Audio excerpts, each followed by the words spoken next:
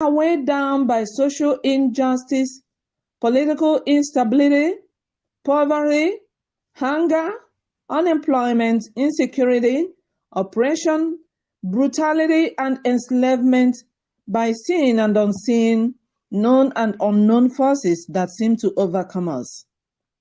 Father, we place ourselves, our liberation movement, our search for lasting solutions to these numerous problems created for us by known and unknown forces into your mighty hands.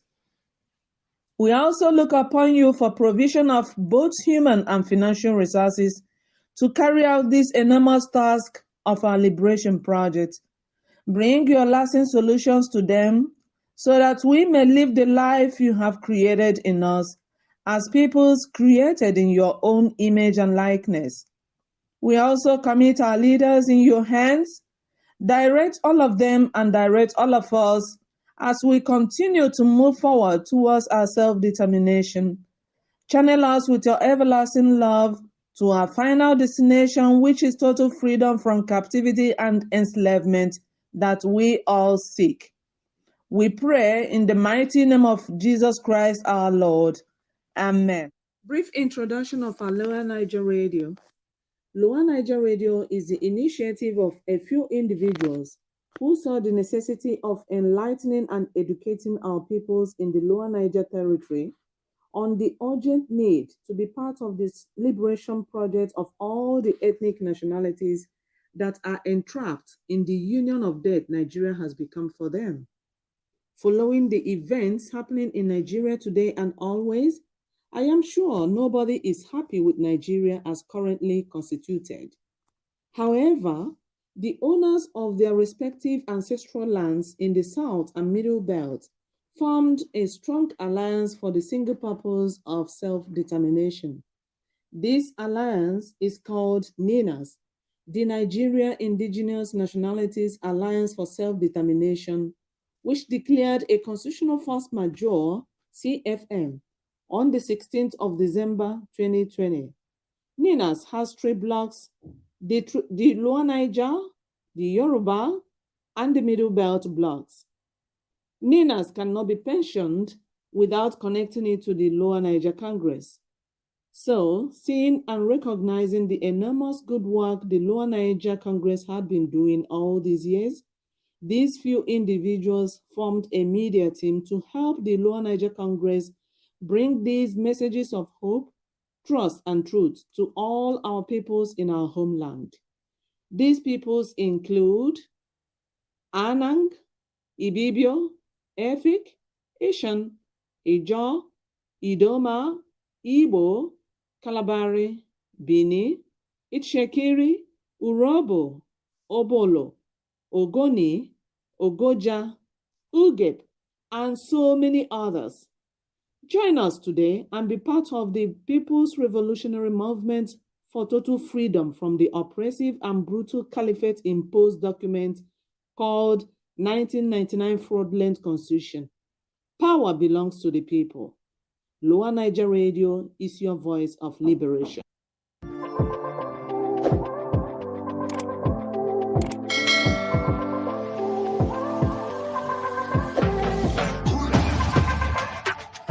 Told you to die.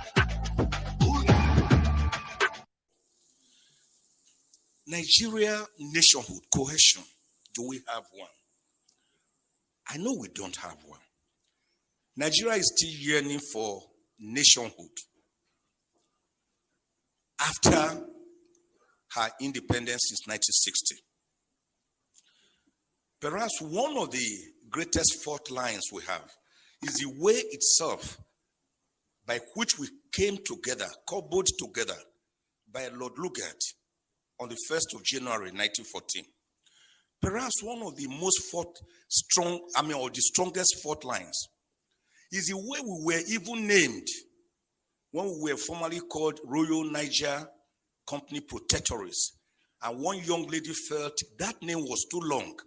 And she wrote an article in the London Economic Times on the 8th of January 1897. I said we should call that country, that area around the Niger area, which was how we came by by the name Nigeria. We didn't really agree that we were going to be one country. The Berlin West African Conference of about 1844 to 1845 merely partitioned West Africa amongst the Portuguese, the Germans, the English people, and all that. So it was not as if we agreed to come together as one nation, which is why everyone is still suspicious of the other one. We already had the Hausa city-states, the Igbo city-states, the Karen Bonu Empire. Remember, we had great kingdoms, the Oyo Empire, the Benin Empire. Remember the great role of Oba Ovorami Nogbaise, the man who told the British, don't visit Benin during that holy month in December of 1897.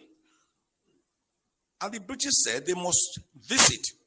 And of course, the guards who were in charge of the moat seized them and killed them.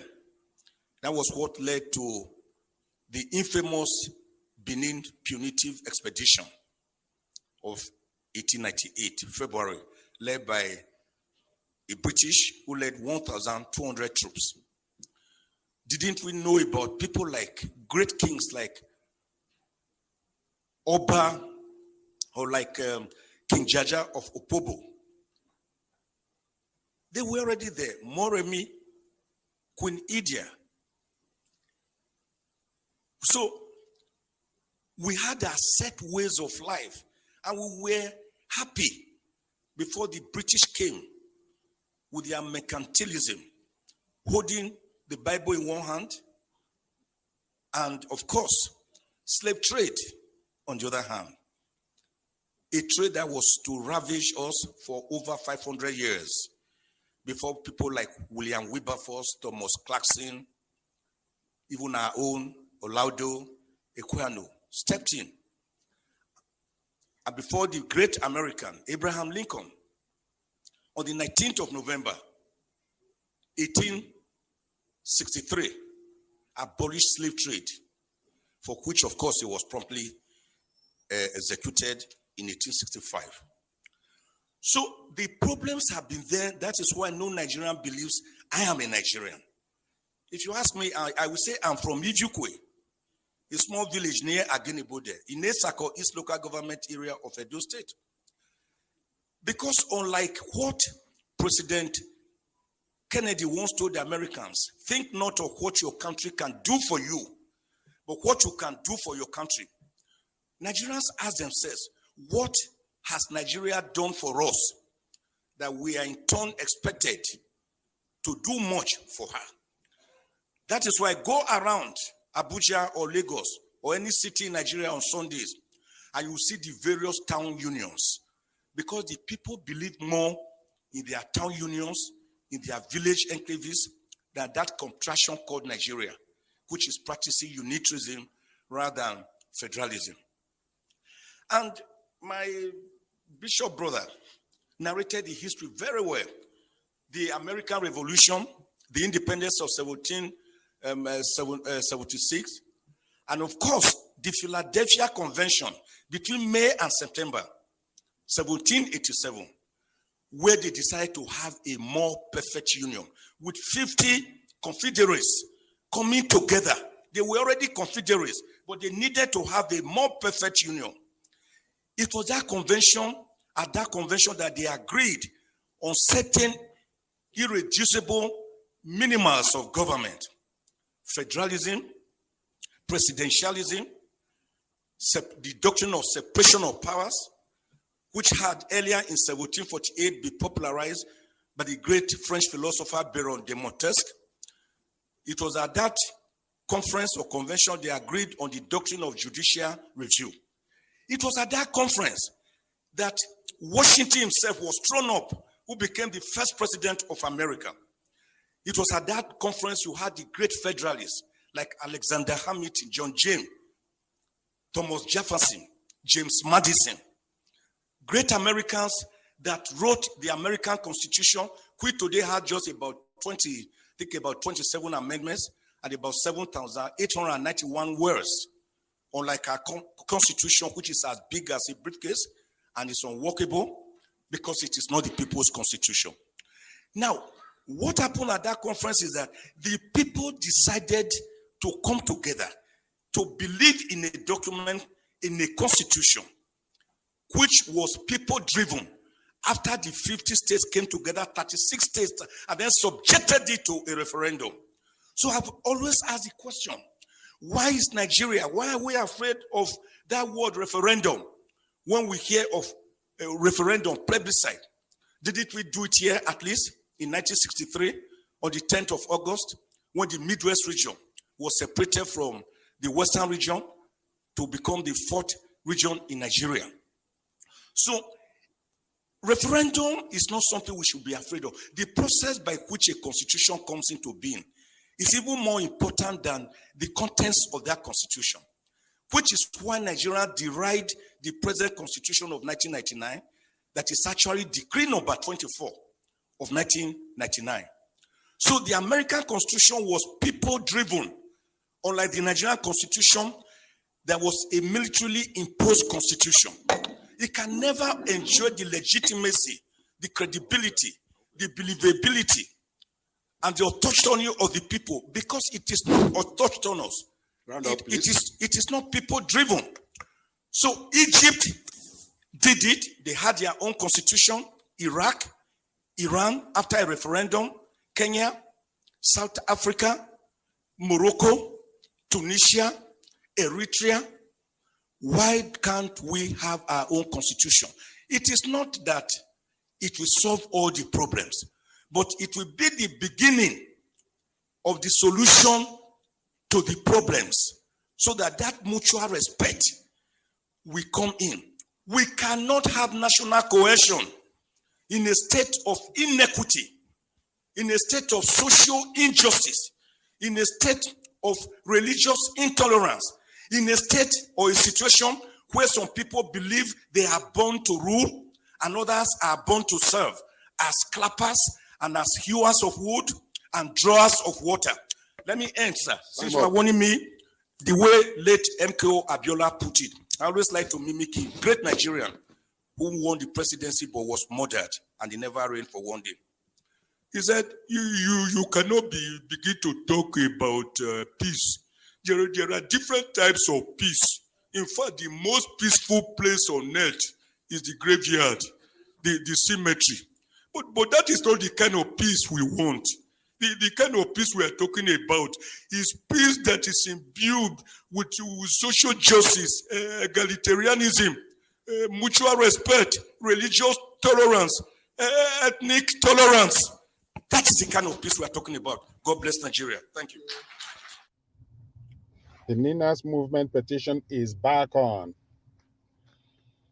Direct link to the petition is found at www.ninasvoice.org/petition.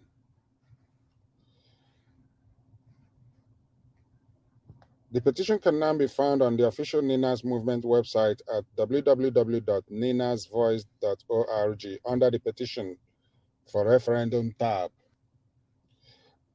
As before, you can sign this petition with either your email or your Nigeria phone number. That is very useful in a place like Nigeria where many do not have an email address. It also means that if you have a smartphone, you can use it to access the petition. Then input the phone number of your extended family and good friends in the village after you have explained to them what the Ninas movement is about and they have given their consent or permission.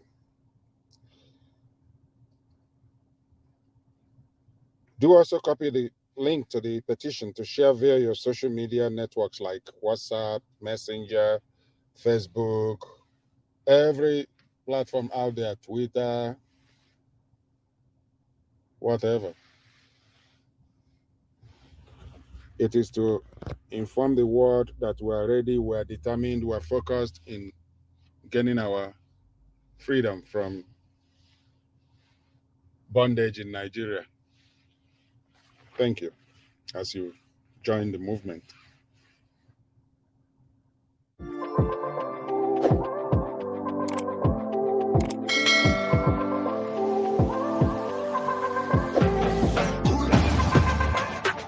told you to die.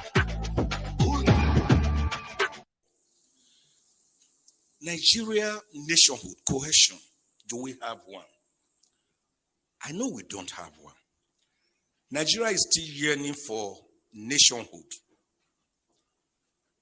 after her independence since 1960. Perhaps one of the greatest fault lines we have is the way itself by which we came together, cobbled together by Lord Lugard on the 1st of January 1914. Perhaps one of the most or the strongest fault lines is the way we were even named when we were formerly called Royal Niger Company Protectorates. And one young lady felt that name was too long. And she wrote an article in the London Economic Times on the 8th of January 1897. I said we should call that country, that area around the Niger area, which was how we came by the name Nigeria. We didn't really agree that we were going to be one country. The Berlin West African Conference of about 1844 to 1845 merely partitioned West Africa amongst the Portuguese, the Germans, the English people, and all that. So it was not as if we agreed to come together as one nation, which is why everyone is still suspicious of the other one. We already had the Hausa city-states, the Igbo city-states, the Karian Bonu Empire. Remember, we had great kingdoms, the Oyo Empire, the Benin Empire. Remember the great role of Oba Ovorami Nogbaise, the man who told the British, don't visit Benin during that holy month in December of 1897. And the British said they must visit. And of course, the guards who were in charge of the moat seized them and killed them. That was what led to the infamous Benin punitive expedition of 1898, February, led by a British who led 1,200 troops. Didn't we know about people like great kings like Oba or like King Jaja of Opobo? They were already there. Moremi, Queen Idia. So we had our set ways of life, and we were happy before the British came with their mercantilism, holding the Bible in one hand, and of course, slave trade on the other hand. A trade that was to ravage us for over 500 years before people like William Wilberforce, Thomas Clarkson, even our own Olaudo Equiano stepped in. And before the great American, Abraham Lincoln, on the 19th of November, 1863, abolished slave trade, for which, of course, he was promptly executed in 1865. So the problems have been there. That is why no Nigerian believes I am a Nigerian. If you ask me, I will say I'm from Ijukwe, a small village near Agenibode, in Esako, East Local Government Area of Edo State. Because unlike what President Kennedy once told the Americans, think not of what your country can do for you, but what you can do for your country. Nigerians ask themselves, what has Nigeria done for us that we are in turn expected to do much for her? That is why go around Abuja or Lagos or any city in Nigeria on Sundays and you see the various town unions, because the people believe more in their town unions, in their village enclaves, than that contraction called Nigeria, which is practicing unitarism rather than federalism. And my bishop brother narrated the history very well. The American Revolution, the independence of 1776, and of course, the Philadelphia Convention between May and September 1787. where they decided to have a more perfect union with 50 confederates coming together. They were already confederates, but they needed to have a more perfect union. It was that convention, at that convention, that they agreed on certain irreducible minimums of government: federalism, presidentialism, the doctrine of separation of powers, which had earlier in 1748 been popularized by the great French philosopher Baron de Montesquieu. It was at that conference or convention they agreed on the doctrine of judicial review. It was at that conference that Washington himself was thrown up, who became the first president of America. It was at that conference you had the great federalists like Alexander Hamilton, John James, Thomas Jefferson, James Madison, great Americans that wrote the American Constitution, which today has just about 27 amendments and about 7,891 words, unlike our Constitution, which is as big as a briefcase and is unworkable because it is not the people's constitution. Now, what happened at that conference is that the people decided to come together to believe in a document, in a constitution, which was people-driven. After the 50 states came together, 36 states, and then subjected it to a referendum. So I've always asked the question, why is Nigeria, why are we afraid of that word referendum when we hear of a referendum, plebiscite? Didn't we do it here at least in 1963 on the 10th of August when the Midwest region was separated from the Western region to become the fourth region in Nigeria? So referendum is not something we should be afraid of. The process by which a constitution comes into being is even more important than the contents of that constitution, which is why Nigeria derived the present constitution of 1999, that is actually Decree number 24 of 1999. So the American Constitution was people-driven, unlike the Nigerian Constitution that was a militarily imposed constitution. It can never enjoy the legitimacy, the credibility, the believability, and the autonomy of the people because it is not autonomous. It is not people-driven. So Egypt did it. They had their own constitution. Iraq, Iran, after a referendum, Kenya, South Africa, Morocco, Tunisia, Eritrea. Why can't we have our own constitution? It is not that it will solve all the problems, but it will be the beginning of the solution to the problems so that mutual respect will come in. We cannot have national cohesion in a state of inequity, in a state of social injustice, in a state of religious intolerance, in a state or a situation where some people believe they are born to rule and others are born to serve as clappers and as hewers of wood and drawers of water. Let me end, sir. Since you are warning me, the way late MKO Abiola put it, I always like to mimic him. Great Nigerian who won the presidency but was murdered and he never reigned for one day. He said, you cannot begin to talk about peace. There are different types of peace. In fact, the most peaceful place on earth is the graveyard, the cemetery. But that is not the kind of peace we want. The kind of peace we are talking about is peace that is imbued with social justice, egalitarianism, mutual respect, religious tolerance, ethnic tolerance. That is the kind of peace we are talking about. God bless Nigeria. Thank you. Here's a very good editorial opinion by Punch, which is titled, Taking Restructuring Beyond Ethnicity and Political Ambitions. Today, December 1st, 2021.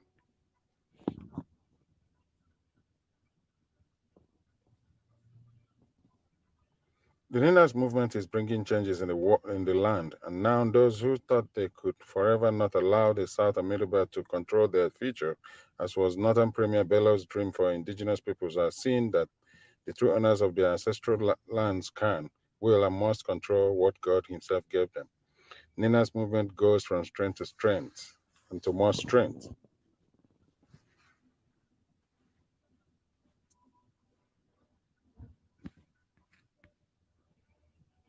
As Nigeria moves closer towards state failure, the agitation for restructuring it to fit its natural default mode of true federalism is attracting both genuine and dubious converts. Lately, the governor of Sokoto State, Aminu Tambuwal, joined the trend, arguing rightly that Nigeria must embrace restructuring to survive, retooling its polity, economy, security, and ways of doing things. Like other northern politicians lately, a former chairman of the Independent National Electoral Commission, Atahiri Jega, also urged the executive and legislative arms of government to opt for short-term restructuring ahead of the 2023 election. In the light of current realities, stakeholders must rise above politics and begin the process to serve the nation. Unlike the president, Major General Muhammadu Buhari retired, and other elites still living in denial, the message must sink in to all stakeholders. Nigeria faces an existential threat. Centrifugal forces, long suppressed, are tearing it apart. Mutual, mutual trust among the component nationalities has broken down, and the unitary administrative and political format imposed on a natural federation has failed beyond repair. The economy is unproductive, while insecurity has reached unprecedented level. Unless the country is restructured into a proper federation, collapse is inevitable. Sadly, it may not be peaceful. Wole Soyinka, a Nobel laureate, was right when he said recently, "We are in a mess. This country is in a mess. It is disintegrating before our very eyes." The inevitable dissolution has been creeping for a long time. The tighter the federal government grabs state power, the more the country slips through its fingers. Foreign Policy, an online magazine, argues that states do not fail overnight. The seeds of their destruction are sown deep within their political institutions.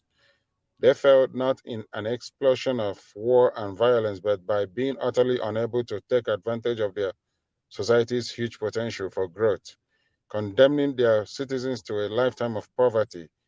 It says, serving the country is beyond politics and it is beyond regional, sectional, ethnic, and personal interests. The present arrangement via the 1999 Constitution is patently and disastrously dysfunctional. Its inherent contradictions have delivered poverty, economic ruin, and insecurity, pushing the country towards absolute state failure. Since the outset of this Fourth Republic in 1999, instead of progress as witnessed during the First and Second Republics, infrastructure has collapsed. The country has become the world's poverty capital. Unemployment is 33.3%, and human development indices have plummeted. It is ranked the 12th most fragile country globally.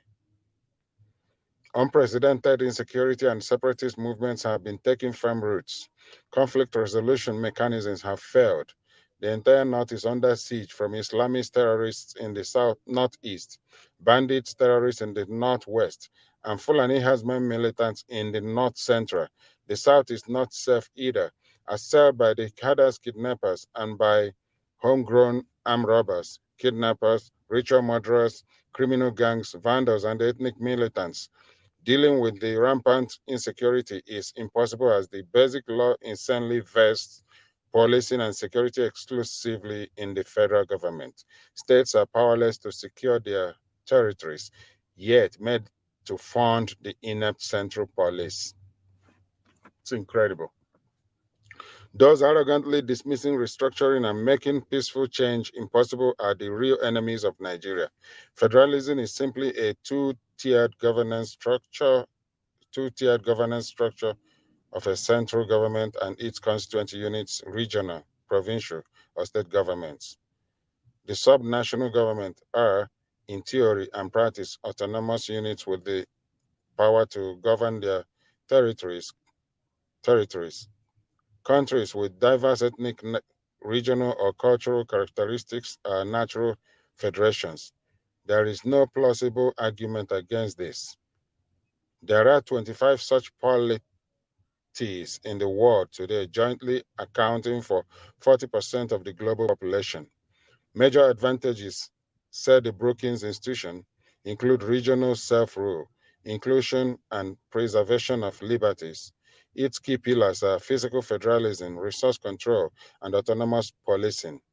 The absence of this has pauperized the 36 states and made them unsafe.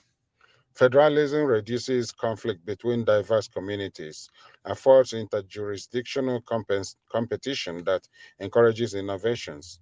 The report said. It conclusively states sometimes nations face a stark choice: allow regions to federate and govern themselves or risk national dissolution. This accurately describes Nigeria's situation today. The Buhari regime and other protagonists of the Nigeria's unity is not negotiable mantra delude themselves by failing to face this stark reality of history. Clamping down on separatist agitators will not preserve the union. It may only postpone the day of reckoning. When a country faces an existential threat as Nigeria faces today, its leaders do two things. First, they face reality. Next, they rise above politics. Partisanship, group, and parochial interests to serve the union. I'll go over that again. When a country faces an existential threat as Nigeria faces today, its leaders do two things. First, they face reality. Next, they rise above politics, partisanship, group, and parochial interest to serve the union. Statesmanship, not primitive politicking, will save the day.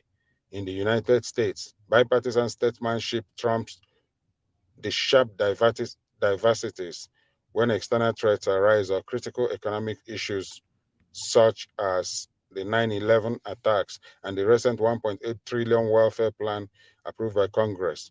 But here, leaders cannot surmount ethnicity, sectionalism, and religion. Most subordinate national interests to their ambitions for wealth, power, and influence. Hypocrisy, opportunism, deceit, and crass politicking have delayed restructuring for too long. As Wallace Olanipeku, a senior advocate of Nigeria, recently noted, the American Constitution was not put in place by politicians but by statesmen that put aside their short-term gains to create an enduring democracy. The PDP spent 16 years in power, produced 3 presidents, and refused to restructure. The political conference they initiated in 2005 and 2014 were primarily opportunistic political time-buying gimmicks. The principle of self-determination is prominently embodied in Article 1 of the Charter of the United Nations, and it is firmly established in international law. Globally, there are 100 groups in 29 countries, according to a report, that are seeking greater autonomy from the central government or self-determination from their motherland. CEPR, a research-based policy analyst, says throughout the course of history, there are few regions in the world whose map has changed as frequently and abruptly as that of Europe. Yet, amid blatant injustice, rulers and groups have held all the key Yet, amid blatant injustice, rulers and groups who hold all the key levers of state power in Nigeria have adamantly made peaceful dialogue impossible. Instead, all forms of self-determination agitations, including peaceful ones, are demonized and criminalized. Politicians in the APC that promised to restructure to unseat the PDP in 2015 are treacherously silent today as they fine-tune ambitions for power. Olusegun Obasanjo, who, like his two immediate presidential successors, Umaru Yar'Adua and Goodluck Jonathan, regarded calls for restructuring as treason, now stridently advocates true federalism.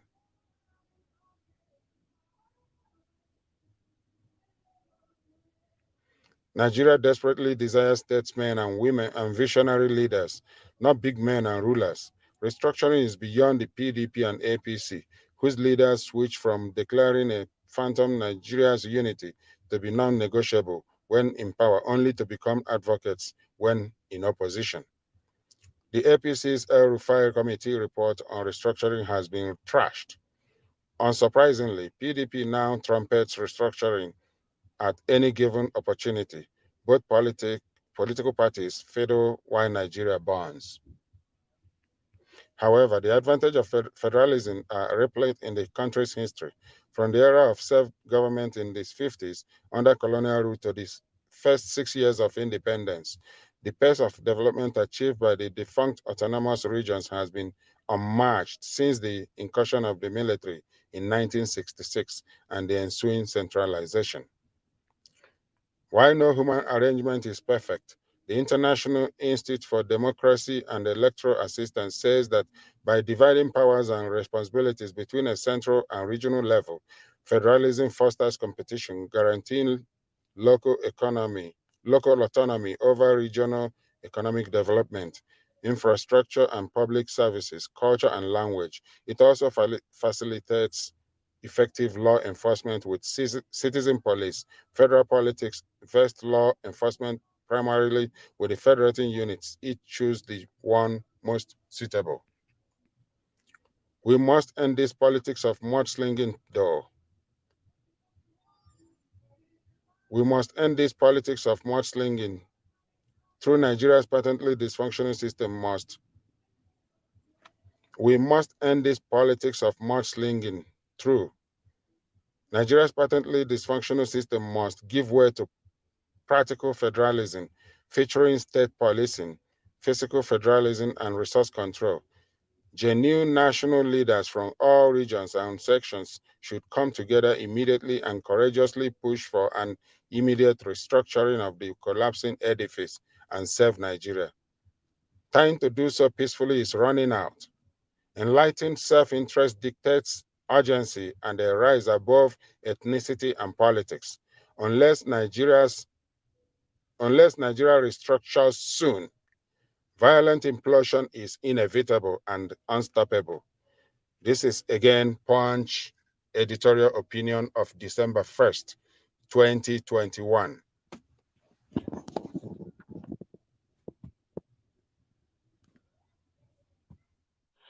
Say no to 1999 Constitution. Say yes to ethnic self-determination. We have a right to fight for our freedom. We must arise and save our nation. You want good road, you sign the petition. Better work, sign the petition. Clean water and light, sign the petition. Security, sign the petition. Healthcare, sign the petition. Better schools, sign the petition. Housing project, sign the petition. Hope for the future, sign the petition. My people, we never tire for these leaders with the oppress us every day. We need to free ourselves before water passing Gary pata pata. Waiting we need now to come out to this year 1999 Constitution. We don't have everything finish. We need to make another new one by a referendum. We will make region control their resources. My people, no, they waste time, yo.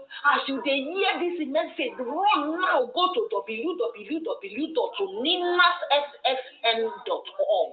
Make you sign that petition today. No, they waste time, oh. The time for change is now. That's a press statement from Nina's Alliance.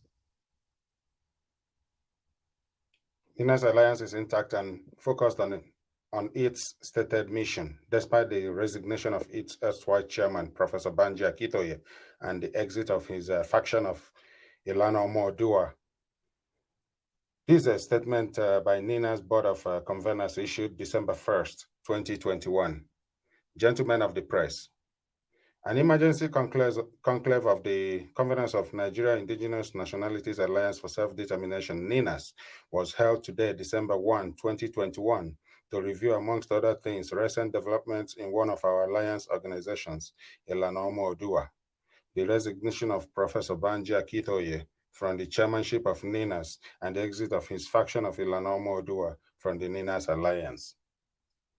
This statement is to address the deluge of inquiries that was poured into the NINAS secretariat from concerned members of public regarding these developments. 1.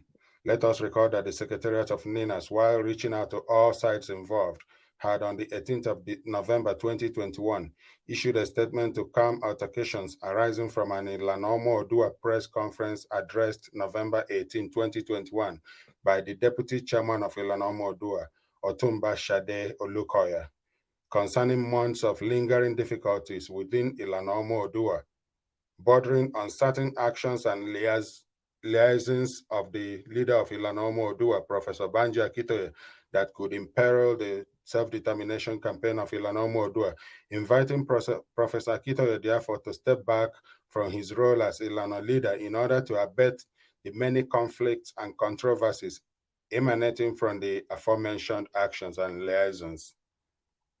2. While frantic mediation efforts were still being made by the Secretariat to douse tension, Maxwell Adeleye, who described himself as Communications Director of Ilanomo Odua, issued and massively circulated in the media outlandish falsehoods in which he avoided the well-known issues rocking Ilanomo Odua and claimed, amongst other things, that the sum of $350 million naira was disbursed by Abuja to procure the Ilana press conference of November 18, 2021. Adeleye also deliberately created the impression that NINAS was somehow behind the Ilana press conference of November 18, 2021. 3. Unfortunately, and to our utter shock, Professor Banji Akitoye, who knew for certain that these claims of Maxwell Adeleye were just fabrications, went on to corroborate the fabrications in a virtual meeting of a Yoruba global audience the next day, putting names and motives to Maxwell's falsehoods. In that virtual meeting, Professor Akitoye said that the money from Abuja came from Vice President Yemi Osinbajo and given to Otumba Shade Olukoya for the purpose of dragging him, Akitoye, off the stage. To compound matters, Professor Akitoye went on to allege that Otumba Olukoya had been pressuring them in Ilano to help work Vice President Yemi Osinbajo into becoming the next president of Nigeria. We do hope that Professor Yemi Osinbajo will take up this matter with those who crafted and circulated this tale. 4. The statement issued by Maxwell Adeleye on behalf of Professor Akitoye and 43 others, November 30, 2021, conveying the resignation of Professor Banji Akitoye from the chairmanship of NINAS, as well as the exit of his faction from Ilana Omo Odua from the NINAS alliance. Even more egregious falsehoods. I'll go over that 4 again. The statement issued by Maxwell Adeleye on behalf of Professor Akitoye and 43 others, November 30th, 2021, just yesterday, conveying the resignation of Professor Banji Akitoye from the chairmanship of NINAS, as well as the exit of his faction of Ilanomo Odua from the NINAS alliance, contained even more egregious falsehoods. The false impression was deliberately created by the said November 30, 2021 statement that there was a type of self-determination being pursued by NINAS and LNC that was different from the type that Ilanomo Odua was pursuing. This is strange because the objectives, roadmap, and strategy outlines of NINAS are very clearly stated in all of NINAS public communications over the years, particularly the December 16, 2020 NINAS Constitutional Force Majeure Proclamation. Combined with the earlier falsehood that Abuja had procured the November 18, 2021 press conference, it is clear that the orchestrations of the departed faction of Ilano were targeted at deceiving the public into believing that NINAS was somehow working for other objectives apart from its clear-cut and unwavering pursuit of self-determination for all the indigenous nationalities of the Alliance territories, being the South and Middle Belt of Nigeria. Number 5. For the records and for the avoidance of doubt, Professor Banji Akute was first introduced sometime in 2018 to NINAS by Otumba Shade Olukoya, who had been involved with the processes for many years.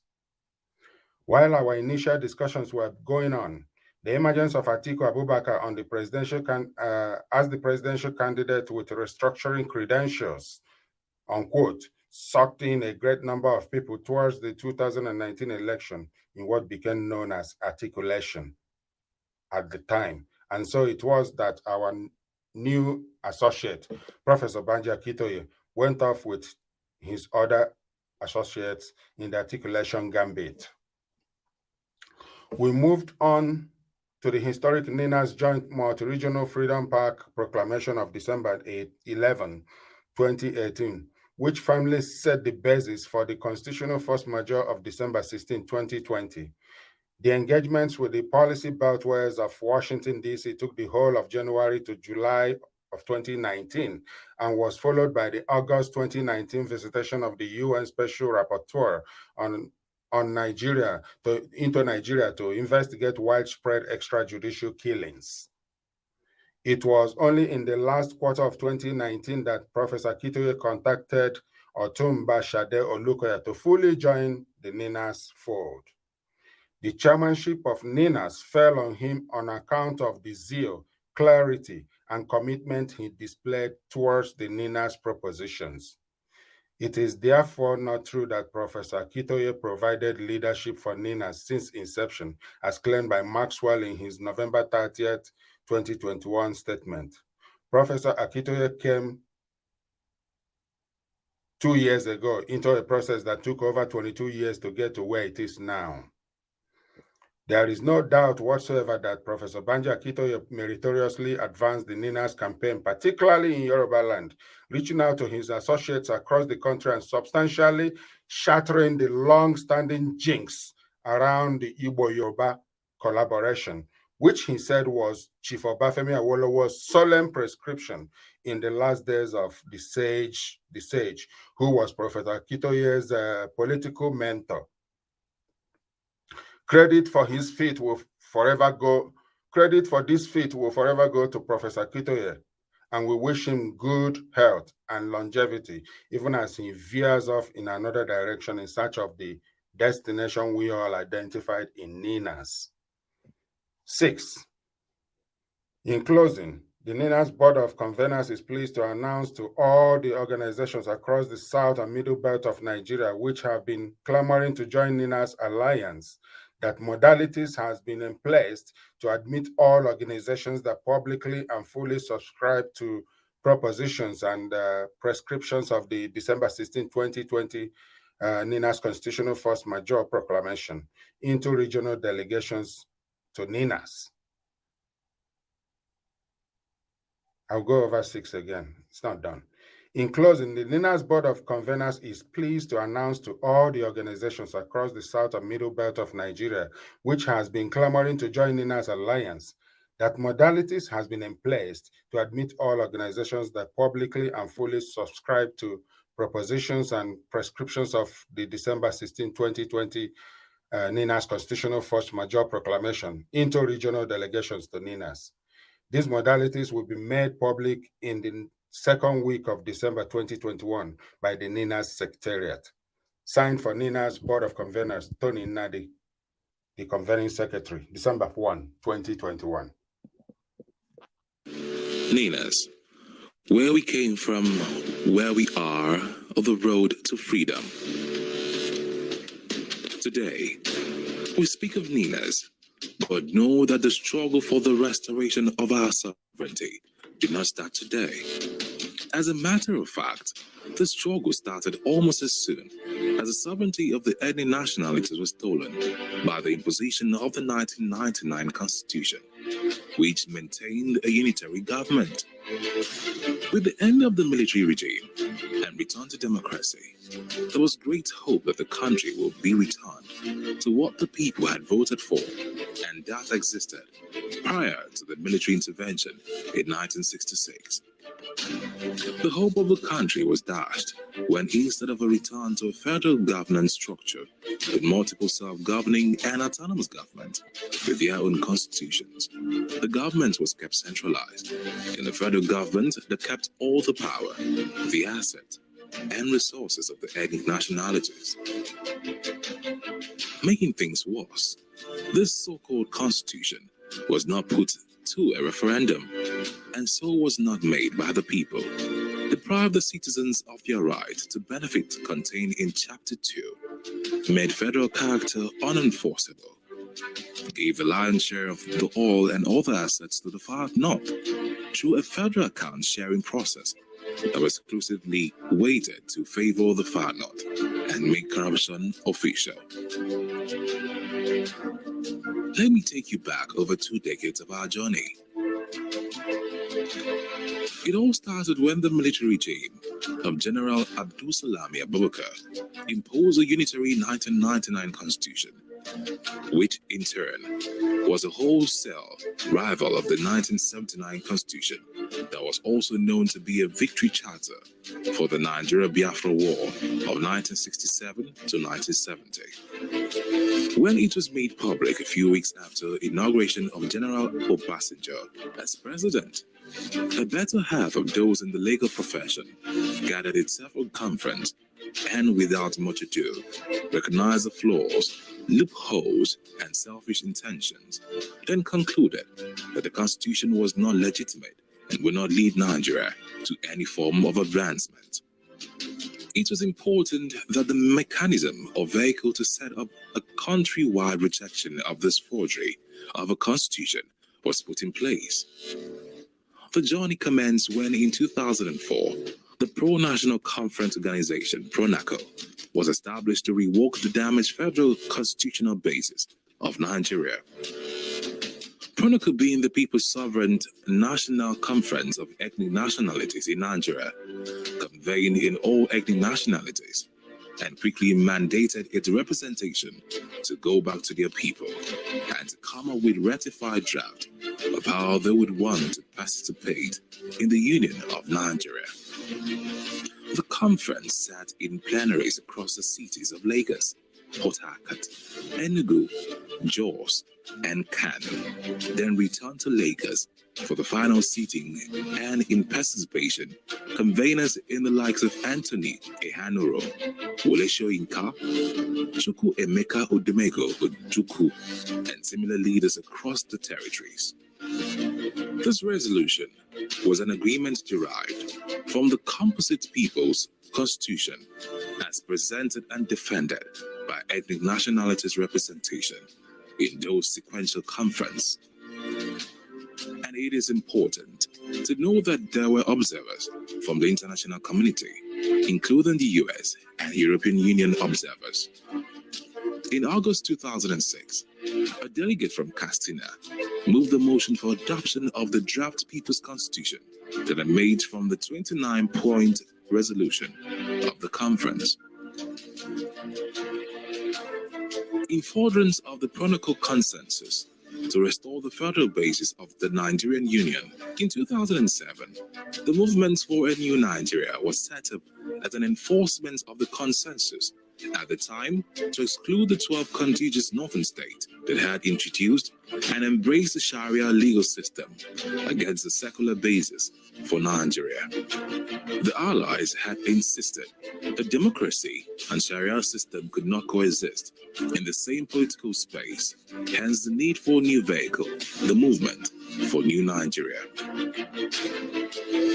On the 23rd of May 2007, MMN, through its legal counsel, filed a suit at the Federal High Court Abuja to challenge the legitimacy of the imposed 1999 Constitution, seeking the termination of the entire Constitution. At the court hearings, which had the Attorney General of the Federation representing the federal government, legal representation of the National Assembly, and others admitted the people case which they could not defend the challenge, but insisted that the plaintiff had no locus standi. In English, the plaintiff had no status at law to bring in the case to challenge the legitimacy of the 1999 Constitution. Having acknowledged that the restoration of the people's sovereignty did not need the participation or permission of government, the Joint Multi-Regional Vehicle instituted the MMN Lagos Declaration 30th of June 2011, by which the Allies partner blocks, the Lower Niger, South-South, and Southeast, the Yoruba land, and the Middle Belt publicly rejected the Caliphate-imposed 1999 Constitution, mandating regional self-determination actions which included referendum and international outreach. In furtherance to the mandate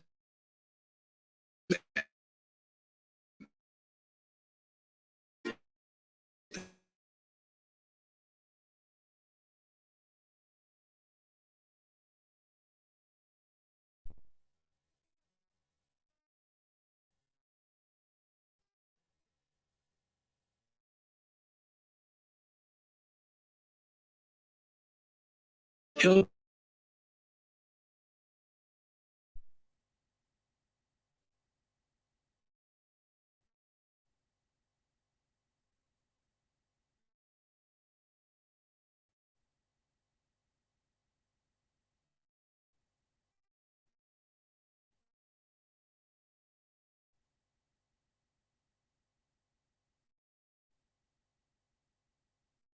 predate the 1999 Constitution.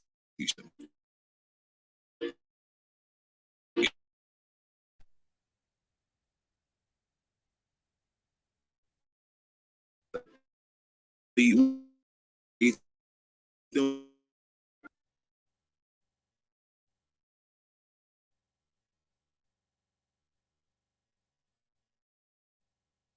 linguistic manager was a of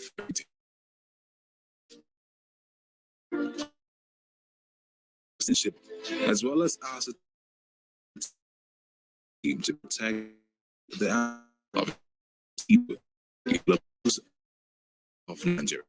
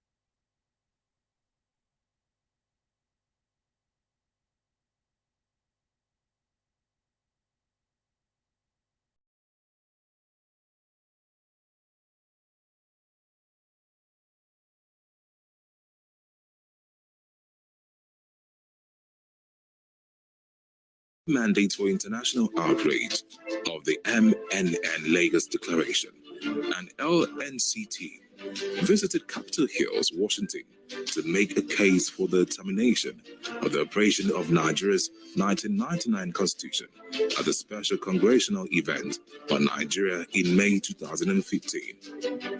The team also made informal consultation for the same matter at the UN headquarters in New York in the same year. 2 years later, still in furtherance to mandate of the MNN Lagos Declaration,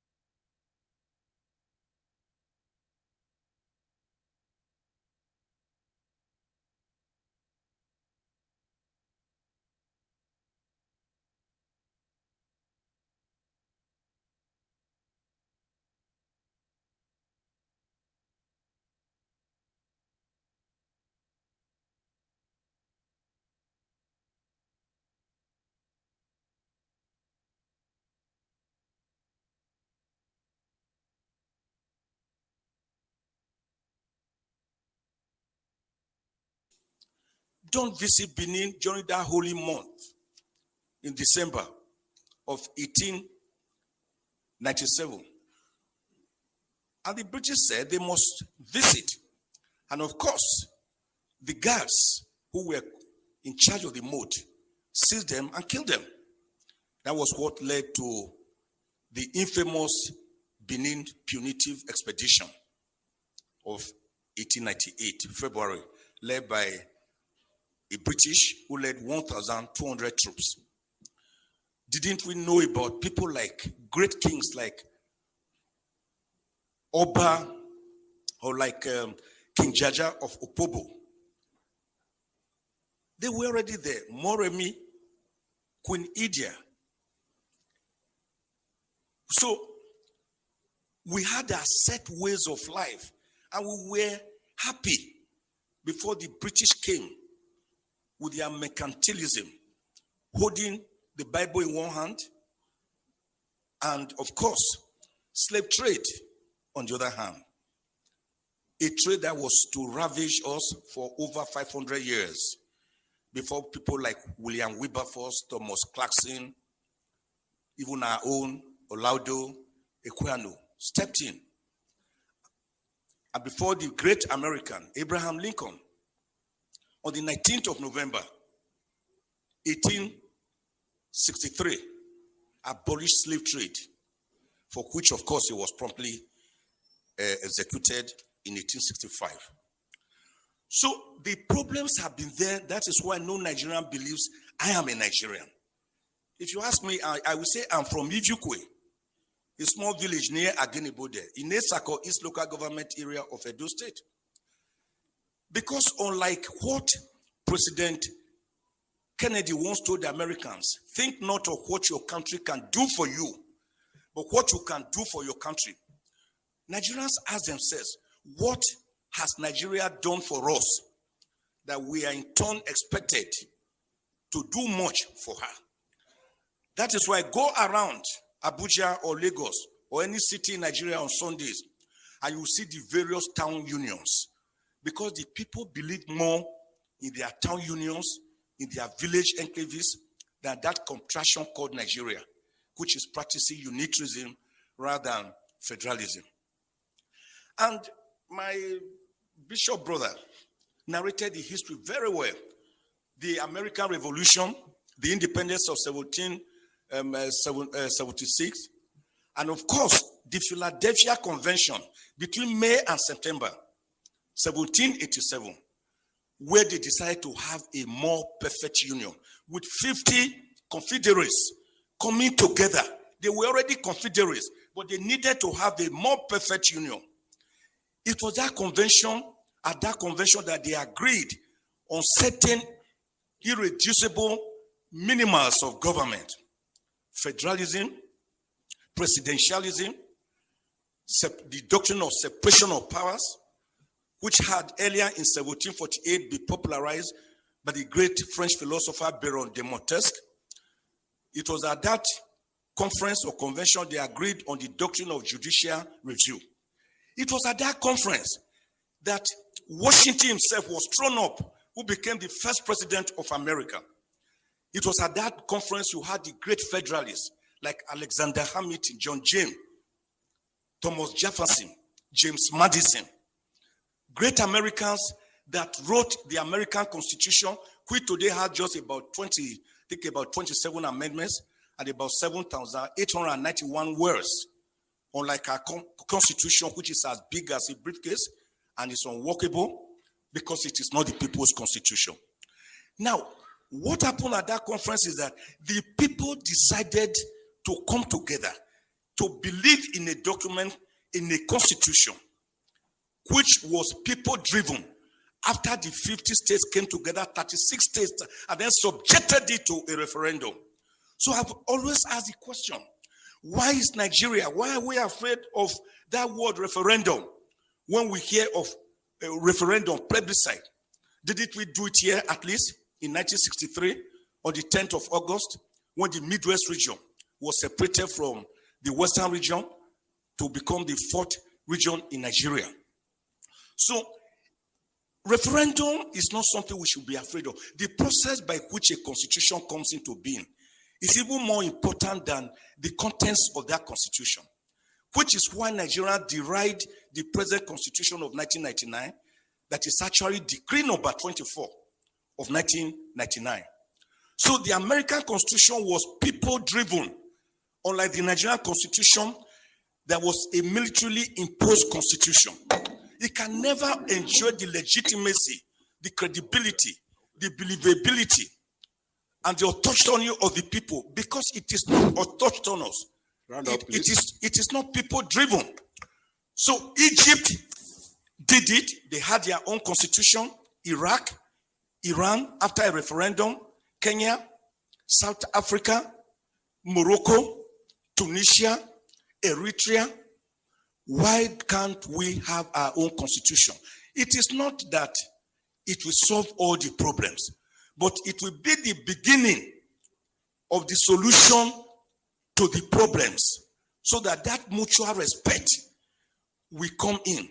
We cannot have national cohesion in a state of inequity, in a state of social injustice, in a state of religious intolerance, in a state or a situation where some people believe they are born to rule and others are born to serve as clappers and as hewers of wood and drawers of water.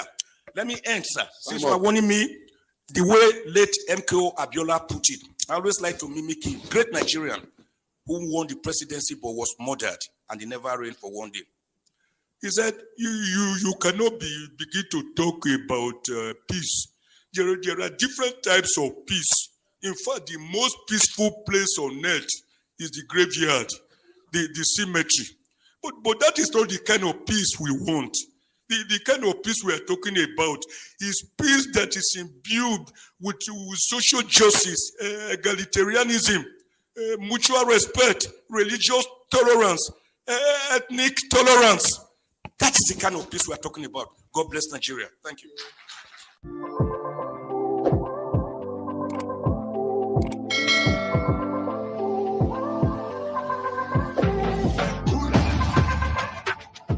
Told you to die.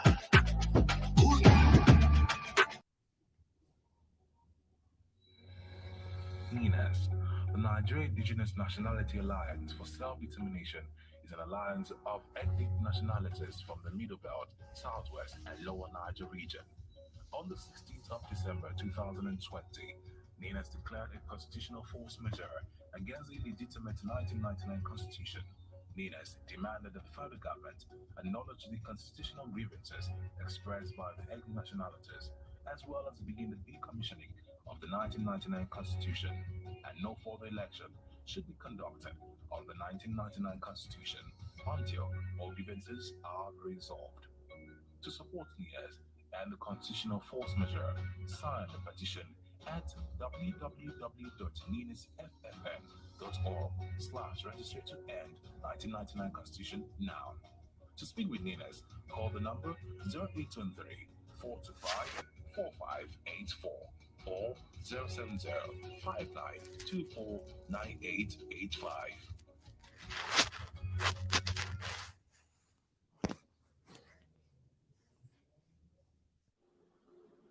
Here is the second part to the 2023 elections, insecurity, and 2023 election, separatism, and Nigeria's battered economy with Professor Chida Odinkalo with the Arise News. Consider the things that make for a country and what makes for a broken one. You will find everything that makes a country a broken country in Nigeria. And that is why the need for a binding multi-regional referendum going by the process is laid out freely by NINAS, LNC NINAS, Lower Niger Congress, and the Nigeria Indigenous Nationalities Alliance for Self-Determination has laid it out, the processes that we must go through to extricate our people, to save more lives, to give hope and peace and stability to our people, so that our people can have expected life, not accident. Nigeria is a disaster.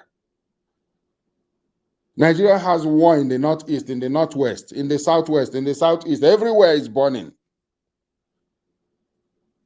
Men or whatever that is left of them, or the Avengers, they are not yet in the mix. Imagine how it will be.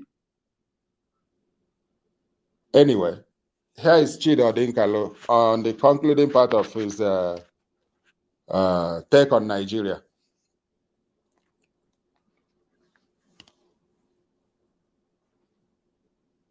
As we look for solutions, do we have to come back to the fact that it's about creating spaces and addressing the grievances that are at the root of the conflict, and it's about identity, one identity feeling that they're left out and the other having control, and that is of course part of a legacy that dates back to colonial times? Yes, there is a legacy that dates back to colonial times, but look, we got amalgamated in 1914. To 1960, that's 46 years. We've been independent for 61 years. That's 15 years, more than 46 years. And I don't think it's, I do appreciate the challenges of colonialism. I've read Lord Lugard's amalgamation report and dual mandate. So I'd like to hope that I understand the challenges of colonialism, and I've read history from Battle of Brumi to the annihilation of the colonial annihilations all across the country. The problem is the failure of Nigeria's post-colonial elite, in my view, and how to reset the country. The way I like to put it, we're suffering a sovereign metastasis. And it's eating us up at a rate that the normal mechanisms of control, chemo, radio, cannot help. We need a little bit of a miracle, but we also need a leader. The problem is that particular technology hasn't quite been invented yet, has it? Well, we can actually get a leader who can help us, assure us that they can buy us enough time for that invention to take place. So it's about leadership. I think the core of our challenge is leadership. Okay, please stay with us. We'll come back to you in a minute. You're watching the Arise interview. Plenty more still ahead as we continue our chat about the talking points of the day in Nigeria with the former chairman of the Nigerian Human Rights Commission, Professor Chidi Odinkalo. Stay with us. There are many advantages to using spray foam insulation in your next project. Of the Nigerian Human Rights Commission, Professor Chidi Odinkalo. Stay with us.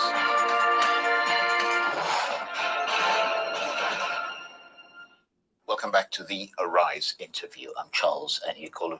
Now, you might have heard the former U.S. President Barack Obama speaking at the weekend, saying America is at a turning point and needs to reject the politics of meanness, conflict, and cynicism.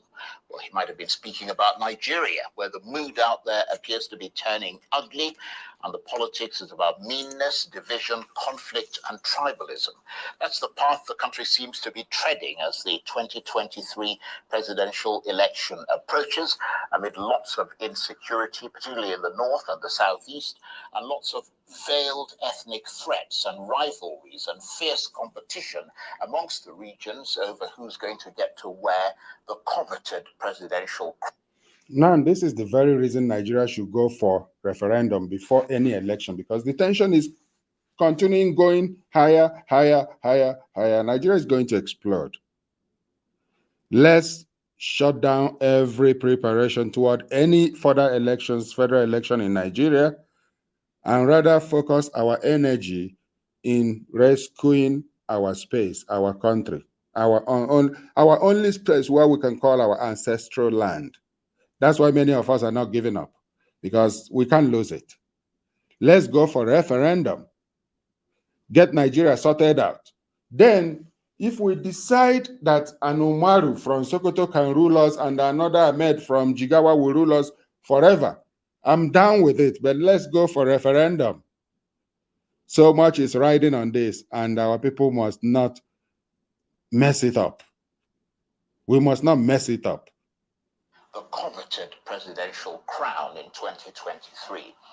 But whatever happened to the other crucial path to nation building, where Nigerians pull together to solve big problems and rebuild Nigerian society in a way that gives more people a better life and much more cause for hope?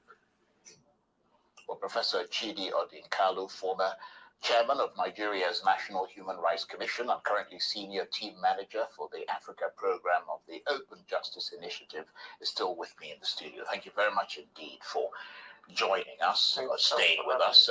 With all your experience with human rights issues and as a lawyer as well, perhaps you should be focusing on conflict resolution in Nigeria. Conflict resolution. How do you resolve conflicts when everyone comes to the table with a sense of ingrained injustice, exclusion, and unfairness? You know, it was the way. Isn't it to get people to talk and start to understand the different levels of that sense of injustice? Peter Tosh said, I don't want no peace. I need equal rights and justice. Yes. When people don't believe, you know, everyone is talking about peace. No one is talking about justice. When everyone is focused on peace, and the peace you're preaching is the peace of the graveyard, I think that's a mistake. That's no peace. And I don't think Nigerians want the peace of the graveyard. Nigerians want coexistence. And you know, I went walking over the weekend somewhere, and in a small settlement of less than 1 square kilometer, I saw and listened to people speak Fufude, Igbo, Yoruba, Egun, what do you call it, from Ibira. Yes, I heard people from the plateau. This was just a piece, and I remember asking one of my colleagues with whom I was tracking. I said, just imagine if everybody here were to wield a machete, who would be left? Nigerians have coexisted for a very long time. Emeka Nyoku's wife, Emeka Nyoku is from Obosi. His wife is an Egbawu, right?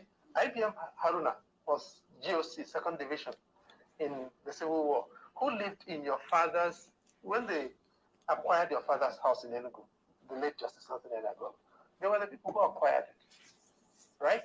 They requisitioned the house in which you grew up, Charles. Now, he's married to an Igbo woman, right? Ibrahim Babangida's wife is from was from Asaba. We have married across. Philip Asiodu's wife is a Yoruba woman. And I could go on. Atido Peter Said, who I see here, from the Delta, his wife is Yoruba. We have so intermarried. We are so bound up together that to see the kind of leadership that some of these people are offering today destroys everything that any of us would like to see in the country. And this is the problem. Now, so tomorrow, what are we going to have? My children will come from my village, go to school in the next village, go to university in my village, do youth service, if it continues, in the next village. And then from there, they migrate to Abuja to want to become Senate President or House of Reps Speaker or Chairperson of Committee or Head of a parastatal. What do they know about the country? So the orientation is simply not there to be Nigeria. Absolutely. Yeah. We're destroying the possibility of constructing a Nigerian space, geopolitical space that will work for everybody. That's a brilliant analysis. And by way of introduction, we described you as your career. I mean, you having an academic career and the fact that you're a lawyer, human rights activist as well. Just to move away from that analysis and get to understand who you are better, which one takes up more of your time as a rule? I mean, or does it depend on the time and place? As someone said, there are times that raise questions and times that raise answers. Absolutely, yes. It actually, now is the time to think. I'm spending most of my time now as a teacher and think really trying to grapple with a lot of these issues because we are not just at a difficult time for Nigeria. It's a difficult time for Africa. So I've been engaged, for instance, significantly with the issues in Ethiopia, Tigray, and Ethiopia, the conflict there. But next door, Sudan has just overthrown its transition today, declared an emergency. Absolutely. And you have now, these are two of the biggest countries in Africa. You've got Nigeria in crisis. In Tunisia, President Said has overthrown the constitution. You've got Guinea, you've got Mali. So across the continent, there is a slide across the board that endangers the African and the African geopolitical space. I've not mentioned the crisis in the Sahel. You know, Burkina Faso, the government of Burkina Faso is down to less than 20% of the country. Just outside, if you go outside Ouaga, you're in trouble. Greater Ouaga, you're in big trouble. The government of Mali is in trouble. Outside Bamako and one other city, much of the country is in the control of people who don't wish the country well. So we are in a very difficult place as Africans. And that really, and the African identity and its endangerment at this particular time when global multilateralism is in crisis is one that engages a lot of thinking. That's very interesting. But given that Nigerians, myself included, can be spectacularly insular, I wonder if at the moment a lot of your time is taken up by thinking about Nigeria and democracy with all the things that are going on in the country right now. I would say a lot of my time, but because what I want to try to do is find where we can get inspiration from our neighbors, from other African countries, to enable us forge a direction. That's really my preoccupation at the moment. So yes, Nigeria continues to be, I'm a child of the Civil War. And to be perfectly honest with you, I cannot, my earliest moments as a child were seeing children I grew up. Okay, Chidi Odinkalu is probably my age mate, a child of war, child of the Nigeria genocide on Biafra. We're most likely age mates. And I'm saying, if at this stage of this year delivery, you have not mentioned a way out, which is not to copy from other Africans, but for us to vote for actual referendum that will lead to real independence, that will lead to the beginning of the cleanup and recovery and rediscovery and redemption and restoration of peace and development for our people. What's the solution? What's the way out? It is the referendum. LNC, Chidi Odinkalu, Lower Niger Congress, and NINAS, the Nigeria Indigenous Nationalities Alliance for Self-Determination, has got it figured out. Chidi, please check ninasvoice.org, www.ninasvoice.org. For more details on this, please. When I grew up with, played in the neighborhood with, dropped dead from malnutrition. And that has never left me. And sitting down here and imagining people unable to get anything to subsist on because their own people are either killing them or telling them that the path to liberation lies in sitting home and doing nothing and hoping that other people are going to drop dead breaks my heart. And the idea that when you try to engage in sensible debate, people say you're a saboteur, and therefore you've got to be castrated or beheaded, and your decapitated head put up on the slab in the marketplace is something we've got to be able to pick up the courage to denounce. IPOB should close doors. They should close business. They should shut down for good. From the southeast. Where do you think things ought to go from here, Claire? What's the best way, based on your experience of all these conflicts and crises that are happening across the continent? We need a different kind of political leadership. And we cannot, by the way, and I've got to say this on record, we cannot continue to have the Supreme Court of all people make the man who lost an election or came forth in an election for governorship, something as serious as that, put him first.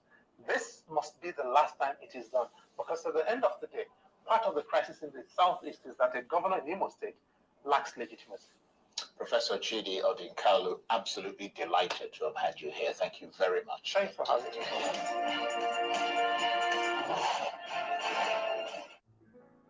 Lower Niger Radio is your station for all things about self-determination, nation building, and liberty.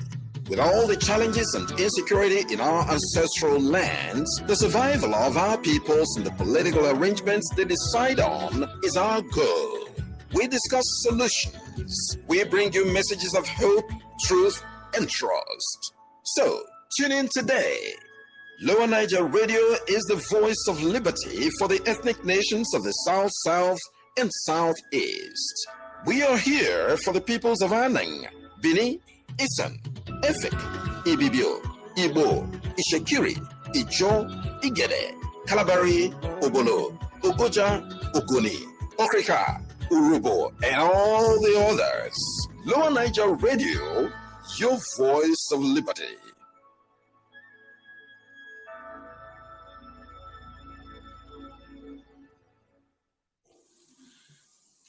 Nigeria nationhood, cohesion, do we have one? I know we don't have one. Nigeria is still yearning for nationhood after her independence since 1960. Perhaps one of the greatest fault lines we have is the way itself by which we came together, cobbled together by Lord Lugard on the 1st of January 1914. Perhaps one of the most or the strongest fault lines is the way we were even named when we were formerly called Royal Niger Company Protectorates. And one young lady felt that name was too long. And she wrote an article in the London Economic Times on the 8th of January 1897. I said we should call that country, that area around the Niger area, which was how we came by the name Nigeria. We didn't really agree that we were going to be one country. The Berlin West African Conference of about 1844 to 1845 merely partitioned West Africa amongst the Portuguese, the Germans, the English people, and all that. So it was not as if we agreed to come together as one nation, which is why everyone is still suspicious of the other one. We already had the Hausa city-states, the Igbo city-states, the Karen Bonu Empire. Remember, we had great kingdoms, the Oyo Empire, the Benin Empire. Remember the great role of Oba Ovorami Nogbaise, the man who told the British, don't visit Benin during that holy month in December of 1897. And the British said they must visit. And of course, the guards who were in charge of the moat seized them and killed them. That was what led to the infamous Benin Punitive Expedition of 1898, February, led by a British who led 1,200 troops. Didn't we know about people like great kings like Oba or like King Jaja of Opobo? They were already there. Moremi, Queen Idia. So we had our set ways of life, and we were happy before the British came with their mercantilism, holding the Bible in one hand, and of course, slave trade on the other hand. A trade that was to ravage us for over 500 years before people like William Wilberforce, Thomas Clarkson, even our own Olaudo Equiano stepped in. And before the great American, Abraham Lincoln, on the 19th of November, 1863, abolished slave trade, for which, of course, he was promptly executed in 1865. So the problems have been there. That is why no Nigerian believes I am a Nigerian. If you ask me, I will say I'm from Ijukwe, a small village near Agenibode, in Esako, East Local Government Area of Edo State. Because unlike what President Kennedy once told the Americans, think not of what your country can do for you, but what you can do for your country. Nigerians ask themselves, what has Nigeria done for us that we are in turn expected to do much for her? That is why go around Abuja or Lagos or any city in Nigeria on Sundays, and you see the various town unions, because the people believe more in their town unions, in their village enclaves, than that contraction called Nigeria, which is practicing unitarism rather than federalism. And my bishop brother narrated the history very well. The American Revolution, the independence of 1776, and of course, the Philadelphia Convention between May and September 1787, where they decided to have a more perfect union with 50 confederates coming together. They were already confederates, but they needed to have a more perfect union. It was that convention, at that convention, that they agreed on certain irreducible minimals of government: federalism, presidentialism, the doctrine of separation of powers, which had earlier in 1748 been popularized by the great French philosopher Baron de Montesquieu. It was at that conference or convention they agreed on the doctrine of judicial review. It was at that conference that Washington himself was thrown up, who became the first president of America. It was at that conference you had the great federalists like Alexander Hamilton, John James, Thomas Jefferson, James Madison, great Americans that wrote the American Constitution, which today had just about 27 amendments and about 7,891 words, unlike our Constitution, which is as big as a briefcase and is unworkable because it is not the people's constitution. Now, what happened at that conference is that the people decided to come together to believe in a document, in a constitution, which was people-driven. After the 50 states came together, 36 states, and then subjected it to a referendum.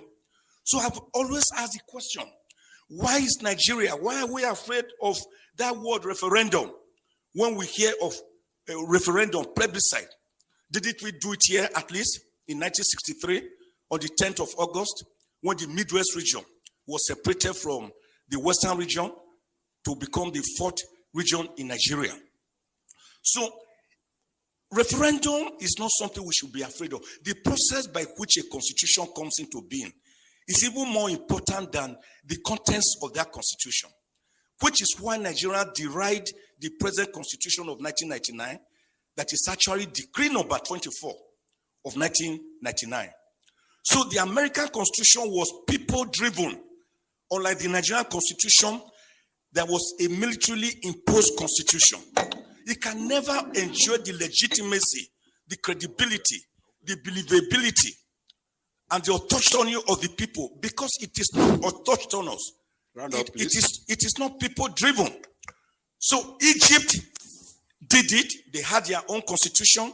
Iraq, Iran, after a referendum, Kenya, South Africa, Morocco, Tunisia, Eritrea. Why can't we have our own constitution? It is not that it will solve all the problems, but it will be the beginning of the solution to the problems, so that mutual respect will come in. We cannot have national cohesion in a state of inequity, in a state of social injustice, in a state of religious intolerance, in a state or a situation where some people believe they are born to rule and others are born to serve as clappers and as hewers of wood and drawers of water. Let me end, sir. Since you are warning me, the way late MKO Abiola put it, I always like to mimic him. Great Nigerian who won the presidency but was murdered and he never reigned for one day. He said, you cannot begin to talk about peace. There are different types of peace. In fact, the most peaceful place on earth is the graveyard, the cemetery. But that is not the kind of peace we want. The kind of peace we are talking about is peace that is imbued with social justice, egalitarianism, mutual respect, religious tolerance, ethnic tolerance. That is the kind of peace we are talking about. God bless Nigeria. Thank you. For the same reason, the world has remained silent over development in Nigeria, waiting for more fire to be burning, more smoke to be going up in the air. Maybe three times what happened in Rwanda should also repeat in Nigeria, a country that has experienced over 3 million citizens of the country, the East, being decimated, being destroyed during the Civil War. Less than 50 years ago, 51 years ago. Now, the whole world, especially the Western countries, they are still keeping quiet, watching Nigeria to see how far the fire will burn. And they don't mind continuing doing business with Nigeria because of the oil and gas. They don't care about our people. They don't care. They wouldn't mind seeing some of our people die in their trying to cross the Mediterranean, going to Europe. People are still dying doing that. Nigerians are still being held in jails in Libya, being auctioned in Libya. Nigeria and other Africans are still in detention centers, getting sold at auctions in a country, Libya, that has fallen apart through miscalculated Western intervention. Tony Blair, former British Prime Minister, supplied the false information that led to the bombing of Iraq the second time by George Bush Jr. Tony Blair. Because of oil and gas, they don't mind seeing places go up in flames because of oil and gas. I mean, this is what is going on all over the world. Iraq is a broken country, thanks to Western intervention. And when I think about this, I keep wondering, could these people actually support good thing and see it happen very well in countries? Their intervention, what does it really do for nations? Yemen has been there for many years. Congo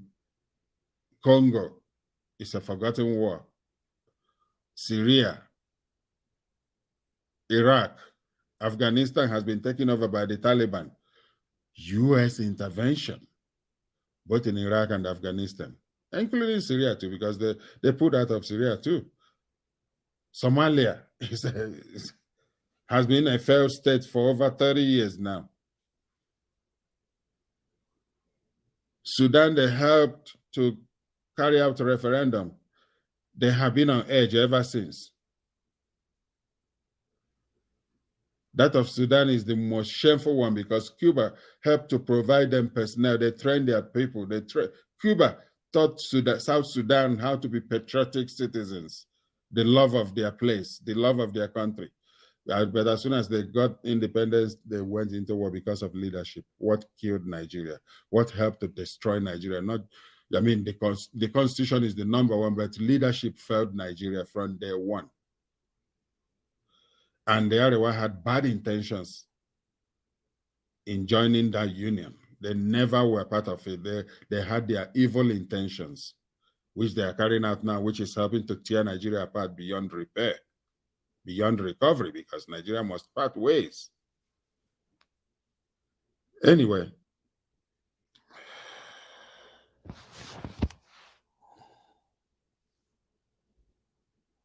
There's only one simple way to stop refugees. Yep. Stop creating them in the first place. Right now, in the news, there are lots of stories about refugees risking their lives to cross the English Channel. The majority of them come from Afghanistan, Iraq, Syria, or Libya, countries the UK has recently bombed. So maybe if we stopped bombing people's homes, they wouldn't need to leave those homes.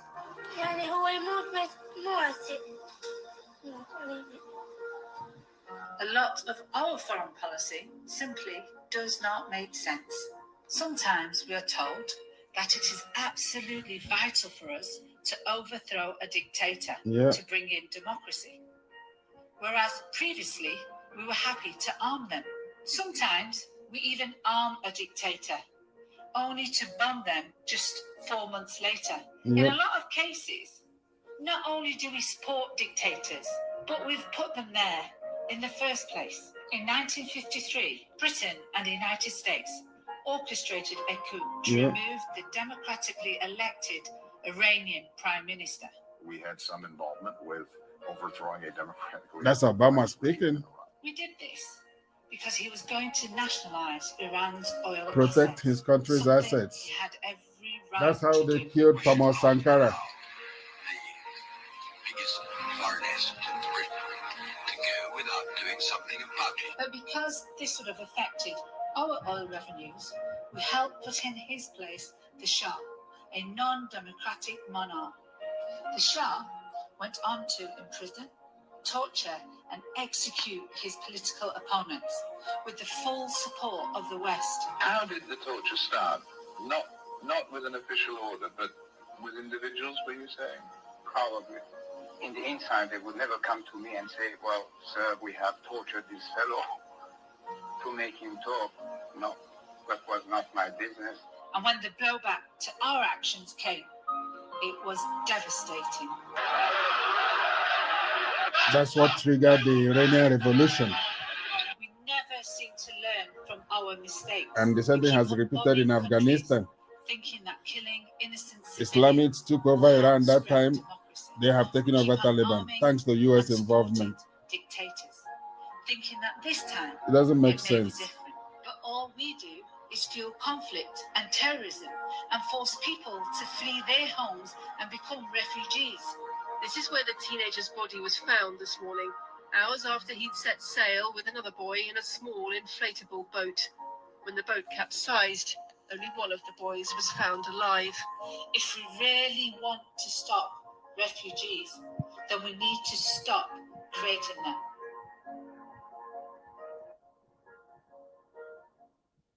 The actions of the United States and the Western countries are fueling this quietness around the world.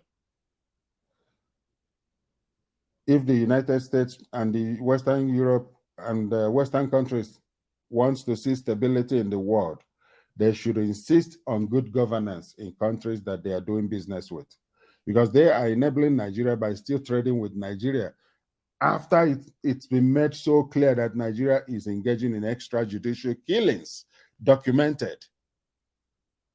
That alone should bother the conscience of the world to say, no, enough of this nonsense. No, but they think that Nigeria is peaceful enough to be doing business with Nigeria. They believe that Nigeria is okay the way it is to be continuing doing business with Nigeria instead of placing sanctions, instead of demanding that International Criminal Court investigate Muhammadu Buhari in Nigeria along with other government functionaries, including Lai Mohammed. The world keeps quiet, waiting for more Nigerians to die. The people has been weakened over many decades already. Their weapons have been taken away from them. They are economically disempowered. They are stealing the money and giving them 5,000 naira. I mean, proposing to give them 5,000 naira, which is less than $10 a month for maybe 1 month. They will not even give at all, but that money will be shared among government officials. The world doesn't care what is happening to Africa because it is Africa. And then the world never even finished jobs they went to do in Arab countries. That's why we have Yemen, Iraq, Iran, Afghanistan, Syria, Somalia, and a whole lot of other places. Their intervention is highly, highly suspect.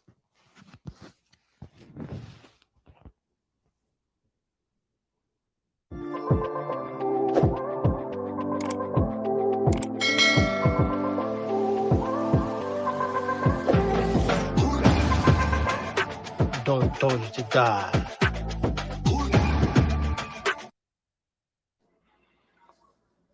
Here's a critic of an article that BVI Channel 1 carried not long ago. Options for Nigeria's future after unitarianism. A critic of the BVI 1 video. There is apparent unison that today's Nigeria has failed to meet its most basic responsibility to the citizenry. The unitary government in Abuja is unable to guarantee the security of lives and properties of Nigerian citizens due to a combination of reasons. Amidst this gross failure is blossoming a culture of corruption among the ruling class and those benefiting directly from the rotten, insecure system. People are dying needlessly in large numbers, and the sense of outrage is beginning to well up in the polity, even from unlikely sources. The political elite, as demonstrated in this video, are primarily concerned about the equitable sharing of existing national wealth and not necessarily on how to create a new and bigger one. This video puts forth a roadmap for getting Nigeria out of its current quandary by creating 6 regions, states, declaring a state of emergency and devolving security chores to the states, but still retaining a centralized military command under a president at the center, etc. Who is going to be the one to create the 6 states, regions, and what guidelines shall be used for this sensitive procedure? The imposition of a state of emergency by a president, commander-in-chief of a centrally controlled armed forces, is obviously many times worse than what exists today. How shall the newly created states, regions assume the security responsibilities of their respective jurisdictions under the transitional president and that rules with emergency powers? The video never made any mention of the word constitution. How can anyone talk creditably about any democratic society without a mention of the constitution that defines the polity and how it works? All democracies start with the constitution.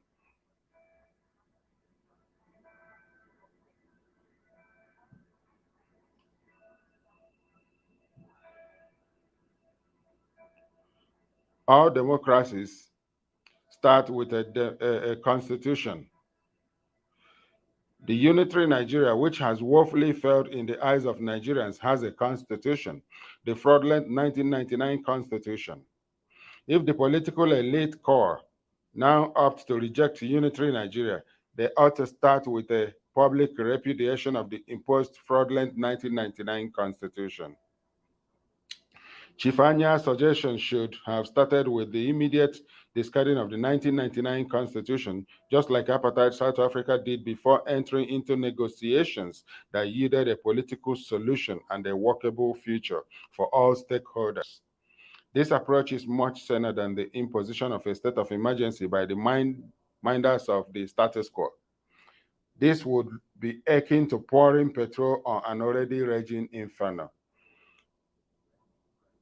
The same resolution that sets aside the failed 1999 constitution should also allow the current office holders to remain on their seats throughout the time-limited transition period required to derive new protocols for the stakeholders. The Nigerian Indigenous Nationalities Alliance for Self-Determination, NINAS, has, during the proclamation of its constitutional force majeure, CFM, on December 16, 2020, made 5 demands whose implementation shall take today's unitary Nigeria into the future that agrees with the aspirations of the Middle Belt and Southern stakeholders, Southern Alliance, the Alliance territory, the Southern Alliance. The well-thought-out roadmap in the CFM is more coherent, orderly, and practical than the impromptu and callous proposition of imposing a state of emergency as a plausible political solution. The Igbo elite core seems to be in denial of the fundamental changes required to eliminate all the vestiges of unitarism that has been forced down the throats of the Middle Belt and Southern Nigeria by the ruling actions of the Sokoto Caliphate.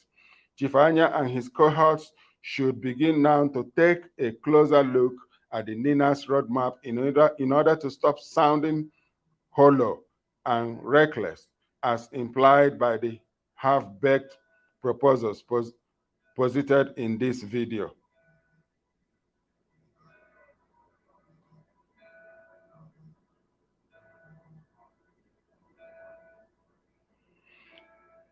This reaction is from the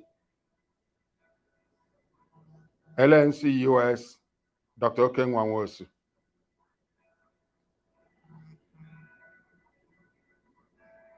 Now here is the video in question, the comment by Anya.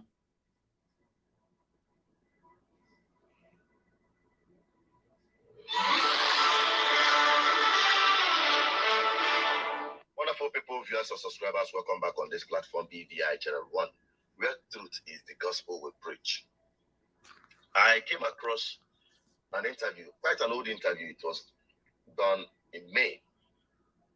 But an extract of that interview really struck me. Oh, yes.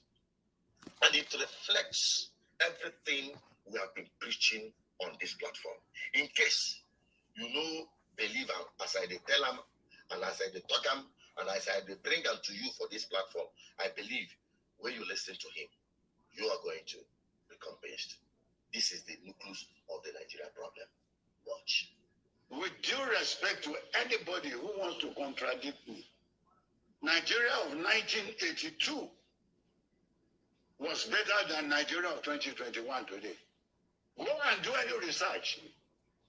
Nigerian Airways will have almost 18 flights. Nigerian shipping line will have about 3 ships. And we had Jakarta or something. This president, 99, came. He started selling all these things. Today, all the good things that were done by the Kashagari and the military, all to no avail. All right. The least remaining thing, they will start selling the third mainland bridge. Yeah, these people have failed us. For 21, 22, 23 years, they have failed us. So they don't have any mouth to talk again. A solution must be found out. There is problem. Divide Nigeria into 6 states. Create a state of emergency. Allow Mr. President to stay and remain as the head of the army when every other duty to return the country to a new civilian form of government is ready to be done. Let me assure you, there's nothing DSS can do here more than looking at people who are criticizing government, people who don't want governors to stay again, people who don't want ministers to stay. These are the people they are looking forward to. Or they are looking for these young rascals. They call them rascals, but they are used to rascals to many of us. Looking for them because they're bullying down the government.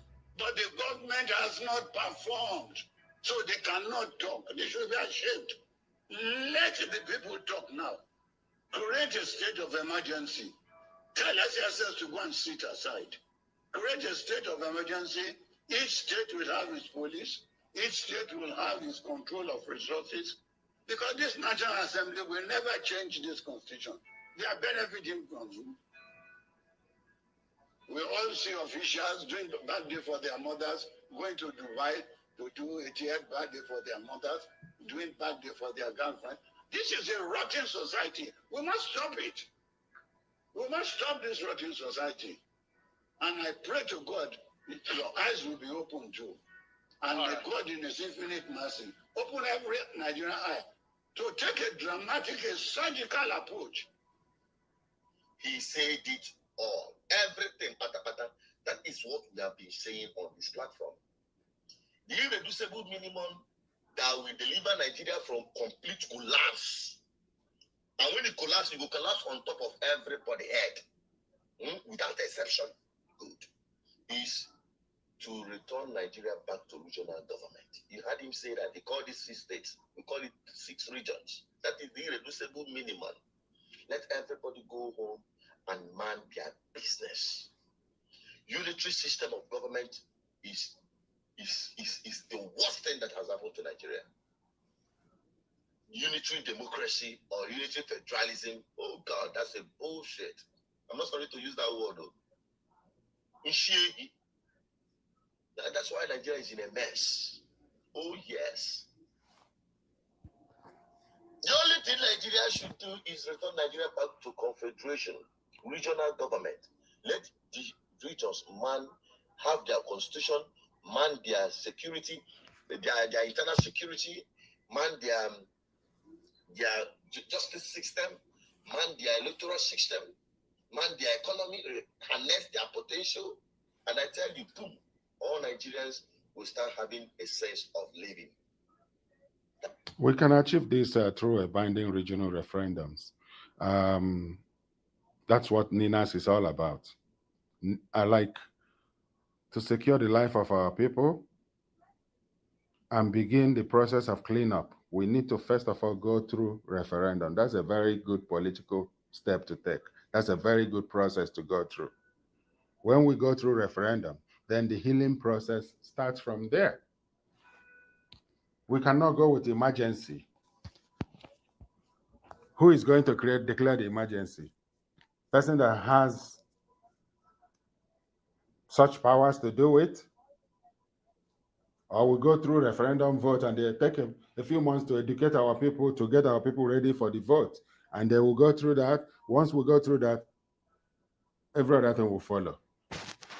So referendum is the best. It's a very peaceful democratic process and not a Marshall Plan or emergency laws, emergency declaration. And then the president appoints people to go to different zones to administer them. No. Let the status quo continue as it is, and then let's go through referendum vote. Let our people decide from Middle Belt, from Oduduwa, and from Lower Niger Territory. Let all the indigenous nationalities at home and in diaspora vote on a binding UN-supervised referendum. And for more on this, check out www.ninasvoice.org. ninasvoice.org. Thanks. About 7 years ago, I arrived Nigeria from London, and a few hours later, I took off to go visit a family friend who is now late at Igbesa. And that was like within 3 hours after I got into Nigeria. And within 5 minutes after we left the house, some members of the Nigerian police who were blocking the road stopped the vehicle in which I was traveling to Igbesa in Ogun State. And from there, they began to ask for all sorts of documents, which my nephew who was driving provided them. And then they looked at the vehicle, a Toyota 4Runner. They looked at it and said, "Where is the permit for the tint at the back windows?" And I told them that the vehicle, I brought it in, that's the way it was. Nobody tampered with it. It is factory fitted. That's the way it was made to be. And while I was telling this guy this, he said that the papers for the tint must be provided. This was like 7-8 years ago. And from there, this matter escalated so much that they took me into their detention. That would be one of the worst detention I ever stepped into all my life. In Nigeria, in Lagos, within 2 to 3 hours of arriving the country. And they detained me for 3 days along with about 8 or 9 or 12, even maybe more, a dozen number of men who were being held under crazy reasons. Like, Nigerian police is a threat to people in Nigeria. And this is part of the thing that fires me up about seeking a way out of Nigeria, like getting Nigeria sorted out so that the people can live a life without fear of persecution or abuse and the insult and extortion from state officials. Nigerian police detained me for 3 days and charged me to court. And the interesting thing is that the person who did this to me, the DPO that supervised all this punishing experience on me, is an Igbo man from Abia or Ebonyi State, an Igbo man. Others were begging him. In fact, a police officer from Kanu was asking him, why can't you treat your brother very well? And so, you want to know if Nigerian police is the #1 thieves in Nigeria. In fact, they escort high thieves. They escort politicians who are supposed to be shot, who are supposed to be tried and shot, sentenced to death. Or like 99.9% of Nigerian politicians, if they go to China and become Chinese citizens and continue doing what they're doing, China will shoot them. They will die. In November 2021, I'm saying this, the last week of November, if any of the Nigerian police were to relocate Nigerian police or politicians of all stripes, from local government, to state and to federal, 99.9 of them, including the president, if they show up in China and become Chinese citizen or resident and do what they are doing with Nigeria's resources, or Nigeria's citizens, the way they opened up the border to bring in terrorists to take over the country and commit ethnic cleansing all over the place, especially in the middle belt. If Nigerian politicians are to go to China, even though China is said to be that communist country, they do this, they do that. China does not even compare to Nigeria in any negative way. Nigeria is completely alone. Those ruling Nigeria are enemies #1 of Nigeria. Those ruling Nigeria are presiding over a criminal document that was handed down by military. The 1999 Constitution was the culmination of the plan of Ottoman Danfodio, Ahmadu Bello, Muhammadu Buhari.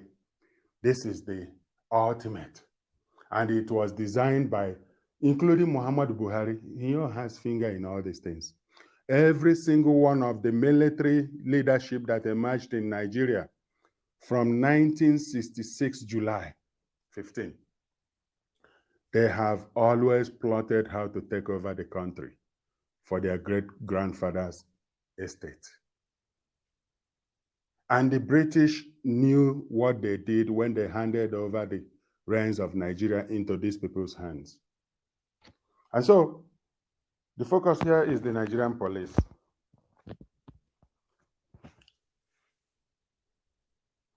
Here is what an actor, I don't even know him, but his name is Baj Adebile. He said, why I fear Nigeria police. Baj Adebile took to social media during the week to state that the day before, when he finished from a movie set late at night, he was concerned about finding a route home where he would not encounter policemen. According to him, that made him realize that many Nigerians were more afraid of the police than criminals. If you remove the Nigerian police from the roads today, there will be a reduction of 75 to 85% armed robbery and other violent crimes, including murder. The Nigerian police. They are also into extortion. They steal from people, they rob people, they rape people, like they do a lot of criminal activity, because those at the top are equally engaged in robbery against the citizens. I mean, how can police that is taking care of Lagos State be commanded from Abuja? Even Lagos State as a state supposed to have different police units from different local government or whatever, council. They're supposed to have their own police. Canadian provinces doesn't have police of their own, at least. Some provinces does not have police state police, but they have local police. City have police under them because they are answerable to the people. The people elect their officials. Their officials take care of the people and the city, they develop the city. So they hire people, they hire police. But when you have a police that is headquartered in Abuja looking after Akwa Ibom State, Delta State, Anambra State, Kogi State, Ondo State, Benue, I mean, look at the killings in Benue. It requires a local police to look after local communities. Police that is under the salary of the city, not the state, not the federal. If the federal still want to help, they have to deal with the city representatives, the people representing the people in that area. Nigeria must go down for new beginning to take place. In an interview with Sunday Scoop, he maintained that he does not feel safe around policemen even without being guilty of any crime, he said. I fear the police because I do not feel safe around them due to the multiple cases of kidnapping, robbery, extortion, exploitation, and intimidation of citizens for which they are notorious. I must add that Nigerian police is the #1 instrument of state that is carrying out extrajudicial killings, including mass graves, and the Nigerian military as well. I have been harassed by the police, and most recent one was about a month ago. My girlfriend and I were on our way to an event when some police officers stopped our car at the CMS area of Lagos at about 9 p.m., asking to know where we were headed. After telling them our destination, they asked us to get out of the car. While I asked why we had to do that, my girlfriend started recording the incident on her mobile phone because she felt unsafe. On discovering that she has been recording, the policeman threatened us and claimed that we were challenging them. He snatched her phone from her while asking to search my car boot. He later returned my girlfriend's phone to me and ordered me to delete the video. I had to do that to de-escalate the situation before letting us go. He told me to put my woman in order. Unfortunately, I do not think there is anything citizens can do to stop police brutality. I believe police officers act the way they do because they are aware that there are no consequences for their actions. There is no one to hold them accountable, as they often have the support of their superiors. As far as I'm concerned, the noise about reforming the police is nothing but a smokescreen. A true reform must start from the top echelons of the Nigerian police. Well, no, reform will not fix Nigeria. What will fix Nigeria is a binding multi-regional referendum. Every single region in Nigeria, the region we used to have, or the zones we have now, there is the one that is called Middle Belt. That is the central Nigeria. It extends all the way to from southern Kaduna, coming down to Benue State. That's the central Nigeria. That's Middle Belt. And then there is the lower Niger territory, which covers the present day south, south, and southeast. And there is also the Oduduwa, which is the southwestern states. These areas are demanding a binding multi-regional referendum, and they are called the Nigerian Indigenous Nationalities Alliance for Self-Determination. When we go through referendum, not just the Nigerian police will be figured out, will be taken care of. A lot of other things will. The justice system will. Electricity, the means of generating electricity on a steady basis will happen. The roads will be fixed. Your life will have value. You will have insurance for your vehicle. Those are little, even those are small. Your citizenship will acquire value. Your life will not be taken by agents of state recklessly without consequences like they've been doing. We will not have terrorist groups among us because everyone will get the right to their citizenship and they will have hope. So there will be no need for terrorist activities. Earlier today, I saw some Igbo youths handling severed human heads like they are coconut in their hands.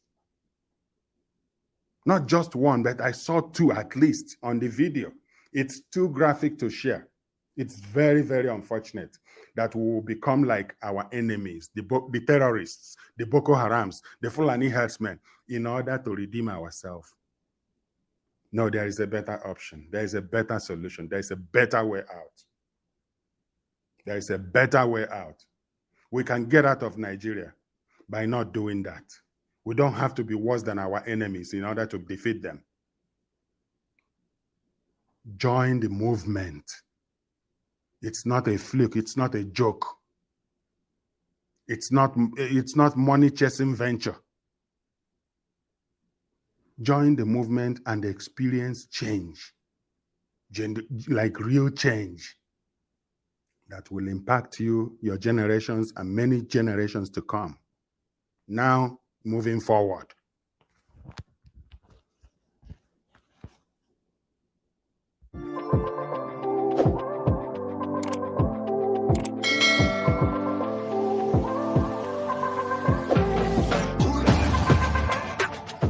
Told you to die.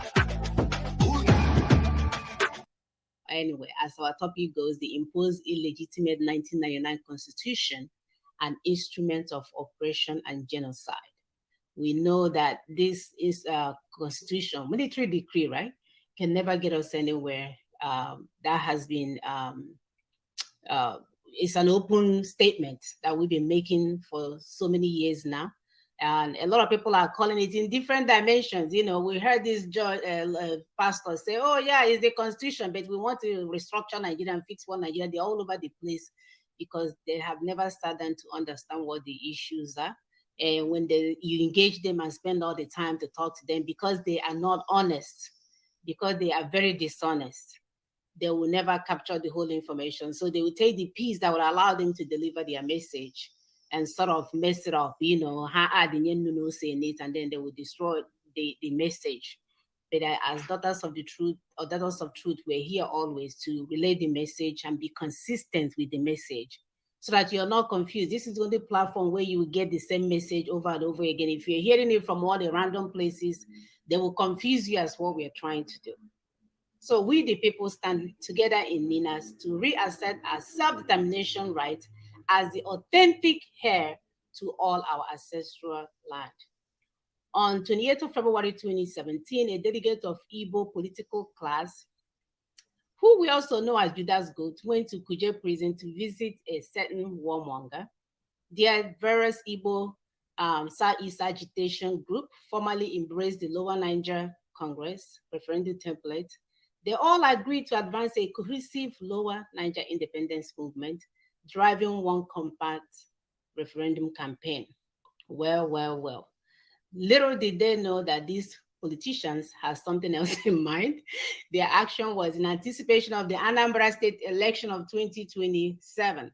And please, today, we want you guys to pay attention. Sister P is going to narrate a story so that, because all these things are happening in isolation, sometimes we're not able to sort of put it together and see the games these people are playing. So it's good to sort of listen, because when she paints the bigger picture, you will be like, whoa, you know, you will see exactly how this thing goes around.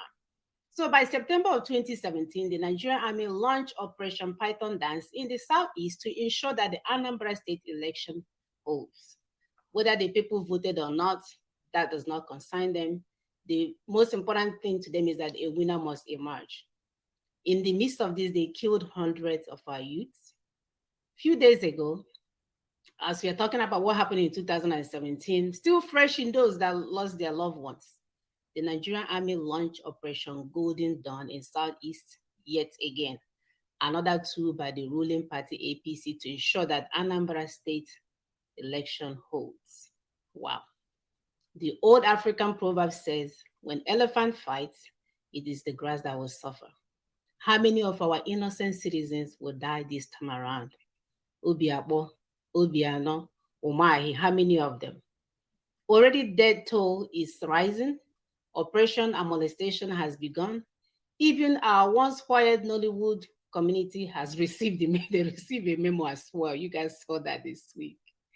Our youth are overly agitated. So much apprehension and uncertainty. You can see that this is the same game, merry-go-round. We keep saying they're putting us in merry-go-round with no escape route. And I promise you, if you stay in merry-go-round long enough, you'll be drowsy. Nobody will say anything that makes sense to you because you're trying to get hold of yourself and you can't.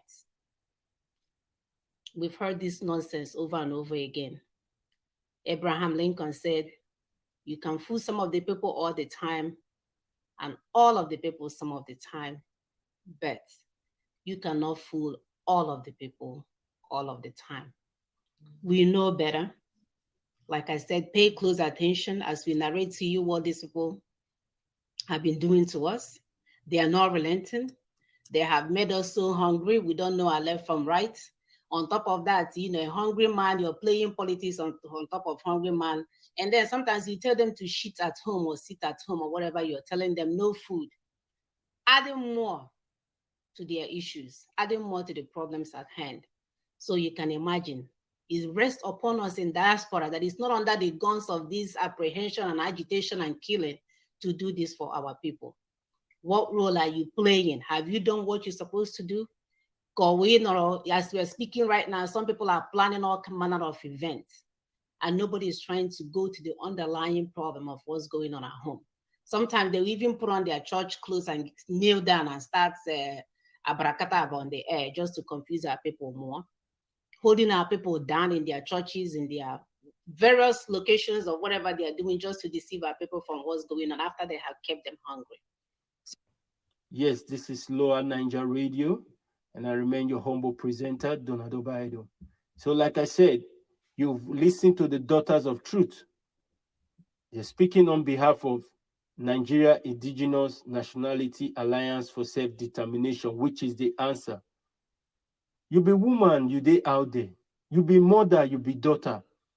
You come from Nigeria, or maybe you dey live for the Obodo Yibo, what we call the diaspora. This is our fight.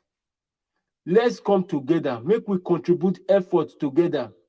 See am as price where you want pay to keep your home, to keep your marriage, and to keep your family. Why I talk say keep your home and your family? Because it dey too bad say we dey live, the people who are supposed to live with us don't pass away. Because why? Not be say they die natural death. Because we get bad government when they kill our people day in, day out. So we will not be standing and watching these people breaking our home, our marriage, and our family, and yet we say we no go do anything about them. You can hear the Daughters of Truth. They've came out, they've spoken, and all they have said, because they live outside the country, they know these things. They know that your self-determination matters a lot in everywhere you are living in the world. So I want you all to understand that NINAS is an umbrella that is giving everyone the opportunity to come out to express their self-determination. We have to take back our sovereign. The Daughters of Truth are prominent women that are living Obodo Yibo. Now they've come to they want to bring all the women together. Let's fight this fight together. We cannot win this fight alone, but we need the women, we need the children, we need everyone to join this fight so that we can bring down the 1999 fraudulent constitution. Listen to this Judas goat. Whoever that is following Judas goat should be careful of all these Judas goat.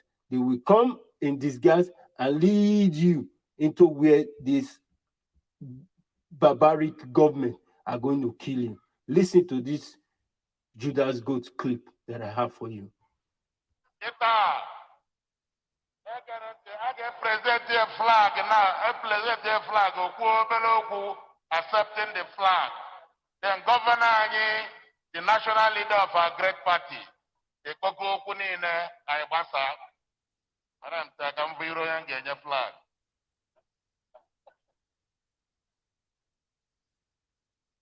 Before I present the flag to you, I want you to show me your certificate.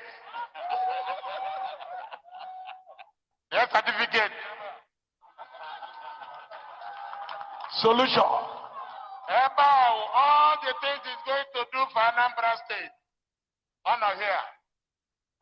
He has a covenant with the people of Anambra State. This is the covenant book. Go on, fellow. Also, only Apuga candidate could have done this. No other candidate could have done it. So we have accepted your manifesto. I take it. Hold it for me. Thank you.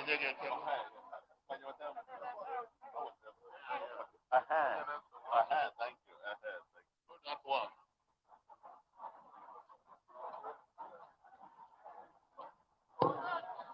By the powers bestowed on me as the national chairman of the greatest party in Africa,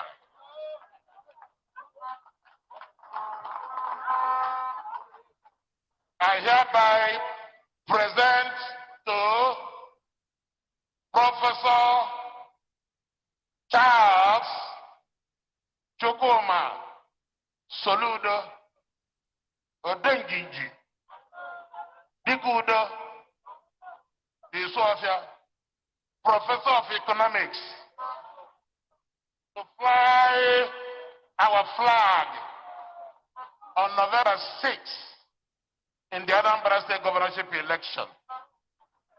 Here you are. Wakamuda Saludo.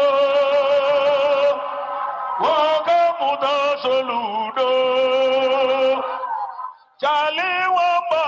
Our pants on. Yes, everybody. It's that time we put our pants on and get this going. You know, we need to get this going. They have been doing this for a while. It's a strategy they've been using. And they repeat this strategy all the time. Our people see this strategy all the time, and you still follow suit. That is what amazes me. How in the world would you follow what these people have been using all the time? When it was an Anambra election in 2017, they came with their python dancing. And in collaboration with the Perimao, for some of you that don't understand, it was in collaboration with Nnamdi Kanu. You all will not get this, but that is the truth. Now they are coming back to Anambra State and the killing have started. Yesterday, they killed a brother and a sister. They were returning from the morgue. They went to drop their, I think, an uncle or a brother that died at the morgue. As they were returning, these army officers shot a brother and a sister. What do you think? Shot the two of them. These people went to deposit a body at the morgue of their brother, and they have shot an entire family is gone. How do you explain that? The army people are not even indigenous to that. And as we're saying, if this 1999 constitution doesn't come down, there is no amount of grammar we would speak that will get us out of this problem. There's no amount of grammar. And if you're anticipating war, it is to your own detriment because they have everything. They have all the arsenal to decimate us. So everybody get on board. It's not going to cost you anything to get on board. Don't get mesmerized with some stories out there. Get on board with what would work. And it's that time we all did that. Please, Sister Mona, is the video ready? Yes.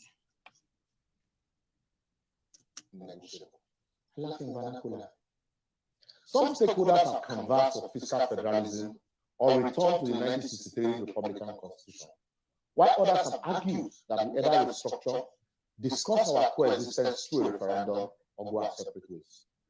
And like my brother and friend Barrister Tio once asked, are we really afraid of going our separate ways? That would guarantee justice, fairness, equity, peace, and security. I leave you to be the judge of that, though. Why countries like Czechoslovakia, Yugoslavia, and USSR have all separated to foster equality, justice, security, and ethnic nationalism? We are here preaching unity in Nigeria, yet we have no solution to the genocide in Sabah Kaduna. The illegal but officially condoned arms in the hands of killer headsmen, kidnappers, bandits roaming the country, the technically defeated Boko Haram, the amnesty militant or the kidnappers. How about the corruption, nepotism, ineptitude, and birthday selfishness and planlessness on the part of the political class, president, governor, lawmakers, and their lives? Let me sit down there and deceive ourselves. Czechoslovakia, which had a population of 16 million people, less than Lagos population, separated into Czech and Slovakia on the 1st of January 1993. Yugoslavia in 1991 was 23.2 million, barely more than Lagos population. It broke into 6 countries same year, all along ethnic lines, namely Bosnia, Herzegovina, Croatia, Macedonia, Montenegro, Serbia, and Slovenia. In Europe, the UK permitted regional autonomy to the Irish. The double standard of Britain is actually more noticeable in North America than any other place. You go to native reserves here in Canada, you think that you are in a different part of the world and not part of Canada. You wonder why things are the way they are, when it could be much, much, much better and greater for everybody. The Great Canada has 2 countries within it. There is one that is populated by the native people, the Aboriginal, the indigenous people of Canada. In fact, they are more divided than we Africans are. The natives are so divided that small units call themselves nations. And at the end of the day, the government goes and negotiates with each of them. They are not coming as one people, one united Aboriginal people of North America. They come as Ojibwe, all kinds of names, Siksika Nation. There are lots of them. So they just get little by little. They are not going as a nation, like from Newfoundland stretching all the way to British Columbia and across the United States, from east to west, north to south. There are natives there, but they are only relating with them from those pockets. And it's so easy for them to do that.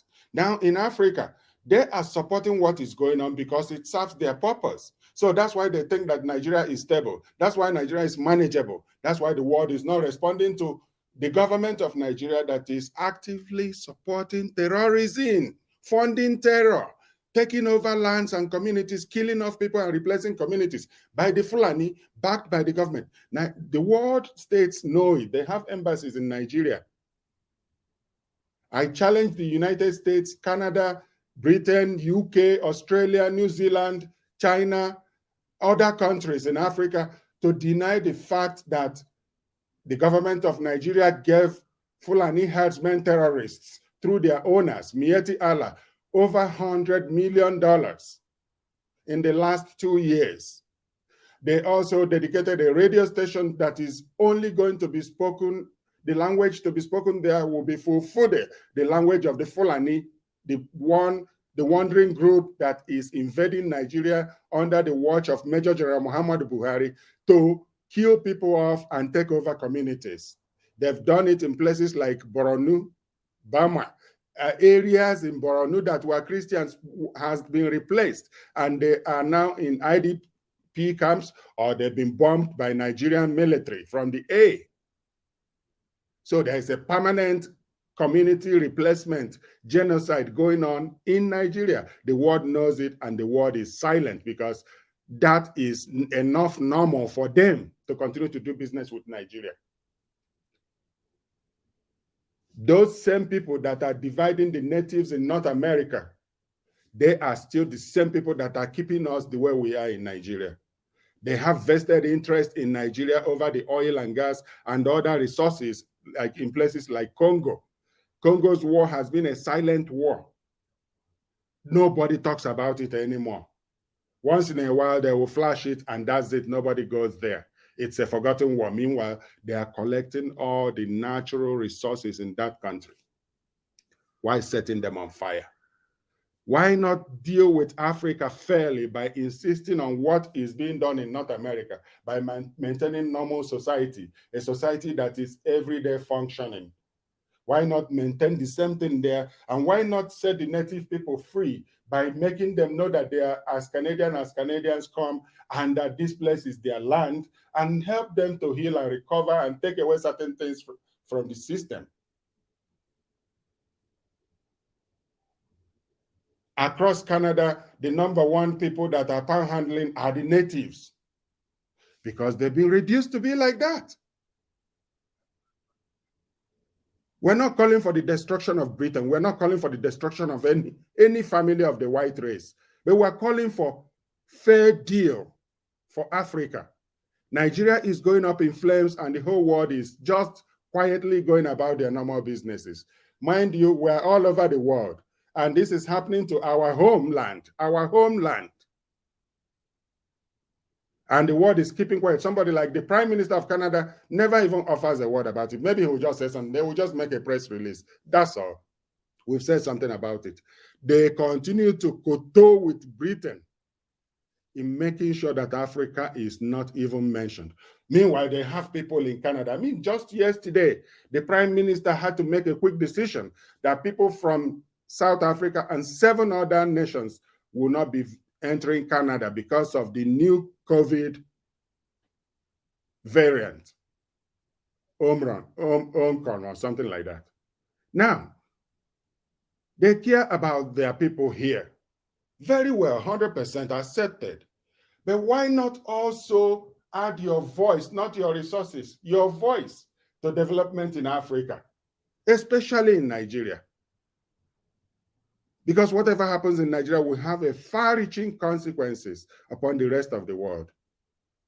Believe it or not, the underwear bomber that was coming to bomb North America is from Nigeria. And his father is among the Fulani. Yes, those are the people that are born in Nigeria. Those are the people housing ISIS, ISWAP, Boko Haram, Fulani herdsmen terrorists, all kinds of terrorist groups, including those ones that are not yet identified. They are popularly called bandits. They are fighting over the resources. They are killing communities and taking over lands so that they can take over the resources in the land, so that they can populate it by their own people. Like, a lot of genocide is going on, and Nigerian government has proven absolutely incapable. The military is incapable. The police is, in fact, they are busy killing the citizens, like the end SARS. The world knows all this, and they keep quiet, and they are doing business, and they are lifting oil, 3 million barrels a day, including China.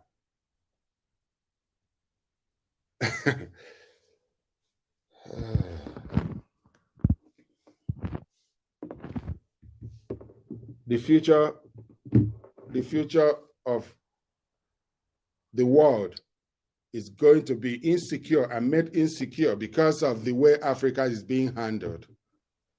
Somalia broke as a country. Basically, it ceased to be a country more than probably close to 30 years now. Nobody cares. That failed state still stands there as a failed state. Nobody cares. The world moves on as usual. They go to clear sea lane. If the pirates take over sea lane, they go and chase them away and take over the area. Yeah, they think it's okay. Life goes on. They are in charge. They are using their military power to control everything. They don't care about the people. They are using their agents to call the shots. Nigeria is actually considered peaceful enough for the West to do business with, while Nigerians are dying and being shot, and the president is sitting at Abuja doing nothing. And Nigeria is good enough to do business. So the US Secretary of State, Blinken, had to remove Nigeria from the country of special concern, country of particular concern in the areas of killing Christians. Yes, I agree that North America cannot be called a Christian country anyway. No country in Europe comes even close. Not even what is it called? Where Pope resides in Rome, within Rome, the small nation there. They cannot even be called Christian country because there is no Christian country. As we have Islamic states and like Iran, Saudi Arabia, all those places, hypocrites bearing Islamic states. Why we have them? We don't have Christian countries. You have a few who use the Bible to, like US says, in God's own country. But within that God's own country, you have a lot of racism going on. You have a lot of indifferences going on. You have a lot who doesn't want their neighbors to be this color or that color. It is still ongoing. I have seen it. I have gone there many times. So where is the God in it? Even after the end of apartheid in South Africa, this is still going on within the United States. Well, the reason US is still in existence is because of the rule of law, because the country is built on a system that functions. But Nigeria is not going to continue to be in existence because, first of all, the Constitution is a criminal document. And for being a criminal document, it has no future to guarantee Nigeria. Even Pakistan will be more stable than Nigeria because within the Pakistani system, there are people who want Pakistan to exist as a country without discrimination. But in Nigeria, the whole people running Nigeria, their focus is individualized. They are holding on to their tribes. And because they are holding on to their tribes and their fake religion, they forgot how to unite the country. And that has also been part of the military and the police. They are all tribally based and religiously bigoted minds. That brought about the death of Nigeria with the Constitution, which is a fraud. The Constitution that people didn't vote for. Something that worked for Canada was not done in Nigeria. That is regional commitment. The regions decided in Canada at different times to join Canada. Canada started as 4 provinces coming together to form the Union of Canada before they expanded to 9 and then 3 territories now. So they joined at different times. Newfoundland and Labrador joined Canada Union 1948. So they were an independent territory until 1948 when they decided to join the Union of Canada and become part of Canada. Otherwise, they were part of the British territories. So why couldn't such a thing survive in Nigeria? The military coup, Gowon's decree, changed all this to enable the caliphate take over Nigeria. That was the beginning of the end for Nigeria, right there.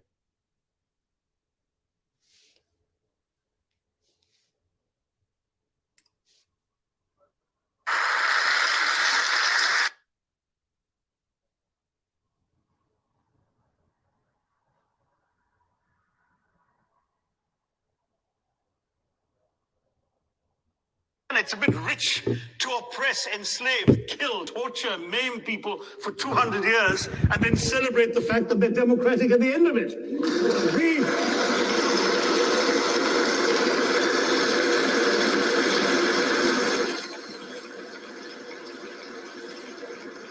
We were denied the democracy, sir. We had to snatch it, seize it from you. With the greatest reluctance, it was conceded in India's case after 150 years of British rule, and that too with limited franchise. Yes, indeed, ma'am.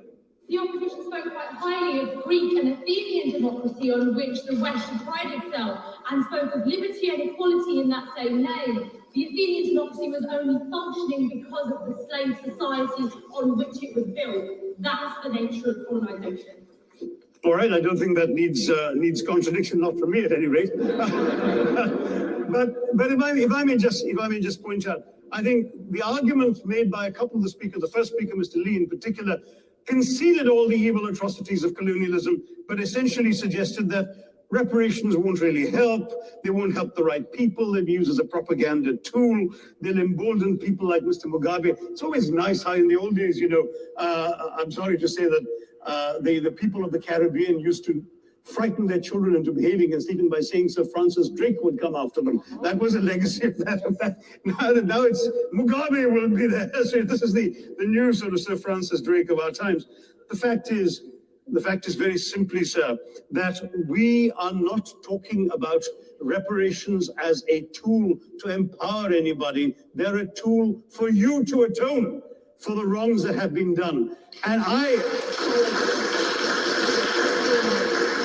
am quite prepared to accept the proposition that you can't evaluate, put a monetary sum on the kinds of horrors people have suffered. Certainly no amount of money can expiate the loss of a loved one, as somebody pointed out there. You're not going to be able to figure out an exact amount, but the principle is what matters.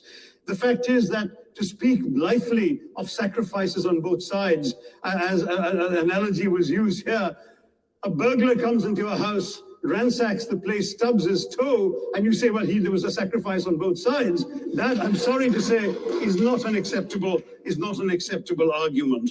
The truth is that we are not arguing specifically that vast sums of money need to be paid.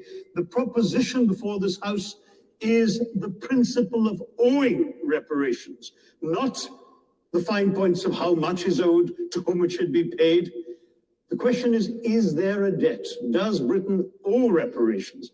As far as I'm concerned, the ability to acknowledge a wrong that has been done, to simply say sorry, will go a far, far, far longer way than some percentage of GDP in the form of aid. What is required, it seems to me, is accepting the principle that reparations are owed. Personally, I'd be quite happy if it was £1 a year for the next 200 years after the last 200 years of Britain and India. Thank you very much, Madam President. I must add exactly same thing for Africa. Britain doesn't just owe us reparation, but Britain needs to insist on getting Nigeria, for example, fixed right. Britain needs to get involved in getting Nigeria fixed right, because they messed up Nigeria so much and they allowed Nigeria to drift as far as it has gone.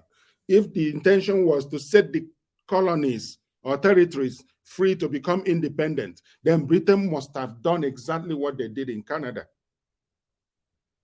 To have abandoned Nigeria to the caliphate, like to the remnants of Ottoman Danfodio, to have handed Nigeria over to them while isolating people from the east and west, like Obafemi Awolowo and late Owelo of Onitsha and Nnamdi Azikiwe, the Zik of Africa, to have isolated them, try to blackmail them as to block normalcy in the country, to let the country develop right like North America. Britain, that is fraud against Africa. That needs to be corrected. It is not reparation. We haven't asked for financial resettlement at this point. No, we're asking for getting it right. Nigeria is going to have a very major crack if things are allowed to continue as it is going. And it's going to happen from within. This is being allowed because the world thinks that the Black people have no common sense. They don't know what they want. They will take whatever. You shoot them at Lekki Tool Plaza. Yeah, everybody goes quiet. Everything goes to normal. Life goes normal. Lai Mohammed will say whatever and gets away with it. His party is in government. Muhammadu Buhari, the Islamic terrorist, is the president. The Sapantami, a non-terrorist sympathizer, is in government as a communication minister. Sheikh Ahmed Gumi is still going about building centers for known murderers, the bandits, the terrorists, the Fulani terrorists. That's their indirect way of trying to control them. They think the mission is accomplished, so let's rehabilitate them. Just like they've been repenting Boko Haram terrorists. Now, the future of this country going this way is not assured. Referendum, which save Nigeria a lot of bloodshed and a lot of destruction. It's just a matter of time. The time now is for Nigeria and the rest of the world to react to Nigeria and do something urgently. Conduct multi-regional referendums in Middle Belt. Middle Belt has become killing field. The new killing field of the world as at November 2021. Middle Belt of Nigeria, Central Nigeria, is the ongoing killing field, which is also going into places like Southwest, where Sunday Igboho got arrested for chasing the Fulani, the murderers, the killers. With the current government's backing, they are killing across Nigeria. They are killing in the East. That's why the East is burning. That's what led to illegal setting up of ESN. Now, there is no peace wherever. If Nigeria is to continue like this, fire is going to burn down the country. And that will be the fire allowed to burn because of Nigeria's inept leaders, compromised leaders, and the rest of the world. Nigeria will become the home of terrorists. ISIS will be fully in charge after subduing the people and taking over the country. If there is any Christian left in North America, now is the time to rise up. Here's exactly what it means to turn all Nigerians into Almajiri. I mean, the urchins the Northerners use to kill non-Ariwa when they please. Some of them may get killed in the process. They don't care. They are dispensables. They don't wish any part of Nigeria any good. The government goes all over the world to borrow money and collect aids from countries they supply crude oil and gas to. Then they go public to announce something like poverty alleviation. That's what sustains them in office. Poverty alleviation is what sustains Almajirism. That's what keeps beggars on the street, because the government have no program whatsoever. They think they can give them a few naira, 5,000 naira, which will not sustain any normal person in 2 days in Nigeria. They give it out like it's a big deal to keep their slaves at bay, to keep them calm. That way the people will not rise up against them. That way people will not go out on the street to protest. In fact, especially in the North, people don't protest. Rather, they protest to keep it that way because they prefer to have one Alhaji who is able to have so rich that he can provide them daily bread. So they will gather at his house and feel okay that way. I mean, how do you even want to have such a country in your life to be your own country, where one person, everybody gathers around his house, they eat and they go home, they take their plates and go begging, whatever. Then in the evening they come back, he will give them food. That's how they subdued their people, and they want to do the same thing all over the country. That's why they want to give out 5,000 naira to 40 million. Again, that money will not get to the people, but they will put out the message. They will publish it that they have done it. Just like they fed the school children when school was closed last year over the COVID. I mean, criminals. These are the people running Nigeria. So until that Almajiri and those sentenced to poverty and penury, lack of education, to get free and right to life rise up and say, change now or nothing else, and no more 5,000 naira as handout, nothing will change. Nothing will change. We do not belong together in Nigeria. My message is to that young man or woman who got denied everything by your own country growing up. There is hope for you. There is hope. You can see change happen in your time. Those holding you down are living like kings and queens in the most despicable ways, and don't just look down on you, but sees you as too weak to do nothing. You can't respond in any effective way. If you try, they will shoot you down with the police or the military, and they will pick up your body and go and bury it in the mass grave. They did it to the Shiites in Southern Kaduna several times. They did it to the IPOB many times. Many were dumped in the bush or their body incinerated, burnt up. I mean, they even did it to the NSAS. They later came back with their water truck to wash them away. Even when fire is burning somewhere, they don't have water, but they had water to wash away the blood of citizens. Anyway. Now you can do something without making a lot of noise or decapitating fellow poor sufferers from among the Sahelian terrorists. Earlier, in the last 48 hours, I have seen heads, severed heads, being put near fire to burn by our own youths, Igbo speaking with Imo State dialect, speaking Igbo young people, burning the heads of people they cut off. Is this the combination of brainwashed folks taking the Mkporo Mmiri that is doing this? They don't feel anything anymore, holding the head of fellow human. This is not the Igbo people I honor and promote and cherish as being from the tribe. No. This has got to stop. We can't do this in the name of any liberation effort. We can't do this in the name of release anybody. This is evil, like pure evil. We cannot continue this way. Anyway, you can join the movement for No Nigeria. It sure holds the key to getting all the foolishness and madness that Nigeria represents sorted out for the long term. Join the movement. It may not make sense to you now. Money is not being shared in the movement. There's no brainwashing in the movement. It is laying it out the right way and in the right quarters. Join this movement and help get our people freed.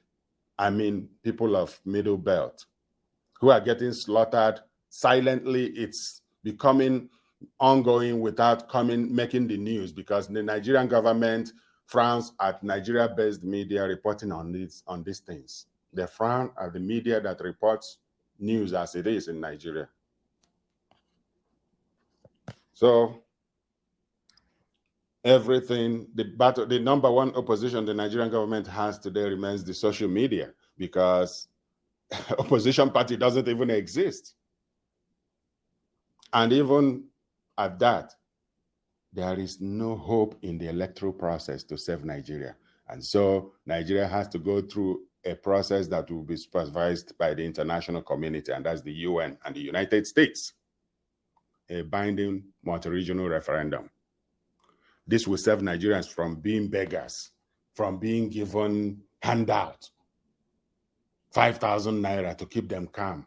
Like, I'm sure Alamajiri that is moving, that is healthy and able to cover a lot of distance will make over that in a month or in a week in Nigeria. So the Nigerian government is a very destructive influence upon the lives of Nigerians, and their end is better than continuing in the office. So join the movement. It's www.ninasvoice.org. Thank you. 5,000, they will use it to buy petrol. They will use it to buy food. But what catch my mind was yesterday's comment by the Minister of Finance of Nigeria, who said she's going to come up with a plan to give 5,000 naira to 40 million Nigerians in place of the petroleum subsidy. Now you ask yourself, who is advising this administration? Now, if you say you're going to give 40 million people 5,000 monthly, that means you'll be giving 2.4 trillion naira every year. And that's sufficient to continue with their petroleum subsidy, even the situation of under petroleum under recovery. And it's not only 40 million people that need the petroleum subsidy. Who are these 40 million? The people that need petroleum subsidy, they are far more than 40 million. You have to pay 100 million Nigerians, 130 million Nigerians, 5,000 every month. And this is a gateway for a new set of corruption. Because even if you give people 5,000 naira every month, the monster you are grooming in form of inflation will come and swallow the 5,000 naira you are giving them every month. Who tell you that if you give people 5,000, they will use it to buy petrol? They will use it to buy food. Like you made it very expensive. This is a very bad policy. There is huge inconsistency. You cannot remove petroleum subsidy without fulfilling certain conditions. You have to have a working refinery before you can start thinking of removing subsidy. How many times this administration told us that they have removed petroleum subsidy? They increased petrol price. How many times? When they came, petrol price per liter was 87 naira per liter. Now how much do we buy? 130 1963, and they're still thinking of removing petroleum subsidy again. And now the NNPC boss is saying that we're going to buy petrol at 300 plus or 200 plus naira per liter. This inconsistency is too much. You cannot feed Nigerians. What Nigerians need is give them the environment for them to thrive. You cannot afford to feed Nigerians like mommy and children. Government is not like a mommy that will be feeding Nigerians like babies. When you cannot secure the country, when you cannot ensure the safety of travelers traveling from Kaduna to Abuja, what sort of business environment are you providing for the Nigerians? You are asking them to sit at home, you give them 5,000 naira to feed them.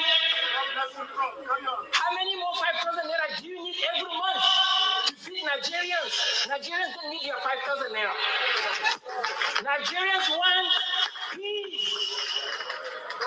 You cannot provide us peace in 8 years. What's the use of this administration? So I think the inconsistency is so conspicuous there to see, and that what I see from this 5,000 is another gateway to feed the corruption. Hi everyone, how are you? But what catch my mind was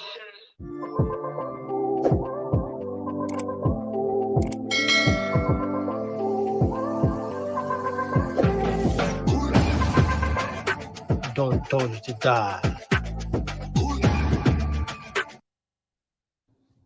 Whatever form of insecurity you can think of, Nigeria has it aplenty. Whether it is food insecurity, educational, health, economic, electricity, job, developmental, physical insecurity, they are all there and increasing by the day. The type under consideration here is physical insecurity from Fulani militia or Fulani terrorists and from Islamist terrorists, aka bandits or Boko Haram. And there are reports that at times these two groups of killers carry out joint massacres. They carry out joint operations. What one believes are the causes of this type of insecurity depends on the amount of research, if any, that one has done, plus, most importantly, on one's level of morality. There are two broad opinions for the causes of this insecurity. Some say that it's due to bad governance, while others say it's an agenda to eliminate the indigenous peoples in order to grab their lands. Whichever of these two opinions, the big question is, why are Nigerians preparing for general elections in 2023, why there is such a raging insecurity?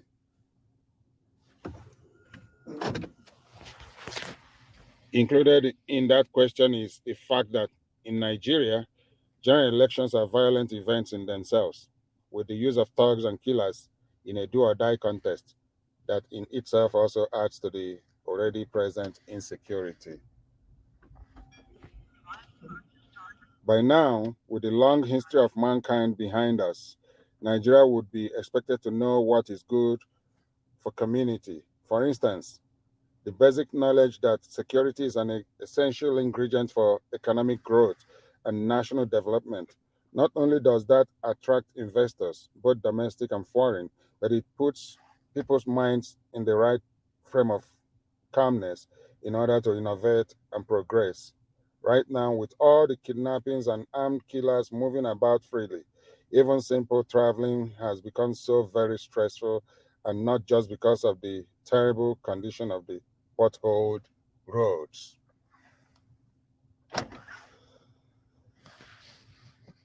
In December 2020, the influential U.S.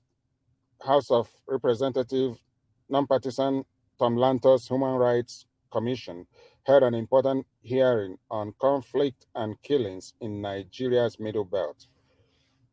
What was clear from that hearing is that increasingly evidence was pointing to genocide unfolding in the Middle Belt.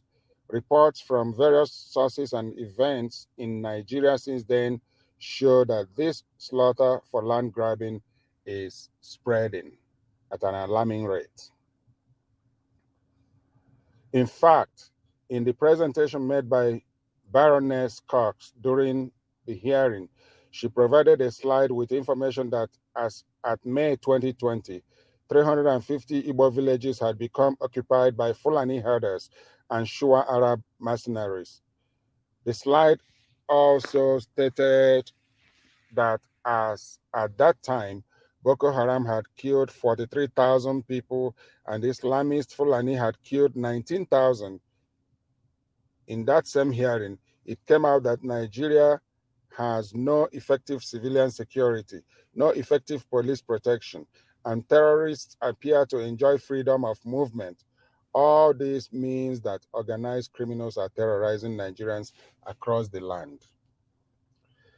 This hearing had confirmed what Nigerians knew through experience.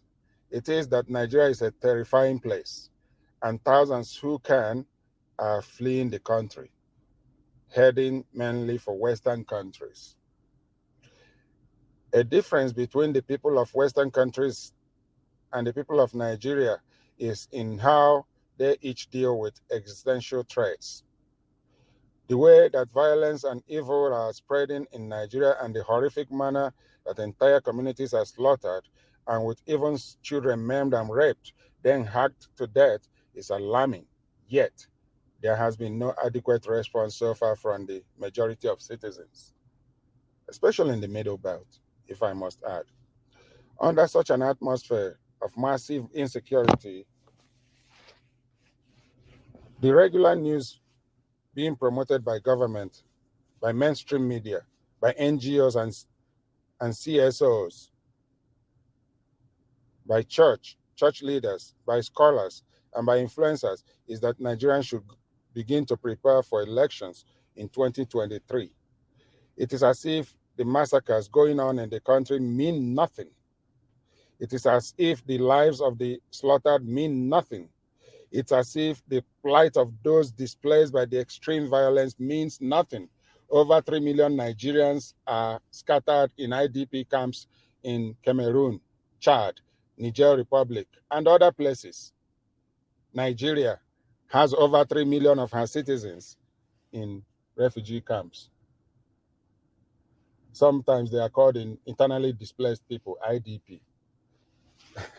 Previously, in September of 2019, United Nations Special Rapporteur for Extrajudicial and Arbitrary Executions, Agnes Kalamard, had described Nigeria's arrangement as an injustice pressure cooker that gives rise to extreme concern, and warning signs are flashing bright red. Experts have clearly shown that it is the imposed 1999 Constitution, a forgery that creates injustices, enables insecurity, and facilitates corruption. Those approaching elections of 2023 will renew the life of that illegitimate 1999 Constitution when the winner swears an oath of office to uphold it, defend it, and govern by it. Those pushing for election 2023 seem blinded to realities. Their hearts are fixed on the personal gains they get under the illegitimate 1999 Constitution and not on the horrors and tortures that victims of massacre enabled by that Constitution have gone through and would go through. They are so held captive by selfish interests that they fail to see that the only thing that happens to a brutal and barbaric country is the complete collapse, then termination of such a place. So it is judged as sensible to prepare for election 2023 with such raging insecurity going on. I will take that again. So is it judged as sensible to prepare for elections 2023 with such raging insecurity going on? Or should concern for victims of insecurity and citizens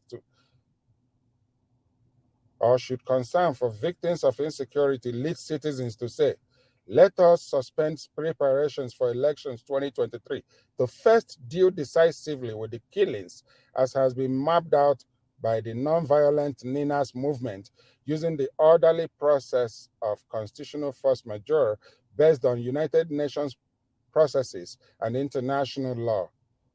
Visit www.ninasvoice.org. This is an article, opinion from Ndidi Uwechu of Ninas. Thank you for listening.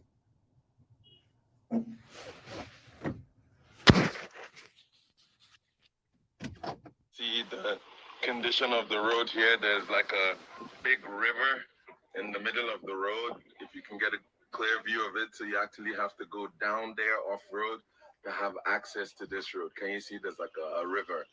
This is Kogi State. We're in the heartbeat of Kogi State. Look at it, Baji. Look at weeds and reeds growing in the middle of the road. This is smack in the middle of the road. Look at that. This is unbelievable.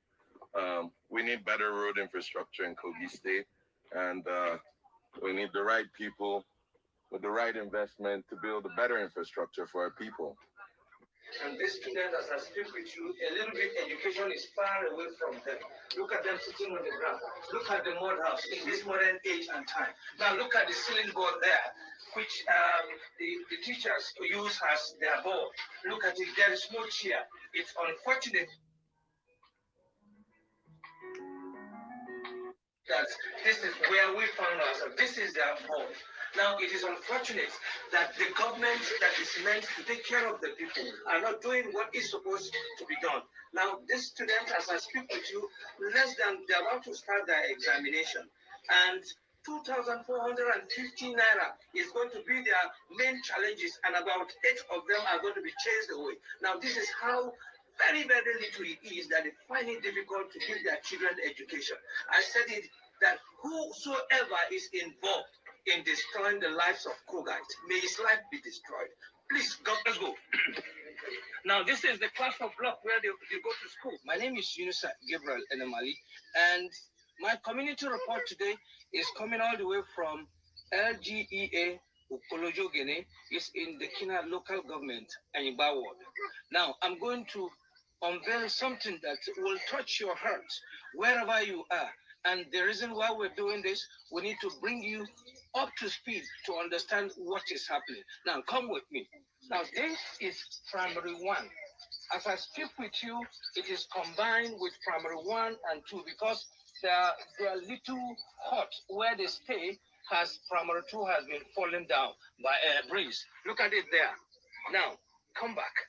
Now, you can see these are the leaders of tomorrow. Well, according to them, move closer. Let them see their faces. These are supposed to be the leaders of tomorrow. In this community, there is nothing like infrastructure here. No social amenities at all. Now, it is so pathetic. Look at their board. This is their board. Now, I move with him. He comes with me. Come with me. Come with me. Now, this is supposed to be class 2. But today, it's already down. Now, show me camera. This is supposed to be class 2. This class 2 is now combined with class 1. And that is why you have a mixed class. Now, I am told that they have class 1 to 6. Now, this 1 to 6, you will be extremely shocked with what you're going to hear. They only have 2 teachers, and they are being paid by Subel. Now, tell me, how can this teacher cope? He has family. He has children. Now, the salary being paid him is on the so-called percentage salary. Now, here is primary 3. This primary 3 is also combined with primary 4. Am I correct? Okay, this is just primary 3 alone. You can see that. Now, tell me, what leader of tomorrow are you going to make out of these people? As far as they're concerned, nothing like computer that they would have ever seen in their life. Now, come with me. I'm going to show you. Now, as you come this way, this is the class. The schools are entirely in the public space. There's no roof, no wall, nothing, nothing. They are shanty where they stay and they teach them. This is in the Kina local government, in Kogi State, in Nigeria. No, go to Kogi State and see the deplorable state, the condition of lives of Kogites. Whereas the governors, the emperors in power, are busy allocating billions to themselves while the people continue to suffer. It is good that he had come down to his own state to make this revelation.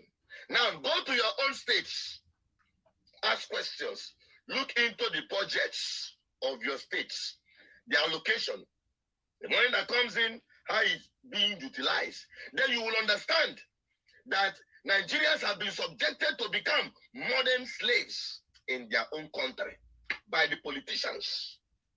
The politicians have succeeded in colonizing Nigerians worse than the British people did to Nigeria as a whole.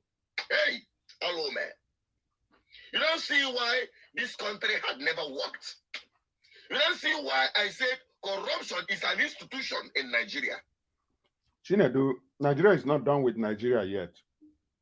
I mean, Britain is not done with Nigeria yet. They are still on their business on Nigeria. They are still working on Nigeria. They are still messing Nigeria up. In fact, the future prince, God forbid, said the other day that Africa, the problem of Africa is the population. He wants to do something. He wants to continue from where his grandfather stopped in seeking after population reduction of over 80% in Africa and filling it up with animal. Those are the people. They are not done with Nigeria yet. They are also running Nigeria through the oil and gas. Their business interests in Nigeria, they want to sustain it and maintain it by all means. That's what matters to them. That's what matters to them. And so, let's continue. PDP, when I introduce them, APC, when I don't gazette them. But not only Nigerians, we believe in our message and rally round to save themselves before it is too late. And then we'll change this status quo. And that is why GGM is here. We will not do it for you. I will not come to your village, to your state, to your region to fix it. You got to do it yourself. You got to start waking up. You got to start asking questions. Because these politicians, they are not doing you any favor. Government is not doing you any favor by delivering. You're not going to do it alone. You are not even standing alone. There are people who are on top of this 24/7, 365 days a year. Join them. You are not going to be standing alone. It's called NINAS. Google it, study it, find more information. Bring the service they ought to do. You are complaining. Your schools are falling apart. Is it not in Kogi State? We published the other time where children do not have a roof over their head to study. In the same state, you are allocating billions of naira to the office of a governor, one man. How do you expect your hospital to work? No, tell me, how will you expect them to create jobs? You see why I say that Nigerians are victims of Nigerian state? I am not missing word. And until Nigerians wake up and stop being used by this never do well political class, because at the end of the day, these men will come out for elected position. You, the victims of these people, will still gather around them, collect money, collect palliatives, sell your votes to these men, and yet you complain and end up in church where you'll be praying and fasting. Let me tell you, if you like, pray from today till the next generation. With the way Nigeria is, you will continue to suffer. The condition can only get worse. I'm telling you the truth. The only solution to it is to embrace the truth coming from GGM, from this platform. There is no other way. You have to stand up. You have to resist them. You have to stop them from entering into the government house because they can't get there without your help. They can't. They can't get there without your help. And don't listen to those who tell you that it doesn't work, election doesn't count, and the rest of them. All those things are old story. We did it in Anambra State. And Ayabado Soludo Touch, that he has come out to say that he's going to have a very transparent financial records in his government. And about your touch. And that is how it begins. The problem of Nigeria flows from the 1999 constitution, the criminal constitution. How do we go about it? How do we take it away? Let's get to referendum. When we go to referendum, our people will vote for new regional constitutions to be part or not to be part of Nigeria. It's not about any further elections. We suspend all political activities, so shut down every political activities until we get Nigeria sorted out first. That's the most patriotic thing to do. That's the least we can ask for. In a place where the government has been fingered to be part of the terrorists destroying the country. The government is not ignorant in this case. The government is not even neutral. The government is part of the problem, part of the terrorists. Thank you.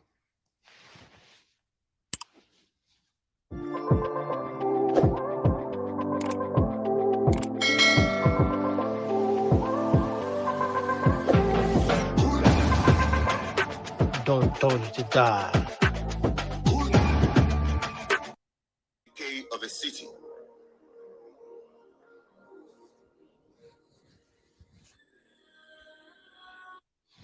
Here is yet another proof that referendum is urgently needed in Nigeria. There is this particular state that has always had criminals as governors, including members of the House of Assembly.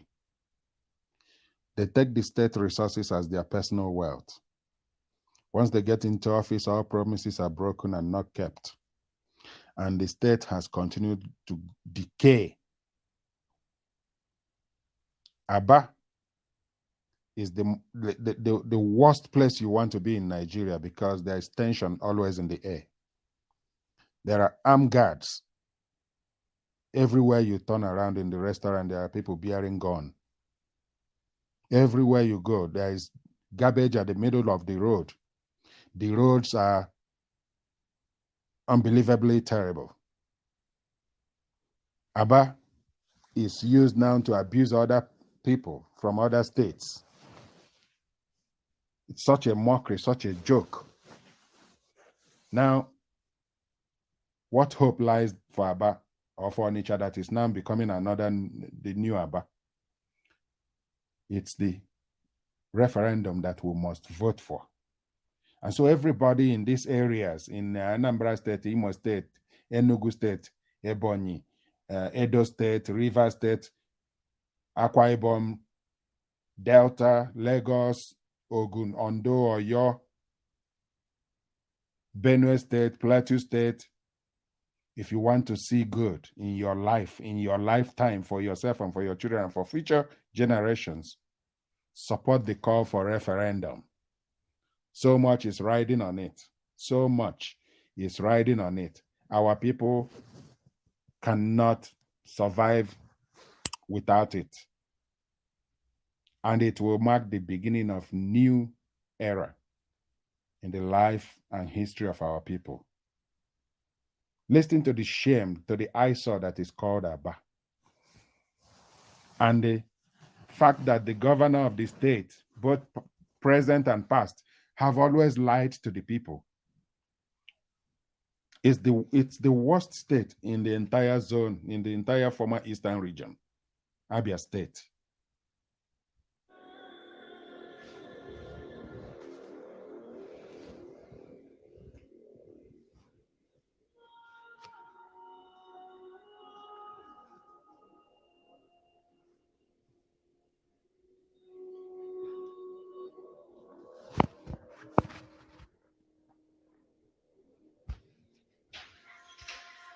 Going through these places I have. From glory to glory. Aba is unbelievable. Abandoned city.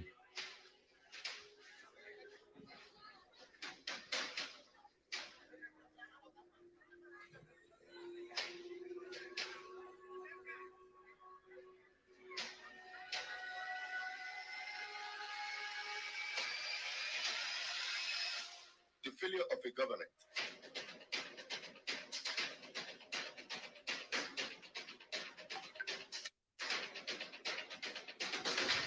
Aba have not experienced any improvement from the 1970s to date. Not much of any improvement for over 50 years. The people have woken up.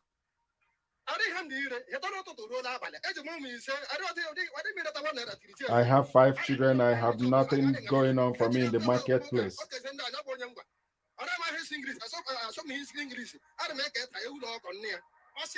I want to say it so that everybody will hear that the state governor is a failure. There is no road in the city.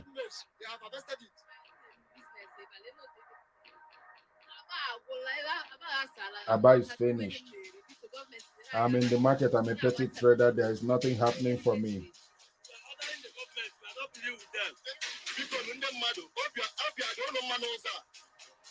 The people are not happy with their roads.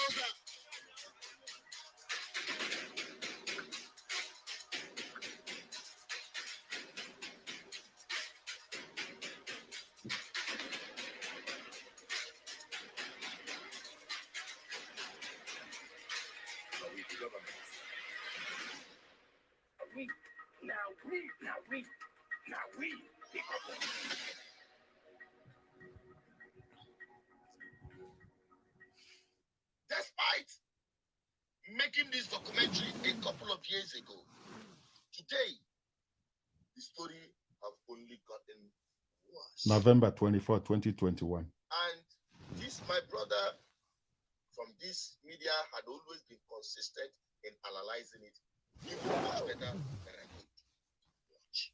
Infuse your life with action. Rather fail with honor than succeed. Liberos Oshoma. On the 12th day of November 2021, the Aba branch of the Nigerian Bar Association proposed to address a press conference and subsequently embark on a street protest on the 23rd of November 2021 to draw the attention of the world to the deplorable state of roads in Aba. Commendable wake up, I must say. GCK. At least this has vindicated my position that to call the state of road in Aba and Abia State in general as deplorable is a disservice to the word deplorable itself, as the roads can't be described as roads. Roads like the 4-kilometer road, Fox Road, the 9-kilometer Port Harcourt Road, that were constructed by the current administration of Dr. Okezie Ikpeazu, with almost 6 billion and 5 billion naira respectively, has collapsed even before completion. Asa and Azikiwe Road, St. Michael's Road, Hospital Road are shut down despite the funds and resources expended on them. How about Ungwa Road, Oboya Road, and Ohanku Road? All have been abandoned as NUMA has suspended the World Bank project therein due to allegation of mismanagement. Ekakbara roads to Werenta, Nemu roads to Akwa Ibom, close to Erondo Jr. and aides of the governor's house in the village is impassable. If I mention Bende to Ohafia to Arochukwu, I will be invoking the spirit of the dead. How about the 2 roads that kidnappers have turned to a den because of the bad states? Ubakala, Odumahia, Ururuka roads from the governor's house to Amakama Junction is terrible. Ulukoro Road to Omudike, the Michael Okpara University in Umuahia is an eyesore, very deplorable. Still down on that road through Ikwano to Ikotepene, that's Dr. Mondo Bani's village, it's not motorable. The roads in Ugunabo, Ukwa East and West are no-go area, as people from these areas can no longer access their villages using vehicles.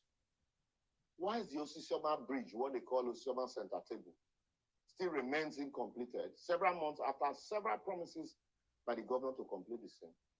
The Osisioma to Port Harcourt axis of the dual carriage road, though a federal road, could pass as the worst highway in the country, as commuters dread plying that road. Anyway, why road go dey the state when state government spent 1.4 billion in the year 2020 to purchase vehicles for government house and MDAs, and another 1.3 billion to buy second Helios vehicles after the Prado from the State House of Assembly members during lockdown? members that allegedly earn the highest allowances in the entire Southeast, even though the total expenditure of the state in terms of capital expenditure between January and September 2021 is 8.4%, which is the lowest in the whole of Southeast. What sector can one really mention in Abia State that is not deplorable? Is it health? Is it education, where the students are even rioting over non-payment of their teacher salary? Public infrastructure, even information, the state-owned information centers. It's either the workers are planning to go on strike or they are threatening to go, or they are on strike already. A state that UBA, in their social responsibility, spent 39 million naira to sponsor the automation of our civil servant salary payment system in 2016, only to spend 48 million naira to conduct this verification of the same civil servants in 2020, and ended up owing the said civil servants and pensioners between 20 to 30 months salary arrears. Yet, almost empty the state treasury to send entourage to Lagos to celebrate an undeserving award to the State Assembly Speaker, Honorable Chinedu Oji Ikuku, as is fondly called, as the Public Servant of the Year award. I sometimes wonder if these people know the meaning of honorable or honor at all. Anyway, maybe this is how he wants to come.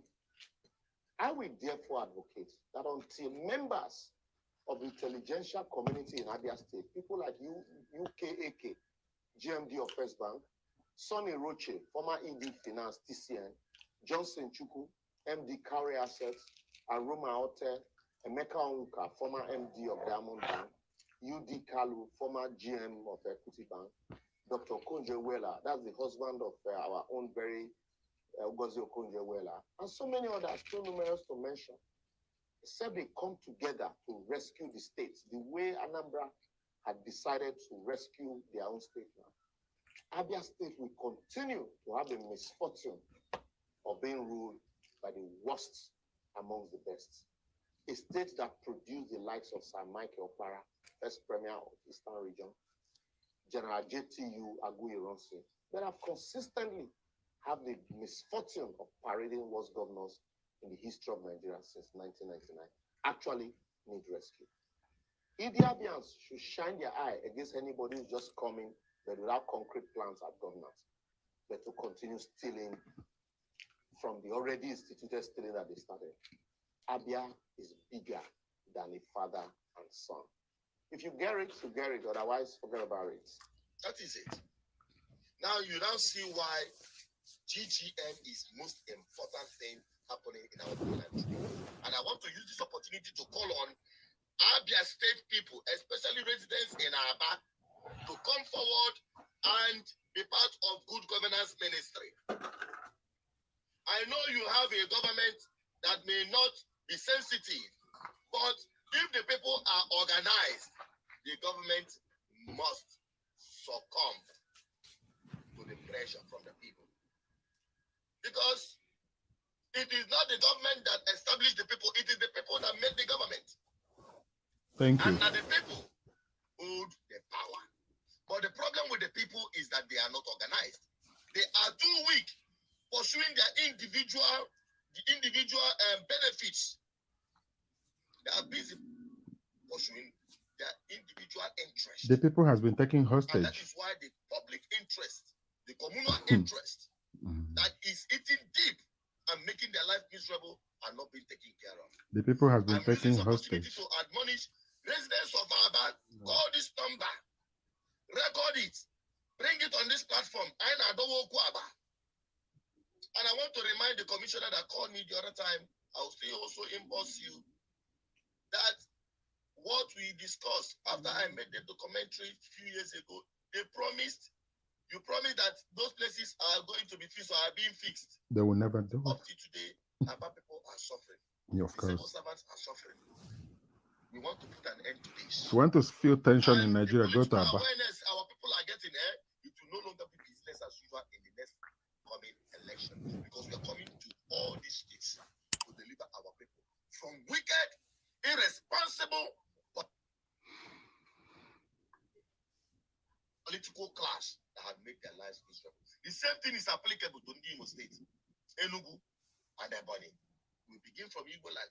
We must insist that the right people, the best of us, mans our public trust. Nigeria needs a binding multi-regional referendum, and the Nigeria Indigenous Nationalities Alliance for Self-Determination have got it covered. Joining the trend now is the best decision you can make in your life for this and for history's sake, for this time and for history. Don't miss this trend.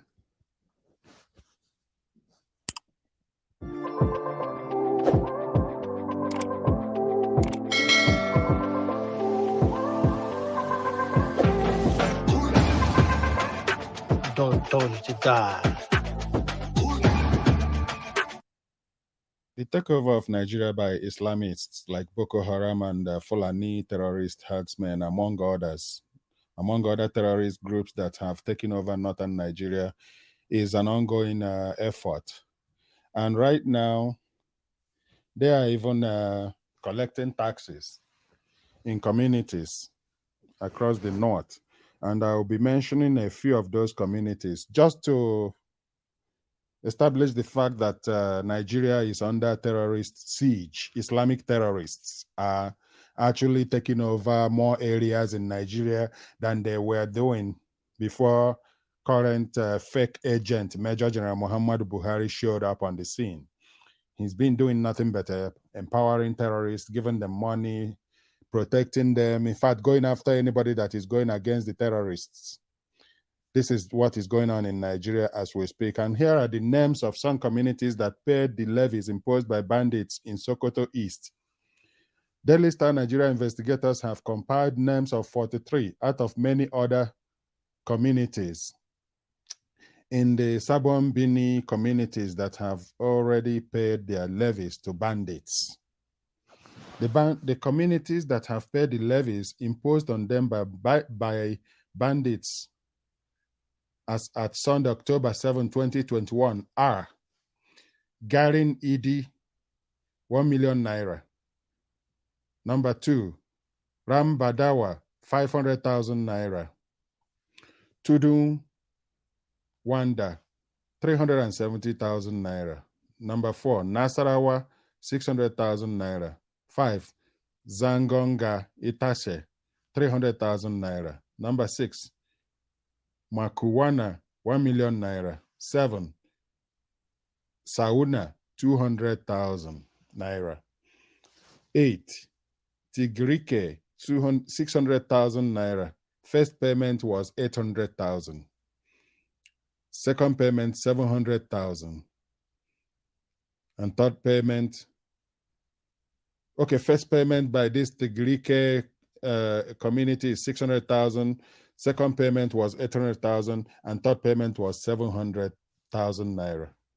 Number 9, Alakiru, 3.5 million naira, paid 2.5 million to pay 600,000 balance. Number 10 is Dogom Make, 2.2 million naira. Number 11 is Dakwaro, 100,000 naira. 12, Kwarang Gaba, 3 million naira. Number 13, Adarawa, 300,000 naira. First payment, 1.5 million naira. Second payment, first payment was 300,000 naira by Adarawa community. That was first payment, and 1.5 million naira was second payment. Number 14 is Ataolawa, 400,000 naira first payment, 400,000 naira again for the second payment. 15, Kiratawa, 500,000 naira first payment, 600,000 naira second payment, 1 million naira as levy for the release of their chief imam. Hawan Diran, 800,000 naira. Kuka, 100,000 naira. Number 18, Kwatsai, 2 million naira. First payment, second payment, 1 million naira. 2 million naira actually, 2 million naira twice by Kwatsal. Number 19, Dukuma, 1.7 million naira. First payment, 400,000 naira. Second payment. 21, Dabagi, 100,000 naira. 22, Dam Maliki, 400,000 naira. 23, Bore, 2 million naira. Number 24, Malamawa, 1 million naira. 25, Kimba, 350,000 naira. First payment, 1.5 million naira. Second payment. Number 26, Katsira, 1.5 million naira. 27, Masawa, 5 million naira payment not yet confirmed. Faru, 4 million naira. Shadawa, farming for bandits by villagers. Gidan, Shadawa community is farming for the bandits. They are doing farm work for the bandits in their own land. 30, Gaidan Giara, farming for bandits by villagers. 31, Dungurum, 500,000 naira. 32, Gamuzo, 1 million naira. 33, Jinjira, 4 million naira. 34, Walkia Sabua, 1 million naira. 35, Walkia Sohua, 300,000 naira. 36, Kitamau, 600,000 naira. 37, Gangara, levied individually and as community after initial payment of 1.5 million naira by the community. 38, Kaihin Ashka, each man 1,500 naira, each woman 1,000 naira, after the community had paid 1 million naira. 39, Gaki, 4 million naira. 40, Ahifara, 1.5 million naira. 41, Dan Aduwa, 1.5 million naira. 42, Zagon Abamu, 2 million naira. 43, Gatawa, 5 million naira as second payment. This is from the Daily Star of November 17, 2021. It was copied from Tony Smart Opala. In my opinion, Northern Nigeria is gone. It's no longer part of Nigeria. In time, we will all come to accept this reality. The governors and leaders in the region have elected to relinquish control of the zone to terrorists. To stay in their exalted position, they have to pay the terrorists and negotiate with them to stay alive and safe in their government seats. Believe what you like, but what is the reality of the situation? To reclaim the North back after Buhari will require a huge, non-compromising military action, the like we have not seen since the Civil War. Let us stop pretending. The North, as we used to know it, is no longer part of the Nigerian state. Yes, because they actually started declaring Sharia legal code from Zamfara state more than 20 years ago. And the governor that started it was one that was called Yerima, a man who married an underage girl from Egypt or somewhere like that, 13-year-old girl, 13-year-old kid. Like, these are child molesters that are actually helping to hold Nigeria down, you know. Let us stop pretending. The North, as we used to know it, is no longer part of the Nigerian state.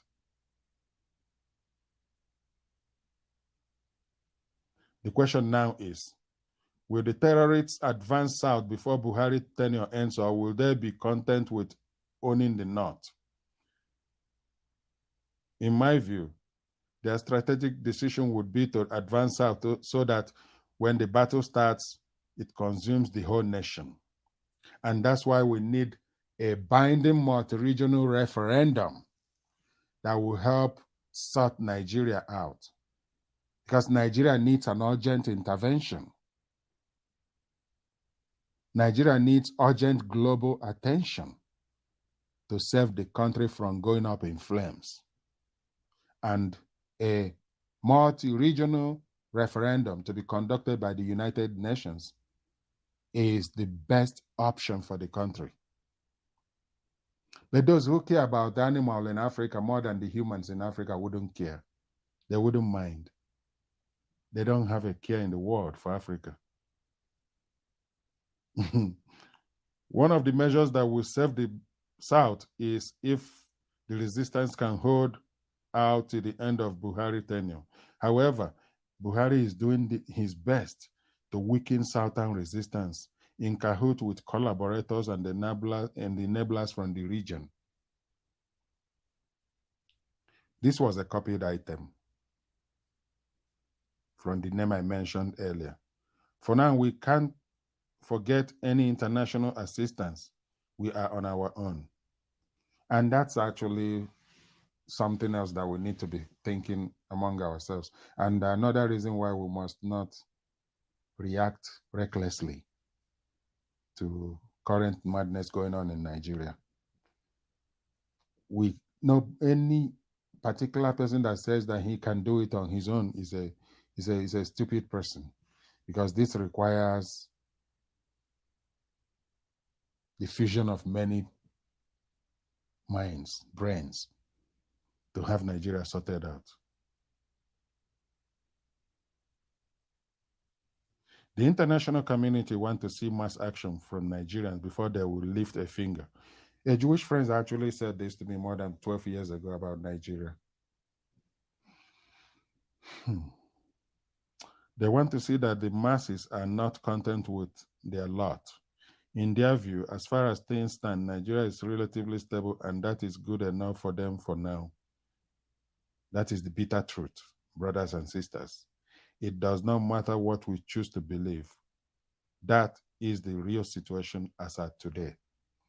Again, I must add that the NINA's guidelines present Nigeria the best opportunity to have Nigeria sorted out peacefully, so that we can be good neighbors in our independent nations of Lower Niger Territory, Oduduwa, and Middle Belt. We will be good neighbors with whatever is left of these 12 Sharia states. But to be together? No.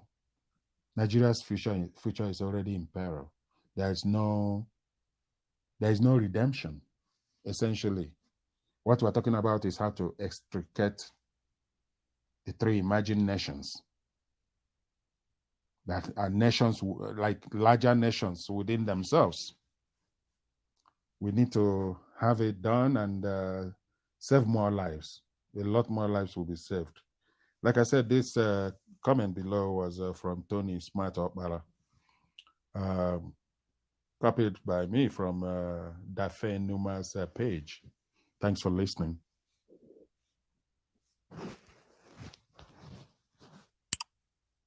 The hashtag NSAS report finally here. A lot of people, even though it's not been officially released, says it brings closure and a step towards healing for some of the victims. Well, so many things have happened in this country that you don't know exactly where to begin to have an analysis, when it does appear that the government actively encourages the killing of its citizens, when the Constitution of Nigeria says the primary purpose of government is to protect lives and property. And I was waiting since 2-3 days to hear one fellow who answers Garba Shehu Garba, who is a principal, is a senior advocate, always defending herdsmen and anybody who kills people in Benue and Plateau. And I haven't had anything that Nigerian citizens were killed. Federal government hasn't said anything. A Supreme Court judge was almost kidnapped and attempted an attempt on her life. The federal government hasn't said anything. The Attorney General is there wishing things and wishing down what he probably supposes. So, things are getting so confused that the only way to put it is that someday everybody will sit down to a banquet to face the consequences of his or her actions. That is the only preview, that no matter what it is, you must sit down at a banquet, either at God's judgment or even here on earth, to be able to answer the responsibility entrusted upon you by people, and you fail them. Because you are guilty of the good you never did, or you failed deliberately not to do.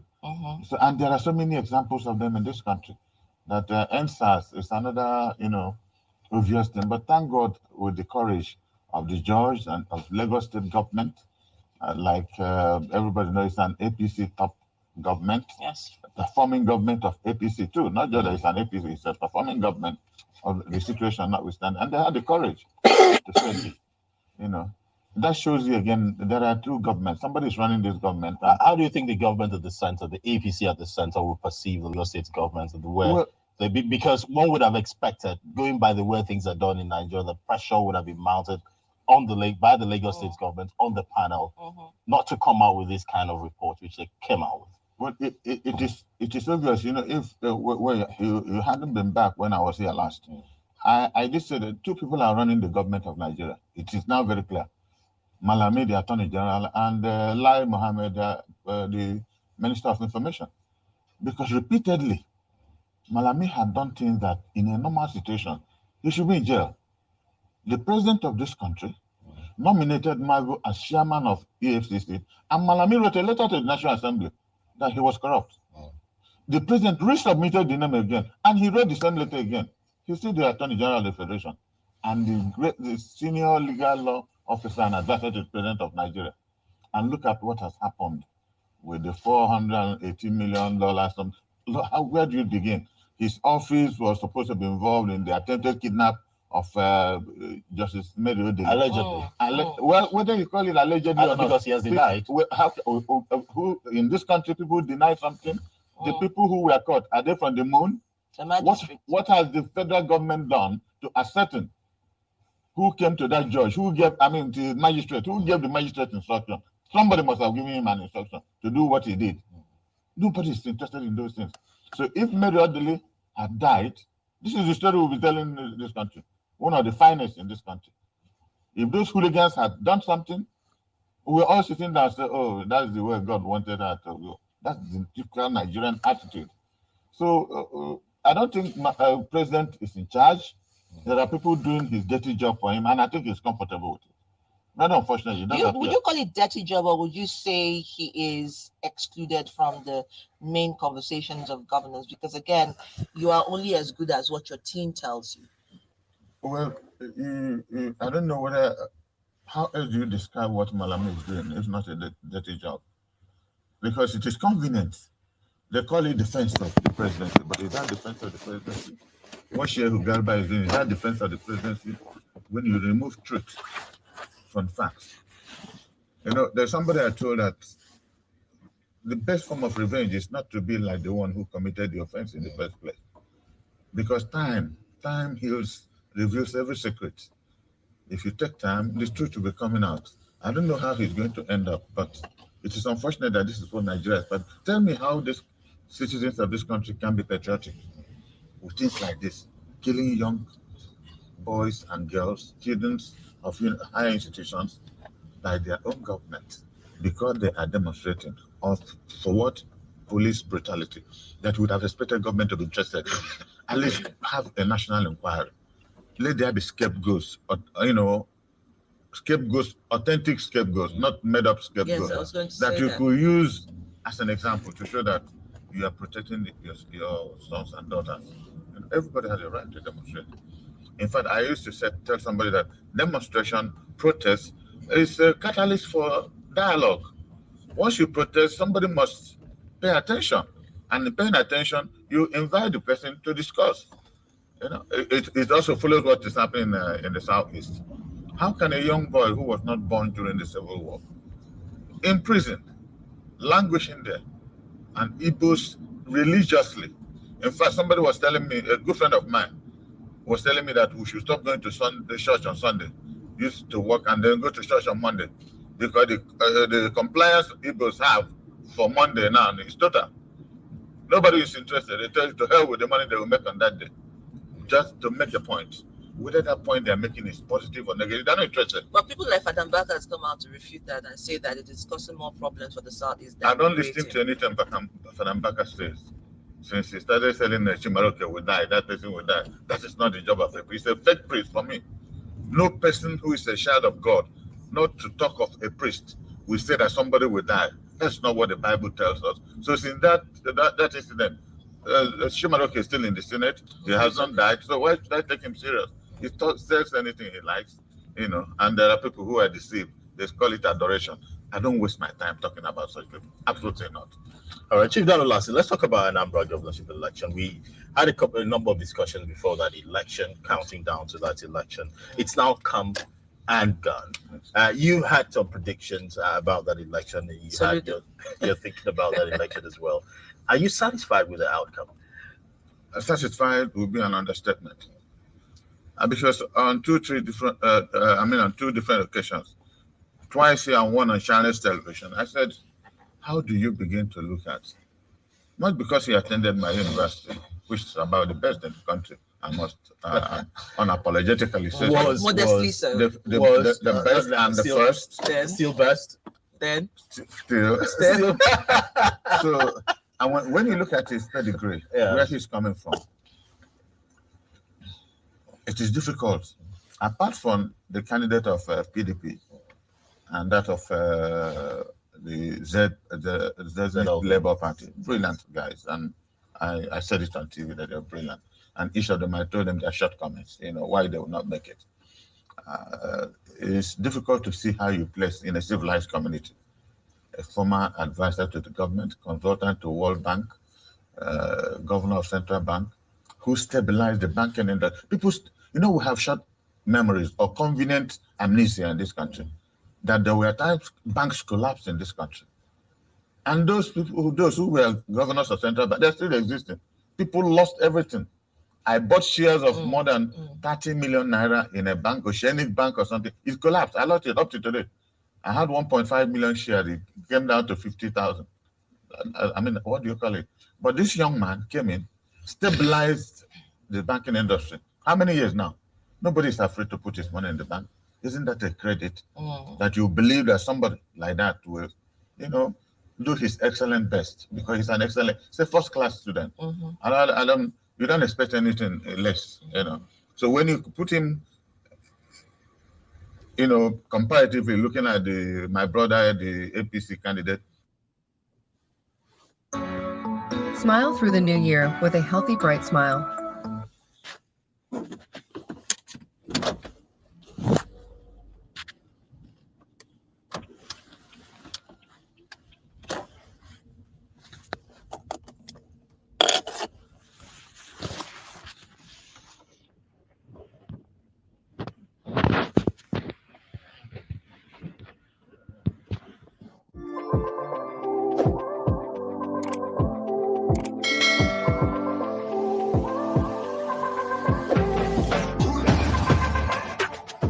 Told you to die.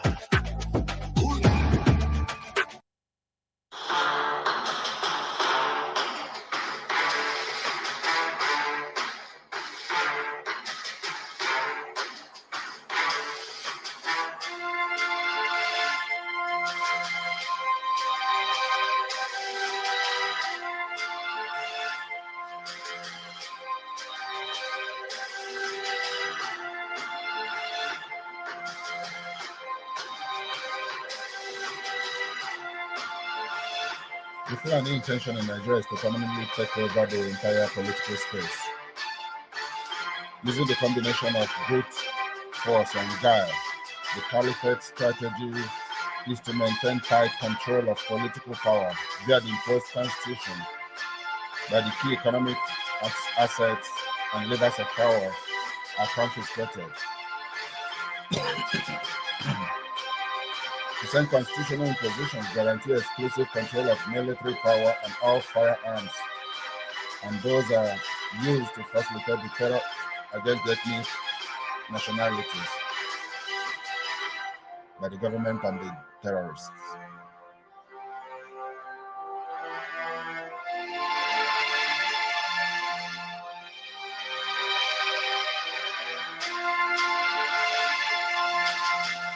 The North do not mean well for Nigeria.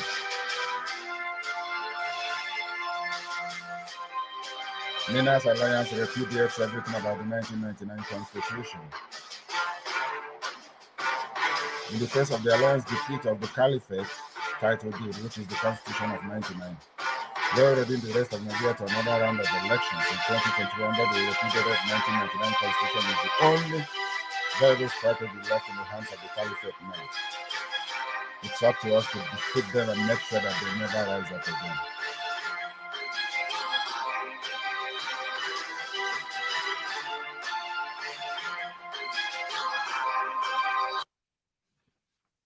The alliance mechanism is to tackle the North.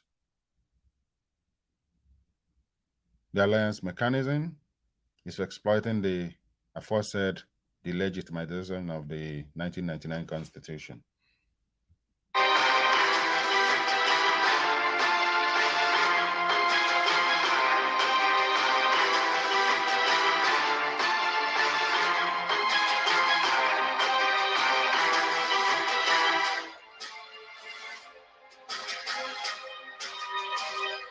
Let us win the war peacefully. Stop the march towards elections of 2023. All political parties must shut down now if they are really for the people and not for themselves.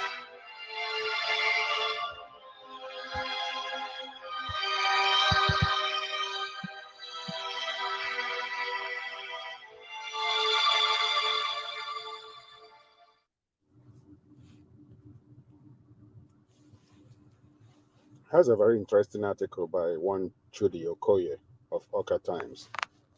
Igbo Grandee's wrong-headed plea for Kano's release.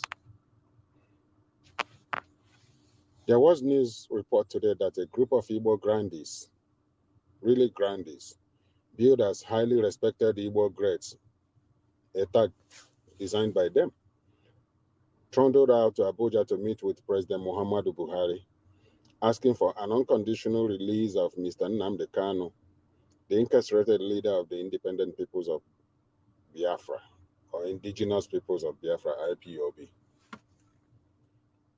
The delegation included Chief Mbazulike Amechi, a First Republic parliamentarian and Minister of Aviation, Dr. Chukwuemeka Ezeife, former governor of Anambra State, Bishop Sunday Onuaha of the Methodist Church, and Chief Barrister Godi Owazurike, former president of Igbo Social Cultural Organization, Igbo Cultural Group, Aka Ikenga.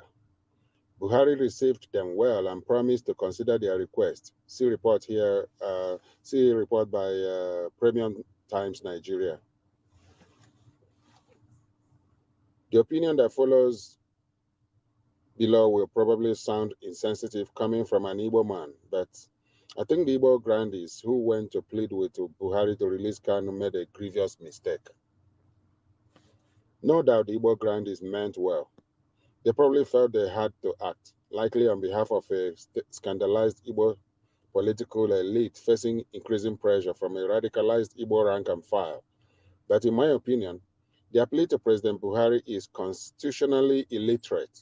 It is politically inastute, and it is an ill-considered move that will likely hobble IPOB's long-term revolutionary strategy. It also goes against everything Nnamdi Kanu has been saying on the radio for how many years now? That people who are for one Nigeria are the one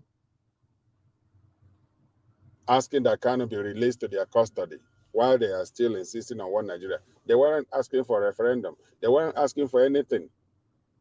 And these are part of the presidency of Igbo extraction campaigners. They are behind all this. Buhari was right to have stated, as reported in response to the Igbo delegation, that its plea offends a fundamental tenet of the Nigerian Constitution, which is separation of powers.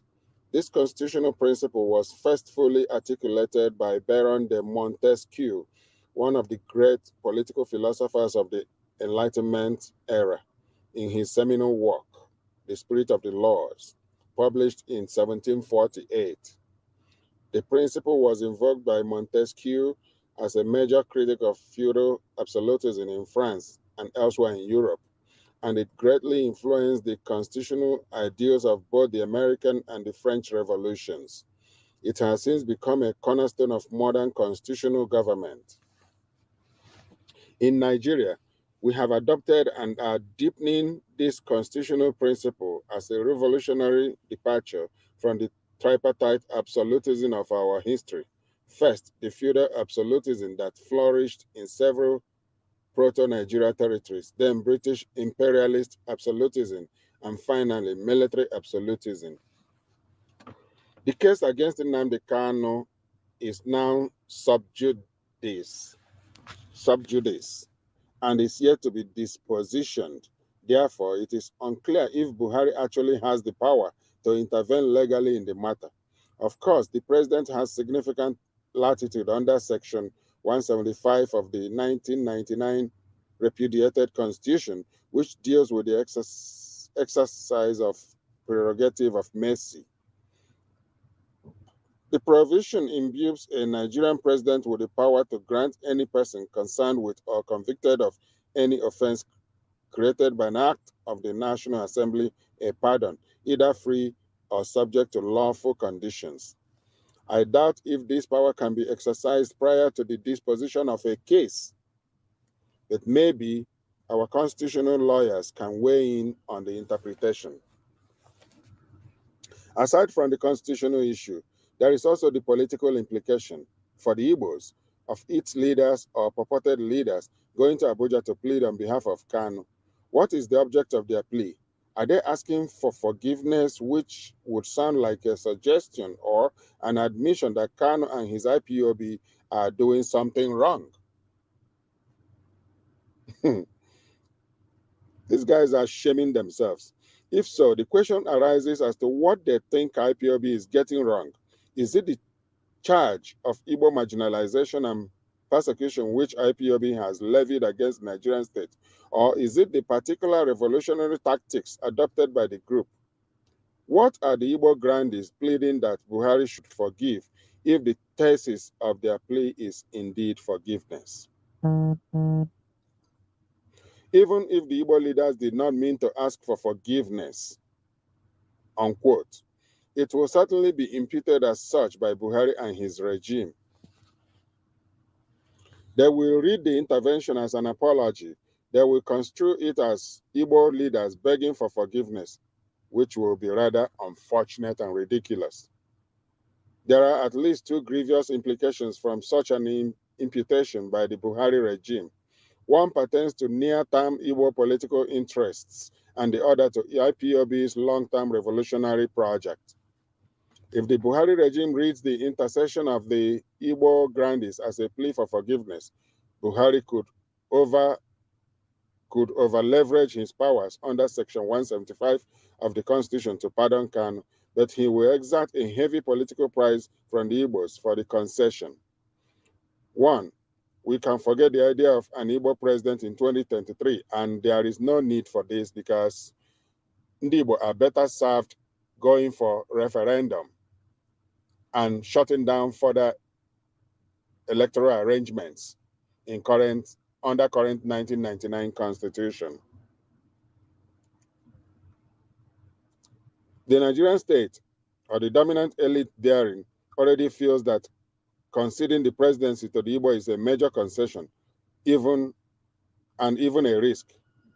Buhari may be advised by his political strategists, and the willing president may accept the advice to free Nnamdi Kanu as a substitute for conceding the presidency to the Igbos in the near term. More than the presidency, Buhari and his anti-Igbo coterie could also leverage the forgiveness of Nnamdi Kanu to continue and even intensify federal disinvestment of Igbo land. Igbo land has suffered from a systematic policy asphyxiation since the end of the Civil War in 1970, despite the no victor, no vanquished nostrum enunciated after the war. We went from a hot shooting war in 1967-1970 to a Cold War of policy neglect thereafter. This has resulted in relentless deindustrialization and infrastructure decay in Igbo territories. The plea to pardon Nnamdi Kanu could become another chip to be used by the anti-Igbo forces in the Nigerian regime to further reduce federal investment in Igbo land, a heavy price at that. But it is not just the geopolitical implication for the Igbos that matters here. What would become of IPOB's revolutionary strategy if its virulent leader was pardoned with conditions by the Nigerian state? We know now from the constant complaints of Nnamdi Kanu and his lawyers that the guy is no Nelson Mandela who refused P.W. Botha's offer in 1985 to release him from prison. This is very true, subject to certain conditions. Rejecting the terms offered by the apartheid government for his release, Mandela said no to Botha. I cannot sell my birthright, nor am I prepared to sell the birthright of the people to be free. I cannot and will not give any undertaking at a time when I and you, the people, are not free. Your freedom and mine cannot be separated. This was 1985 that Mandela said this. Mandela was 66 years old at the time and had been in prison for about 23 years.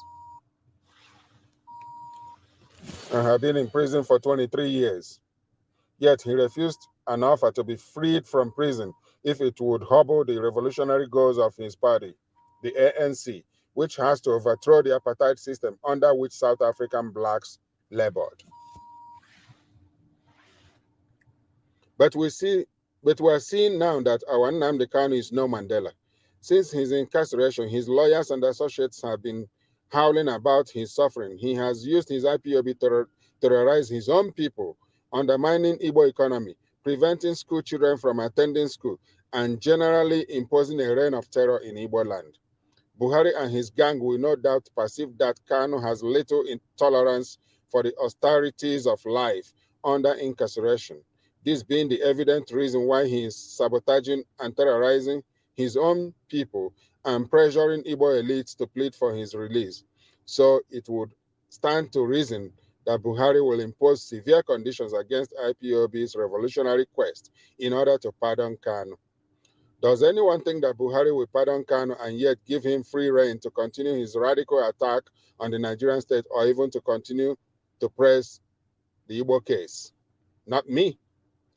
So whichever way one looks at it, this outing by Igbo grandees, though well-meaning, is a major strategic error, a blunder, I must add. It undermines not only IPOB's revolutionary agenda, but also larger geopolitical interest of Igbo people. It might be better for Kanu to go through the crucible of judicial trial and hopefully come out triumphant. The way he and his IPOB will retain the moral right to continue their agitation, even if they have to amend their strategy. And the Igbo people will not have considered anything in their demand for equal citizenship and equal opportunity in the firmament of Nigerian politics. Better still, we are better served suing for referendum, pushing for referendum along with the entire Lower Niger Territory, Oduduwa, and Middle Belt. Because Nigeria is not heading anywhere. Well, these Igbo grandees are obviously empowering a dictator, a teen god who thinks that he has the power of life and death in his hand. That's what they are doing by paying him a visit and making him feel that he can do whatever. That's unfortunate.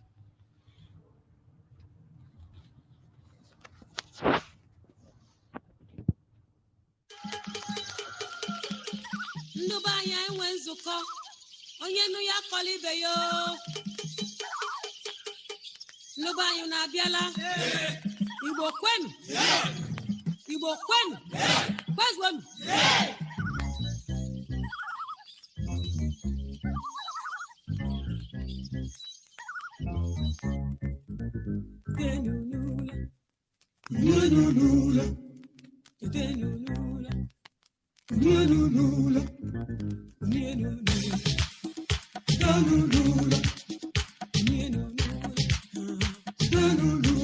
ụmụnne m tetenu ụmụ Igbo bịanụ abụ m ofu n'ime unu ewetala m unu ozi ọma bịanụ ọkwa ozi ndozi n'ozi ịfụnanya ka m wetala unu ọ bụ gịnị butela anyị iyo ọdịda nka chetakwanụ si ife adọrọ ozi ka ọ dị mbụ ọ gịnị kpatara ọkwa sisisi ọkwa gwogwogwo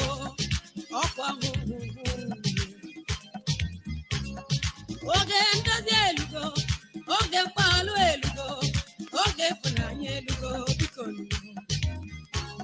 piano, piano, uniendo, uniendo, ka anyị wee n'ofe obi na-eme.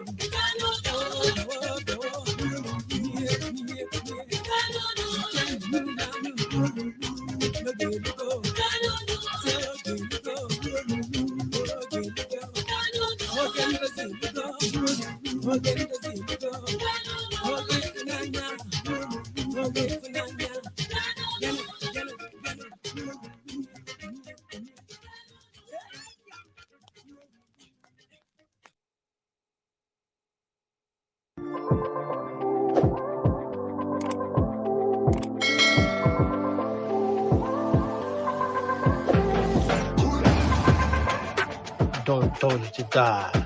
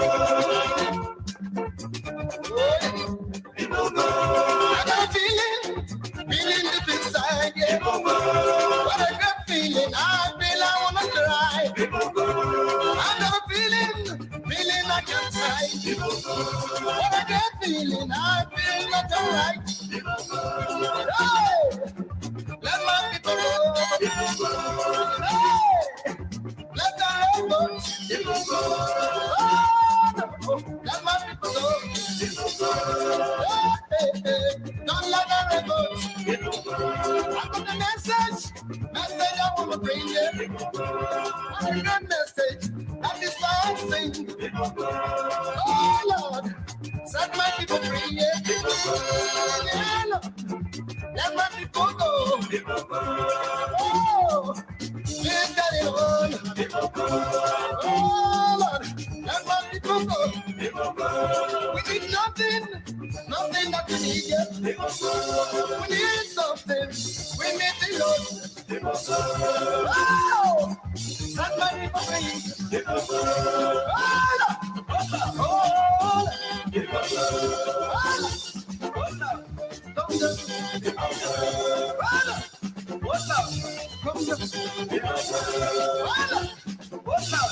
Come down. We need Jesus. Got it on. We need Jesus. We need Jesus. Got it on. We need Jesus. We need Jesus. Come down. Oh Lord. Come down. I got a feeling deep inside you. I got a feeling I cannot hide. But I got a feeling I wanna cry. Yeah, Lord, come down. Oh, Lord, set my people free. Yeah. Oh, let my people go. Oh, I wanna cry. Oh, Lord, let my people go. Oh, Lord, set my people free. Hey. I wanna cry. Oh, let my people go. Oh Lord, come down. Oh Lord, come down. Oh Lord, set my people free. Oh Lord, come down. Oh Lord, come down. We need Jesus. We need Jesus. Oh Lord. We need Jesus. We need Jesus. Got it on. Oh Lord, come down. I got a feeling I wanna cry. I got a feeling I wanna cry.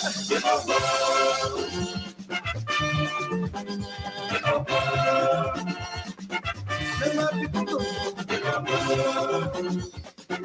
Let my people go. Let my people go. Let my people go. Let my people go. Let my people go. We need Jesus. We need Jesus. Let my people go. Set my people free. Let my people go. Let my people go. Let my people go. We need Jesus. We need Jesus. We need Jesus. We need Jesus. We need Jesus. We're gonna come. We need Jesus. We need Jesus.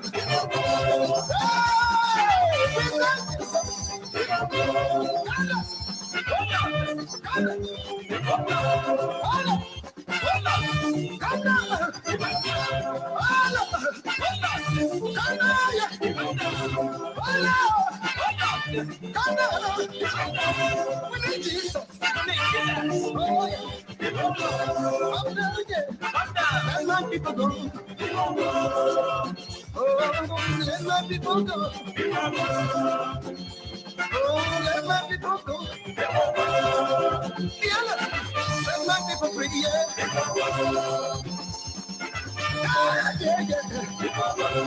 Oh, let my people go.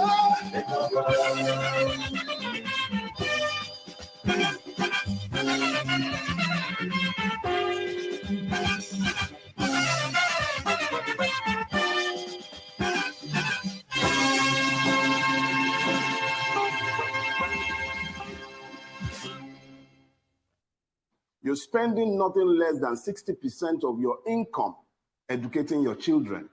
My father did not spend 5% of his income educating me because the Nigerian state had a functional educational system. Even your megats send their children to private schools now. Nobody goes to the government hospitals anymore. Everybody. So when Abiola was talking, he was still talking within a system that had some measure of normalcy within which people could function as human beings. The average Nigerian has been dehumanized to the point where you can even begin to question his humanity. It is the abandonment of the people to their own fate and the erection of a system that exists solely for the protection of the powerful and the promotion of their interest. Who is looking for the poor man? And the poor man, having lost the capacity to think because he had been impoverished ab initio by the weaponization of ignorance. An ignorant man is doomed to poverty.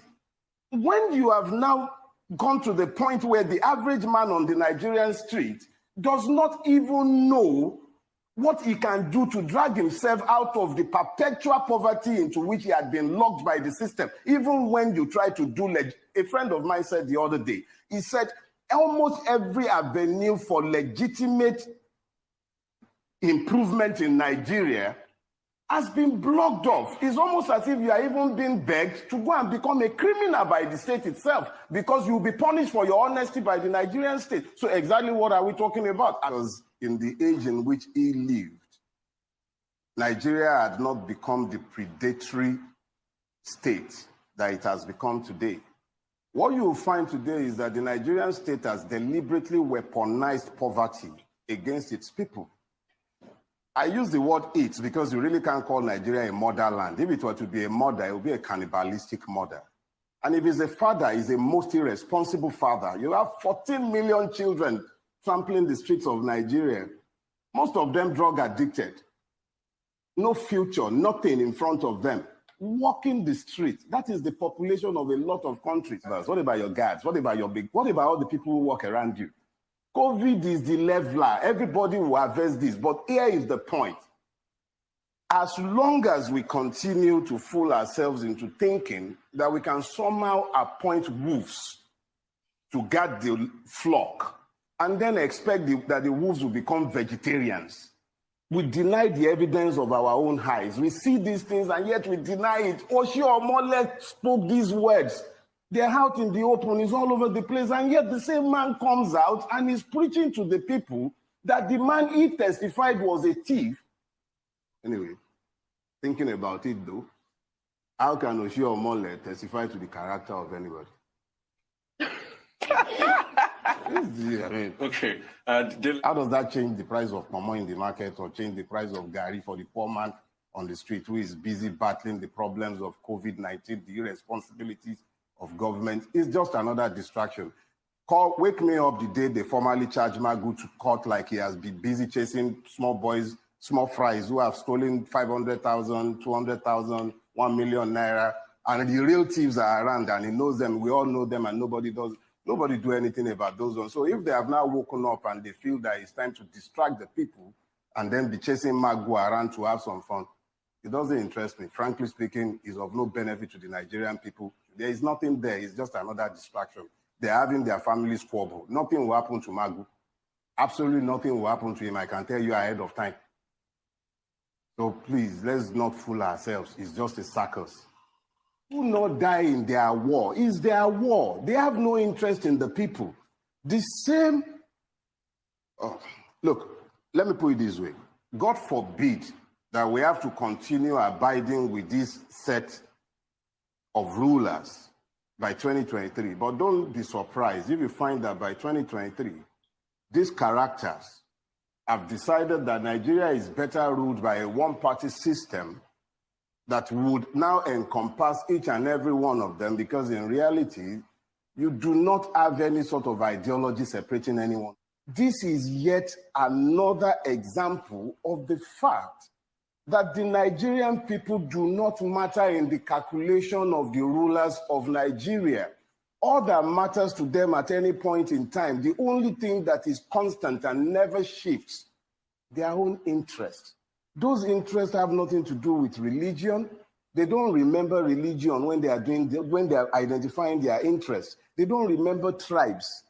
The only people for whom they always emphasize these differences are the people themselves. If you see the way the Nigerian state has dehumanized the Nigerian people to the point where life has become discounted, what you then begin to realize is that before that day will come, several implosions, such as the ones that are already happening, would continue to happen. However, some of us had the benefit of living in Nigeria where it was possible to move across the class line because the state was equitable to an extent. We still dealt with that because I grew up in the age when you began the institutionalization of the madness that has turned Nigeria into the madhouse that it has become today. It was in my age. I was a victim of educationally disadvantaged state, quota stupid systems, all those systems and isms, everything that the institutionalization of the injustice that destroyed the fabric of Nigeria happened as I was growing up. So here is the thing. For Nigeria to ever retrace its steps, Nigerians hate hearing this, but it's inevitable. There has to be a complete turnaround. I needed to lay a foundation for what I really have to say. And what I have to say is very simple. Do not die in their war. Choose your own war in which to die. We will all die someday. That is the one thing that is available to each and everybody. Rich, poor, tall, short, it doesn't matter. We would all die. So if I'm going to die, I'm not going to die in their own war. I will pick my own war in which I will die.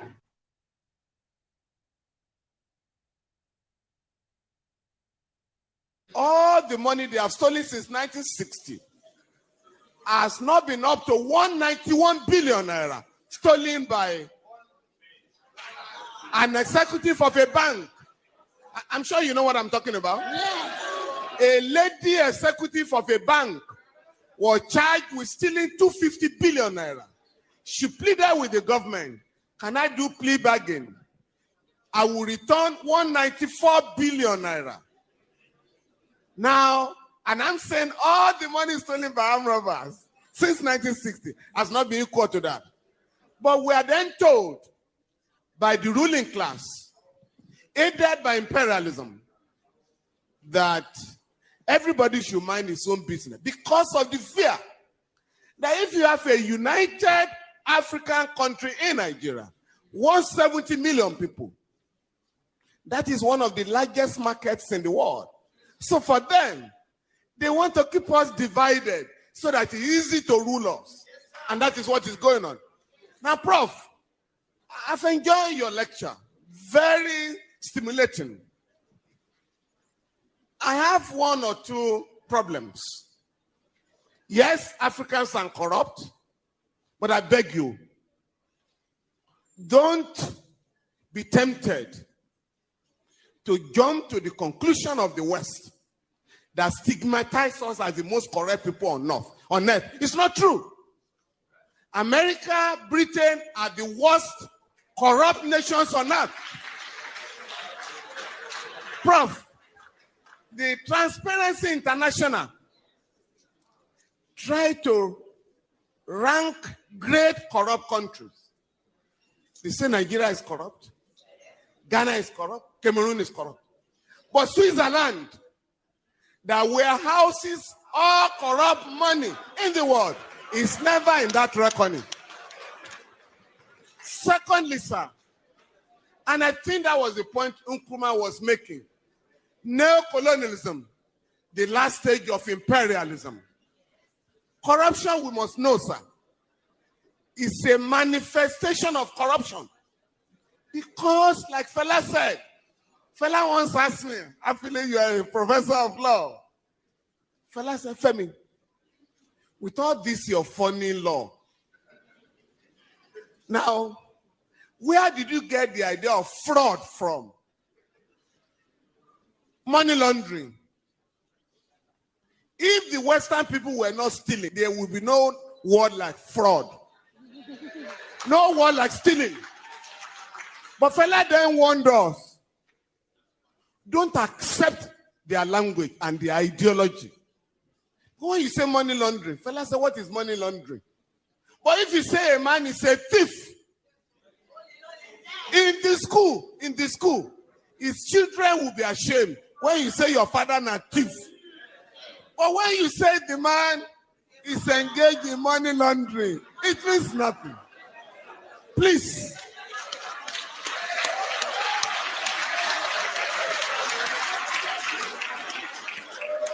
And that was when Fela was reminding us that they get the ruling class. Fela said members of the ruling class have ways of deceiving us. Embezzlement, defraudment.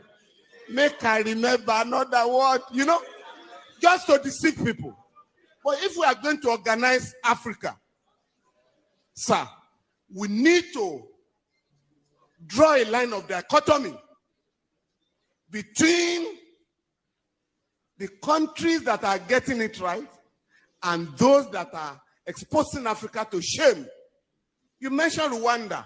Rwanda, not just the cleanest city, has the largest number of women legislators in the world, ahead of the West. But here, you are told here, women are supposed to remain in the kitchen, not to go to politics. And you know how they keep women away from politics? All the meetings of political parties are held in the dead of the night. Why? I'm talking of great ideas by lecturers, and you could pick and choose. And I chose ideas that could transform our continent. And when I went to practice, incidentally, I think Motoraya is left. Who has the question? Morayo. I practiced under our father, the late Alao Akabashorun, and he was an African lawyer,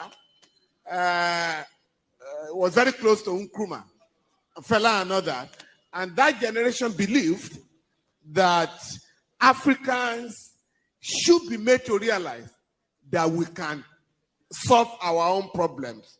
Fela sang about religion, and this is very important, because I was just reading Pastor Adeboye, who has just said that he wants to establish more churches so that everybody can have a church within a walking distance. Now, Fela sang about religion and the danger of religiosity as opposed to spirituality. Now, Akadina Okoye has just given a beautiful reply this morning that what Adebayo is talking about are business centers, not religious institutions. Please, and this is very important, they want to know how our young people. I want to go my way. Let's seek the Lord. I want to go my way. Almighty God.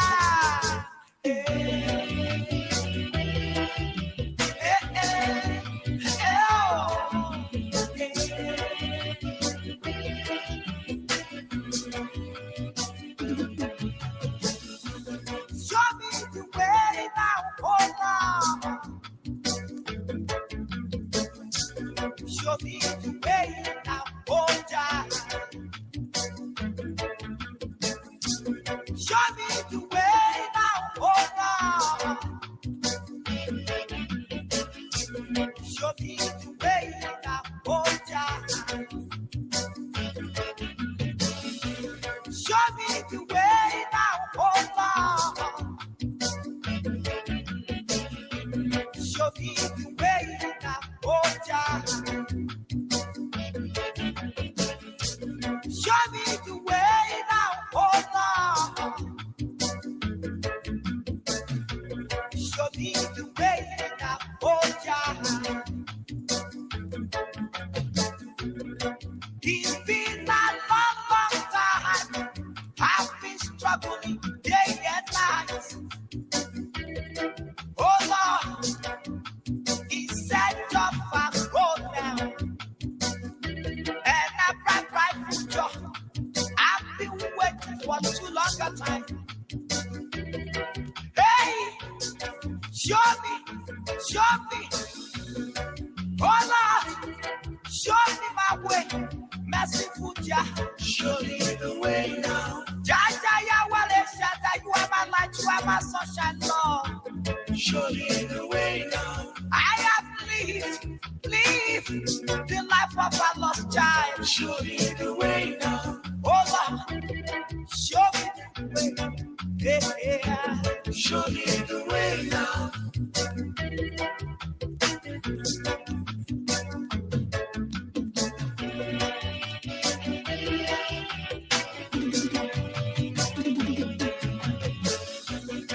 I have lived the life of a lost child. Know what to call my eye very old now. Show me the way.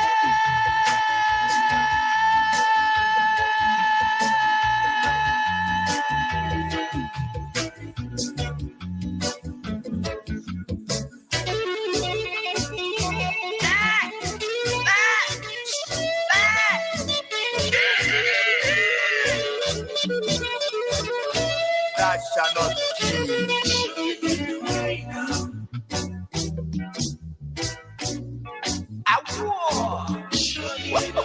now. Show me the way now. I have lived the life of a lost child, Lord.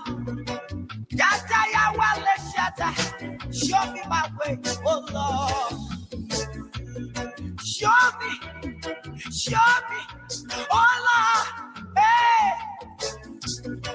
I've been looking forward to see my way through, Jaja, Lord. Show me the way now. Jaja, Yahweh, Shatta, you are my sunshine, you are my light, Lord. Show me the way now. I have been struggling day and night, merciful Lord. Show me the way now. Show me, hey, oh Lord, oh. Show me the way now. Show me the way, merciful Jah.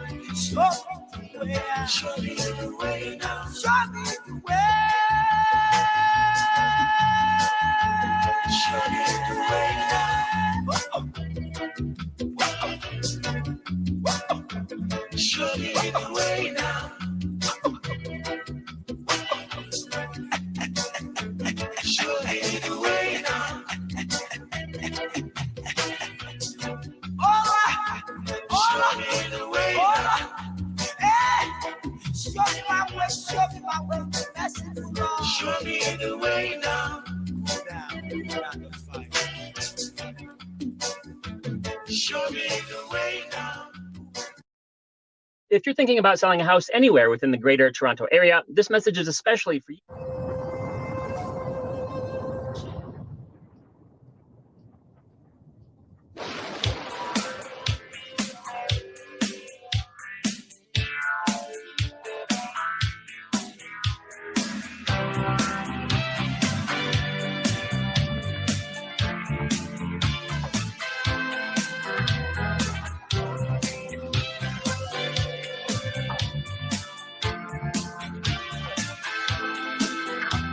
The sky looks misty and cloudy. It looks like the rain gonna fall today. This morning I'll be sowing my seed, waiting for the rain to drop and water it all. Oh Lord, hey. I'm a hungry man, and I don't wanna be hungry. You send down the rain to water up my seed. Send down the rain. You send down the rain. Send down the rain. Send down the rain.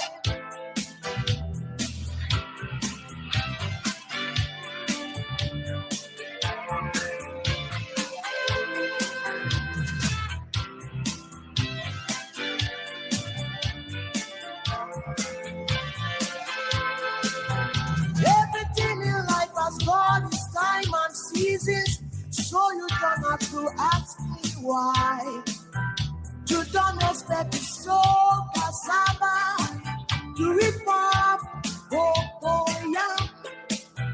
You don't expect to sow rice and reap up cassava.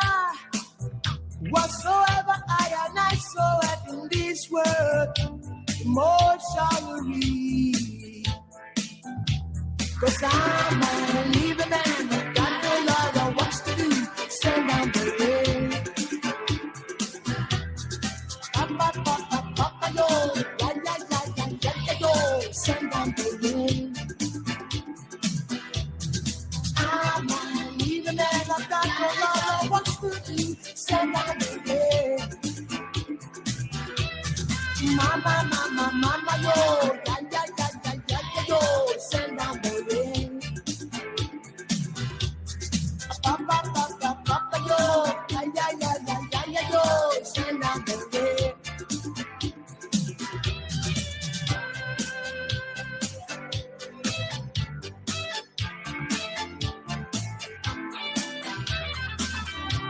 Jah is my song and that one make me feel so strong.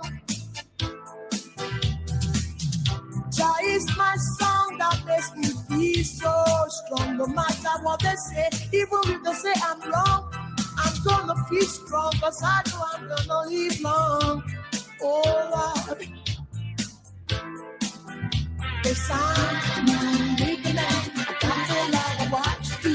Send down the rain. Papa, papa, papa, yo, yaga, yaga, yaga, yaga, yo, send down the rain.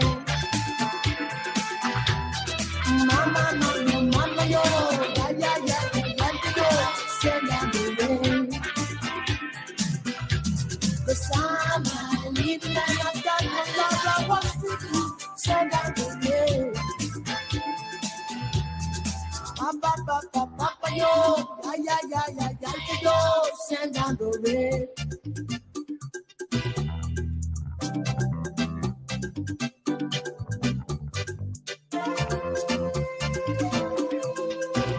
Jah is my song and that one make me feel strong. Even when I'm wrong, I'm gonna live long. Jah is my song and one make me feel strong. Even I know I'm wrong, I know I'm gonna live long. Yeah. 'Cause I'm a living life, I've got no love or what to do. Send down the rain. Papa, papa, papa, yo, ya, ya, ya, ya, ya, yo, send down the rain. Mama, mama, mama, yo, ya, ya, ya, ya, ya, yo, send down the rain. I'm a living man, got no love or what to do. Send down the rain. Mama, mama, mama, yo, ya, ya, ya, ya, ya, ya, yo, send down the rain. Papa, papa, papa, yo, yaga, yaga, yaga, yaga, yo, send down the rain. 'Cause I'm a living man, I've got no love or what to do. Send down the rain.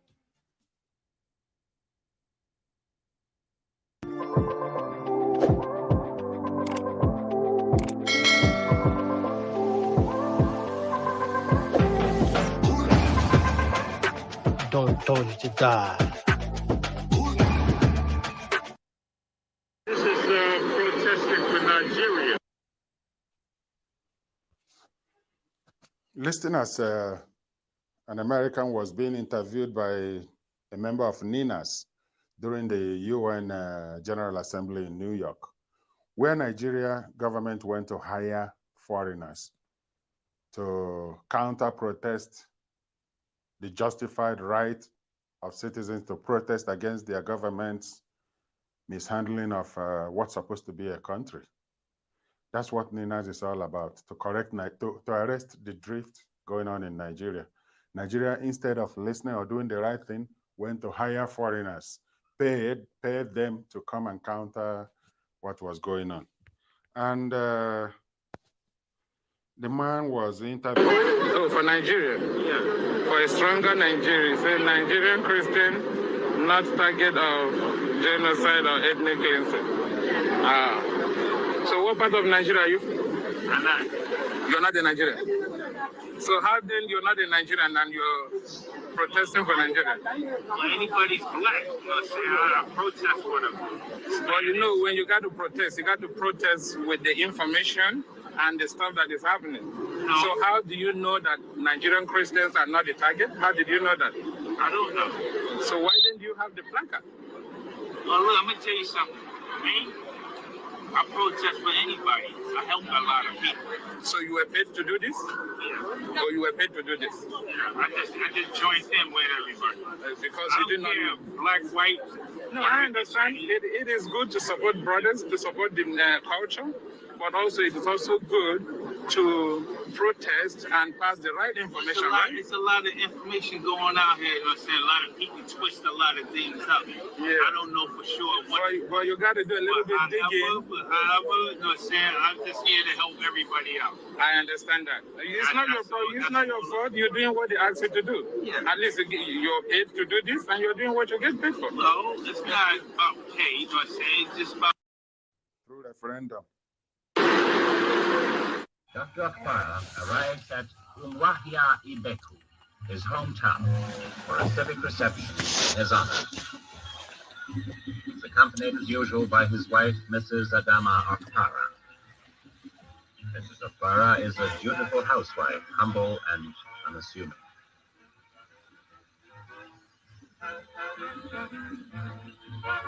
Prayer before the reception.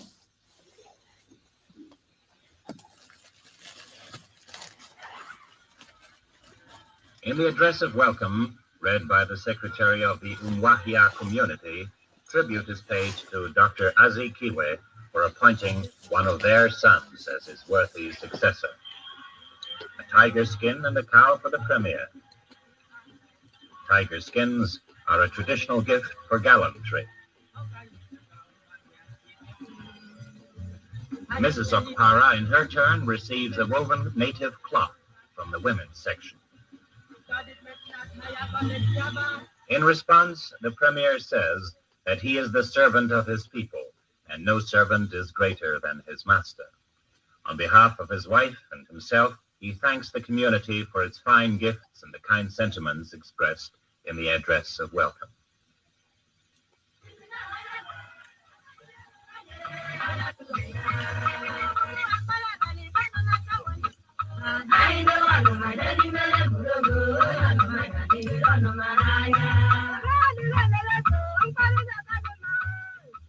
A Bende traditional war dance. The Bende are a warlike people with a long history of victories over their enemies in days gone by. What joy and comfort for the Premier to be able to turn from official cares and worries to the parents who laid the foundations of his career. The Premier ends his first official tour by attending Students' Day at the Uzwakoli Methodist College, his alma mater. He has a reunion with former colleagues and makes new friends. Eastern Nigeria, side by side with the other members of the Federation, is forging ahead. Its young Premier, Dr. Michael Akpara, pursues a policy based on the philosophy of live and let live and a decent life for all. The people of Eastern Nigeria respond wholeheartedly also to his appeals for agrarian evolution. Farming has become the order of the day in the eastern region, and communities are voluntarily offering land for the farm settlements proposed by Dr. Akpara's government, bringing hope for a better life, not through mere slogans, but through deeds, and building up agriculture as the only solid basis for true development. Like her premier, Eastern Nigeria is young, progressive, and open to the world.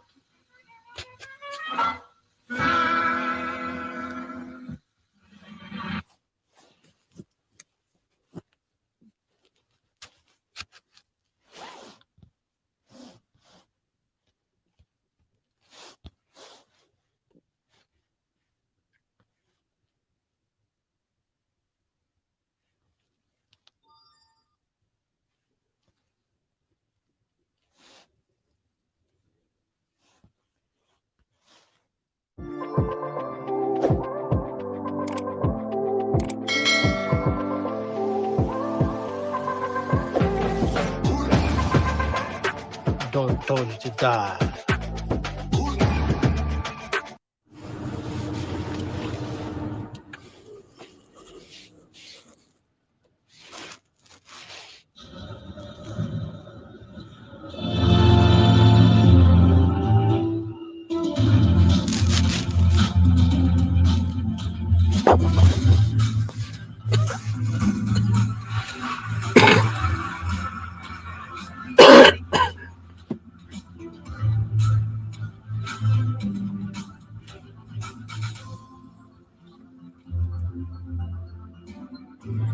DJ Switch, one of the DJs that almost got killed at Lekki Toll Plaza, October 20, 2020,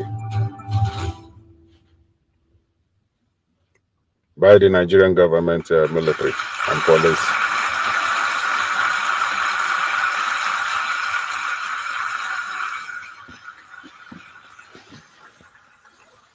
Good morning. Look at that. I've often heard that it is best to start these types of talks with a joke to make you people feel comfortable and relaxed. And so I have no such plans. What I do have, though, is a clip from a live recording I made on the 20th of October, 2020. Please, viewer discretion is advised.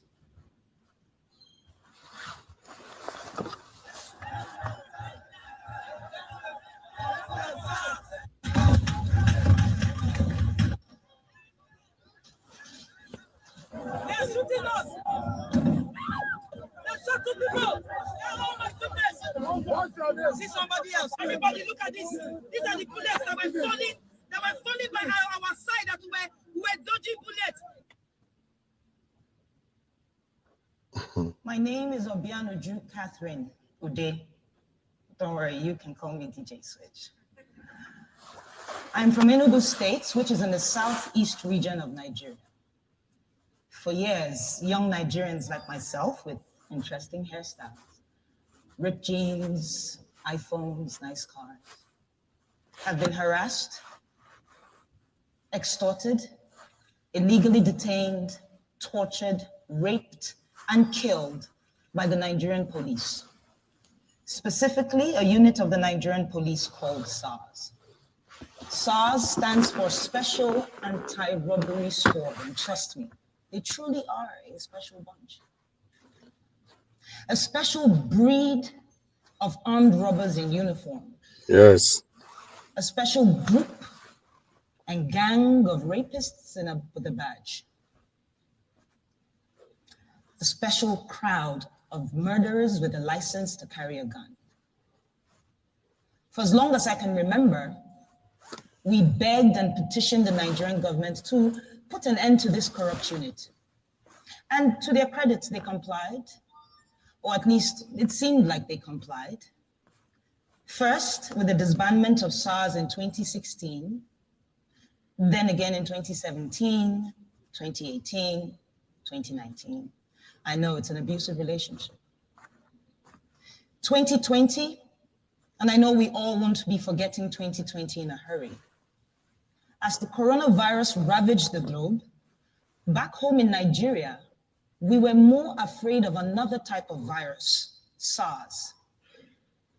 On the 3rd of October, a video surfaced online where SARS officers shot a young man and fled with his Lexus SUV. We were outraged. But this was followed by the gunning down of an up-and-coming Nigerian musician. I'm a musician. Could have been me. At this point, the hashtag #EndSARS was trending all over the world. And thanks to Nigeria's biggest celebrities and artists, influencers who said, enough is enough, it is time we speak up. And so by the 8th of October, the streets of Nigeria were filled with young men and women protesting police brutality, and I was one of them. But it is the 20th of October, 2020, that has brought me here today. On that very horrible day, the Nigerian army sanctioned by the Nigerian government, stormed the Lekki toll gate. And this is a major roadway in Lagos State, by the way. No warning, no dialogue. Soldiers opened fire on unarmed, peaceful protesters with live ammunition. We cried, we braced, and we started to sing the national anthem, just with the hopes that they recognize we're not their enemy. It made no difference. As I laid on the floor, I remember a young man, he just jumped on top of my body and he was screaming, "Cover her, cover her." I couldn't really make sense of what the whole thing was about. He was struck by a bullet on his lower back.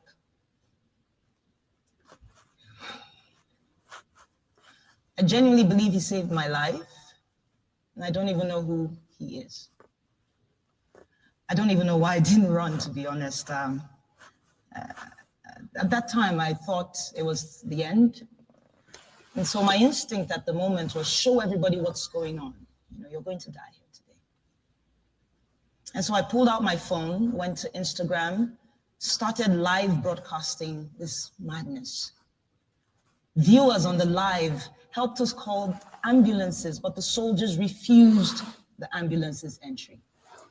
And so some of us had to turn into instant surgeons in an attempt to remove the bullet from the leg of a protester. Eventually, the shooting stopped, and we observed that some of the soldiers were picking up their shells, I believe in an attempt to hide evidence of this crime. And so we scampered around to pick the shells that we could find in an attempt to have evidence of this crime. And this was while other soldiers were dumping bodies onto their trucks. They left, and we felt a sense of victory, you know. Some can't really explain it. We were happy and angry, relieved but in pain. But unfortunately, after being on Instagram Live for so long, my phone battery died, because not too long after, another phase of attack was upon us. But this time it was the Nigerian police, and they came in guns blazing as well. And so we ran. We took the injured to a nearby hospital and the others to a church. The church apparently had been on the live and they had offered us refuge. By the next morning, soldiers raided the hospital looking for me. And I owe a great deal of gratitude and thanks to a friend and colleague who had called me earlier and said, put off the location on your phone and leave that hospital as soon as possible. And so it was barely 15 minutes after I left. But it didn't end there. My boss and his wife got threatening phone calls. I couldn't go home to where I lived because we got reports of strange men lurking around my apartment complex. I haven't gone home, actually, since the 20th of October, 2020. Speaking of home, I'm from a large family of 8, 5 boys, 3 girls, with very opposing characters, I tell you. I'm the last, with a sprinkle of last child crazy. But I remember my parents, you know, they worked really hard to provide us with basic things: food, education, healthcare, security, allowances. All while teaching us to love and respect each other's differences. On the other hand, Nigeria is home to over 200 million brothers and sisters with different cultures and tribes and faiths and beliefs. Things and differences that the government has used for the longest time to pit us against each other. But the EndSARS movement swept that away, even if it was just for a time being. I witnessed protesters collaborating and helping each other. Protesters giving food and water to the same police who's been killing us off every day. Others provided security. Another group provided funds that were donated to them, I mean in the hundreds of thousands of dollars, for legal and medical attention to protesters who needed it. This is the real Nigeria. But the Nigerian government, much like an irresponsible parent, failed to see the opportunity as a learning curve, to listen to the cries of its quote-unquote children. Instead, they chose to deny these events and also moved swiftly to silence us. Starting with the Nigerian Minister of Information, Lai Mohammed. And yes, you heard me right. The Nigerian Minister of Information, our very own spin doctor. Yeah, his first name is Lai. It's inevitable, right? The pun is begging me. Lai called the shooting a fabrication of a massacre without bodies. He said I was a purveyor of fake news with the intent of tarnishing the nation's image, that I am a terrorist, amongst other things. The Nigerian army called the shooting fake and that I had made the whole thing up with a green screen. Yes, I have plans of heading to Hollywood after this speech.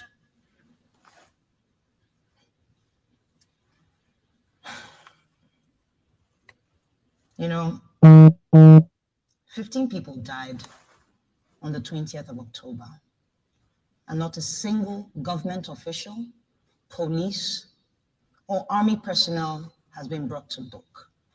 15, at least, all while singing the national anthem. Over 3 million died in Biafra, not a single person got prosecuted. As an artist and a DJ, I listen to music a lot, all the time. And I'm reminded of the legend, the artist, Fela Anikolapo Kuti. He was known for speaking truth to power with his art. And I'm reminded of his 1977 song titled Zombie. Here, Fela likens the Nigerian military to mindless zombies following idiotic orders. It was relevant then, it is relevant today, and it most likely will be relevant tomorrow, in the future. The same future that they say is in the hands of the leaders of tomorrow. But what we have tomorrow are recycled leaders of today who have failed to provide an enabling environment for young leaders to thrive and contribute. No, but they chose instead to kill us all off. Yes. One by one. This might sound outrageous to you, and you might wonder why. And I'll tell you. Our leaders are afraid. It's as simple as that. They're afraid of a thinking, an innovative, a collaborative, and a working Nigeria. They're afraid of every young Nigerian who, against all odds, have made it for themselves. They are afraid of a me, the coconut head generation, as we like to call ourselves. We're hard-headed, we're not easily deceived by propaganda, and we stand up to our oppressors. And while we may not do this all the time because wahala no dey finish, as we like to say back home, I think there's a Nigerian in the crowd. Well, what it means though is that the problems never end. And while I understand that we have to take a break to put food on the table, to at least secure our mental health, know this: corruption, tyranny, abuse of power do not go on a break. And so today I'm choosing to use my voice and my talent to push for the things that we ought to have. And I want to ask you all, these fine people, to please join me and support my vision for promoting democracy, human rights, values, and equality through arts. Thank you so much for your time.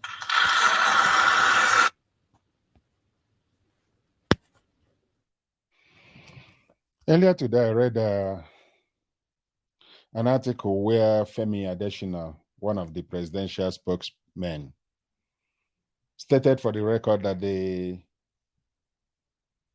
Judicial Commission of Inquiries in states where Nigerian military and police have killed people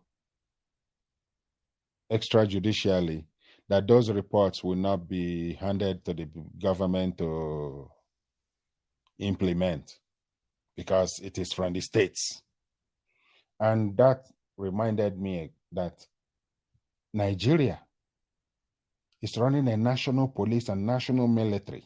There is no provincial regiment of soldiers, National Guard, or something that is under state control. There is no state police. There is no local government police.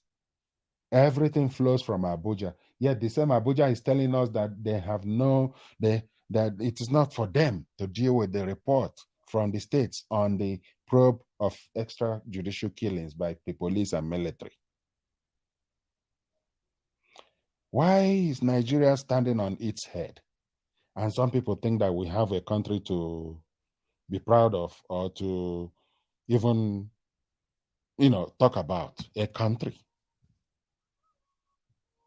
where nobody takes any responsibility for nothing, where the government is the last entity you want to trust, where there is nothing working, every institution is completely gone. On what then is Nigeria standing? If Nigerians cannot go on the street and demonstrate and express their frustration with the system, where is the country? Are the people slaves? Are the citizens caged? Are they defeated? Are they cornered? Who is the criminal here? The government or the citizens? Anyway, here is an opinion from Didi Wechue of Ninas. The 1999 Constitution is the reason for the mass exodus of Nigerians. On the very day that my late aunt Josephine completed her last nursing training exam in London, she headed back to Nigeria even before her results were out. She saw no reason to linger around in Britain. That was in the late 50s. Things are very different now.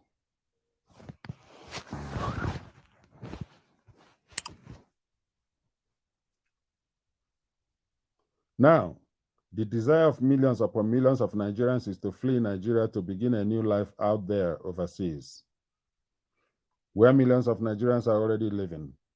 This is the mass exodus of Nigerians. Some, influenced by Nollywood films, are seeking quick and abundant wealth. Others are seeking the opportunity for just a normal life. The most prized locations are Europe or places where European culture is dominant one, such as in America, Canada, and Australia. That is because Europeans have managed to create free societies. Here are some concepts of what a free society is. And please, listeners should pay attention here because these are key points. This is what societies are made of.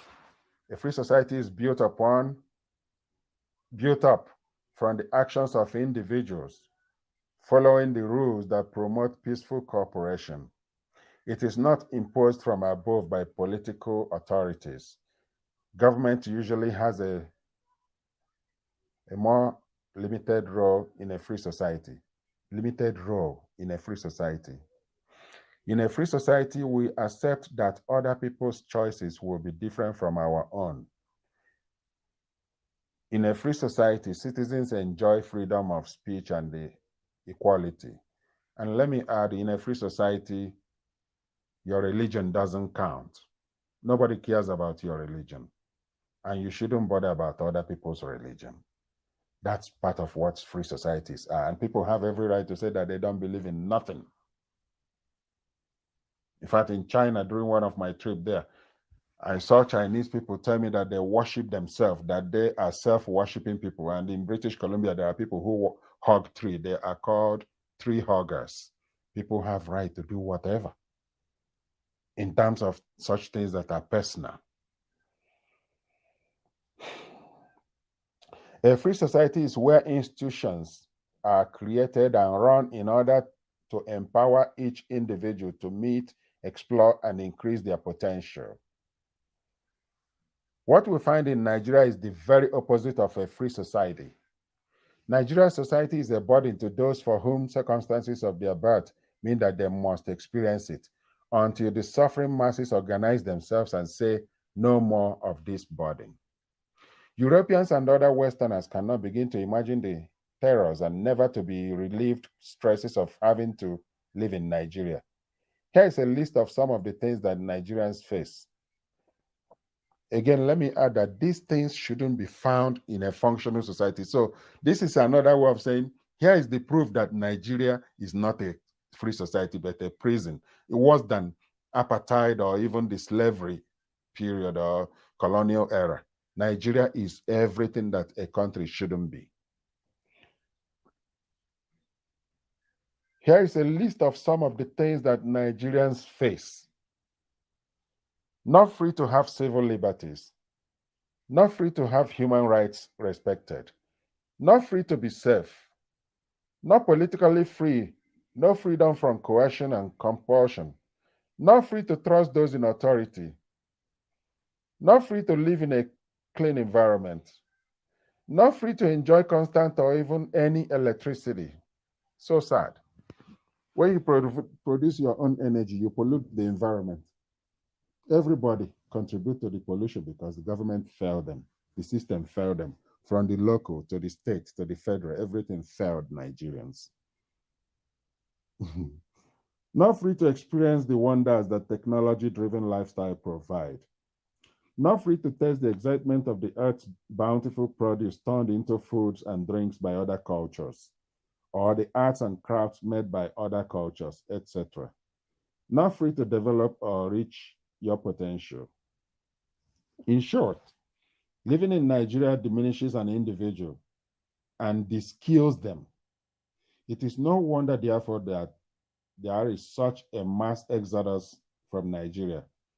One finds that the ruling elite and higher grade civil servants who could change things are regularly abroad themselves. They too want to enjoy being in a free society where they are able to acquire European goodies, even if it is with looted or ill-gotten Nigerian public money.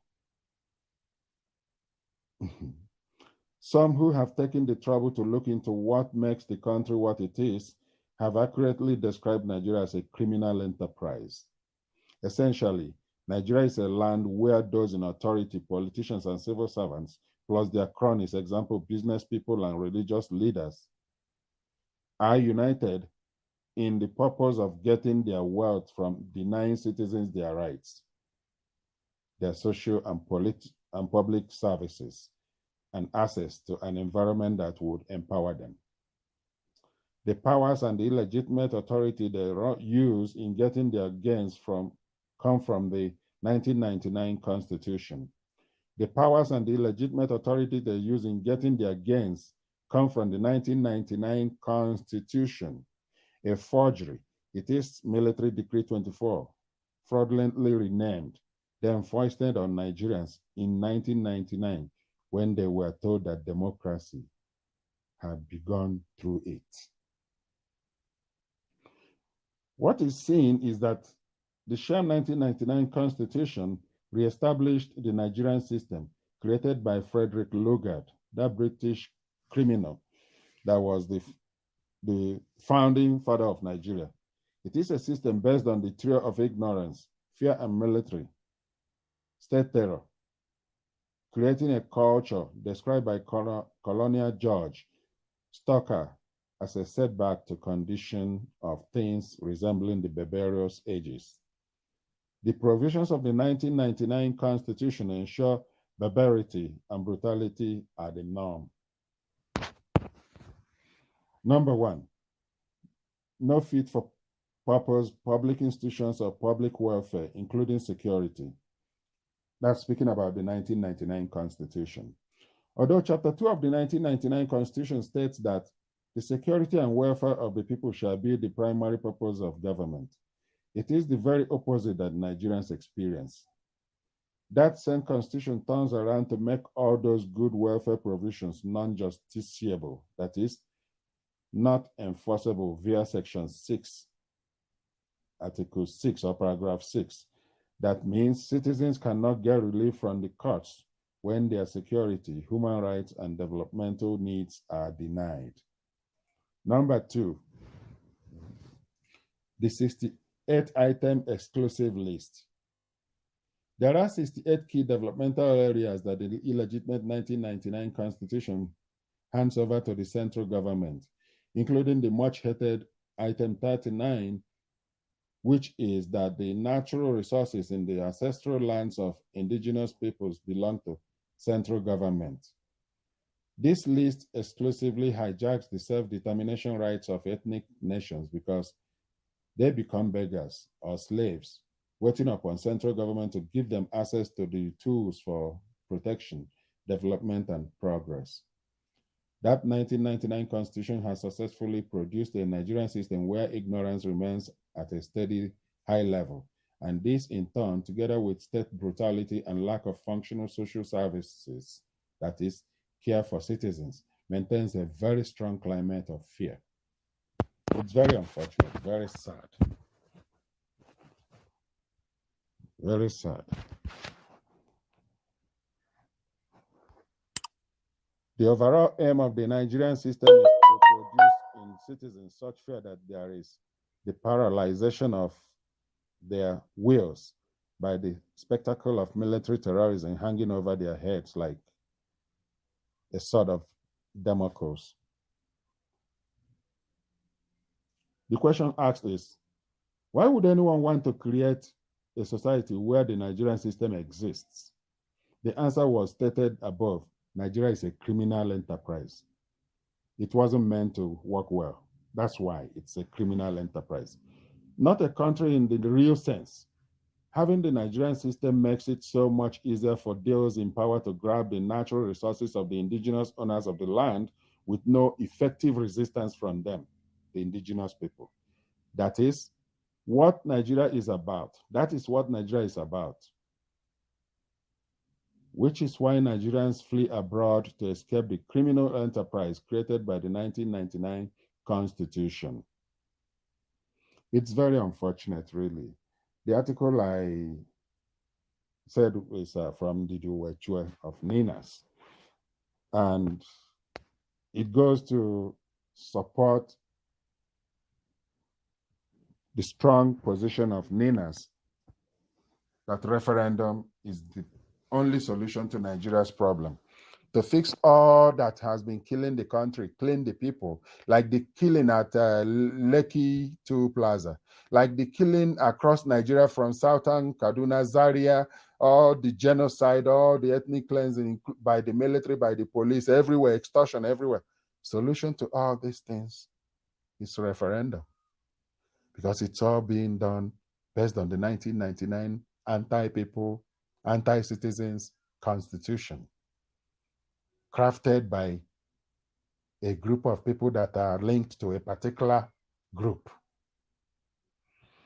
The Fulani, they came into Nigeria to destroy the country, to steal the country, to take it away from the owners, the real owners. Let's put this to a referendum vote and see where we are. Which way Nigeria? Which way Nigeria? Which way to go? Which way to go? I love my fatherland. Oh yeah. I want to know. Yes, I want to know. Which way Nigeria is heading to? Constitutional force majeure. Make I talk am again. Constitutional force majeure. Oh yeah, here am again. Oh. Constitutional force majeure. That's not the new reigning motto where they don't come out for the Nigeria Indigenous Nationalities Alliance for Self-Determination. NINAS.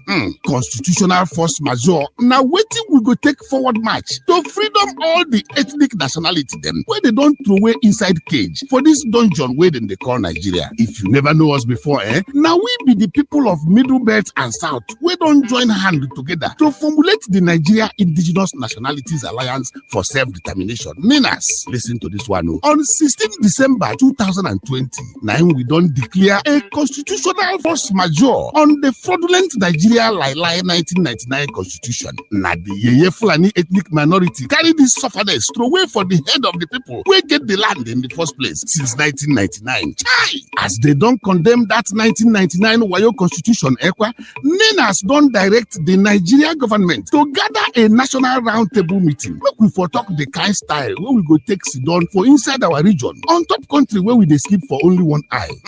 This now waiting that big grammar. Constitutional force majeure go do. Suffering and smiling. It don't do. Nigeria people don't suffer rich. Waiting we never see. Nigerian people don't chop fear from out. All the land of the south and middle belt don't turn to river of blood. Waiting. All because of this evil Nigeria 1999 lie constitution.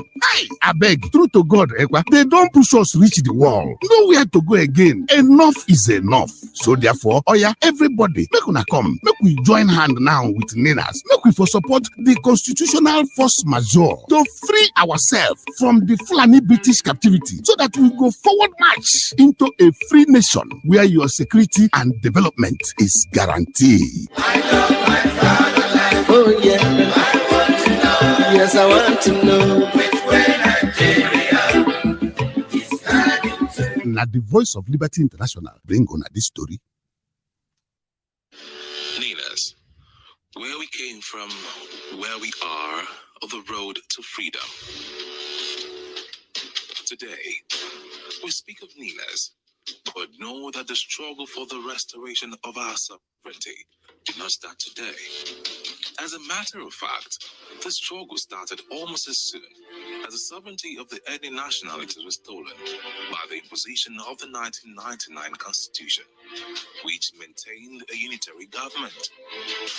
With the end of the military regime and return to democracy, there was great hope that the country would be returned to what the people had voted for, and that existed prior to the military intervention in 1966. The hope of the country was dashed when, instead of a return to a federal governance structure with multiple self-governing and autonomous government with their own constitutions, the government was kept centralized in a federal government that kept all the power, the asset, and resources of the ethnic nationalities. Making things worse, this so-called constitution was not put to a referendum, and so was not made by the people. Deprive the citizens of their right to benefit contained in Chapter 2, made federal character unenforceable, gave the lion's share of the oil and other assets to the far north through a federal account sharing process that was exclusively weighted to favor the far north and make corruption official. Let me take you back over 2 decades of our journey.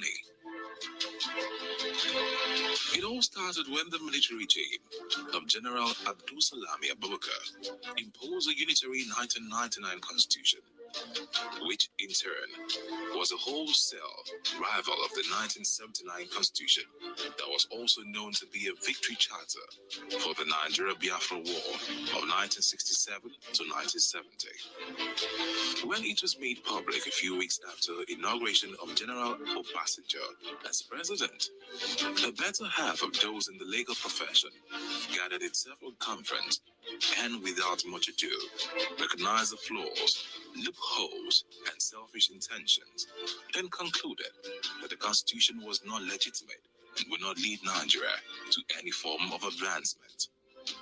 It was important that the mechanism or vehicle to set up a countrywide rejection of this forgery of a constitution was put in place.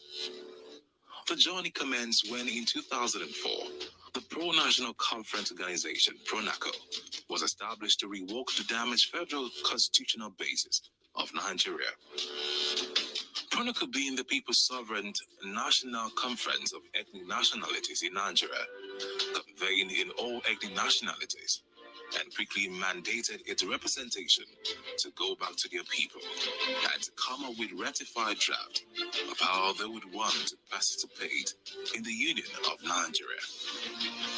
The conference sat in plenaries across the cities of Lagos, Port Harcourt, Enugu, Jos, and Kano, then returned to Lagos for the final sitting, and in participation, conveners in the likes of Anthony Ehanoro, Wole Soyinka, Chukwu Emeka Odumego Chukwu, and similar leaders across the territories. This resolution was an agreement derived from the Composite People's Constitution as presented and defended by ethnic nationalities representation in those sequential conferences. And it is important to know that there were observers from the international community, including the US and European Union observers. In August 2006, a delegate from Castilla moved the motion for adoption of the draft People's Constitution that emerged from the 29-point resolution of the conference. In furtherance of the Chronicle Consensus to restore the federal basis of the Nigerian Union, in 2007, the Movement for a New Nigeria was set up as an enforcement of the consensus at the time to exclude the 12 contiguous northern states that had introduced and embraced the Sharia legal system against the secular basis for Nigeria. The Allies had insisted that democracy and Sharia system could not coexist in the same political space, hence the need for a new vehicle, the Movement for New Nigeria. On the 23rd of May 2007, MMN, through its legal counsel, filed a suit at the Federal High Court Abuja to challenge the legitimacy of the imposed 1999 Constitution, seeking the termination of the entire Constitution. At the court hearings, which had the Attorney General of the Federation representing the federal government, legal representation of the National Assembly, and others admitted the people case which they could not defend the challenge, but insisted that the plaintiff had no locus standi. In English, the plaintiff had no status at law to bring in the case to challenge the legitimacy of the 1999 Constitution. Having acknowledged that the restoration of the people's sovereignty did not need the participation or permission of government, the joint multi-regional vehicle instituted the MMN Lagos Declaration 30th of June 2011, by which the Allies partner blocks of the Lower Niger, South-South, and Southeast, the Yoruba land, and the Middle Belt publicly rejected the Caliphate-imposed 1999 Constitution, mandating regional self-determination actions which included referendum and international outrage. In furtherance to the mandate of the MMN Lagos Declaration, the people of the Lower Niger on the 27th of April 2015 held the solemn assembly in Port Harcourt City to wholly repudiate the 1999 Constitution.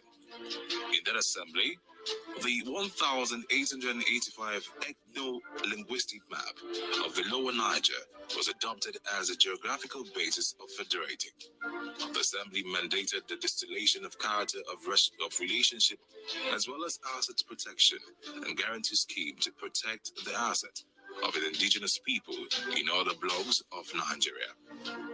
On the mandate for international outrage of the MNN Lagos Declaration, and LNCT visited Capitol Hills, Washington, to make a case for the termination of the operation of Nigeria's 1999 Constitution at the special congressional event on Nigeria in May 2015.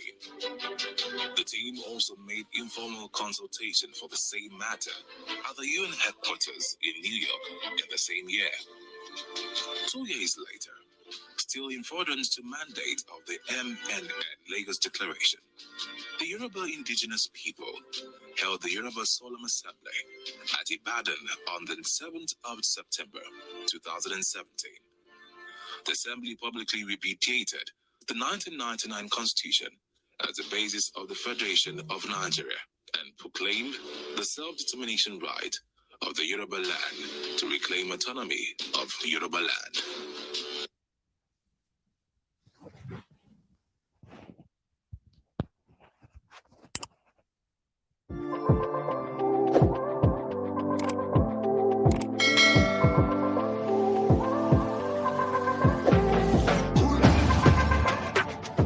Don't need to die. Here is Nelson Mandela speaking, even as the apartheid was still in effect in South Africa, not long after his release from 27 years of incarceration. His address was to the world, and it's as much to us as it was back then to the South Africans. At 7 minutes 50 seconds, you will hear a woman, the second questioner, raise the issue of the failed independence of African nations, and if anything will really change with South Africa. Enjoy the listening. The issues and the controversy. 1,000 people have gathered at the City College of New York for a town meeting with Nelson Mandela. Ladies and gentlemen, Nelson Mandela.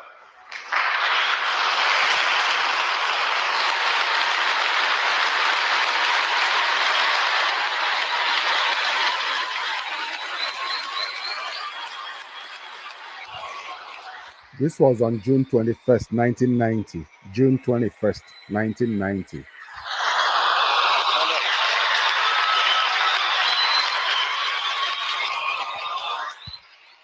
Nelson Mandela received one of the highest applause I've witnessed in my life. Some were weeping in the crowd in recognition of his sacrifice of 27 years to see to his people being liberated in South Africa.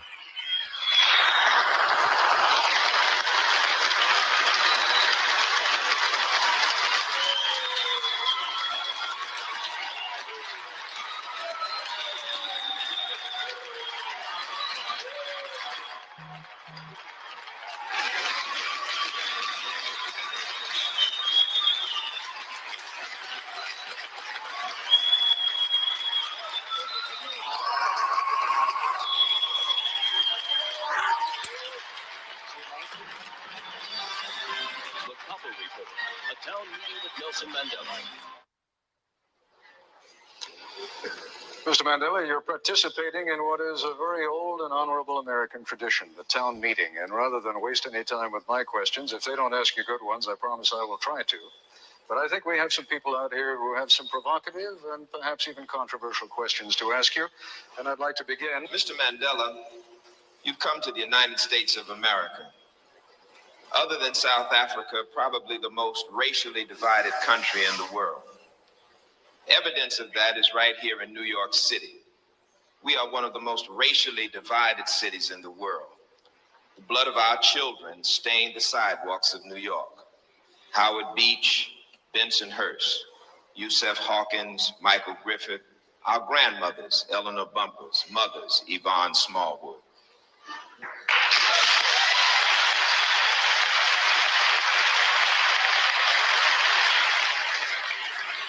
If I may just ask you, for your indulgence, if you'd be good enough, there will be some questions you'll like, there'll be some questions you won't like. Let me just ask you, though, to save the time so that we can listen to Mandela's answers. Mr. Mandela's answers. Mr. Mandela.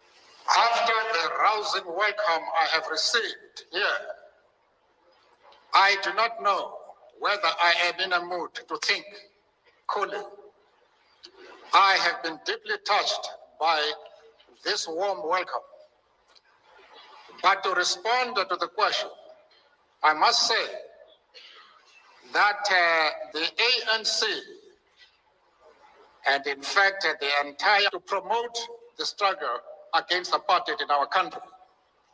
And I must say to you that we have the support not only of the masses of the people, we have the support of the Congress as well as the government.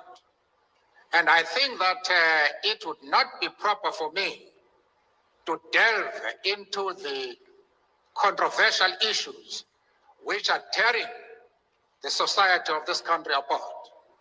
I am sure that the USA has produced competent leaders of all population groups who are able to handle their own affairs very effectively. Let me follow up, if I may, on part of your answer. You say you're sure you have the support of the people, the Congress, and the leadership. By the leadership, you also mean the President of the United States? Are you satisfied that you have his support? Well, I am sure of one thing, that he condemns apartheid as I do, that is enough for us to find further common room with the president. And this is the message that I'm going to put to him when I meet him. And when you say you have the support of Congress, are you satisfied that you have enough votes in Congress to keep sanctions in place? That I cannot say. That lies in the future. But when I address Congress, the main thrust of my speech is that the Congress should support sanctions. Why are you so insistent, Mr. Mandela? And then we'll go to a question at this microphone over here. Why are you so insistent upon maintaining sanctions at a time when it can be argued that the South African government has made more concessions, your release being only one of them, than it has ever made in the past 40 years? I should know better about this matter, Mr. Coppel, than you. No doubt.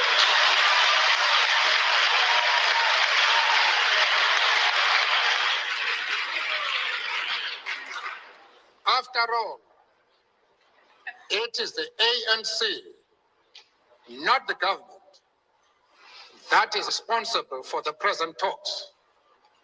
We have been hammering the government since 1986 to meet us. And in spite of the humiliating and insulting conditions they tried to impose on us before they could agree to meeting us, we nevertheless had sufficient patience and sufficient commitment to peace as to continue hammering them to meet us. They have eventually done so.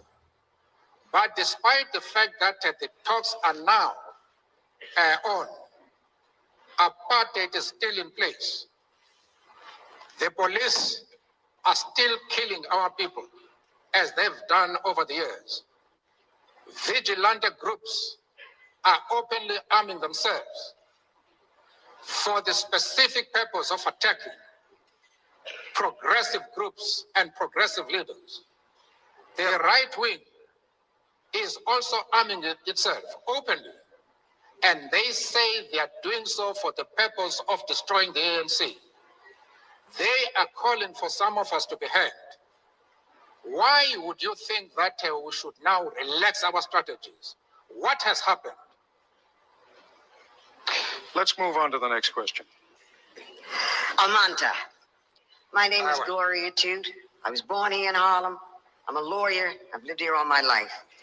I'm also on the board of directors of the African Educational Foundation that's raising money to train the people of Africa for industry. I am concerned about the future economy of South Africa. I am concerned when I look at the newer countries that gained their freedom so hard fought, indeed did not demonstrate sound fiscal policy. Illiteracy is still quite large, and hunger. What can assure me as a human being and a concerned African American that the ANC will indeed have a fiscal solvent policy that will continue the use of the resources of South Africa in a meaningful way? Or should I put it more succinctly, will your economy be based on the Marxist system, socialism, or capitalism, or both? I knew that was the question you wanted to ask.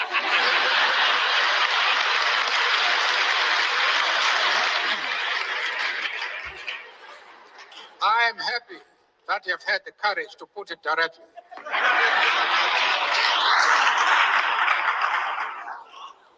We are not concerned with models. We are not concerned with labels. We are practical men and women whose solutions are dictated by the actual conditions existing in our country.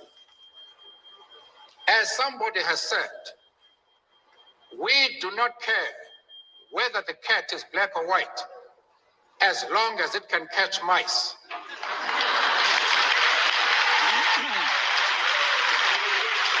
If I may... What we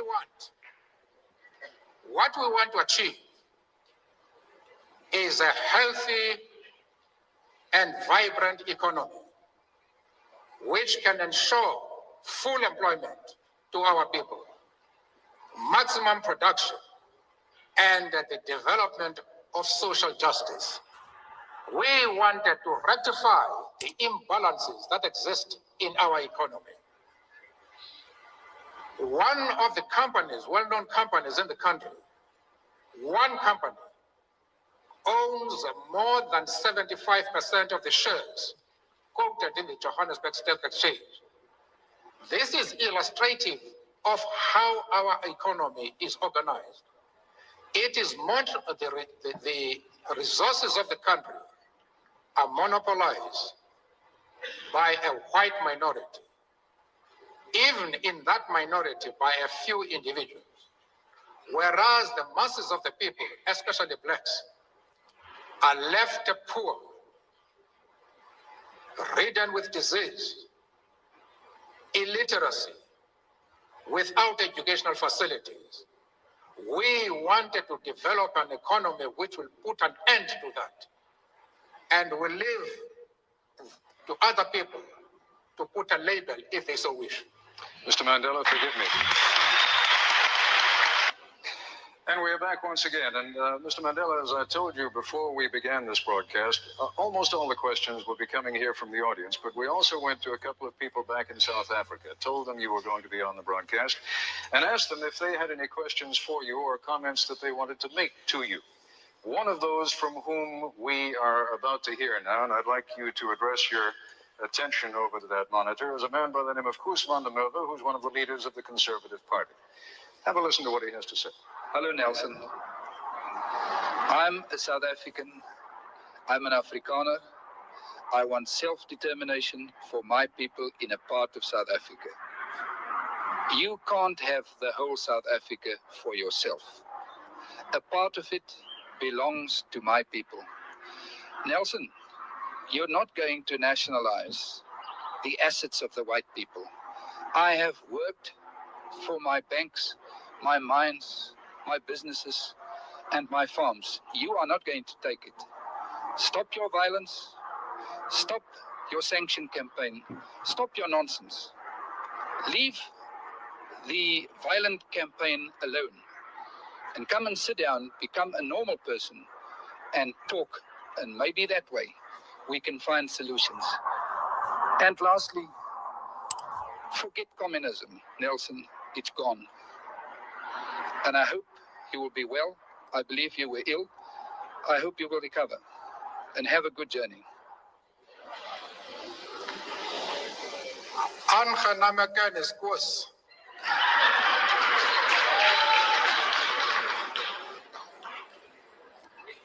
Ek hoop van harte dat een dag ek die geleentheid sal kry om met u te gesels.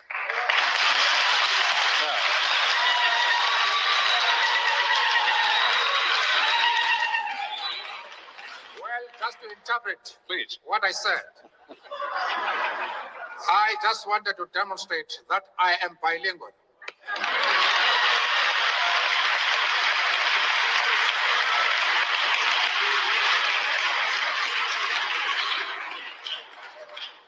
All I have said to Koos van der Merwe is to say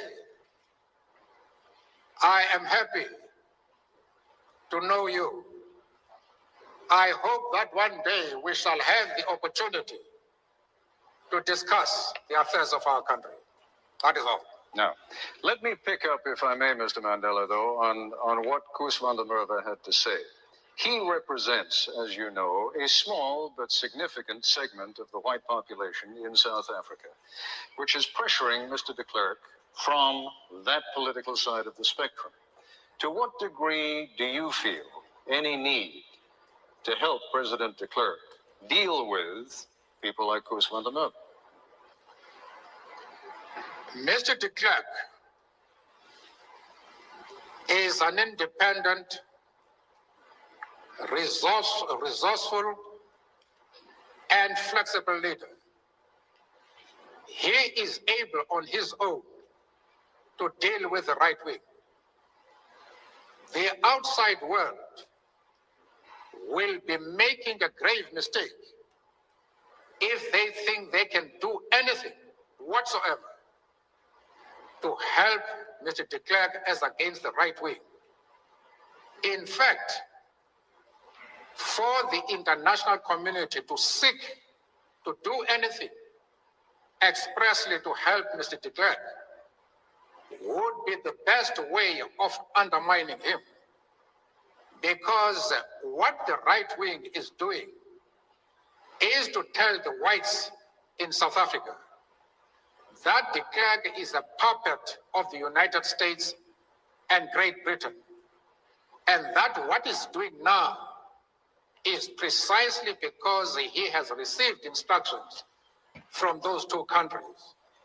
And if now the Western world comes out to say they want to help de Klerk, that is what the right wing exactly wants.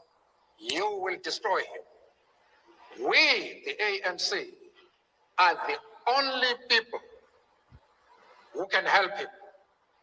And we are doing our very best to help him.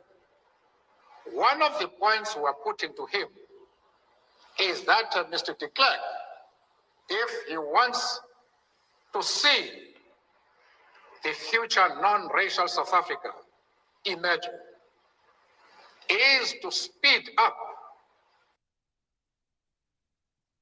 in regard to the negotiating process.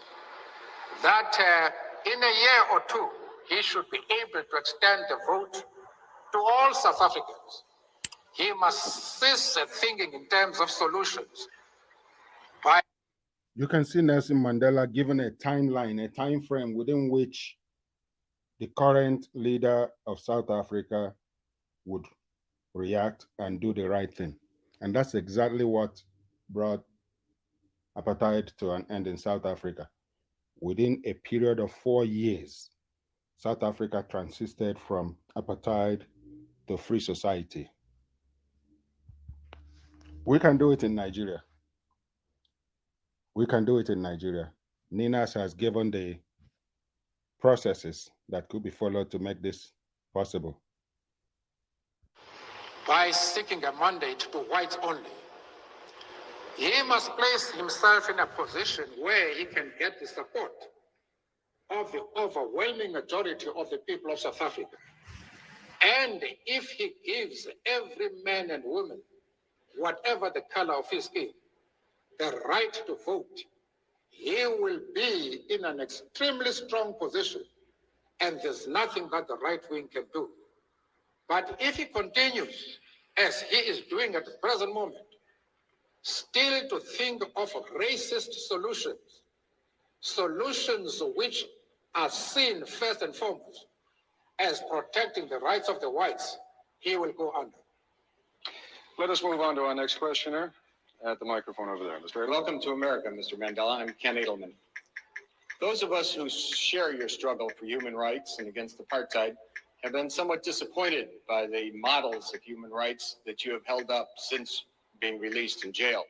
You've met over the last 6 months 3 times with Yasser Arafat, who you have praised. You have told Gaddafi that you share the view on and applaud him on his record of human rights and his drive for freedom and peace around the world. And you have praised Fidel Castro as a leader of human rights and said that Cuba was one of the countries that's head and shoulders above all other countries in human rights, despite the fact that documents at the United Nations and elsewhere show that Cuba is one of the worst. I was just wondering, are these your models of leaders of human rights? And if so, would you want a Gaddafi or an Arafat or a Castro to be a future president of South Africa? One of the mistakes which some political analysts make is to think that their enemies should be our enemies.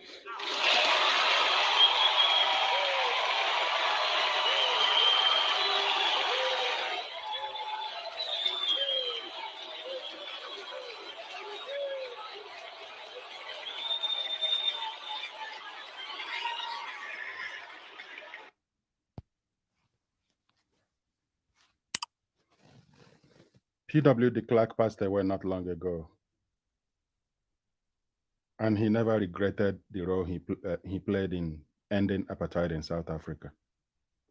One wonders what current Nigeria's minders will be remembered for at this special time when Nigeria is crashing. They are carrying on like nothing is going wrong under a very criminal, dubious 1999 constitution. Nigeria is tearing at the seams while Nigerian rulers are holding sway. PW de Klerk recognized what was happening to South Africa and acted accordingly. Would Nigerian minders act? Continue enjoying the listening.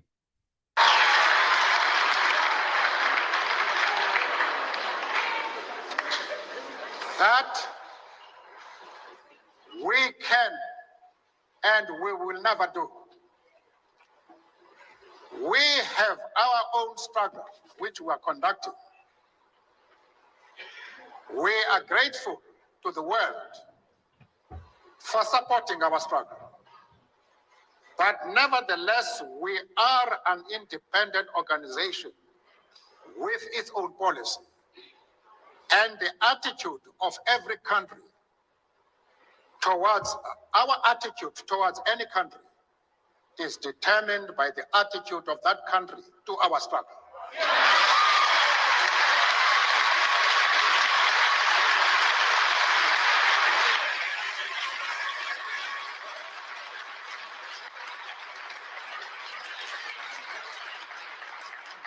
Yasser Arafat, Colonel Gaddafi, Fidel Castro support our struggle to the hilt.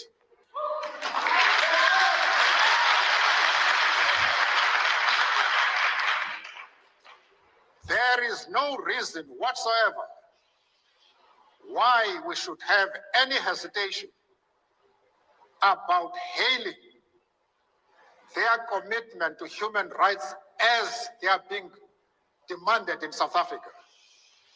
Our attitude is based solely on the fact that they fully support the anti-apartheid struggle. They do not support it only in rhetoric. They are placing resources at our disposal for us to win the struggle.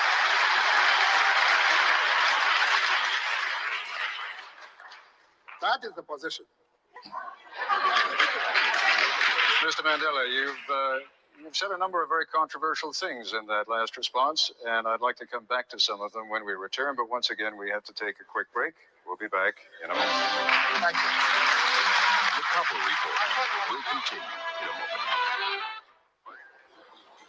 And we are back once again with Nelson Mandela at the City College of New York. Mr. Mandela, as I mentioned to you before the program, we also have some distinguished guests sitting behind us.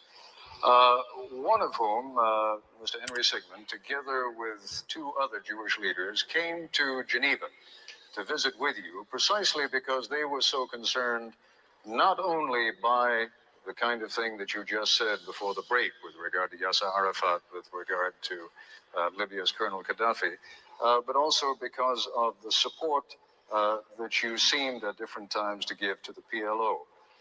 I would like to ask Mr. Sigmund to stand now for a moment and pose whatever question he would like directly to you. Mr. Sigmund?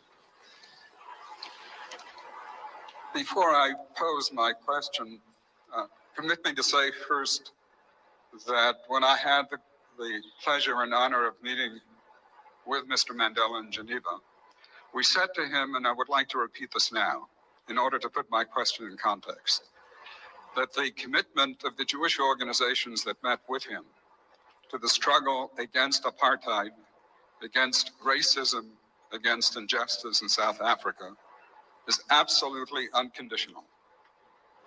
It is not dependent on whether we are happy or unhappy with responses that Mr. Mandela gives to some questions. Having said that,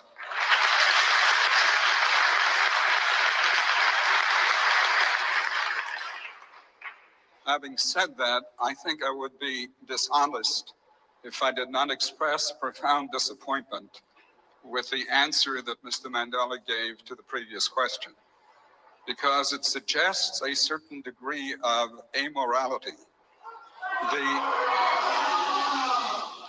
That suggests that what these people do in their own countries, what a Gaddafi does in Libya, what a Castro does in Cuba, is totally irrelevant, even in terms of the issue of human rights, as long as they support the cause of the ANC.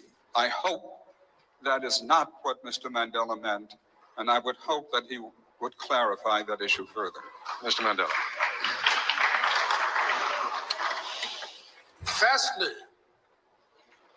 we are a liberation movement which is fully involved in a struggle to emancipate our people from one of the worst racial tyrannies the world has seen. We have no time to be looking into the internal affairs of other countries.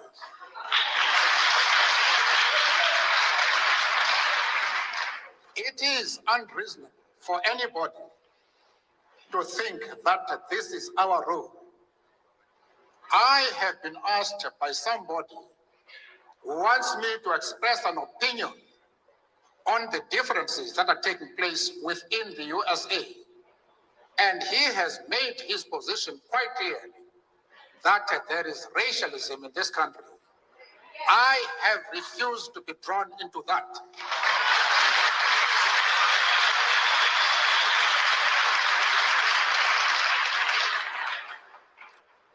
Why should Mr. Sigmund accept my refusal to be withdrawn into the internal affairs of the United States?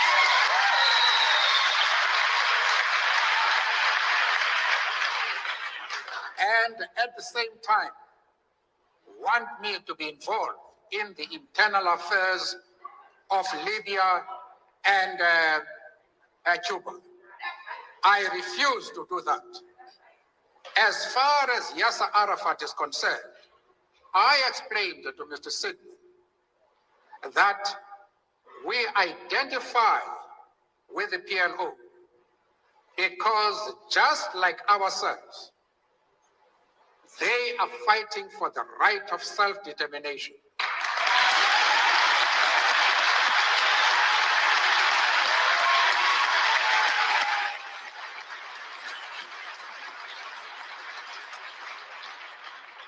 I went further, however, to say that the support for Yasser Arafat in his struggle does not mean that the ANC has ever doubted the right of Israel to exist as a state legally.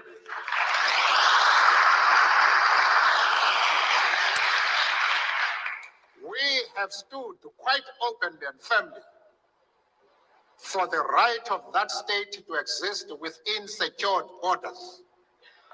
But of course, as I said to Mr. Sigmund in Geneva and others, that we carefully define what we mean by secure borders.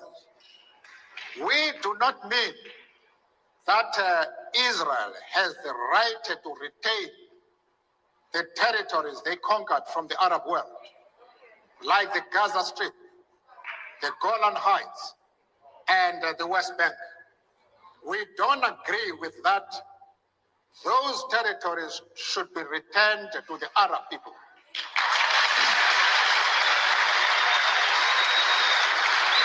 Mr. Mandela. I also explained to Mr. Sigmund and company that in our organization, we have Jews. In fact, Mr. Gaddafi did not allow us to open our offices in Libya precisely because we had the courage to say to him, we work with the Jews in our organization. And he didn't allow us to open an office until February this year, when he had to accept us as we are. We are not prepared to be swayed by anybody. We have an independent policy which we accept no matter with whom we discuss. Mr. Mandela, let's move on to our next question. Welcome. My name is Malcolm Dunn. I'm from Plainfield, New Jersey, and I'm chairman of the United Minority Business Brain Trust of New Jersey and the national chairman of the American Legal Defense Fund for the minority business organizations. I have a question that relates to our participation in business in this country. We who have gained the moxie and who have reached certain levels of proficiency in business and education in various professions would like to know, what can we offer? What can we who have been denied access, total absorption into the American system in those professions, what can we prepare ourselves to offer to you in the motherland, given your attainment of the one vote, one person, one vote? I ask this in the context of Eastern European countries being free, and the money that was formerly sent to Africa is now being diverted to those Eastern European countries. I ask also in the context that though our country has opened up its doors to people of a lighter hue before they have absorbed us fully in this country. And if you have an answer to my question, please let me know who I can contact after this assemblage to keep up the dialogue. Thank you. The black people of America, of the USA, have a lot to offer the people of South Africa in the course of their struggle. Whatever disabilities you have in this country, at least you have been exposed to opportunities which we don't have. You have better educational facilities. There is no legal color bar in this country. And therefore, you have been able to acquire, in spite of your problems, you have been able to acquire expert knowledge, skills, which will require, especially when during the post-apartheid South Africa, you can help us a great deal by making that expertise available to us. As far as the question of who you can keep in contact with in our country, that we can discuss after this occasion. All right, we're going to take another quick commercial break, and then we'll be back in a moment. Which way Nigeria? Which way Nigeria? Which way to go? Which way to go? I love my fatherland. Oh yeah. I want to know. Yes, I want to know. Which way Nigeria is heading to? Constitutional force majeure. Make I talk am again. Constitutional force majeure. Oh yeah, hear am again. Oh. Constitutional force majeure. That's not the new reigning motto where they don't come out for the Nigeria Indigenous Nationalities Alliance for Self-Determination. NINAS. Constitutional force majeure. Now waiting we go take forward march to freedom all the ethnic nationality them where they don't throw away inside cage for this dungeon where they call Nigeria. If you never know us before, now we be the people of Middle Belt and South. We don't join hands together to formulate the Nigeria Indigenous Nationalities Alliance for Self-Determination. NINAS. Listen to this one. On 16 December 2020, now we don't declare a constitutional force majeure on the fraudulent Nigeria Lai 1999 constitution. Now the Yeye Fulani ethnic minority carry this sufferness throw away for the head of the people who get the land in the first place since 1999. Chai! As they don't condemn that 1999 Wayo constitution, NINAS don't direct the Nigeria government to gather a national roundtable meeting. Make we for talk the kind style where we go take sit done for inside our region. On top country where we dey sleep for only one eye. This now waiting that big grammar. Constitutional force majeure go do. Suffering and smiling. It don't do. Nigeria people don't suffer rich. Waiting we never see. Nigerian people don't chop fear for mouth. All the land of the south and middle belt don't turn to river of blood. Waiting. All because of this evil Nigeria 1999 lie constitution. Hey, I beg, true to God, they don't push us reach the wall. Nowhere to go again. Enough is enough. So therefore, everybody, make una come. Make we join hand now with Ninas. Make we for support the constitutional force majeure to free ourselves from the Fulani British captivity so that we go forward march into a free nation where your security and development is guaranteed. Oh yeah, I want to know. Yes, I want to know which way Nigeria is heading. Now the Voice of Liberty International bring on this story. I was asked to, come to share some light. Is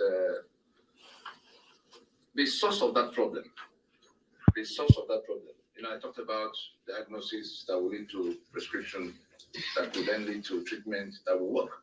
If you fail with the diagnosis, your prescription is going to be wrong, and the patient will die. The patient here is the sick Nigeria, and our concern is less for Nigeria than for Nigerians. It's a world of difference. If you mix up the two, you're going to end up killing the people you thought you were going to save. Having listened to some of the things that have been said, even on this segment, what we have in our hand is a Nigeria that has become a rogue state. And the global Islamic movement has targeted it to make it their operational base for what they are doing globally, having been challenged in the Middle East. And it's not something that began last night. It's something that has come a long way. And they've, at this time, succeeded in establishing a passage from where they have to relocate to where they target. And on the last page of the paper you have, you will see the map of Nigeria. The size of the problem is this, that to all this Atlantic Ocean, to the bottom here, on all these sides are ungoverned spaces. Chad, Niger Republic, Northern Mali, and most of what we call Northern Cameroon are just satellite playground for what the one you call Nigeria. But that Nigeria collapsed in 1966 when the constitutions that brought them together, were overturned. And a rogue federal government emerged, operated by a caliphate. And when you hear caliphate, the Islam they put on it is to confuse those who do not know what it is. It's a political movement that grabs sovereign spaces and actually target the whole global, how much of it they can get. And they always require some launching, some operational basis in which they won't be challenged. And what's going on there is that they are found having hijacked that federation, the sovereign space, housing that federation that collapsed in 1966, becoming a federal government. I'm sure you hear about federal government of Nigeria all the time. Becoming a federal government in a situation where the federation had collapsed, but operating a unitary system in which they're in charge of everybody's bedroom. They've seized all the assets of the owners of the place. And the only thing remaining now, and that's where the urgency of it comes in, the only thing remaining now is that they are eliminating what could become future claims of the indigenous peoples of the area by cleansing them off. They've already finished the task in these upper parts that they've imposed Sharia. We have 12 states that simultaneously impose Sharia in a supposedly secular federation. Having done that, They also found their way to government house. The Boko Haram you hear was just their mechanism to bulldoze their way to government house. The day after the election, they went into the mission for which they got to that government house, and that mission was to overrun the rest of this territory. And where they are now, if you look closely to the map, you see the middle belt. You hear about Benue, Plateau, and all of that. They just moving upon the communities, removing them, and bringing their kinsmen, because the Fulani incidentally do not have they are a Nigerian population, they're nomads, all the way from Gambia to Senegal, all of the West African, and they are bringing, as they sack one community, they bring, they already allotted the whole place all to Port Harcourt, to, Fulani of one country or the other. The people they call herdsmen are the advanced team, the ones who have come, like, about the promised land. When they got there, there were giants occupying the place, and they had to be removed for those who came to take their inheritance. That's what they're doing now.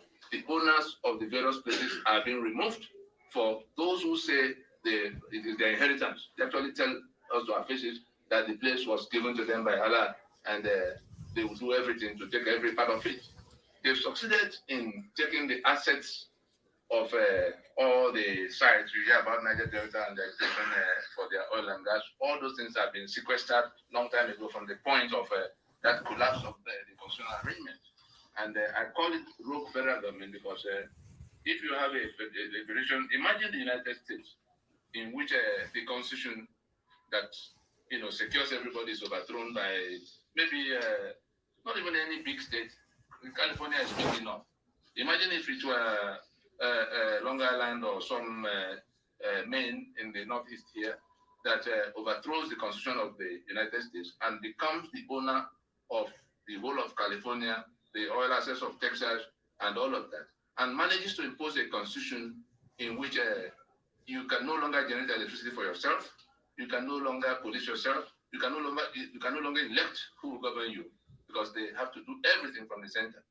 And in that kind of a situation, having secured that ownership permanently by brigandage, they now want to remove future claims by removing the human beings. It's ethnic cleansing that is called, and I'm sure we had a Danjuma. So if we do not realize that that's what's going on, we probably will be saying, let's go save Nigeria. It's not Nigeria that's into Nigeria died a long time ago. It's the Nigerians trapped in that space that are in trouble. And what can be done for them now is to recognize the reality of the situation and the implication for the global community. Because if they go beyond where they are now, they say they're going to election. You know what is election for? They want to get another 4 years to sweep through what is left into the Atlantic water frontier. And what has happened on ground there is that somehow we've managed, in the organization I'm secretary to, we've managed to wake up the owners of the rest of the place to say, if we do nothing, these guys have been decimating piecemeal. It will come to you at some point.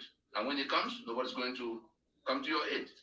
In a situation where if anybody's in doubt as to who is the source of the terror, the governor in Kaduna State, you remember the one on the Christmas Eve, they imposed curfew. People were not to move around. And everybody thought, well, at least for the period of the curfew, we could relax in our village. These people came from nowhere and sacked, they killed over 890-something people on the eve of Christmas. People who were getting ready to just celebrate the next day. And the governor, his response to all of that was to say, oh, that they went, that the ones killing were Fulani from outside Nigeria. And that he had, as governor, gone to give them money in 14 different countries to plead with them to stop coming to kill people. And if you interpret it further, you will see that they know where the killers come from. There is their responsibility, ordinarily, to protect the people who are in their domain. They're not doing that. And they take money from the treasury to go to give to those people.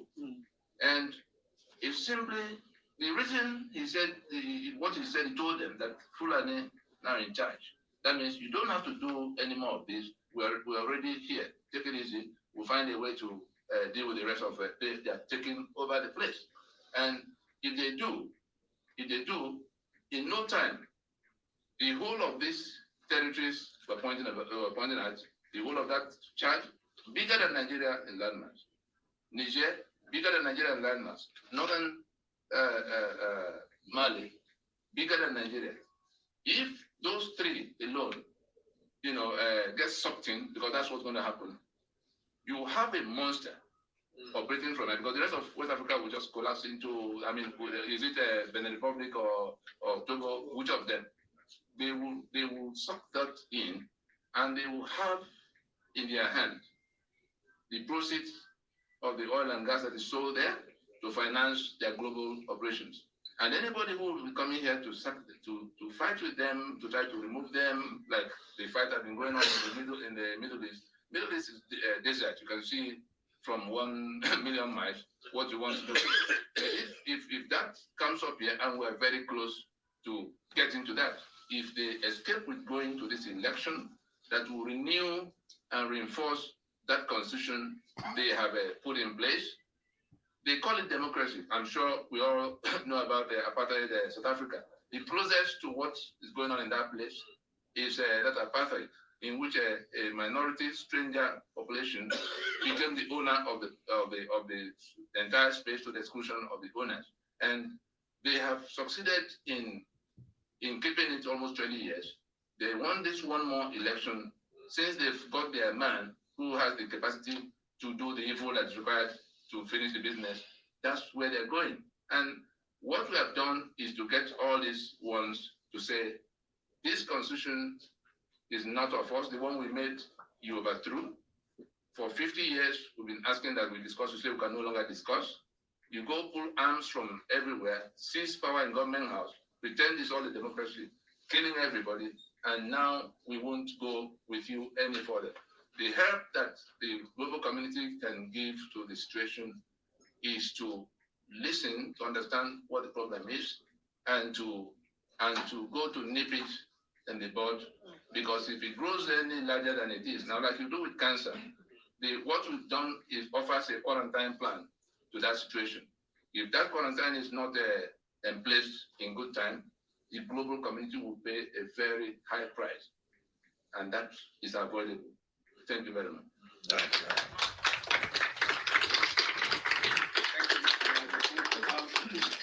Please, I will try to.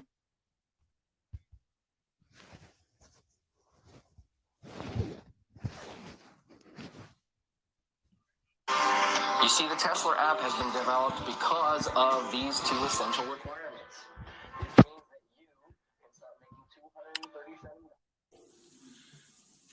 Nigeria nationhood, cohesion, do we have one?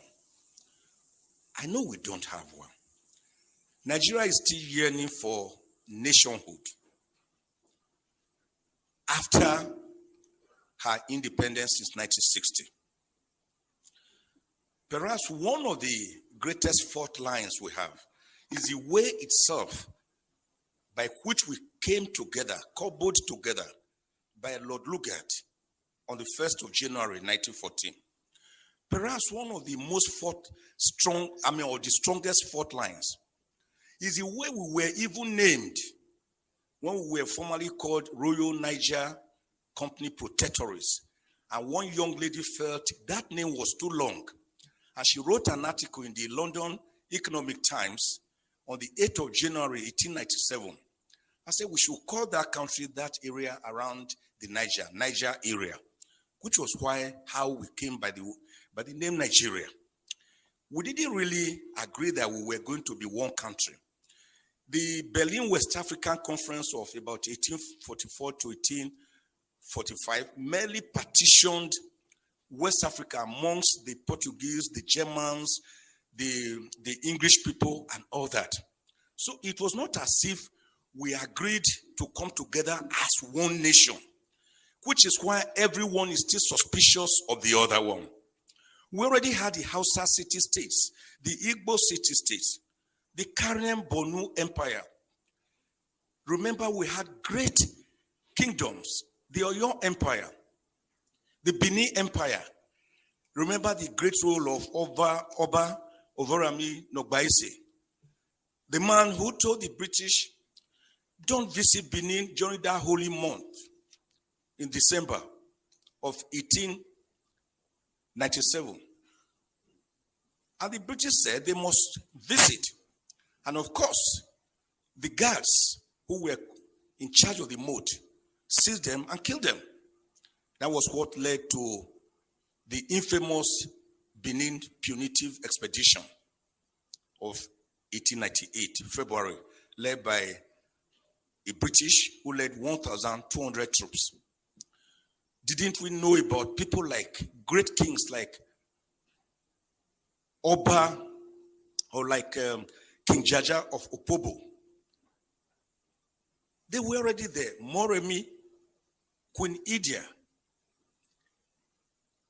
So we had our set ways of life, and we were happy before the British came with their mercantilism, holding the Bible in one hand, and of course, slave trade on the other hand.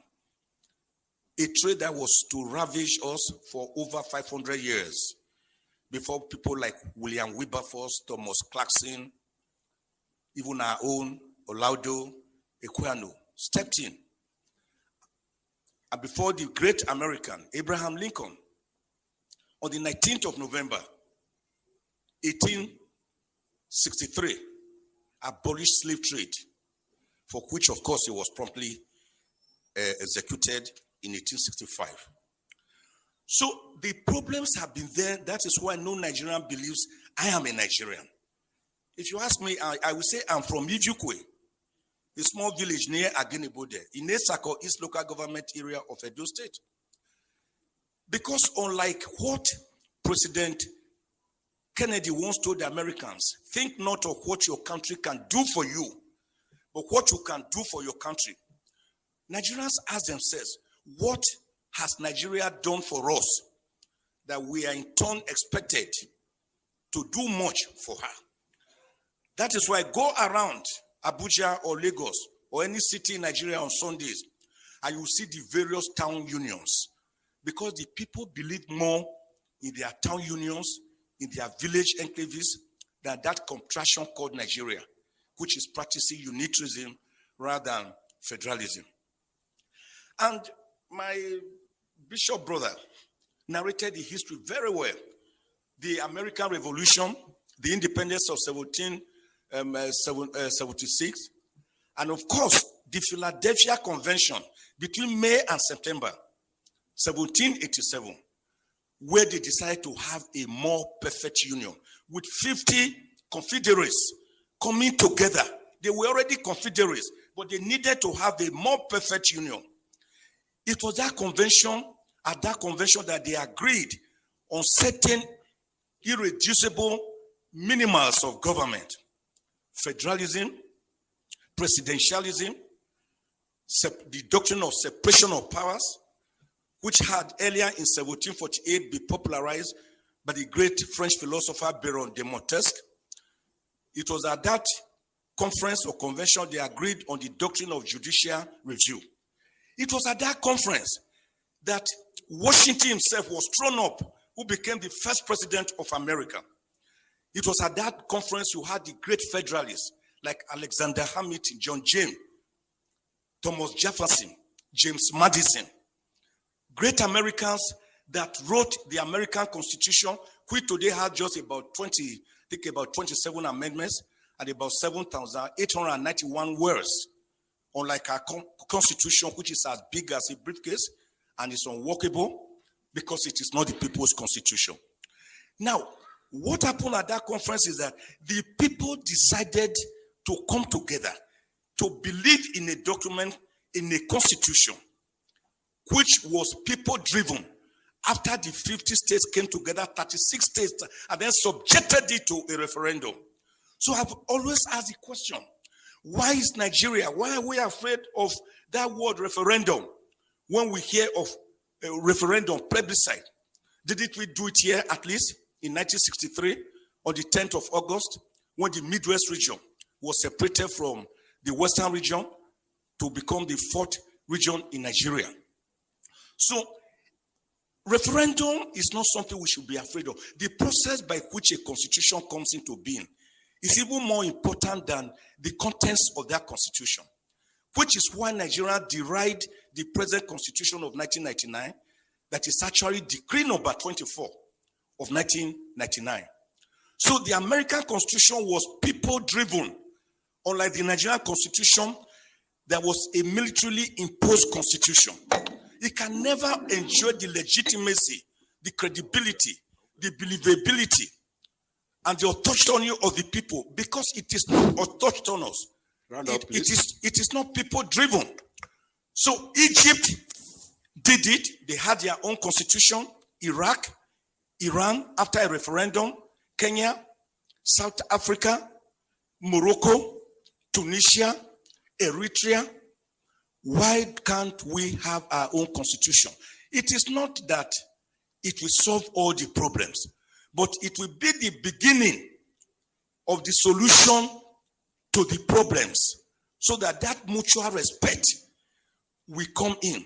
We cannot have national cohesion in a state of inequity, in a state of social injustice, in a state of religious intolerance, in a state or a situation where some people believe they are born to rule and others are born to serve as clappers and as hewers of wood and drawers of water. Let me end, sir. Since you are warning me, the way late MKO Abiola put it, I always like to mimic him. Great Nigerian who won the presidency but was murdered and he never reigned for one day. He said, you cannot begin to talk about peace. There are different types of peace. In fact, the most peaceful place on earth is the graveyard, the cemetery. But that is not the kind of peace we want. The kind of peace we are talking about is peace that is imbued with social justice, egalitarianism, mutual respect, religious tolerance, ethnic tolerance. That is the kind of peace we are talking about. God bless Nigeria. Thank you.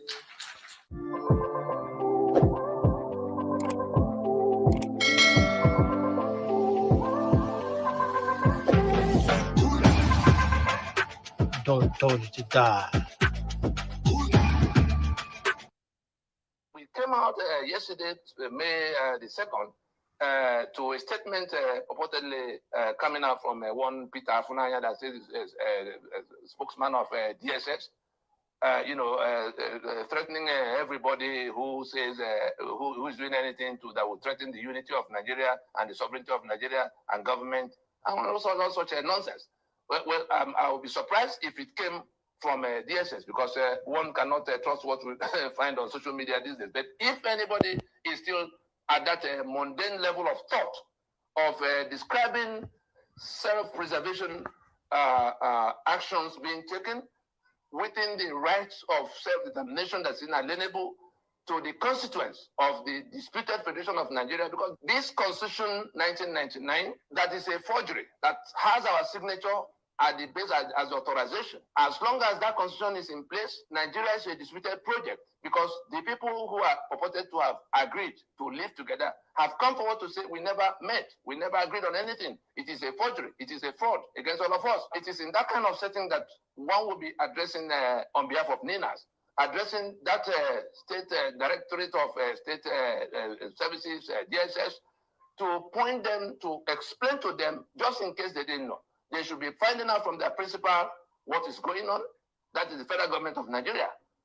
They should realize that what the people who are demanding an immediate reconstruction of the constitutional basis of Nigeria, the one they call restructuring, or even the ones that say they are fed up, they want to go to the countries of their own, they're not the ones threatening the unity of Nigeria.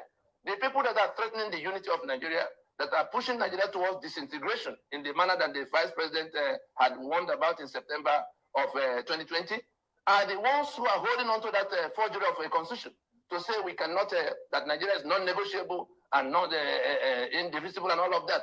They are the ones who are refusing to come forward for that imperative of reconstruction for a house that is on the verge of collapse. They are the ones pushing Nigeria towards disintegration. And one will expect that they will, the DSS and all of those who are trying to, the other time it was some semi-literate governors that were talking about people who are doing secession and others who are doing treason. The only secession on the table now are the ones who declare themselves Sharia, who have seceded from the secular union of Nigeria, these 12 states. The only treason on the table now are the ones who are clinging onto the constitution that's a forgery, against the rest of us. My name is Dr. Charles Dim.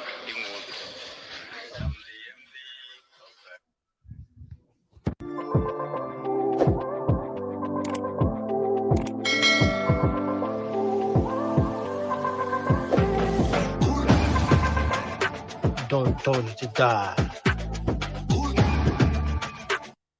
This idea, but it won't help.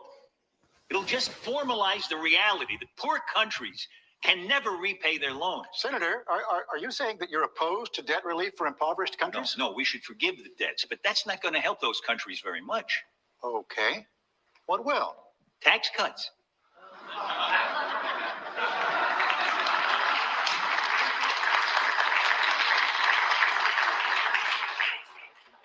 Some African tax rates are the highest in the world.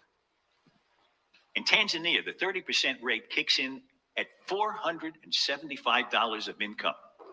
Plus, they have a 20% value-added tax. It gets added to everything you buy. Those high tax rates make it impossible to build capital in those countries. So nothing gets built, not factories, not roads, not anything. Poor African countries have the lowest wage workers in the world. And yet a company like Nike, for instance, can't put a factory in one of those countries because of the oppressive tax rates. Taxes have killed any possibility of economic development. They've killed any hope of these countries ever helping themselves. And that leaves them completely at the mercy of charity and loans. And here's the worst part. You know why those countries have such high tax rates?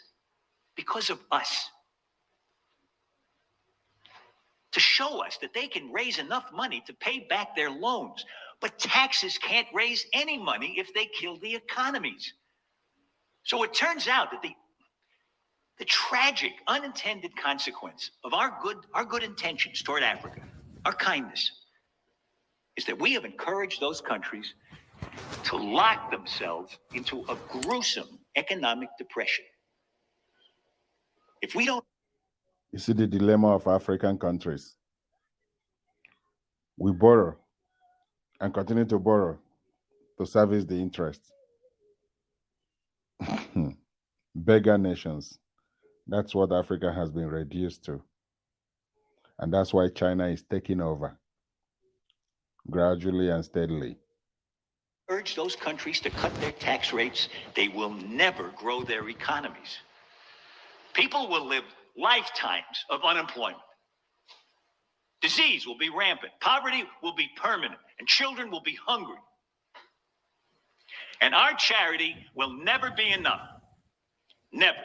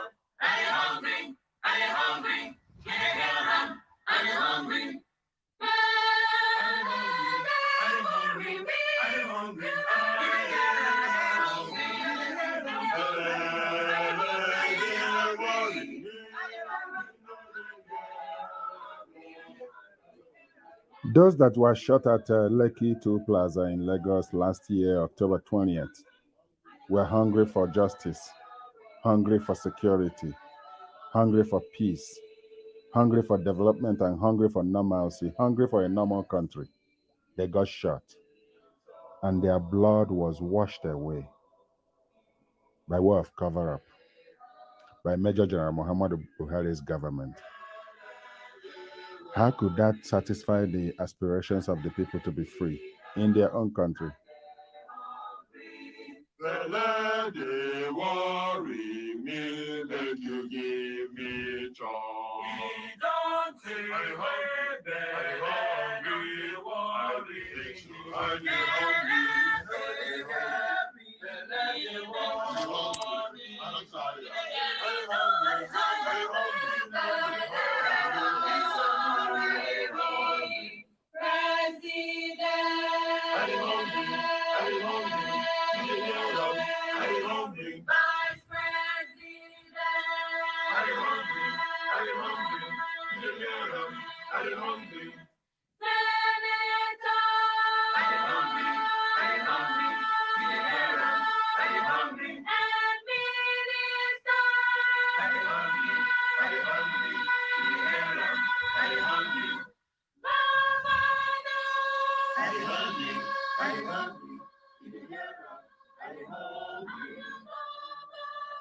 Budgets are bloated up to cater to the needs of the president and his vice and other ministers.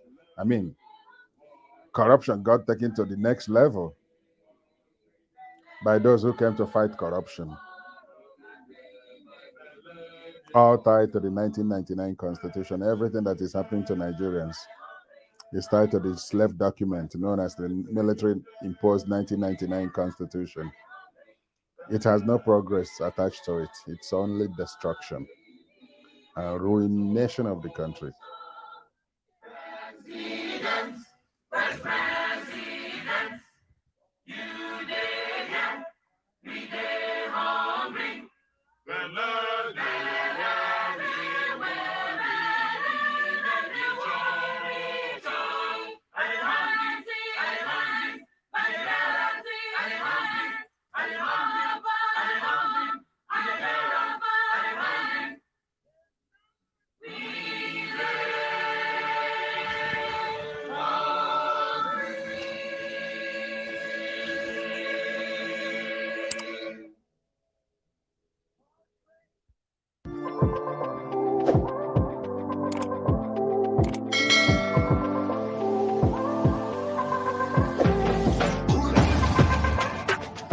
Told you to die.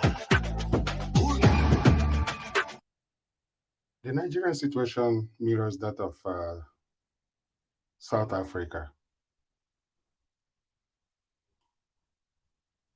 Up until Nelson Mandela got released 1990 around February, and then few months, before then, the negotiation now became a more intensified one to get the country out of the apartheid system and let adult suffrage prevail without race consideration.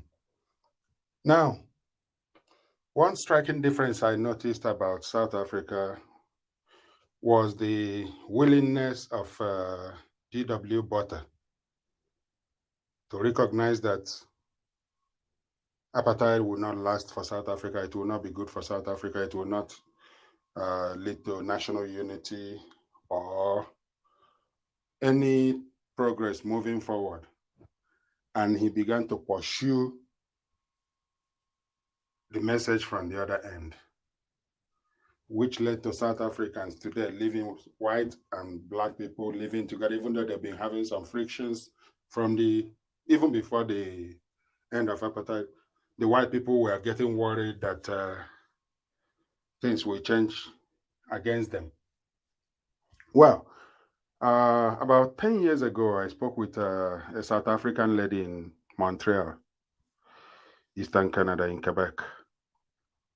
And I asked her exactly, this lady was a diplomat, and I tried to find out exactly where South Africans are with their independence, basically freedom from apartheid. And she said South Africa probably made it up to 50%. Political leadership, yes, but economic leadership, South Africans are nowhere. And that's why the South African black people have been rising up against fellow black people, including Nigerians, who actually contributed so much from their national resources to help prosecute the apartheid problem. Unfortunately, I didn't see Nelson Mandela say a lot of things about Nigeria and how to reset Nigeria and stop Nigeria from the drift that we're witnessing at a higher level in the last 6 years, at least. The division of Nigeria has always been there, but it was fast-tracked by current government of Major General Muhammadu Buhari and his Fulani committee.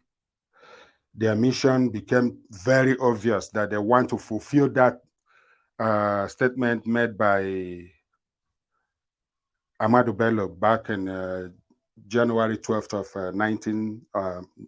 October 12th, barely 10 days after independence or 11 days, when he declared that the new country will be their great-grandfather's estate. And that's what they are fulfilling now. Back to what I was saying about South Africa. P.W. Botha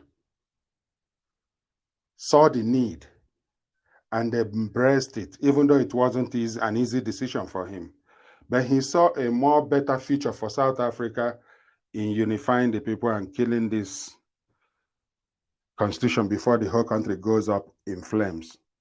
But in Nigeria's situation, you find a leadership that is ever willing to set the place on fire. They are using the instruments of violence controlled by the state to fight the people, to try to kill them, to eliminate them, because they don't want to hear anything that will tamper with that their father's great-grandfather's estate. They want to control it and make sure it's according to the way they want it. Anything else will be brought down, mowed down, killed, buried in mass graves. They did it against IPOB until Nnamdi Kanu decided that he had to arm.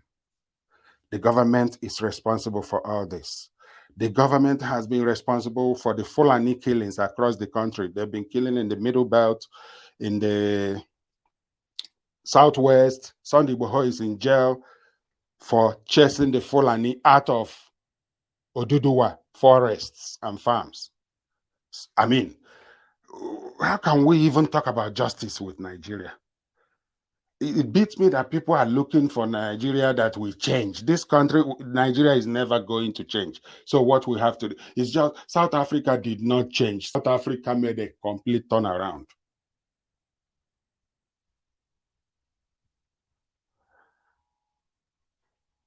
Nelson Mandela wasn't going for half measures. He wasn't scared for his life because his life has been in danger forever. Just like the life of our people are in danger now. But anyone that seeks to save his life, Jesus said that such will lose their lives. And that will help our people more to find out who is real and who is just self-serving.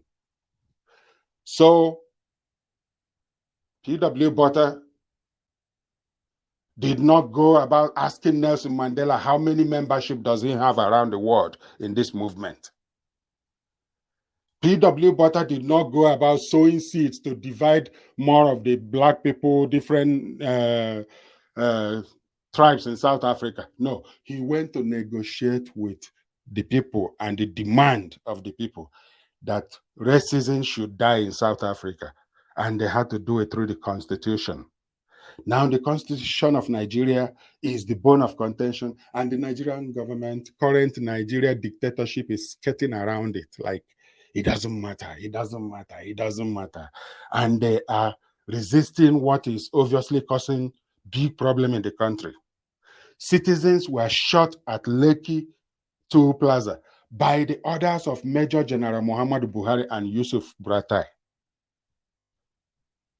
And this report became public as they were receiving it. We were receiving it also in the public. And they got so embarrassed that they are now seeking to halt the people that probed these killings. Even South Africa wasn't like this. And so the call for referendum is being ignored by current dictatorship. Like, it doesn't matter, they can sit on it and kill it, maybe cause problem for within the Ilana Odua through Tinubu's faction, because Tinubu wants to be president. Now, all these things is just throwing it in the face of the people, telling our people that we're stupid because they are holding political power. They are daring the people. They forget that the people are greater in number than them. They control the military and they believe they can use the military and police and all arms to kill the people and reduce the population of the people. Benue State is suffering, Benue State Plateau. In fact, a lot of Christian areas in the Middle Belt and in the far north, the far north, they've driven them into IDP camps, so they don't exist anymore. And they've taken their communities. They are in Cameroon, they are in Chad, Nigerians are in refugee camps in Cameroon that is at war by itself. Nigerians are in Niger Republic, Nigerians are in Chad. Chad had its war with Boko Haram until Chad defeated them and they later took the president's life. Now, Muhammadu Buhari could be a hero by realizing now that his mission has failed and say, no, let's go for referendum. He will be remembered. Just like P.W. Butter that passed away November 11th. This year, November 11th, he died. The latter part of him remains more desirable than what we're seeing in Nigeria. Nigeria's own case is going to be far worse because we have a very dangerous terrorist who is funding terrorists, using instrument of state to protect terrorists and to pursue their mission to take over Nigeria. That is what we have in Muhammadu Buhari and the Fulani Committee and every other Southerner that is with them, including Tinubu, Chris Ngige, Ojuzo Carlo, Andy Oba, a whole lot of Uzodinma, Hope Uzodinma, that number 4 that became number 1 through the Supreme Court and APC. They set Imo State on fire because they don't care. Anyway, Nigeria's situation is one that every time you look into it, you see the evil that is going on, how notorious the system is, oppressing the people and destroying them. The least we can demand is referendum through the vote. Let's do democratic process. Let people vote whether they want to remain or they want to go. Sudan did it. It's not even up to 10 years ago. Are we not going to follow the way that will save even the Almajiri in the north and every other person? If Fulani wants to live with us in our independent nation, they follow our rule. They play by the rules. Just like I support Nnamdi Kanu to face justice, like I have said, like to get justice in Nigeria and confess what he has been preaching before Nigerian government and said, this is the purpose, this is the mission, this is what I'm about. But he's chickening out on it. That's very disappointing. For me, and for a whole lot of others, within Nigeria and outside Nigeria, the purpose is to go after what will give us freedom, and that is going after the Constitution of Nigeria. We don't need to declare war on Nigeria, but we can sue for referendum vote that will do good even to the Arewa, because Arewa can become a tourist destination, just like Hong Kong. A few times I traveled through Asia, I stopped over in Hong Kong. Every time I look at Hong Kong, I keep wondering, why are we not having a lot of Hong Kong in Nigeria? Every section of the country can become something else.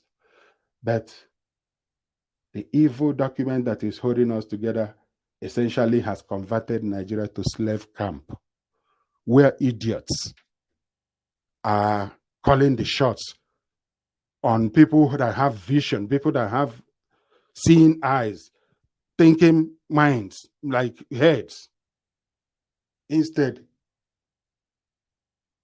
like people who go about begging are the one ruling us. We become slaves to strangers, beggars, people who are bloodsuckers because of the collaboration of Southerners, the political Judas goats who are leading others to death while their family are working in the government. I mean, Chris Ngige, Dr. Chris Ngige, that I used to admire. His wife is permanent secretary in Nigeria's system, plus his relations. So, and maybe his children. So for all this, Chris can be very comfortable and let us continue the way we're going in Nigeria as a Minister of Labor and Productivity in Nigeria.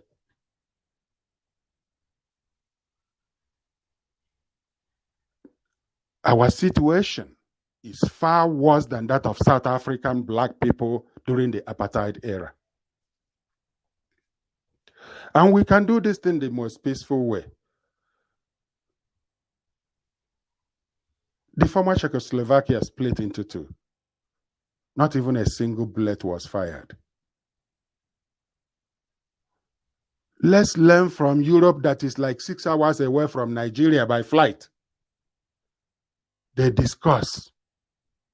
To coexist and live peacefully, you have to discuss. It's never settled until we achieve that state of normalcy in a country that has a future. Current Nigeria has no future. The future that awaits Nigeria is split.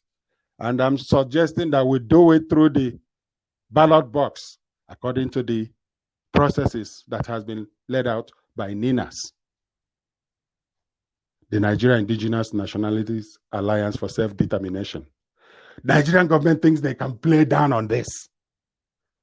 Apparently, they have no idea, those that are into this, that they are not out to be settled with anything that this government can come up with, including oil blocks, because you don't give me what is mine. You don't give it to me.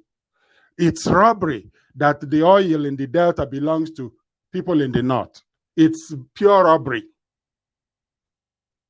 Whoever negotiated that is a criminal and needs to die by firing or, I mean, electric chair, because that is sabotage.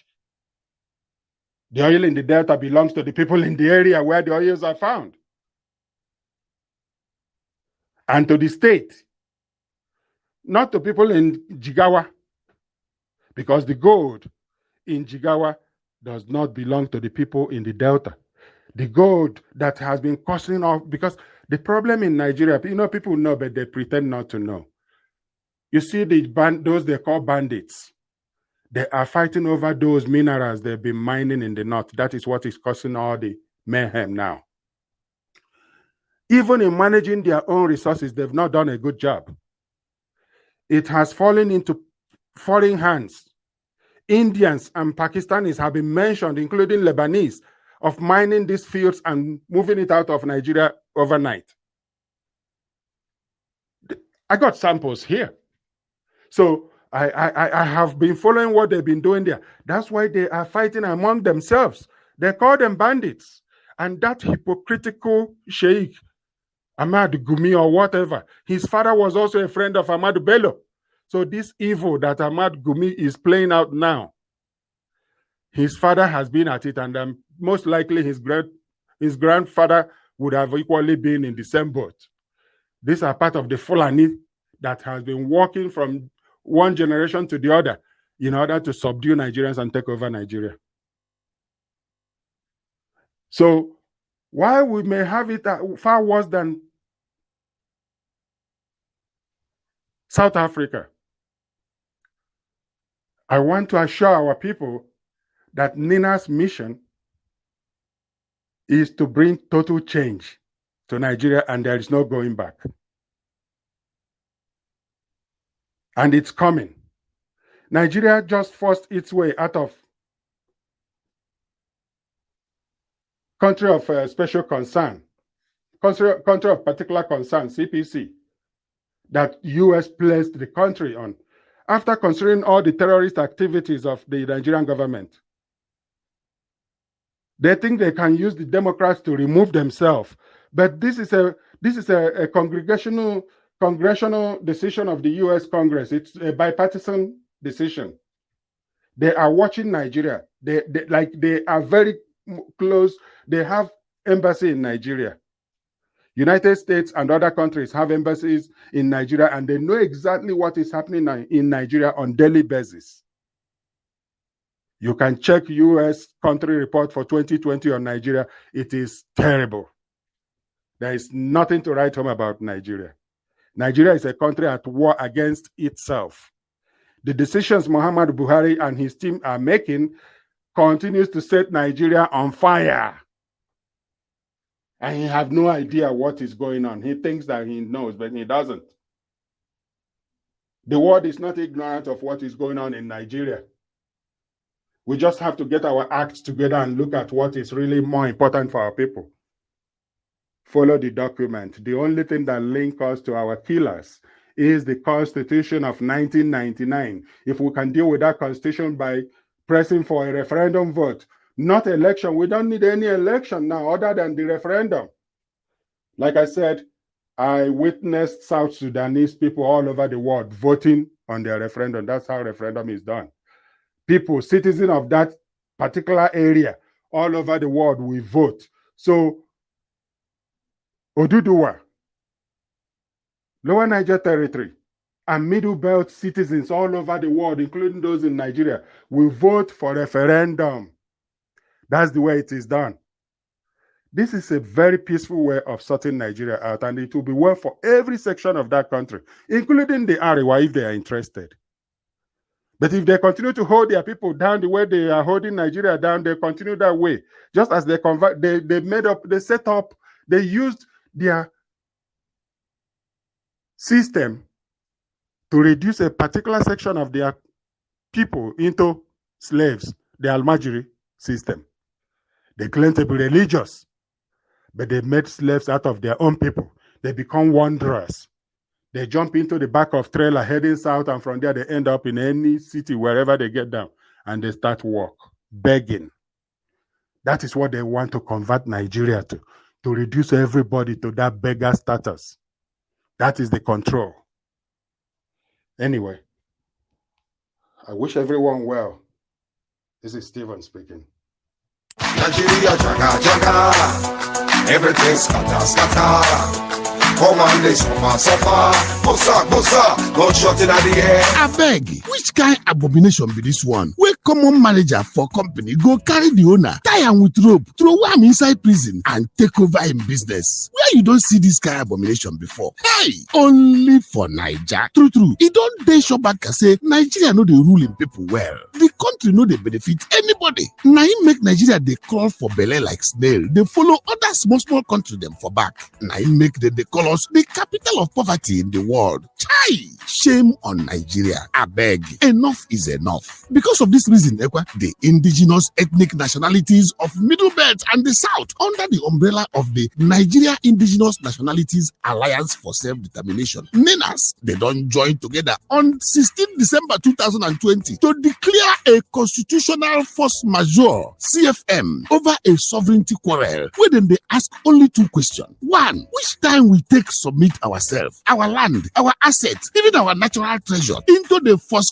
by force Nigeria Union. Hey, which time itself we follow make for ourselves the year 1999 Nigeria Constitution. All na lie, all na story, na daylight robbery be this yo. But we get work to do for inside all this matter. Oh yeah, this one na must to make we join hand sharp now with the Nigeria Indigenous Nationalities Alliance for Self-Determination, NINAS. Now then won't tear down that fraudulent lie 1999 Constitution so that we can forward march and start a new beginning for everybody. I beg, make we join together to sign that petition where we title End Apartheid Nigeria by restoring the self-determination rights of ethnic nationalities. It is for all media platform of Daughters of Truth, BVI Channel 1, Heritage TV UK, and www.freedomfromnigeria.com. If you sign this petition, na say you don't follow more than 20 million signatures them where we they collect for take show the United Nations. us. Remember, say, now only us fit free ourselves from the oppression, repression, marginalization, and subjugation which the Nigerian country don't carry jamming own people for head. Now the Voice of Liberty International bring on this story. Nigeria nationhood, cohesion, do we have one? I know we don't have one. Nigeria is still yearning for nationhood after her independence since 1960. Perhaps one of the greatest fault lines we have is the way itself by which we came together, cobbled together by Lord Lugard on the 1st of January 1914. Perhaps one of the most or the strongest fault lines is the way we were even named when we were formerly called Royal Niger Company Protectorates. And one young lady felt that name was too long. And she wrote an article in the London Economic Times on the 8th of January 1897. I said we should call that country, that area around the Niger area, which was how we came by the name Nigeria. We didn't really agree that we were going to be one country. The Berlin West African Conference of about 1844 to 1845 merely partitioned West Africa amongst the Portuguese, the Germans, the English people, and all that. So it was not as if we agreed to come together as one nation, which is why everyone is still suspicious of the other one.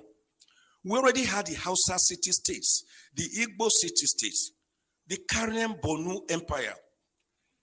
Remember, we had great kingdoms, the Oyo Empire, the Benin Empire. Remember the great role of Oba Ovorami Nogbaise, the man who told the British, don't visit Benin during that holy month in December of 1897. And the British said they must visit. And of course, the guards who were in charge of the moat seized them and killed them. That was what led to the infamous Benin punitive expedition of 1898, February, led by a British who led 1,200 troops. Didn't we know about people like great kings like Oba or like King Jaja of Opobo? They were already there. Moremi, Queen Idia. So we had our set ways of life, and we were happy before the British came with their mercantilism, holding the Bible in one hand, and of course, slave trade on the other hand. A trade that was to ravage us for over 500 years before people like William Wilberforce, Thomas Clarkson, even our own Olaudo Equiano stepped in. And before the great American, Abraham Lincoln, on the 19th of November, 1863, abolished slave trade, for which, of course, he was promptly executed in 1865. So the problems have been there. That is why no Nigerian believes I am a Nigerian. If you ask me, I will say I'm from Ijukwe, a small village near Agenibode, in Esako, East Local Government Area of Edo State. Because unlike what President Kennedy once told the Americans, think not of what your country can do for you, but what you can do for your country. Nigerians ask themselves, what has Nigeria done for us that we are in turn expected to do much for her? That is why go around Abuja or Lagos or any city in Nigeria on Sundays and you see the various town unions, because the people believe more in their town unions, in their village enclaves, than that contraction called Nigeria, which is practicing unitarism rather than federalism. And my bishop brother narrated the history very well the American Revolution, the independence of 1776, and of course, the Philadelphia Convention between May and September 1787, where they decided to have a more perfect union with 50 confederates coming together. They were already confederates, but they needed to have a more perfect union. It was that convention, at that convention, that they agreed on certain irreducible minimums of government: federalism, presidentialism, the doctrine of separation of powers, which had earlier in 1748 been popularized by the great French philosopher Baron de Montesquieu. It was at that conference or convention they agreed on the doctrine of judicial review. It was at that conference that Washington himself was thrown up, who became the first president of America. It was at that conference you had the great federalists like Alexander Hamilton, John James, Thomas Jefferson, James Madison, great Americans that wrote the American Constitution, which today has just about 27 amendments and about 7,891 words, unlike our Constitution, which is as big as a briefcase and is unworkable because it is not the people's constitution. Now, what happened at that conference is that the people decided to come together to believe in a document, in a constitution, which was people-driven. After the 50 states came together, 36 states, and then subjected it to a referendum. So I've always asked the question, why is Nigeria, why are we afraid of that word referendum when we hear of a referendum, plebiscite? Didn't we do it here at least in 1963 on the 10th of August when the Midwest region was separated from the Western region to become the fourth region in Nigeria? So referendum is not something we should be afraid of. The process by which a constitution comes into being is even more important than the contents of that constitution, which is why Nigeria derived the present constitution of 1999, that is actually Decree number 24 of 1999. So the American Constitution was people-driven, unlike the Nigerian Constitution that was a militarily imposed constitution. It can never enjoy the legitimacy, the credibility, the believability, and the autonomy of the people because it is not autonomous. It is not people-driven. So Egypt did it. They had their own constitution.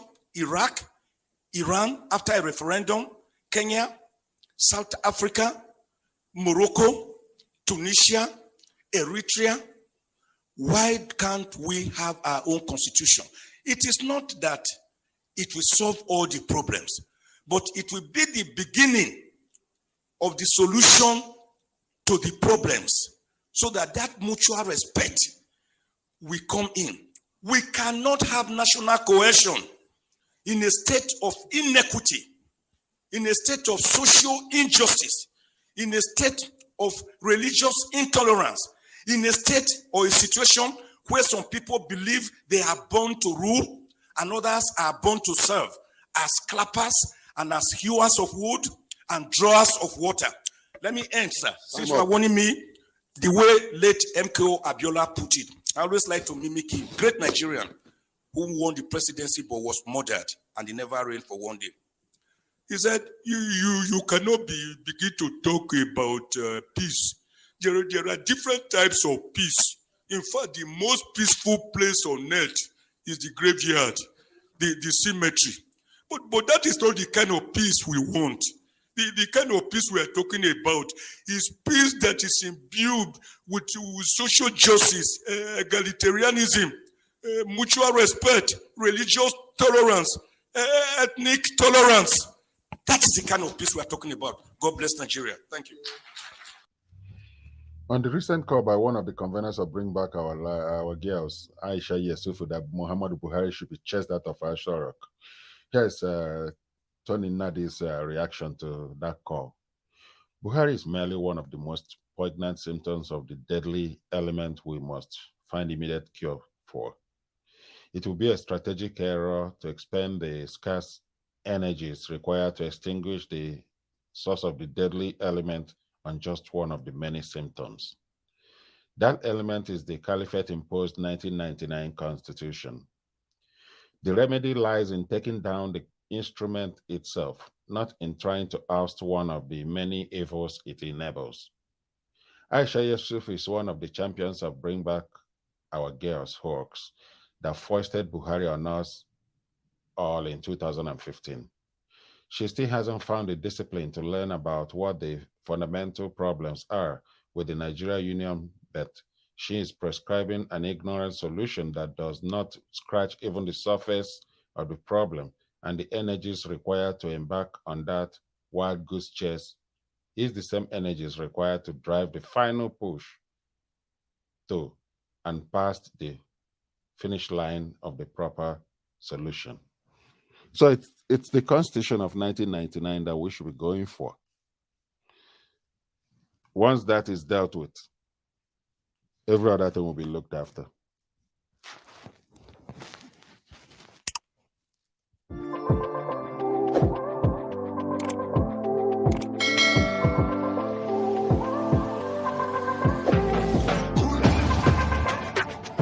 Told you to die.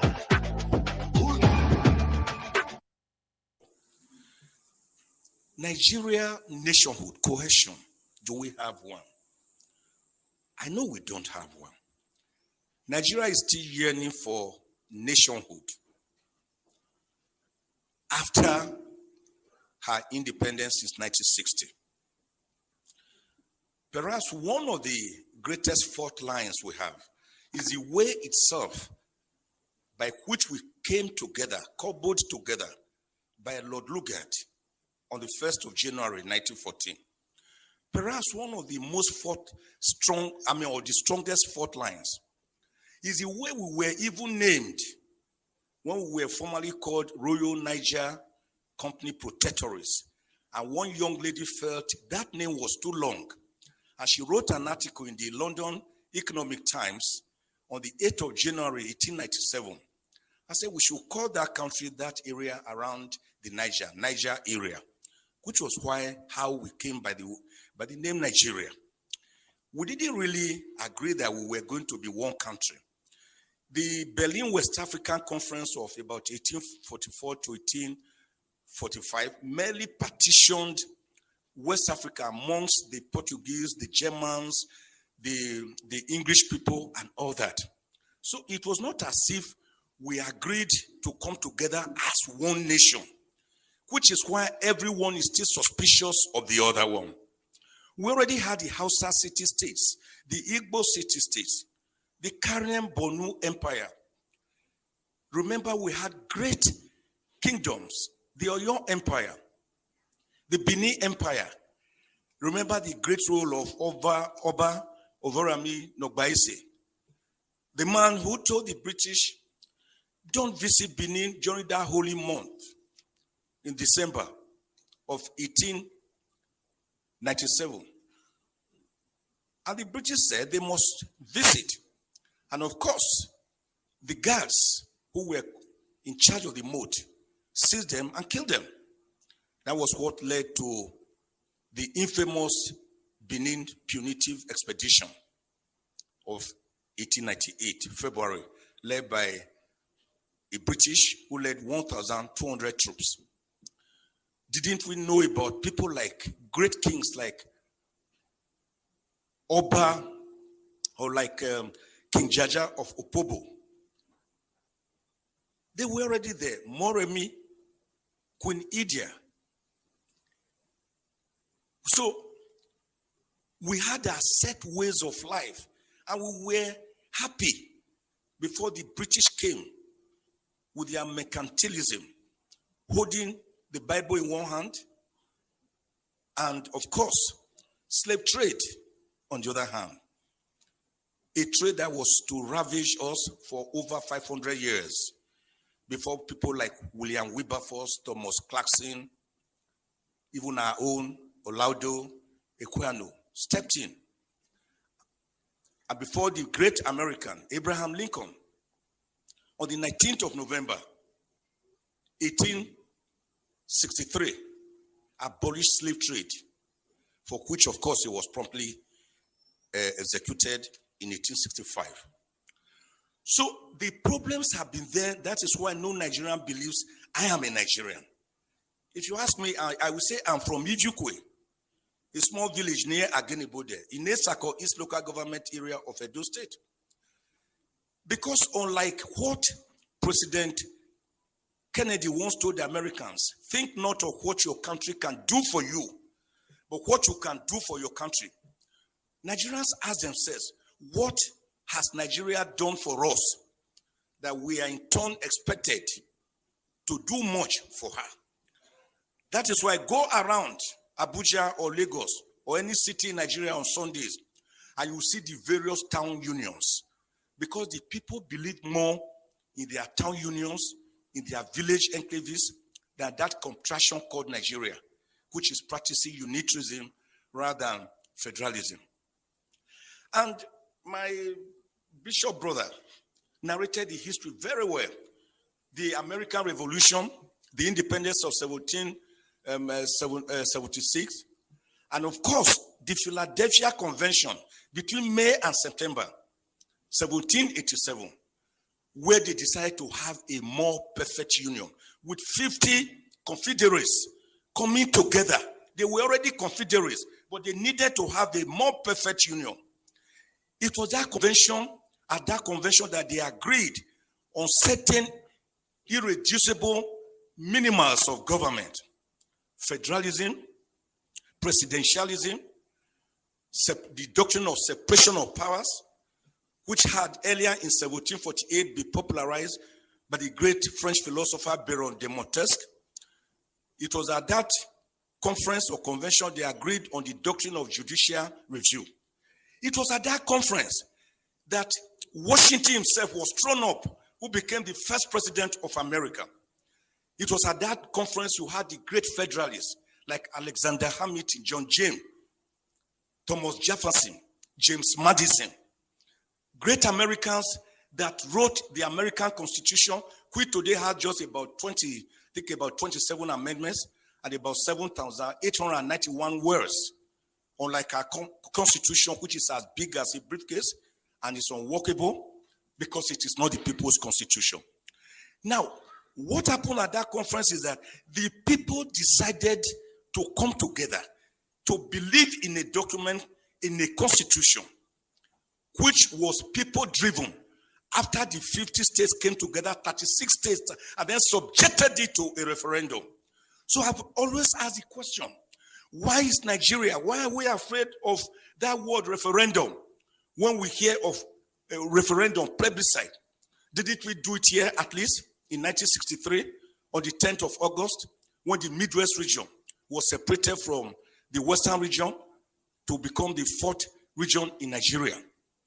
So referendum is not something we should be afraid of. The process by which a constitution comes into being is even more important than the contents of that constitution, which is why Nigeria derived the present constitution of 1999, that is actually decree number 24 of 1999.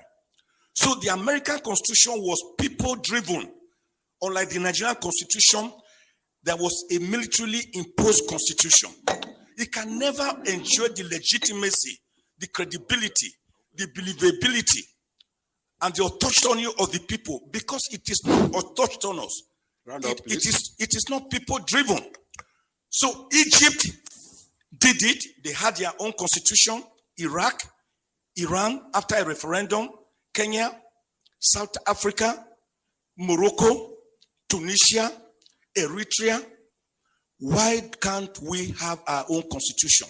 It is not that it will solve all the problems, but it will be the beginning of the solution to the problems, so that mutual respect will come in. We cannot have national cohesion in a state of inequity, in a state of social injustice, in a state of religious intolerance, in a state or a situation where some people believe they are born to rule and others are born to serve as clappers and as hewers of wood and drawers of water. Let me end, sir. Since you are warning me, the way late MKO Abiola put it, I always like to mimic him. Great Nigerian who won the presidency but was murdered and he never reigned for one day. He said, you cannot begin to talk about peace. There are different types of peace. In fact, the most peaceful place on earth is the graveyard, the cemetery. But that is not the kind of peace we want. The kind of peace we are talking about is peace that is imbued with social justice, egalitarianism, mutual respect, religious tolerance, ethnic tolerance. That is the kind of peace we are talking about. God bless Nigeria. Thank you. The unitary constitution of Nigeria is the source of all of the problems we have been trying to resolve. Everything that has brought Nigeria to where it is, that is now wobbling to some kind of catastrophic collapse, are coming from that constitution.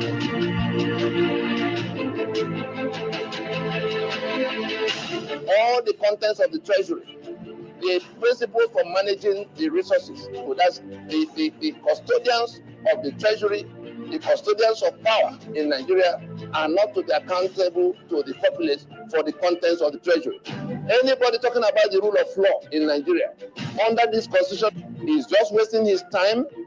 All atrocities committed in the name of government were put beyond the reach of the court to probe it. These same principles have matured into express provisions that became the quota system.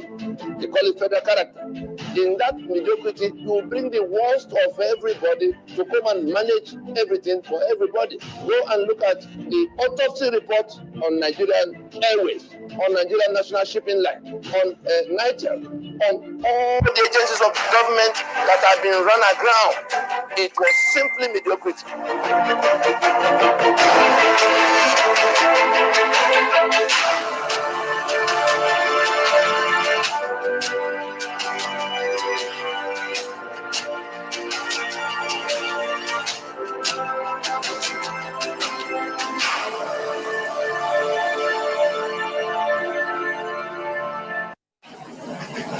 Chief Awolowo attended the constitutional conferences for the review of Nigeria's constitution in 1953, 1954, 1957, and 1958.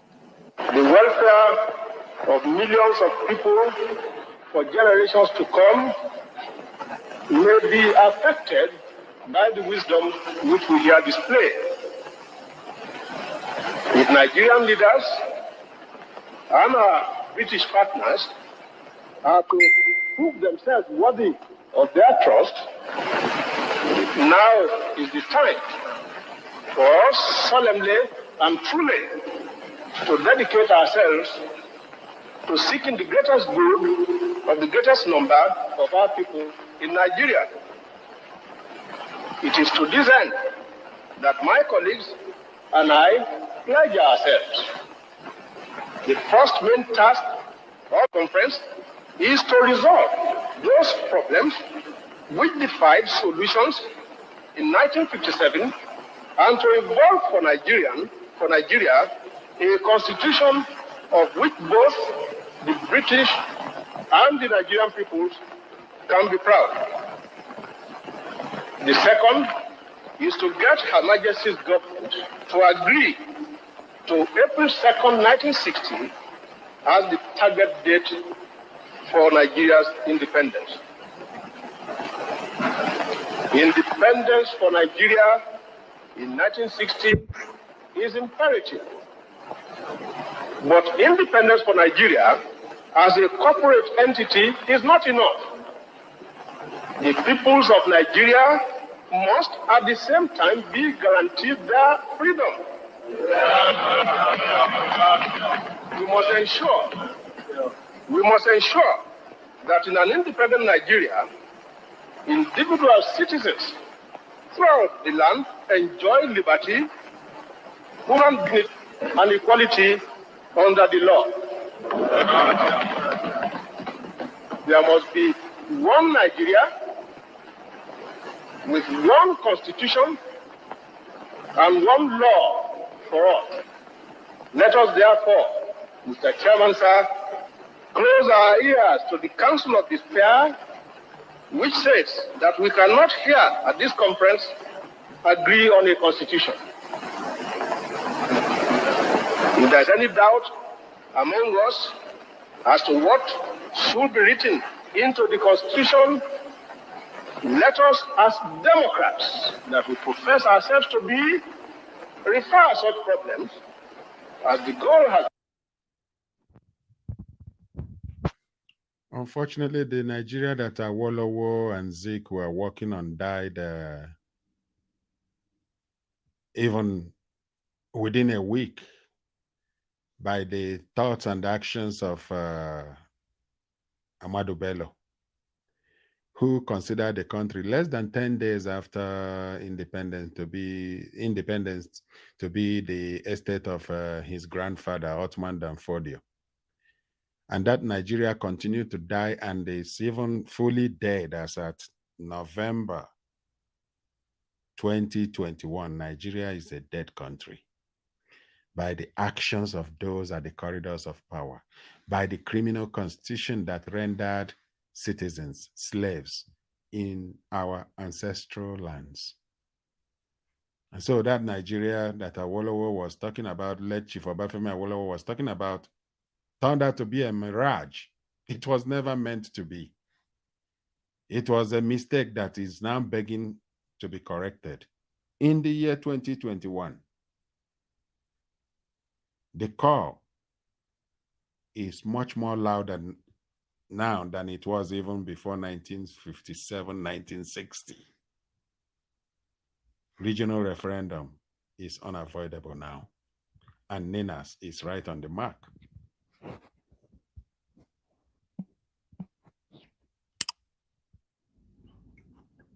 U.S. group calls on Joe Biden's administration to designate Buhari, El-Rufai, and Issa Pantami, among others, as sponsors of terrorism in Nigeria.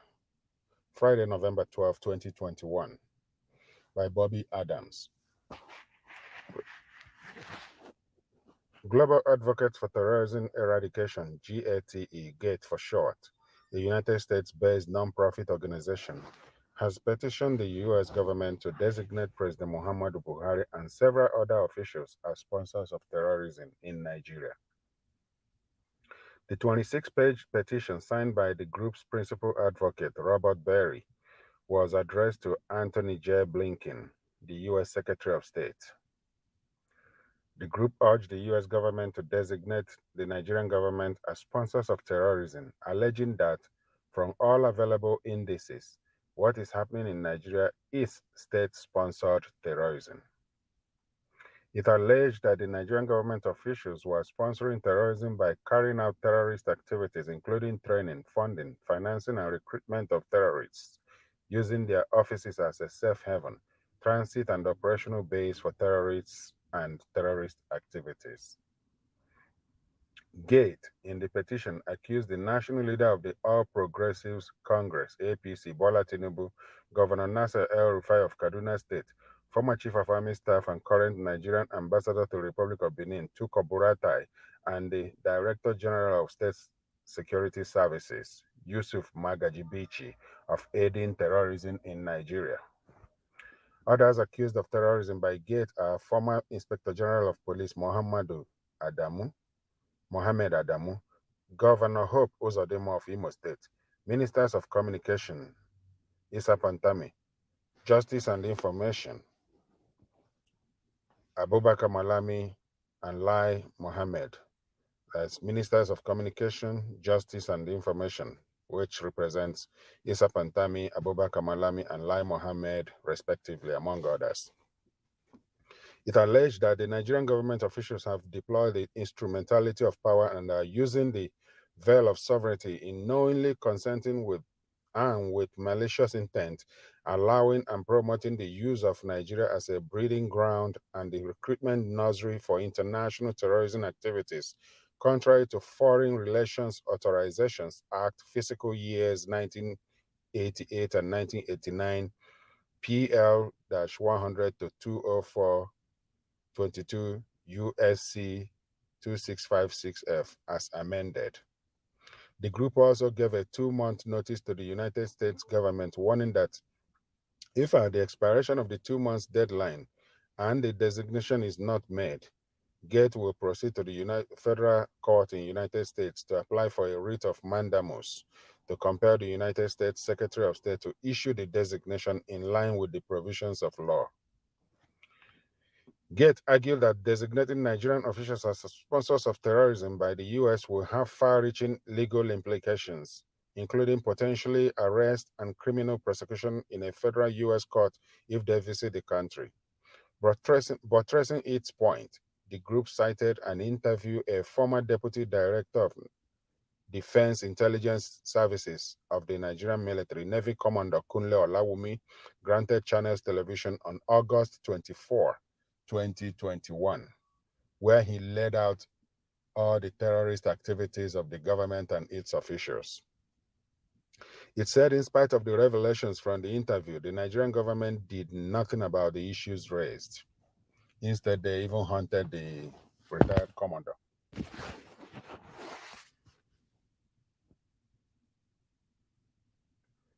That in spite of this knowledge, the Nigerian government has vehemently refused to take appropriate measures to protect her citizens and the global community from the nefarious activities of those state actors, it said. The group concluded, the current Nigerian government led by President Muhammadu Buhari is executing a global jihadist agenda that is comparable, if not more insidious, than that of the Taliban of Afghanistan. It's even more dangerous because it is mixed with genocidal tendencies. It is in the best interest of the United States and all the democratic countries of the world to identify this threat early and address it now. This is to prevent the further spread of global jihadist agenda of the Buhari government and to arrest an imminent ethnic and religious genocide.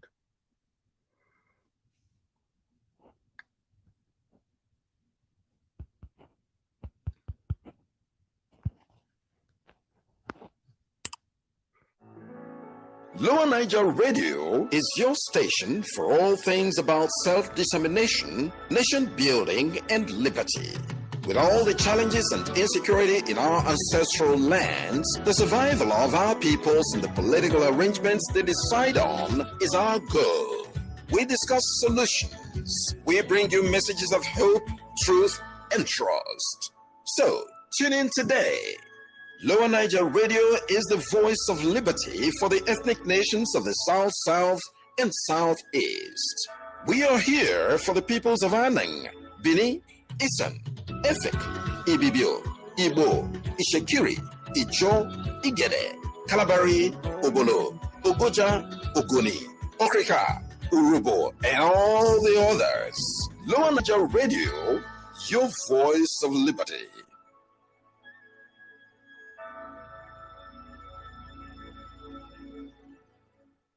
I bring this special message to the two sides to the madness going on in eastern Nigeria. Yes, and the IPOB and its leaders and the federal government of Nigeria and its armed forces, known gunmen and unknown gunmen. We have also been in touch, and when I say we, I'm talking about the leadership of Nigerian Indigenous Nationalities Alliance for Self-Determination. We've been in touch with our associates and allies in the international circuit. The United States watching very closely, the EU, all of those who will have to contribute troops if Nigeria snaps into the blue helmet situation. And NINAS, as you well know, is a body of statesmen. They are not politicians or people seeking what they will get from the union. These are statesmen, and we're the last peacemakers left in the arena. Everybody else is pointing guns at everybody else. But we dressed back from the entire situation to say, no, there's a way around this matter beyond the guns and bloodletting, because it doesn't lead anywhere. It can only lead to disaster. And so we look at what's going on in the space there. We must acknowledge that whatever is going on in Nigeria is known to everybody. Nigeria is not working for anybody. The Fulani herdsmen and the Boko Haram and the federal government that seems to be clapping and cheering them on all this while, is happening all across the country. Just yesterday, we saw the pictures from Gangan in Oyo State, the Barakwa area, everywhere. In the middle belt, we saw what's been going on in Benue, so that the governor of Benue has asked people to go get guns wherever they can, taking charge of their lives. It's not different, from the Niger Delta area, and now the southeast so-called is also a part of that wider field of carnage that have been going on. On the one side, people who knew where the problem was coming from, that is the bad constitutional arrangement we have in place that has brought us to all of that, had gone, working out how to solve the problem on a sustainable basis, on a comprehensive basis. And in that intervention, we find this, alliance coalescing in, with a plan and a process that everybody can relate to, including the international community. The US took time to interrogate the plan, several months, and began to see, how it could work, the viability of it. The UN also listened to us at the time we went to tell them what was happening to us. And we remember a rapporteur mission was sent in August of 2019, led by Agnes Kalamat. And her team came out with a verdict that all of these things happening in Nigeria were happening because of the wrong constitutional arrangements that we have that is operating like pressure cooker for injustice. We touch on all of this to say, to let everybody know that everybody knows, acknowledges that there's a problem that needs to be solved. And steps are being taken to solve the problem, culminating in the December 16th constitutional force majeure. It was in the midst of the progress being made towards solving the problem in a peaceful and process-led manner that we woke up to where Nnamdi Kanu and his IPOB floated what they call the Eastern Security Network. And then, the broadcasts were happening, and we saw videos where soldiers and policemen were being killed, and their leader urging them to go to anybody, anywhere you see them in uniform, kill them, don't let them escape, all kinds of things on a daily basis. And eventually, it came to where the Olo incident happened, and reprisal operations began from the federal government and their armed forces. It was in the midst of those videos flying around of how soldiers and policemen are to be killed by ESN that the World Igbo Congress, which is the platform of Igbo associations in the US, took out advertorial in Guardian newspaper to praise the emergence of the Eastern Security Network, so-called, and went ahead to begin to raise funds, clapping and cheering for the madness that had been introduced. Not in any way absolving the governors of the East that have chosen to do nothing about the rampage of the Fulani herdsmen and all kinds of other things happening in the place. Unlike the Yoruba space, where they were at least addressing the issue. We saw Amotekun, we saw some level of cooperation amongst them, acknowledging that there's a problem that needs to be solved. Now, World Igbo Congress takes that advertorial, clapping and cheering for the lunacy of killing soldiers and policemen and making videos and making further, announcements by way of broadcast for how more could be done, burn them down. Then the federal government of Nigeria launches its own counter operation, but has come into the situation as one looking for how to exterminate a whole people. And it is in that regard that we're also going to be telling the president of Nigeria and the armed forces that the whole world is watching. My voice is cracked now because of the number of foreigners we have to answer their questions about what's going on in our space. So we talk to them now because the questions of genocide that may arise, the questions of crime against humanity that may arise, will stand on their own merit. It doesn't matter how the story began. There are all kinds of ways of identifying who is doing what and moving in there to deal with it. But if you now come like one who is continuing the war that we thought ended in 1970, but which really never ended, because we saw what the President Buhari, had said, had done. We see what's going on there. So this address on behalf of Ninas is one for cease and desist to the two sides. Cease and desist. Cease and desist to the two sides. The ESN and the unknown government, the federal government of Nigeria and its armed forces, and the unknown government too in between.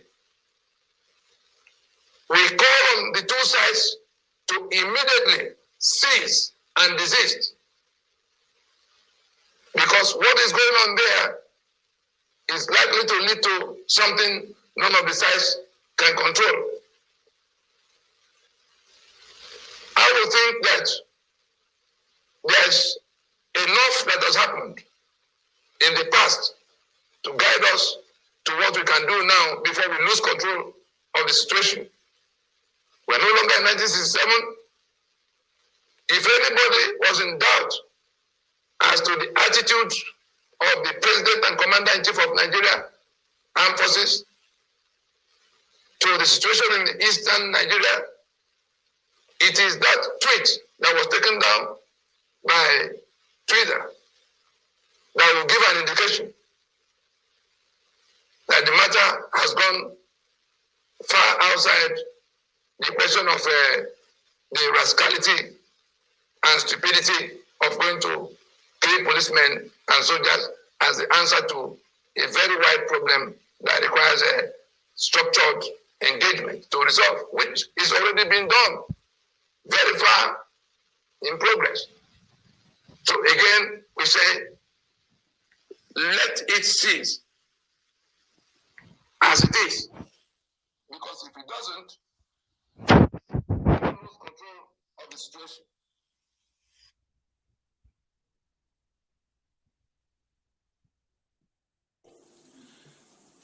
Nigeria nationhood, cohesion, do we have one? I know we don't have one. Nigeria is still yearning for nationhood after her independence since 1960. Perhaps one of the greatest fault lines we have is the way itself by which we came together, cobbled together by Lord Lugard on the 1st of January 1914. Perhaps one of the most or the strongest fault lines is the way we were even named when we were formerly called Royal Niger Company Protectorates And one young lady felt that name was too long. And she wrote an article in the London Economic Times on the 8th of January, 1897. I said we should call that country, that area around the Niger area, which was how we came by the name Nigeria.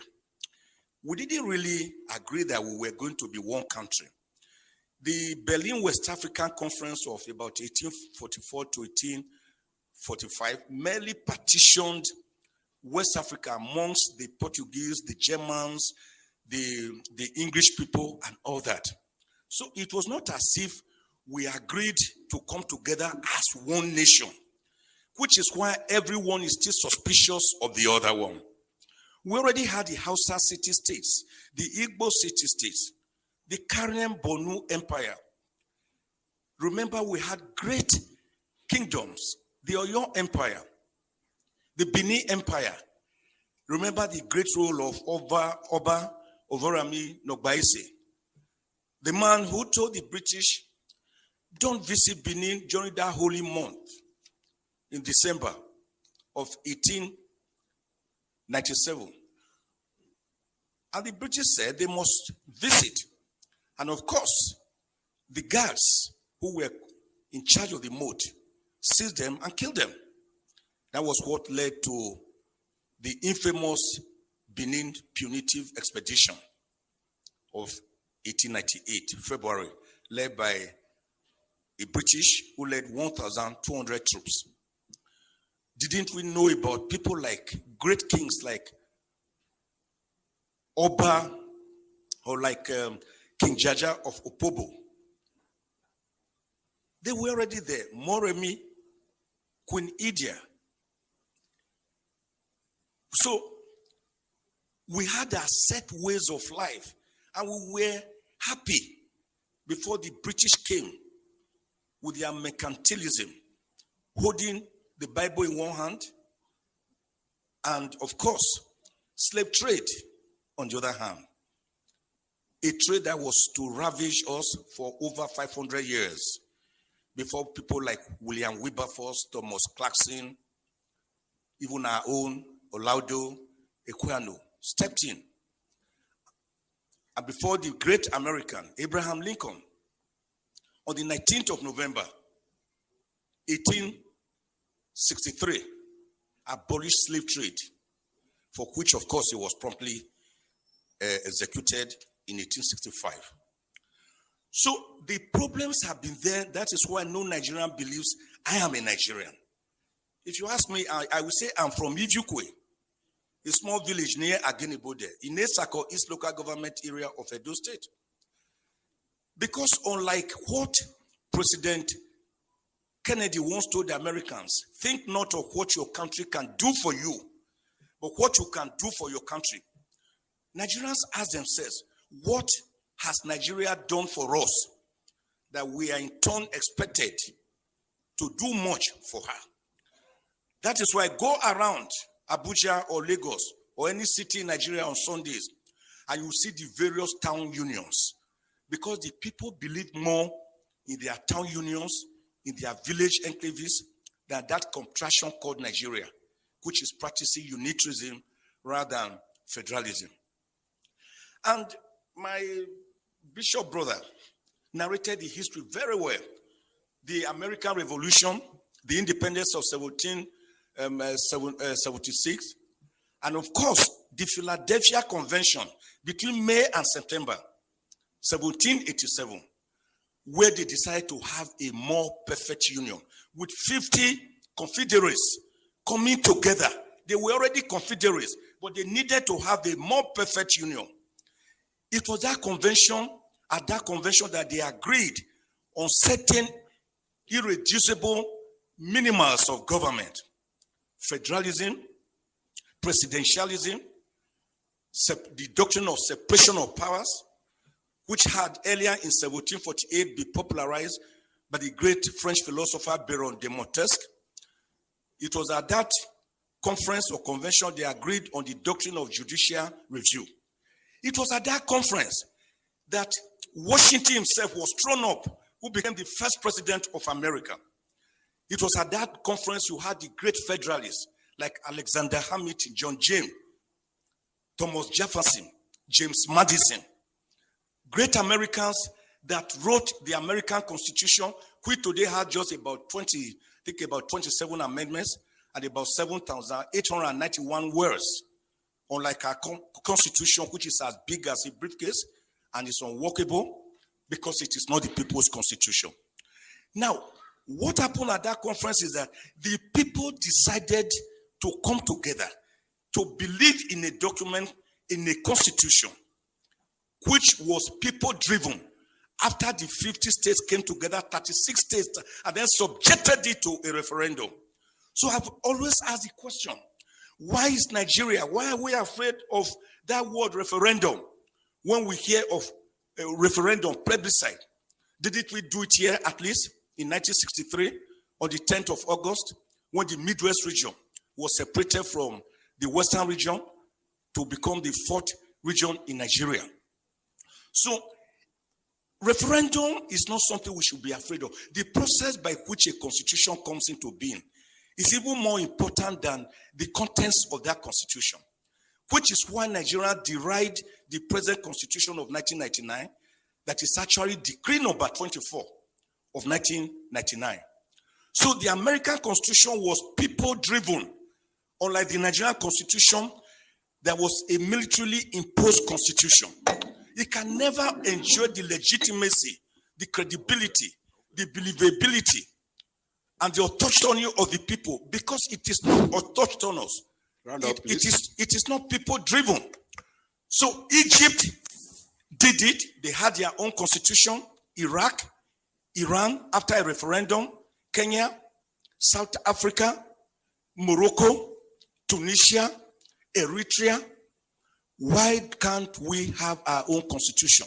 It is not that it will solve all the problems, but it will be the beginning of the solution to the problems so that mutual respect will come in.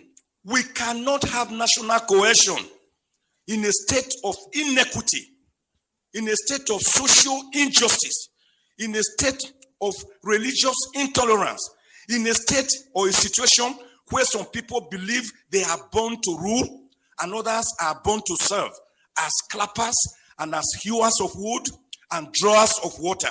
Let me end, sir. Since you are warning me, the way late MKO Abiola put it, I always like to mimic him. Great Nigerian who won the presidency but was murdered and he never reigned for one day. He said, you cannot begin to talk about peace. There are different types of peace. In fact, the most peaceful place on earth is the graveyard, the cemetery. But that is not the kind of peace we want. The kind of peace we are talking about is peace that is imbued with social justice, egalitarianism, mutual respect, religious tolerance, ethnic tolerance. That is the kind of peace we are talking about. God bless Nigeria. Thank you. Say no to 1999 Constitution. Say yes to ethnic self-determination. We have a right to fight for our freedom. We must arise and save our nation. You want good road, you sign the petition. Better work, sign the petition. Clean water and light, sign the petition. Security, sign the petition. Healthcare, sign the petition. Better schools, sign the petition. Housing project, sign the petition. Hope for the future, sign the petition. My people, we never tire for these leaders when they oppress us every day. We need to free ourselves before water passing. Waiting we need now to come out to this year 1999 Constitution. We don't have everything finished. We need to make another new one by a referendum. We will make region control their resources. My people, no, they waste time, yo. As you they hear this message, run now, go to www.ninasfsn.org. Make you sign that petition today. No, they waste time, mo. The time for change is now.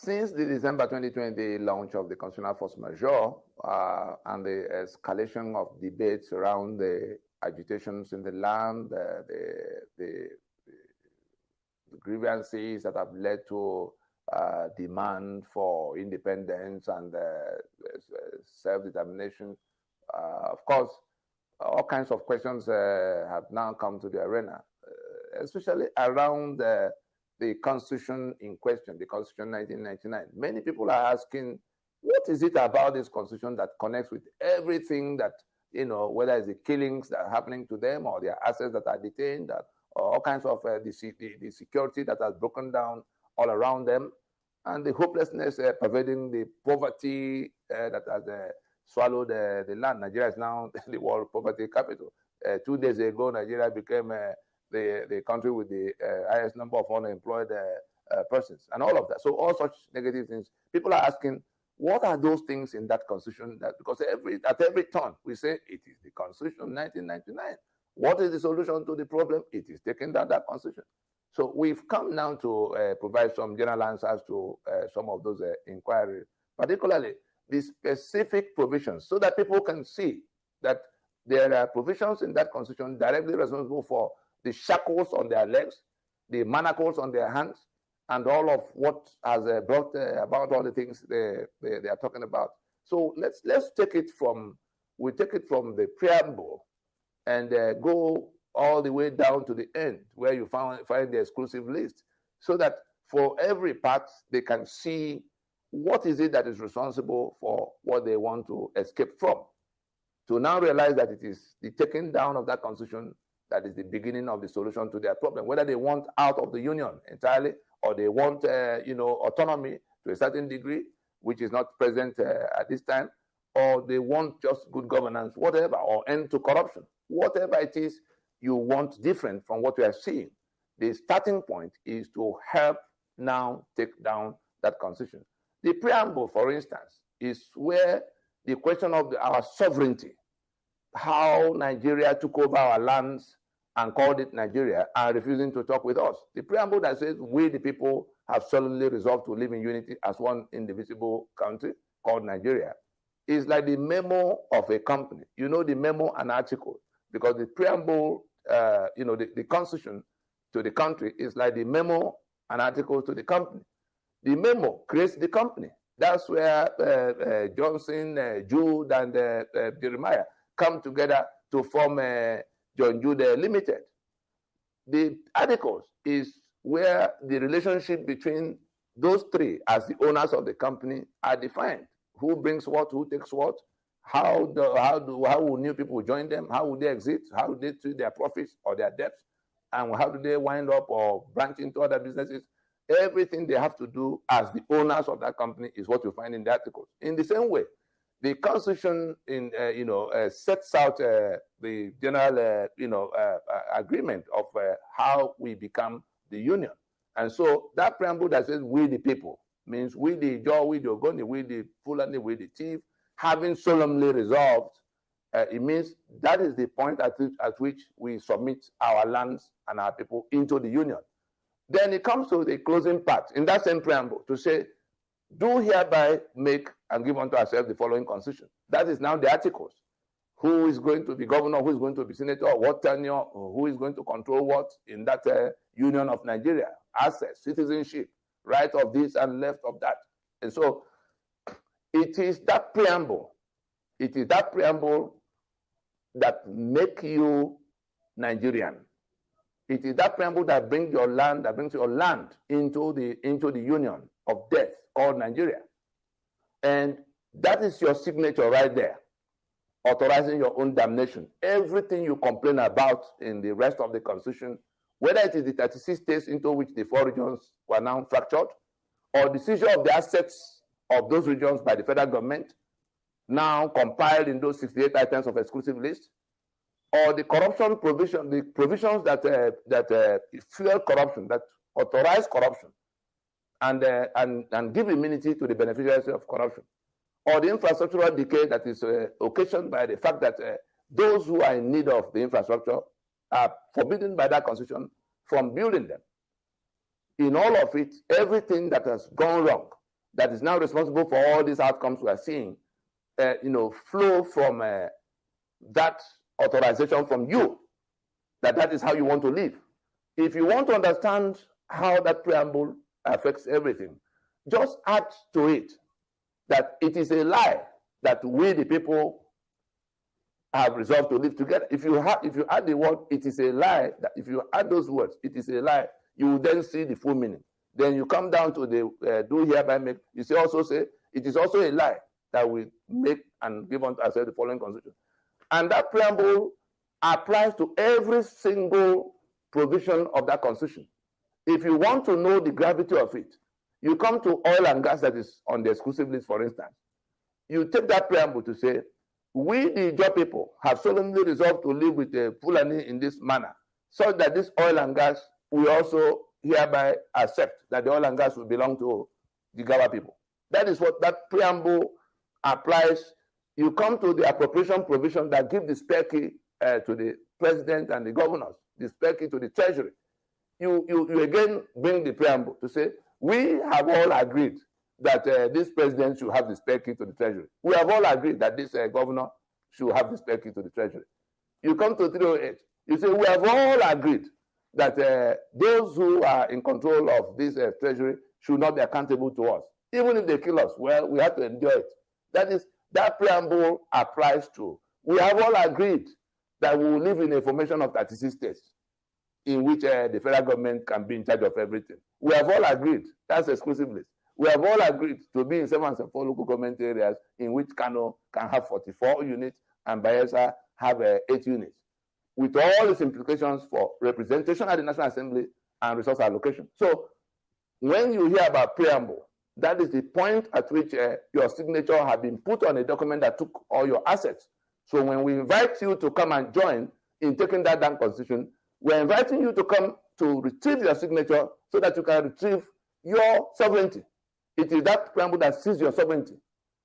Then you come to the next one of the formations in which we live, the 36 states, the 7 and 4 local government areas, because they are all listed in those first few sections of the constitution. You come to section 6, section 6C, that says that nullifies the whole of your benefit as citizens, listed in chapter 2.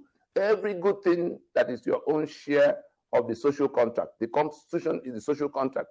There were things you looked forward to in submitting your sovereignty to a bigger union, so that you can get security, you can get welfare, you can get equal treatment in that union.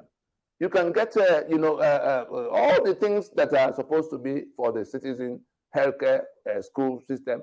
Section 6, subsection 6C, nullifies it because it makes it discretionary to those in government. It says they can do only at their own, only as is convenient for them. So you do not have a legal recourse against them if they don't do. And so, bottom line, the government does not owe you any obligation. Everything listed for you is put at their discretion. If they don't do it, well, you only go and cry in your closet. If they do it, you have to kneel down and thank them. They are doing it out of make of human kindness, going by that. You come to section 6, subsection 6D. There's a period of 33 years listed from 15th of January 1966 to the 29th of May in 1999. 33 years of immunity. All atrocities committed by people who govern Nigeria, particularly in the military era, everything they did in that period to hijack everybody's assets that have now become oil blocks from Niger Delta or some of the big farms we have around today, including the one in Otta. It is Land Use Act that they use to take everybody's assets. Petroleum Act, we see people going to stand around in Abuja now talking about petroleum industry bill. All those things that were done by which these assets, economic assets, were confiscated and shared as allocations. That's how Dangote is in control of half of the port of Lagos. That's how Atiku through Intel is in control of half of the port in Port Harcourt. Allocations, all kinds of things. Everything done in that period. Section 6, subsection 6D, grants immunity to the beneficiaries. Say the jurisdiction of the court does not extend to looking into whatever happened in that period. That is the foundation of the impunity we complain about today, because the beneficiaries of the atrocities of that period are richer than many governments across the world today. But we cannot probe. Even people who kill their neighbors to take their assets, the children are still alive, seeing those assets. They say you can't look at it. The courts cannot listen to you when you come. Those are the things. And you go from there to the appropriation provisions that you give in section 81 says the president should go to get authorization for expenditure from the treasury, from National Assembly. And section 82 that allows him to go running government, spending money. Every money you find in the treasury can be taken out through the loopholes created in that very provision. The president can take everything he finds in the treasury for any purpose. National Assembly will not be able, because it says subject to 50%, that is subject to what was approved the year before. So the president just put a bogus figure. That is what you see Ghana must go that happens at appropriation. They put a bogus figure and take 50% of it. Any amount you find in the treasury that comes under 50%, they can take without recourse to anybody. I want young people to confront lawyers, the senior advocates, the professors of law, wherever you find them. These are specific provisions that are responsible for the things happening to everybody. The corruption we see is because that spare key was provided for the heads of the executive branch deliberately to facilitate their access to the treasury, to take out all the money. And then you come to section 308 that gives immunity. You can't question them for whatever they do while in office, whether they're beheading everybody or they're cutting away all the contents of the treasury. These are all the things that have worked together to bring us to where we are. We have other things that are embedded in that constitution that are also responsible for certain things that people cannot. We've seen quota system and how it works. They say federal character, and then you bring your worst. You preserve the choices of places, whether it's in school or at, or openings for work. You preserve for your worst, capable people, and then the best ones are kicked out by that mechanism. We come to NYSC that have been embedded in that constitution since it first came. Let us look at this map. The NYSC, we are told, was a scheme to get the young people to go and interact and know themselves. We came through a war. Instead of going to resolve the issues that led to the war, you leave the issues unresolved and you say, oh, if young people can go and interact among themselves, the troubles will go away. Look at this map. The purpose of NYSC is to draft the children of Port Harcourt, the children of Warri, the children of Lagos, the children of Ibadan, to go and perish in Kaura Namoda, Potiskum, Biu, Gashua, and also to bring the children of Sokoto and Kano and Meduguri. Look at this map. To go to Port Harcourt and Lagos, where they'll be absorbed in NNPC, in Central Bank, in MPA. 90% of the bureaucracy running Nigeria today, the recruitment came from that dubious process. And that is why they put that NYSC decree into that constitution. Nobody can touch it. You require what the highest level of majority to be able to touch Land Use Act and NYSC Act. So in all of it, the entire thing is a fraud through and through. You come down to the question of even the one that people say, school certificate, to tell you that everything is a scam. They tell you one thing, it is the opposite that you find when you go to look. School certificate that you thought was WAEC and GCE and teachers grade 2, no. School certificate is defined in section 318, along with many other words used in the Constitution. School certificate was defined under 4 headings. It's only one of the headings that you know, the one of GCE and WASC and the teacher grade 2. The second definition, which is an alternative, is primary 6 school, first school living certificate with evidence of having worked anywhere at all, private or public. So it could be the yam seller under the bridge of Ibadan, or the Akara fryer on the highway to Ajaokuta. Just say, I have worked for 10 years. then you bring primary 6. That was what Masari, the one that is governor in Casino, where now, that was what he had at the time he was a Speaker of Nigeria's House of Representatives. Below that, you now come to where you have the one I just talked about, primary 6, is the third one. The second one is evidence of having been in any school that could have conducted the exam. So if you're a school dropout, whether dropout in class 1 or class 2, if you can bring evidence that you were once in a Hope Rising secondary school, that is qualification by that definition. The third definition is the one of primary 6. Then the worst one, the last one, is any qualification that is acceptable to INEC. Meaning that if INEC accepts your form of nomination and they stamp it, responsibility moves away from you permanently, whether as candidate or as a elected person in terms of qualification, because INEC should now be the one to answer to why they accepted you. Once they have accepted you, you have satisfied the requirement for educational qualification. So all the lawyers in Nigeria who have been telling you that if you don't have a school certificate or you don't have this or that, you can, they are either ignorant or dishonest. There's no educational requirement for holding any office in Nigeria, including the presidency of Nigeria. That is in black and white the meaning assigned to school certificate. So when you take it through all of these sections we talked about, you then go to the exclusive list to see that it is because the refineries are on that exclusive list that it becomes the business of the federal government only, which can then destroy the 4 refineries, license them, go to monopoly, lock out everybody else, and then you don't have a. If nothing happens to that constitution, nothing will improve in security, nothing will improve in infrastructure, nothing will improve in the fight against corruption. That constitution, for every single thing we've listed so far, that constitution must go down before you can get relief.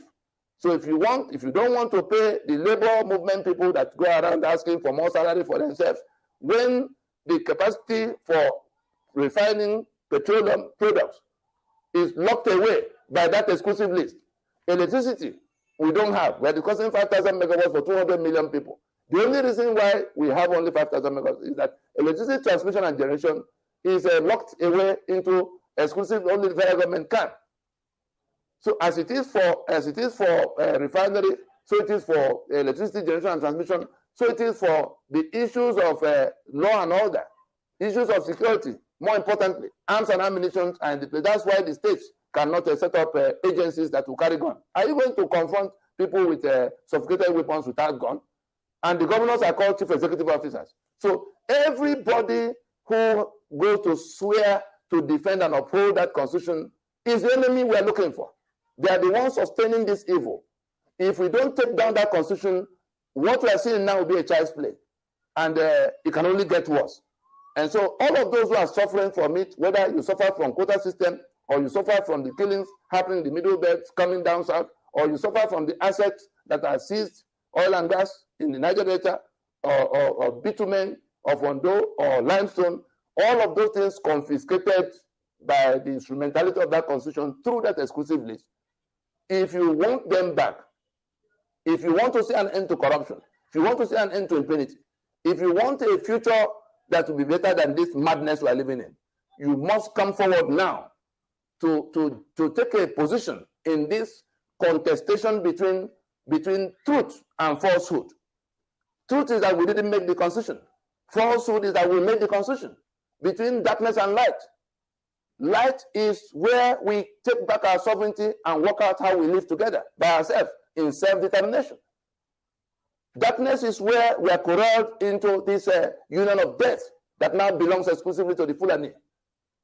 If you are from this alliance territory and you are not taking a position, whether you are in the church or you are in the media, or you join them in all this type of dubious arguments they put forward all the time, calling terror bandit, you better come forward now because the young people are listening.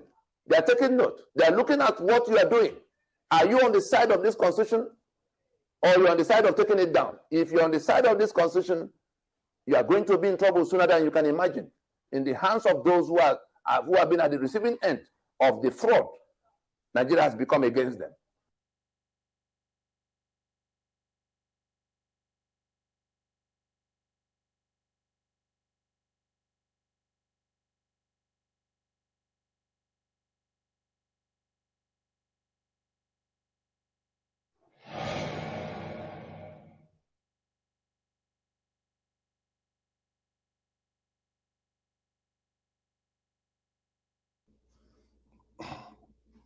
Nigeria ceased to be a federation since 1966.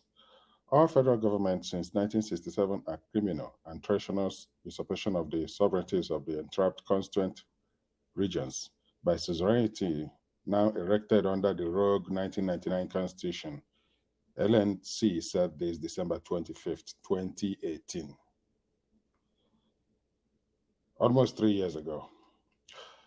In response to the following post on the Lower Niger Congress wall, December 25th, 2018, Nigeria ceased to be a federation in 1966 and effectively became a unitary state May 27, 1967. All the federal governments from 1967 to date are criminal and treasonous usurpation of the sovereignties of the trapped constituent regions by a suzerainty now erected under the rogue 1999 Constitution. One Udeme Johnson wrote as follows: done through Ironsi, that the unitary system was done through Ironsi. And Tony Nadi replied as follows: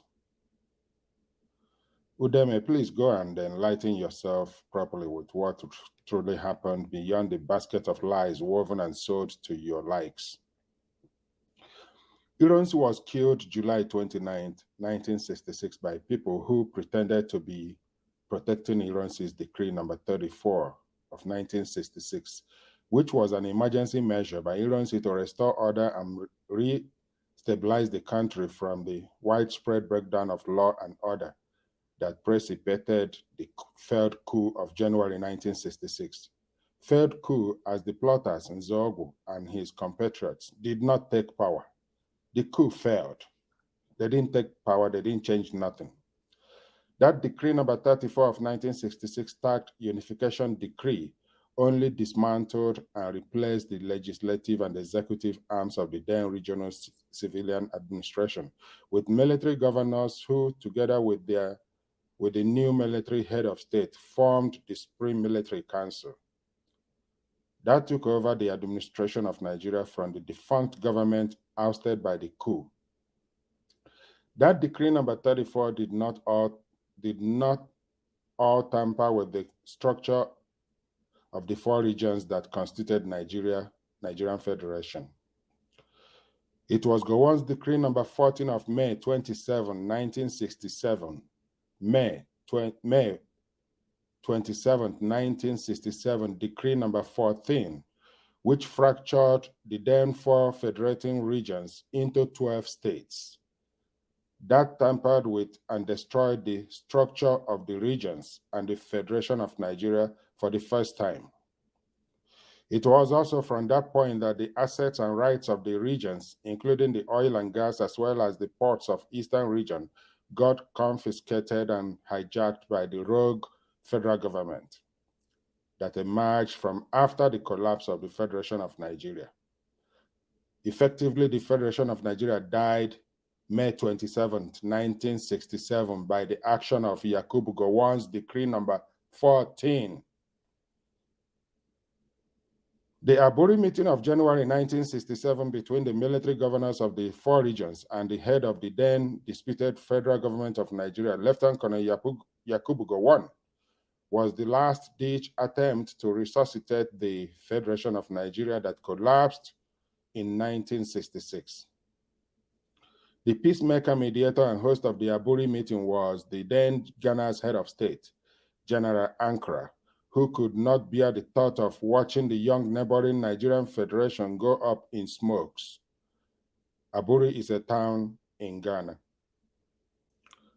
A clearly worded agreement was reached in those meetings, that is the Aburi Accord, but the Caliphate-controlled so-called federal government of Nigeria at the time abandoned the agreement upon return to Nigeria and resorted to force, which the Aburi Accord expressly forbade, levying a 30-month genocidal war to force the then breakaway Eastern region, which had in self-defense declared itself Republic of Biafra, back to the collapsed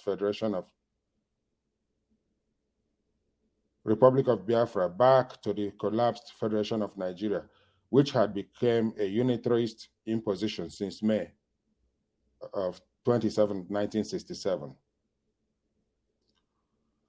That war consumed the lives of over 3.5 million Easterners and has left the East devastated and debased to date, while post-war punitive policies of the rogue federal government since 1970 till date have not only been retained but has been reinforced with the imposed constitutional framework such that the one Nigeria, the dummy of Nigeria, that emerged from Nigeria-Biafra War of 1967-1970 became for the East an adverse occupation force to date.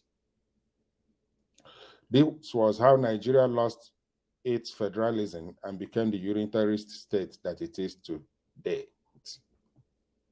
Incidentally, other regions in the south and middle belt of Nigeria which stood with that rogue federal government against the East in that sordid 1966-1970 bloodshed have progressively found their territories to be under the adverse occupation of the same caliphate-controlled rogue federal government, masquerading as Nigeria, that is now killing off and dislodging their own indigenous populations, especially in the middle belt.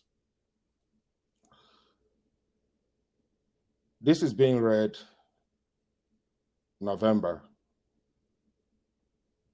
12th, 2021. We know exactly how it has been going in the last little while across Nigeria from the actions of the federal government. The 12 states created by Gowon to decapitate and undermine the regions, particularly the eastern region, were subsequently fractured further into 19, then 21, then 30, to the present 36 caricatures we still call states by generals Murtala Mohammed, Ibrahim Babangida, and Sani Abacha. The deliberate distortion of history is what has brought Nigeria to where it is today. The very politicians in military uniforms who committed the atrocities from which Nigeria has not recovered to date were the ones who removed history from the school curriculum as they went on naked revisionism and further distortion of history to justify their terrible deeds and wrongdoings.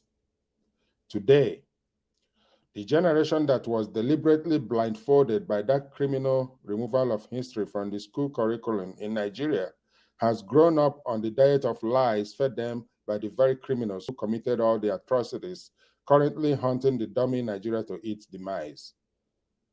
They are arguing vigorously, but most ignorantly, with those who know or found out the truth. Some of these ignorant people hold PhDs, and some are even professors of law and senior advocates of Nigeria. Those concealed deeds have caught up with us now, and people like you who ought to be finding answers to the quagmire are lost in the labyrinth of deliberately crafted falsehoods. No resolution will be found for the defunct Federation of Nigeria within the piles of falsehood that had been concocted all these years, which is now unraveling by itself. The detailed knowledge of what truly transpired both in that dark period of 1966 through 1970 and in the period between 1990 and 1914, all the way to 1960, holds the key to finding any viable resolution to Nigeria. And that is what the LNC and its MNN alliance partners have put together in an intervention framework now fully deployed to rework the defunct Federation of Nigeria within the dictates and preferences of the self-determination imperatives, rights of its entrapped constituents.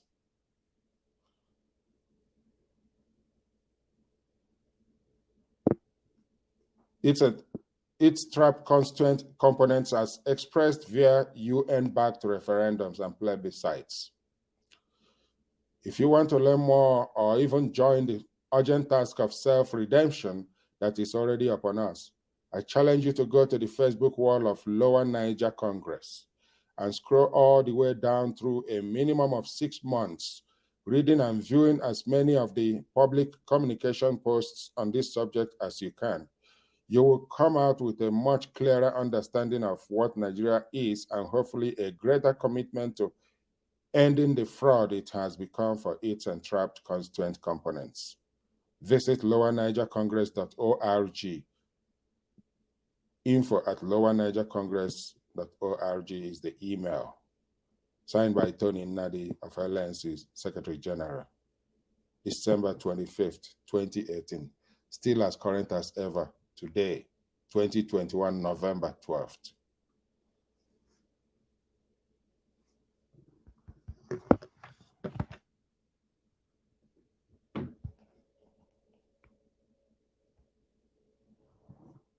The Aburi Accord. Aburi Accord. The Aburi Accord was reached at a meeting between 4th and 5th January of 1967 in Aburi, Ghana, attended by delegates of both the federal government of Nigeria, the Supreme Military Council led by the President Yakubu Gowon then, and Eastern delegates led by the Eastern Region's leader, General Chukwuemeka Odumegwu. The meeting was billed as the last chance of preventing all-out war. The Council collectively vowed not to use force to settle the Nigerian crisis, and also agreed to a law of collective responsibility, which vested all powers of the federal military government in the Supreme Military Council, making a unanimous concurrence imperative. It was agreed as well that the head of the federal military government should assume the title of Commander-in-Chief of the Armed Forces of Nigeria. The atmosphere of the meeting was very cordial, saving that Ojukwu did not participate in the humor side of the show. At the end of the meeting, it was agreed that the resolutions of the meeting should be embodied in a decree to be issued by Lagos, as the federal government of Nigeria, with the concurrence of the military governors in the regions. Aburi, Eastern region of Ghana, was chosen as a venue because the Eastern delegates led by Governor of Eastern State, General Ojukwu's safety could not be guaranteed anywhere within the western or northern part of the country. The agenda of the Aburi meeting: reorganization of the armed forces, constitutional arrangement, issue of displaced persons within Nigeria. See 1999 to 2006 by Segun Toyin Dawodu. This is 2021, November 10th. Cast your mind back to 1967, which is 54 years now. Has anything changed with Nigeria? Not much has changed. It has actually gotten worse. Back in 1967, it was the Igbo and the rest of Eastern Nigeria that were seeking out of Nigeria. Fast forward to 2021, this November, as I'm speaking to you today, Yoruba under Oduduwa is seeking out of Nigeria.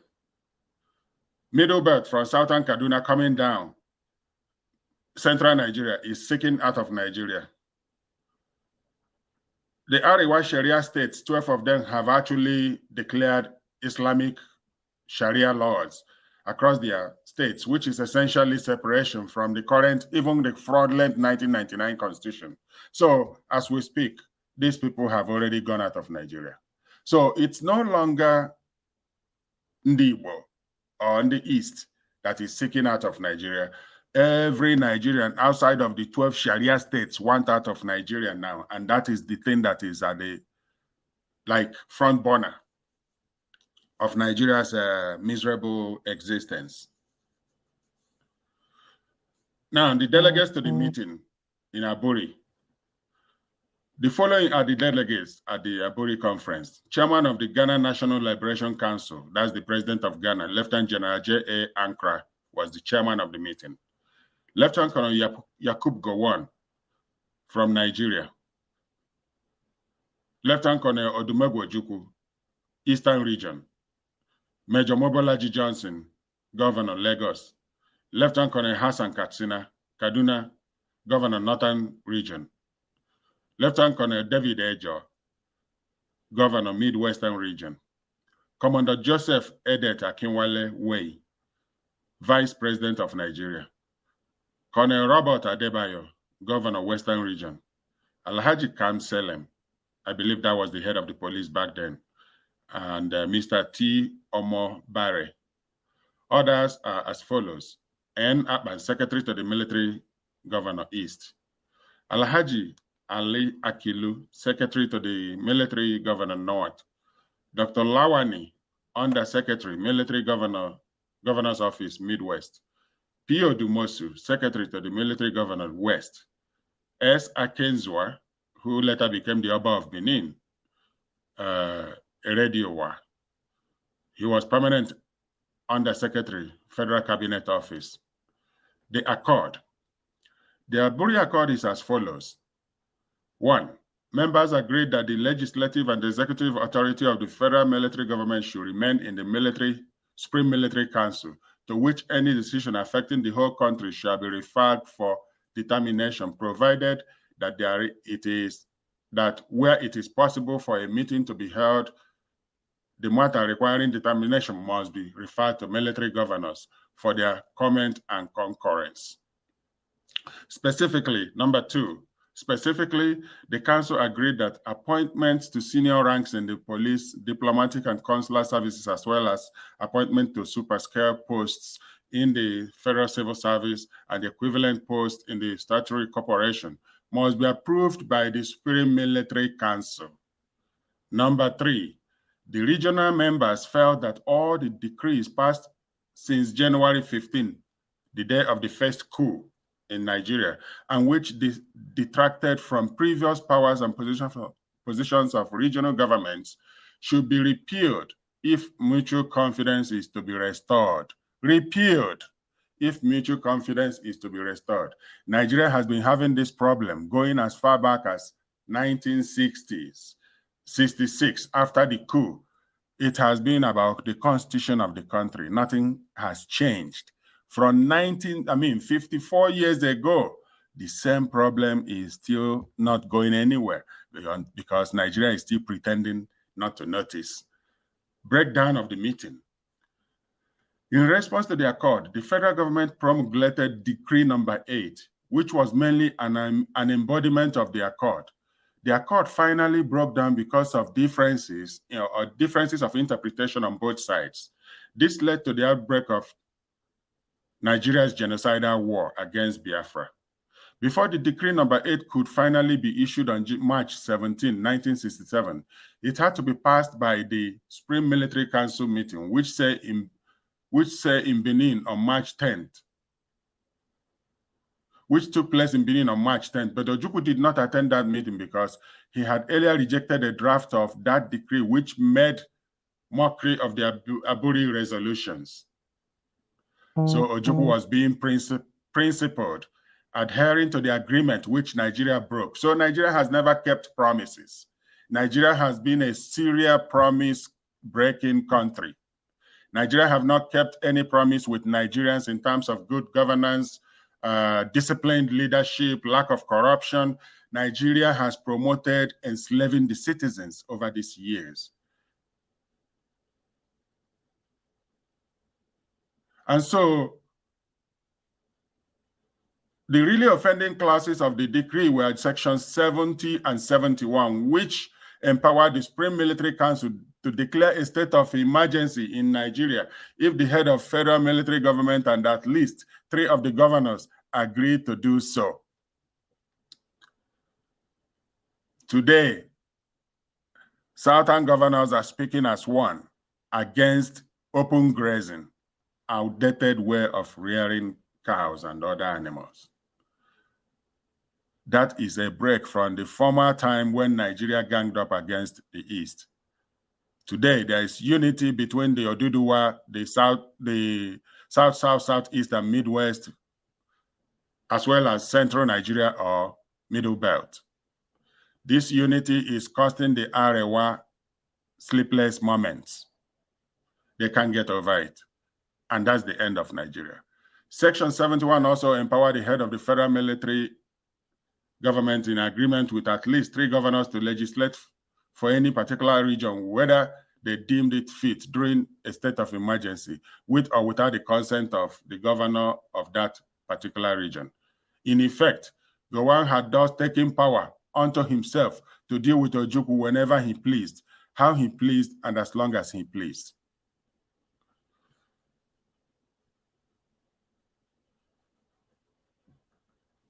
That's the breakdown of the Aburi Accord. Thanks for listening.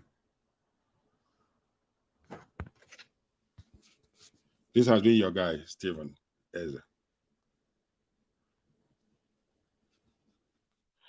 Say no to 1999 Constitution. Say yes to ethnic self-determination. We have a right to fight for our freedom. We must arise and save our nation. You want good rodeo? Sign the petition. Better work.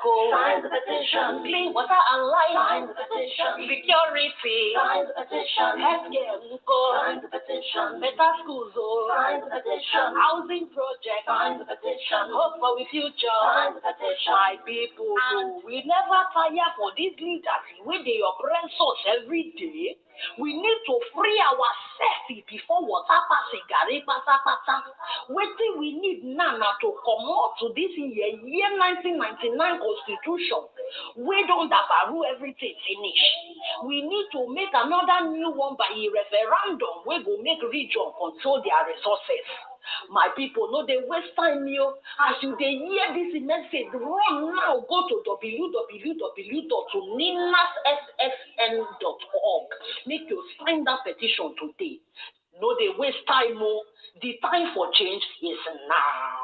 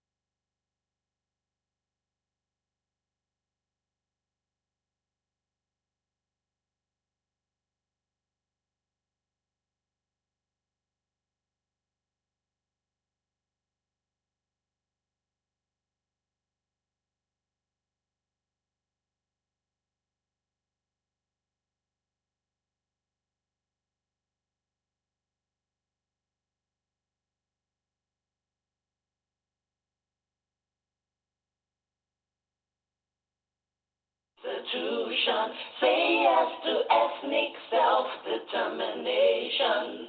We have a right to fight for our freedom. We must arise and save our nation. You want good road, you sign the petition. Better work, oh, sign the petition. Clean water and light, sign the petition. Security, sign the petition. Healthcare, sign the petition. Better schools, oh, sign the petition. Housing project, sign the petition. Hope for the future, sign the petition. My people, we never tire for these leaders when they oppress us every day. We need to free ourselves before water passing Gary pata pata. Waiting we need now to come out to this year 1999 Constitution. We don't dabaru everything finish. We need to make another new one by a referendum. We go make region control their resources. My people, no, they waste time, yo. As you they hear this message, run now, go to www.ninassfn.org. Make you sign that petition today. No, they waste time, mo. The time for change is now.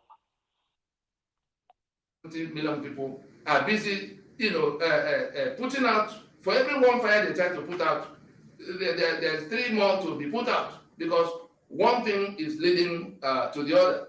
The matter of what to do. Yes, corruption, like we said, is a toxic, addition to any situation, and it has eaten into every part of what could be called the fabric of Nigeria.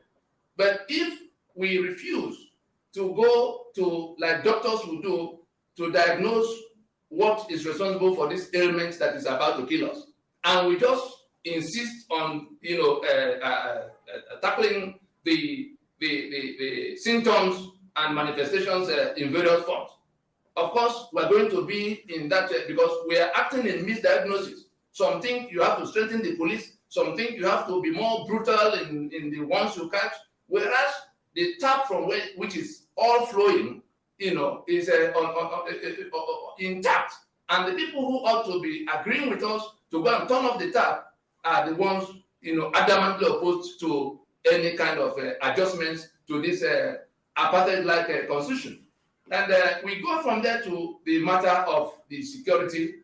And in all of this, the foundations of the country is being threatened day and night.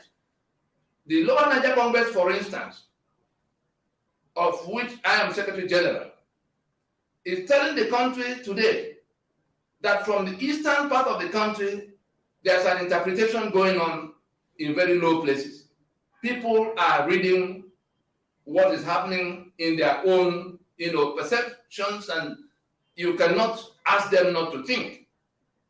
The first time may be coincident, the second time coincident, but when it becomes repetitive and recurring, they are entitled to make their own deductions.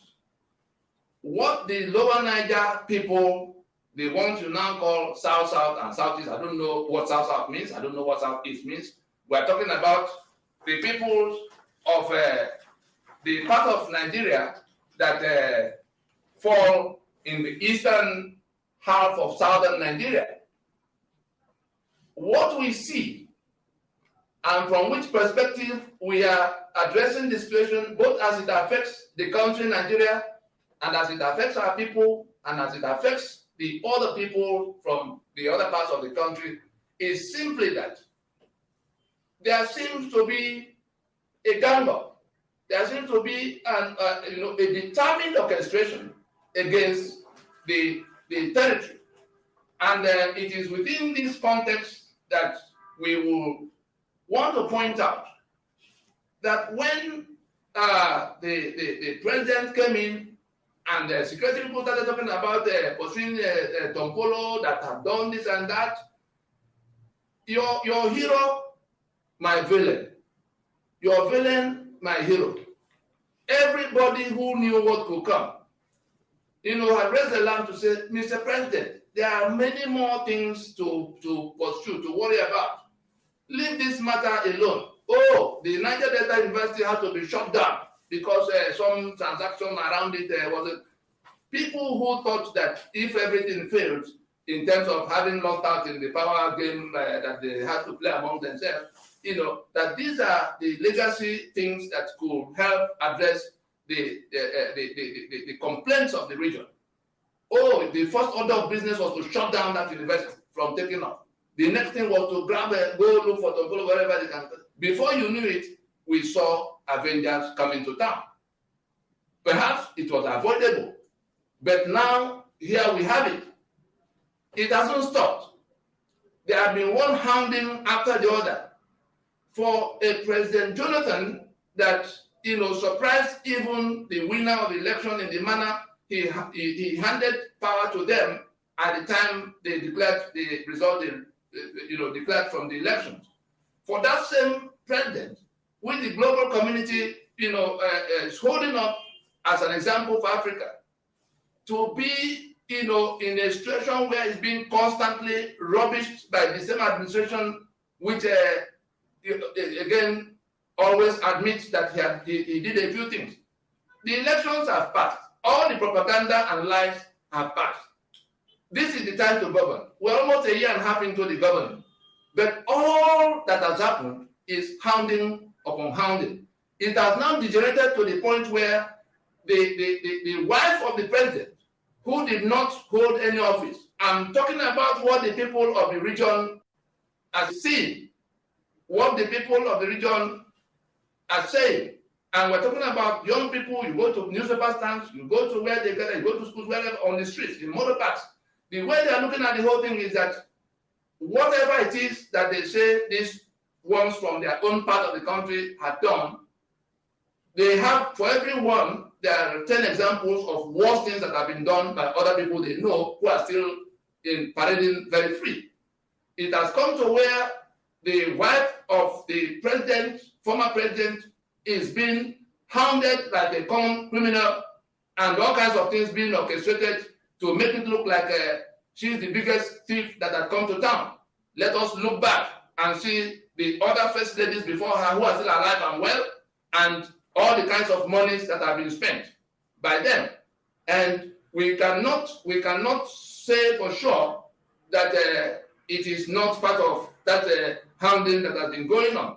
And the reason I dwell on this point, not in support of corruption, not in support of any wrongdoing, is that we again hear from the same critics, people who are saying that if this continues beyond what it is, that they're going to carry the fight beyond the creeks to other parts of the country, so that everybody can see what it feels like to be haunted and destabilized, or to be attacked for no reason. It is avoidable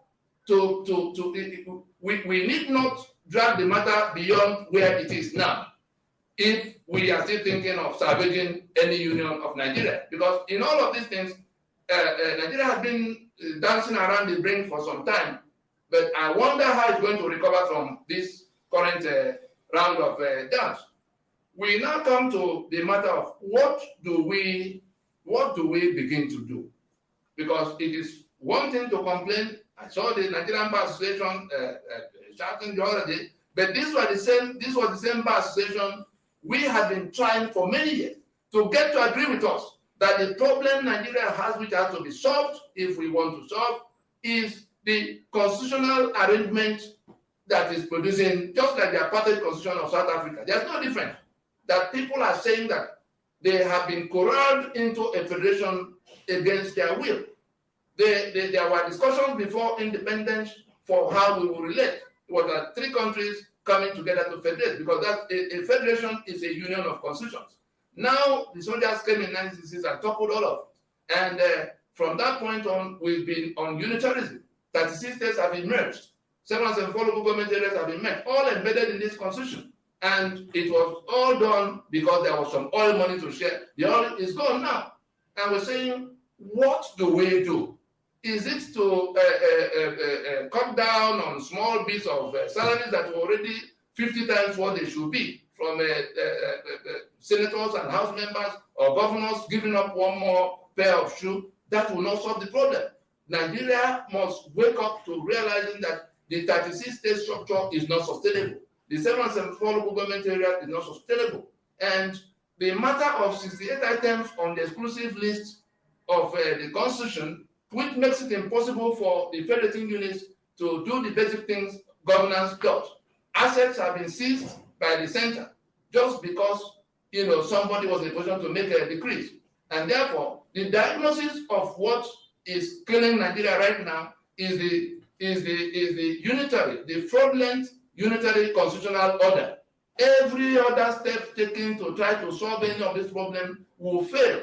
And if we waste any more time on it, the country itself will collapse, because what is going on now is making the various blocs think aloud on what their future should be, especially in the face of the Sharia that have been imposed in 12 contiguous states of the far north, in which people, some owe it a duty, the adherents of that faith owe it a duty to their faith to kill the infidel. And the rest of the country is now asking, at what point will that definition of infidel change? It simply means that those who impose Sharia in those 12 far northern states, have seceded from the union, because the constitution, as bad as it is, also says that there can be no state religion in section 10. And if it has come to where state religion has been imposed in a manner that excludes people from some parts of the country from functioning freely in that part that has Sharia, of course, the union is being made impossible, has been made impossible, except something gives way today. That is on the one side.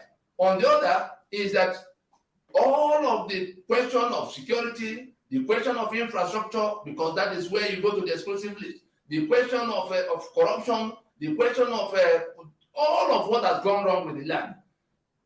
What we must do now, and if we fail to do, we're going to pay a high price that will include the collapse of the Federation of Nigeria, is that we look in the direction of South Africa and how it came out from its apartheid constitution that had exactly the same problems as this constitution had, because it was imposed and seized the assets and the rights of the owners of the land for almost 80 years.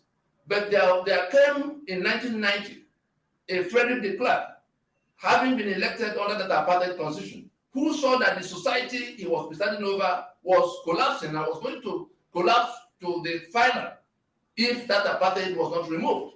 And what did he do? He didn't go setting up economic committee to go and bring water out from the stone. He didn't go killing everybody who protested what the apartheid was doing in their own place. Of course, they had people in detention, Mandela and co. But the important thing he did that became the turning point for South Africa in the time their constitution was going to collapse them was that he made an announcement to say that the apartheid constitutional order will have to be renegotiated and dispensed with.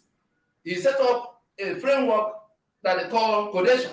It took them 5 years from the time they started in 1990 to when they rounded up in 1994 with a referendum and election, the election that brought Nelson Mandela and his ANC to power.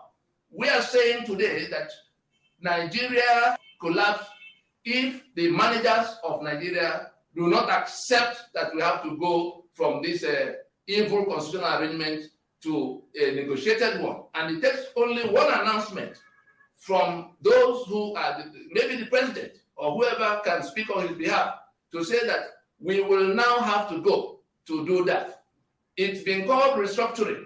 It's been called the demand for federalism or regional autonomy. They are all saying the same thing. And all the agitations in the land are manifestations of the same constitutional grievances covered by these articulations. And therefore we say, if we want to salvage anything at all, it is to accept that we must now go to doing that restructuring. The transitional arrangements that we see to day-to-day governance while the discussions are taking place, of course, can easily be put in place. But the starting point is to accept that unitarism has failed and that it will consume the union of Nigeria if we do not revert back to a federation that was supposed to be. Thank you.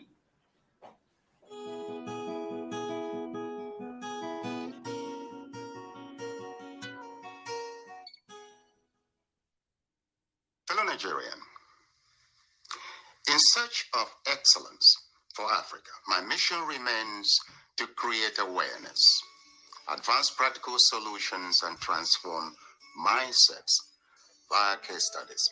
Together, let's midwife deliverance for our race, country, and continent. Please share this video. I am Dr. Israel Noyaram Davidson. Thank you. In 2001, US-led forces overthrew a Taliban-led Afghan government following the 9/11 attacks led by the Al-Qaeda leader Osama bin Laden. For the next 20 years, the US and allies enforced democratic ideals, built up Afghan security forces, and provided operational air cover. The Taliban continued to attack. Now, eventually, under President Trump, the US promised to pull out if Taliban agreed to stop attacks and hosting terrorist groups. Today, the Taliban militants have declared Islamic Emirate of Afghanistan and overrun most of the country at lightning speed with little or no resistance from the 300,000 US trained and heavily equipped Afghan forces. US general could not believe an army could crumble at that rate. I did not, nor did anyone else, see a collapse of an army that size in 11 days. There'll be many postmortems on this topic, but right now is not that time. It is believed the Afghan soldiers, though diehards, had unquenchable allegiance to jihadist ideologies practiced by Taliban. They were Afghan soldiers by day, Taliban at heart, and Taliban at night. A situation some suggest currently exists in Nigeria too. So Afghanistan was simply handed over to the mullahs to govern based on their shared jihadist ideological leaning. The south and middle belt of Nigeria should wake up with urgency. The Afghan situation is cooking fast in Nigeria today. Afghanistan is #1 on global terrorist list. Nigeria is #3, second to Iran, with Boko Haram, ISWAP, and Fulani Herdsmen militia currently operating unhindered in the territory. You cannot fight religious ideology with guns or democratic ideas, particularly when the people themselves are not wired to accommodate change. See the cost of 20 years of US efforts at enforcing peace, progress, and civilization in Afghanistan, and still they failed. 72 journalists and over 400 aid workers were killed. Between 66 to 69,000 Afghan troops killed. 2.7 million Afghans flee abroad and 4 million displaced citizens. 3,000 US troops killed, 21,000 wounded, and over 3,000 US private security contractors also killed. Over 1,000 NATO coalition personnel killed. $2.3 trillion spent prosecuting Afghan war. As with Afghanistan, the Nigerian armed forces cannot contain the spread of Boko Haram, ISWAP, and Fulani bandits. They have sympathizers within and highly influential individuals in the corridors of power who share jihadist ideologies. There are reports of emerging new and more deadly armed group in Zamfara state today. As in Afghanistan, should the ethnic nationalities in the South and Middle Belt break away today, in less than 16 weeks, ISWAP and Fulani bandits may likely take over the whole of the Northeast and West and declare a caliphate or Islamic Republic with little or no resistance. Afghanistan today is a big lesson and an urgent call on Southern and Middle Belt political leaders to force a total restructure of Nigeria now or break it. Please set aside greed, selfishness, and worthless 2023 political ambitions and unite for the sake of your citizens. Despite unfolding calamities across Nigeria, Southern and Middle Belt Christians continue to take comfort in biblical texts alone, believing their lands are beyond conquer because God is alive. Of course, I believe He is. However, they forget that modern-day Turkey was once almost 100% Christian and hosted Apostle Paul, Apostle John, and a number of saints. Nigeria is not as holier or much loved by God than Turkey and Afghanistan. Turkey was overthrown by the jihadists while the Christians had all eyes closed. Today, Turkey is more Islamic than Saudi Arabia. Nigeria, as currently configured, is sitting on a tinderbox. We have an army and those in power gifting thousands of militants, far worse than the Taliban, with amnesty, reintegration into society, logistics, and other incentives. Southern agitators demanding an end to the killings, raping, and displacement of citizens are hunted, killed, or detained without trial. In 2000, President Trump forced the release of 5,000 repentant and rehabilitated Talibans from prison and reintegrated them into the Afghan society. Many returned to the battlefield, worsened the security situation in Afghanistan, and strengthened Taliban to overrun the country. Will the Nigerian rehabilitated Boko Haram terrorists be any different? I doubt it. August Punch editorial once. The South is being tactically de-Nigerianized indirectly. Able citizens are being forced out in droves via mismanaged economy, insecurity, and frustration caused by mediocrity. The Nigerian system celebrates mediocrity, ingrained in the Nigerian constitution as quota system and federal character. It is an agent of slavery, fraud, injustice, underdevelopment, and impunity in the South and Middle Belt of Nigeria. Aggravated discontent and killer herdsmen and bandit activities are driving separatist agitations in the South. The Nigerian police and army respond with violence in communities. Today, it is easy for Southern young men in transit or even at home to be tagged terrorists or Yahoo boys and shot dead. Raising young men in the Southeast has become a scary enterprise. The Punch editorial concludes.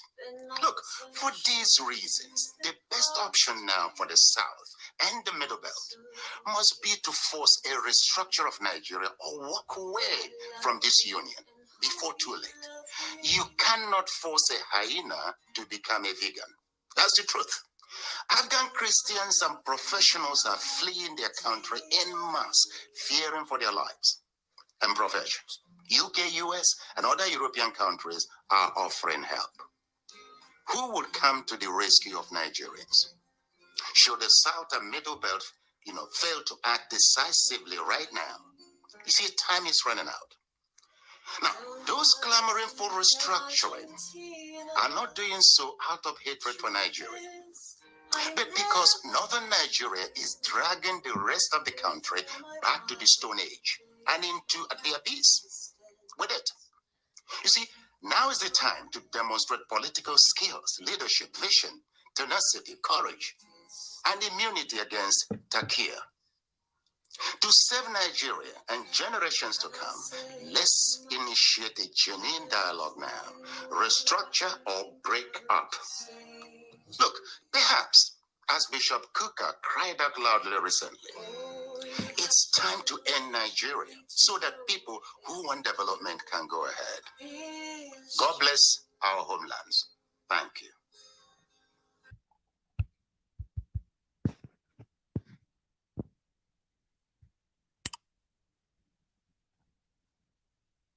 All that he was talking about will be taken care of through referendum. A binding multi-regional referendum. That's what will sort Nigeria out through a democratic process, through the ballot box.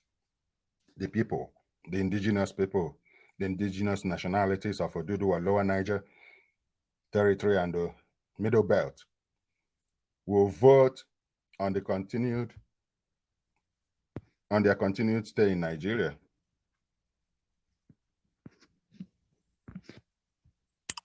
Nigeria, jaga, everything scatter.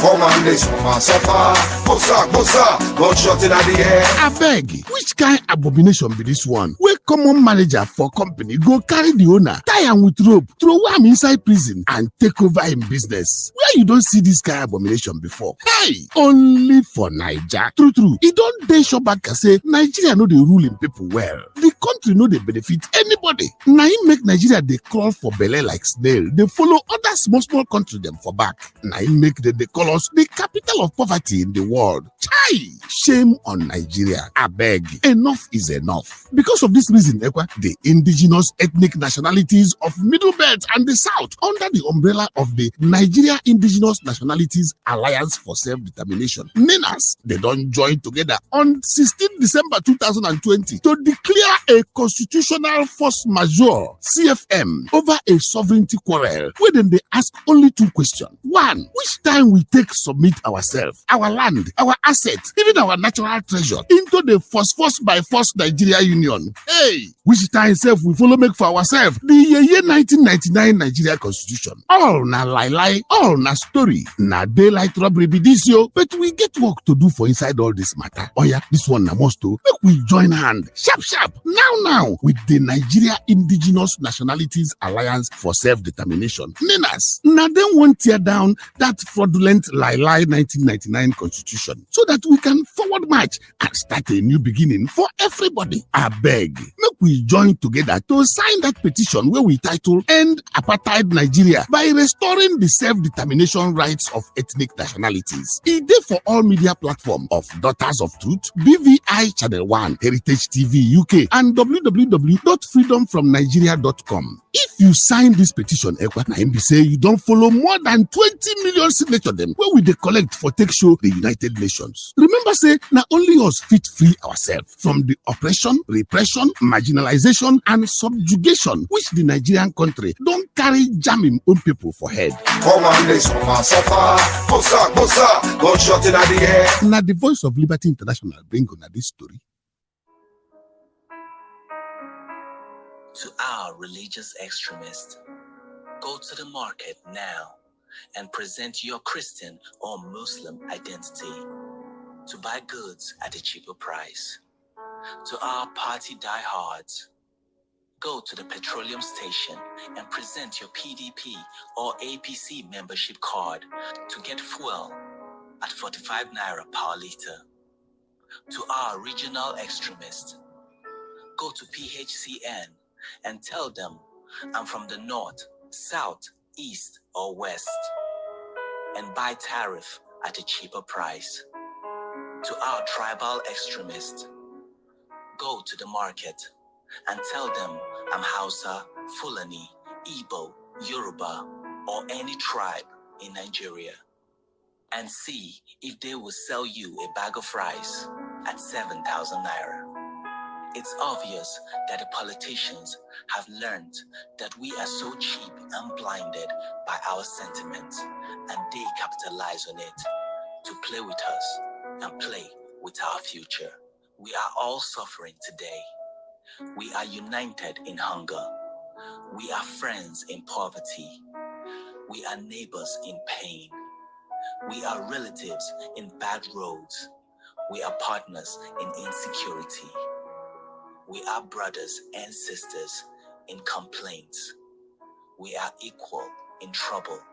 But when it's time for election, we are divided by religion, political parties, region, tribe, section. It's time to put our differences aside. It's time we come together and do it ourselves.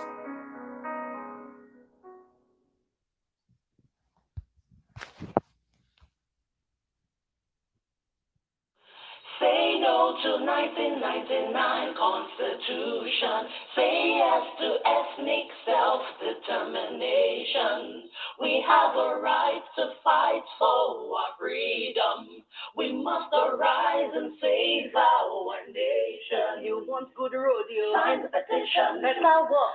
Sign the petition. Clean water and light. Sign the petition. Security. Sign the petition. Healthcare. Sign the petition. Better schools. Sign the petition. Housing project. Sign the petition. Hope for the future. Sign the petition. My people, we never tire for these leaders when they oppress us every day. We need to free ourselves before water passing. Gary pata pata. to come out to this year 1999 constitution. We don't dabaru everything finish. We need to make another new one by a referendum. We go make region control their resources. My people, no, they waste time, yo. As you they hear this message, run now, go to www.ninassfn.org. Make you sign that petition today. No, they waste time, mo. The time for change is now.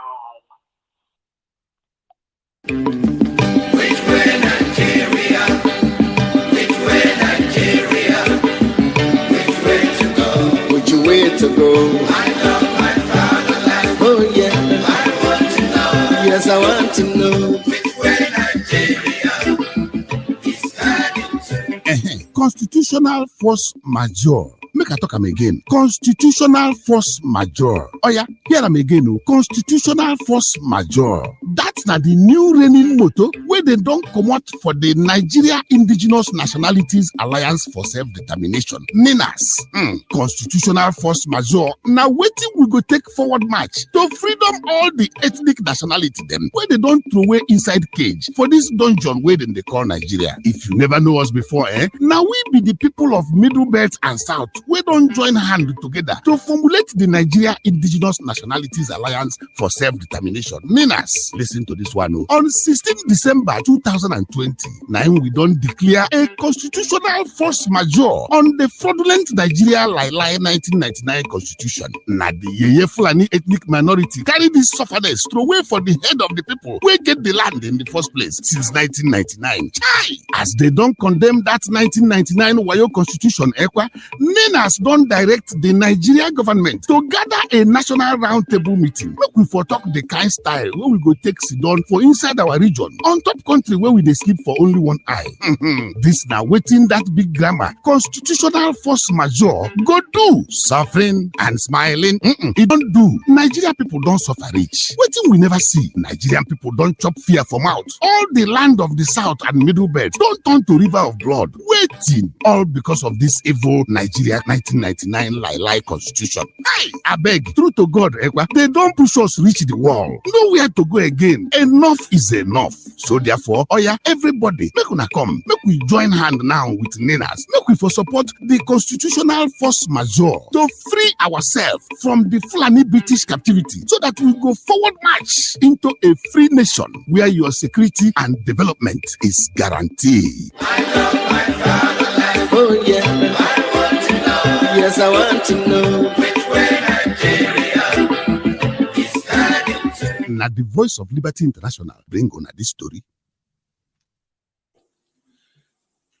Nigeria nationhood cohesion. Do we have one? I know we don't have one. Nigeria is still yearning for nationhood after her independence since 1960. Perhaps one of the greatest fault lines we have is the way itself by which we came together, cobbled together by Lord Lugard on the 1st of January 1914. Perhaps one of the most the strongest fault lines is the way we were even named when we were formerly called Royal Niger Company Protectorates. And one young lady felt that name was too long. And she wrote an article in the London Economic Times on the 8th of January 1897. I said we should call that country, that area around the Niger area, which was how we came by the name Nigeria. We didn't really agree that we were going to be one country. The Berlin West African Conference of about 1844 to 1845 merely partitioned West Africa amongst the Portuguese, the Germans, the English people, and all that. So it was not as if we agreed to come together as one nation, which is why everyone is still suspicious of the other one. We already had the Hausa city-states, the Igbo city-states, the Karen Bonu Empire. Remember, we had great kingdoms, the Oyo Empire, the Benin Empire. Remember the great role of Oba Ovorami Nogbaise. The man who told the British, don't visit Benin during that holy month in December of 1897. And the British said they must visit.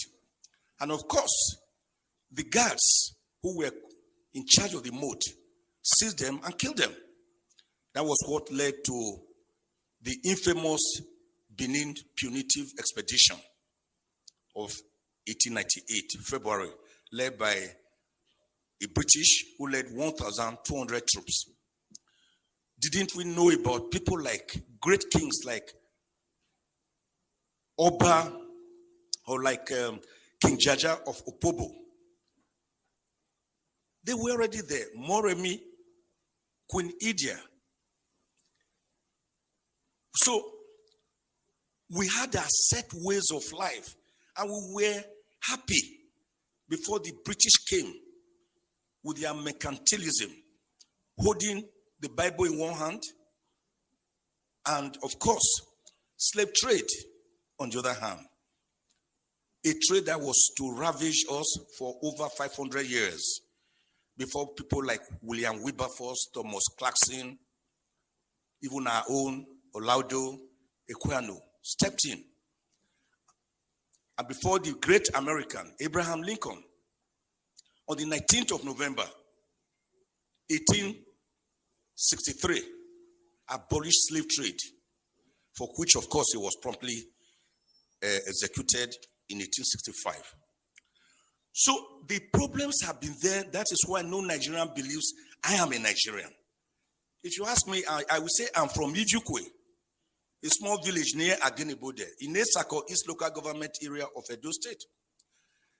Because unlike what President Kennedy once told the Americans, think not of what your country can do for you, but what you can do for your country. Nigerians ask themselves, what has Nigeria done for us that we are in turn expected to do much for her? That is why go around Abuja or Lagos or any city in Nigeria on Sundays and you see the various town unions, because the people believe more in their town unions, in their village enclaves, than that contraction called Nigeria, which is practicing unitarism rather than federalism. And my bishop brother narrated the history very well. The American Revolution, the independence of 1776, and of course, the Philadelphia Convention between May and September 1787, where they decided to have a more perfect union with 50 confederates coming together. They were already confederates, but they needed to have a more perfect union. It was that convention, at that convention, that they agreed on certain irreducible minimals of government: federalism, presidentialism, the doctrine of separation of powers, which had earlier in 1748 been popularized by the great French philosopher Baron de Montesquieu. It was at that conference or convention they agreed on the doctrine of judicial review. It was at that conference that Washington himself was thrown up, who became the first president of America. It was at that conference you had the great federalists like Alexander Hamilton, John James, Thomas Jefferson, James Madison, great Americans that wrote the American Constitution, which today had just about 27 amendments and about 7,891 words. Unlike our constitution, which is as big as a briefcase and is unworkable because it is not the people's constitution. Now, what happened at that conference is that the people decided to come together to believe in a document, in a constitution, which was people-driven. After the 50 states came together, 36 states, and then subjected it to a referendum. So I've always asked the question, why is Nigeria, why are we afraid of that word referendum when we hear of a referendum, plebiscite? Didn't we do it here at least in 1963 on the 10th of August when the Midwest region was separated from the Western region to become the fourth region in Nigeria? So Referendum is not something we should be afraid of. The process by which a constitution comes into being is even more important than the contents of that constitution, which is why Nigeria derived the present constitution of 1999, that is actually decree number 24 of 1999.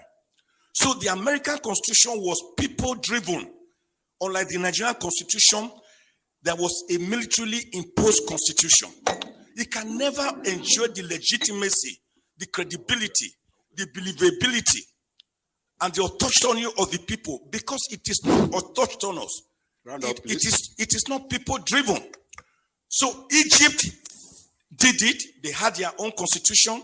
Iraq, Iran, after a referendum, Kenya, South Africa, Morocco, Tunisia, Eritrea. Why can't we have our own constitution? It is not that it will solve all the problems, but it will be the beginning of the solution to the problems, so that mutual respect will come in. We cannot have national cohesion in a state of inequity, in a state of social injustice, in a state of religious intolerance, in a state or a situation where some people believe they are born to rule and others are born to serve as clappers and as hewers of wood and drawers of water. Let me end, sir. Since you are warning me, the way late MKO Abiola put it, I always like to mimic him. Great Nigerian who won the presidency but was murdered and he never reigned for one day. He said, you cannot begin to talk about peace. There are different types of peace. In fact, the most peaceful place on earth is the graveyard, the cemetery. But that is not the kind of peace we want. The kind of peace we are talking about is peace that is imbued with social justice, egalitarianism, mutual respect, religious tolerance, ethnic tolerance. That is the kind of peace we are talking about. God bless Nigeria. Thank you. What Igboro came to do in Niger Delta from what NDBF of Asari came saying, or what men came saying, or what Avenger came saying. If you go to the Yoruba side, you trace it, because I've had the privilege of dealing with the leaders of these agitations, eyeball to eyeball. Gani Adams, why did you go to OPC? He may not be professor of anything, but he was clear-headed in the reasons why they had to go fetch arms in order to defend Yoruba land from what they consider the alien, invasion. And you go to the eastern side, Asari, why do you go do the kind of thing you're doing? Resource control, they called it. We don't know how people from Kano and Meduguri became the owners of our lands and our assets. In the eastern side, Uwazurike, why do you say you can no longer be in Nigeria? Say, how did we agree to be in Nigeria in this kind of treatment we're getting? So, having aggregated all of them, we devised something that will reduce it to a constitutional discussion that will place questions on the table which people will have to answer. Of course, government refused to listen until we took it from outside government. I'm sure you heard about Pronaco. That was what we went to do for 2 years. The nationalities that are hurting all over, including the North, the far North, all the delegations came and we worked out something that could have become our own agreement, because the Union of Nigeria was not our agreement as inception. Thank you. Mazi, yes, he raised the issue. The union was not an agreement of the ethnic nationalities in Nigeria. Yeah. And as such, the agitations are all over. But since all these agitations, we have had several coming together. Obasanjo held one, that's you call them constitutional conferences. Of course, Jonathan held another, but they were all a force in futility, because while these things were ongoing, the National Assembly, who were the representative of the people and constitutionally made together, was there, and it has always been there. And the issue of constitutional reforms can only be done through an enactment, and of course none. So those things were. So why has there been all this holy-bolly about constitutional conferences or restructuring arrangement and all that, and it has never come to fruition. Well, it is the issue of misalignment in expectations and understanding. They said a man whose house is burning should not be saying he's chasing a rat. But some people chase rats when their houses are burning. We have different approaches to solving a problem. You can take a radical approach. You can take a conservative approach. You can take all kinds of gradualistic approach. The important is that until a problem is solved, the problem is not solved. The National Assembly, all these years, have failed to understand the yearning of the people. I'm not talking about this, the ones before. Because of temporary advantages and benefits, they're in a comfort zone and they do not see what me and you see. And so they are excluded, or they exclude themselves from their reality. When Obasanjo did his political reform, fortunately I was there in 2005. I was a member, I attended, I was president of NECA at the time, and I came on the platform of the private sector.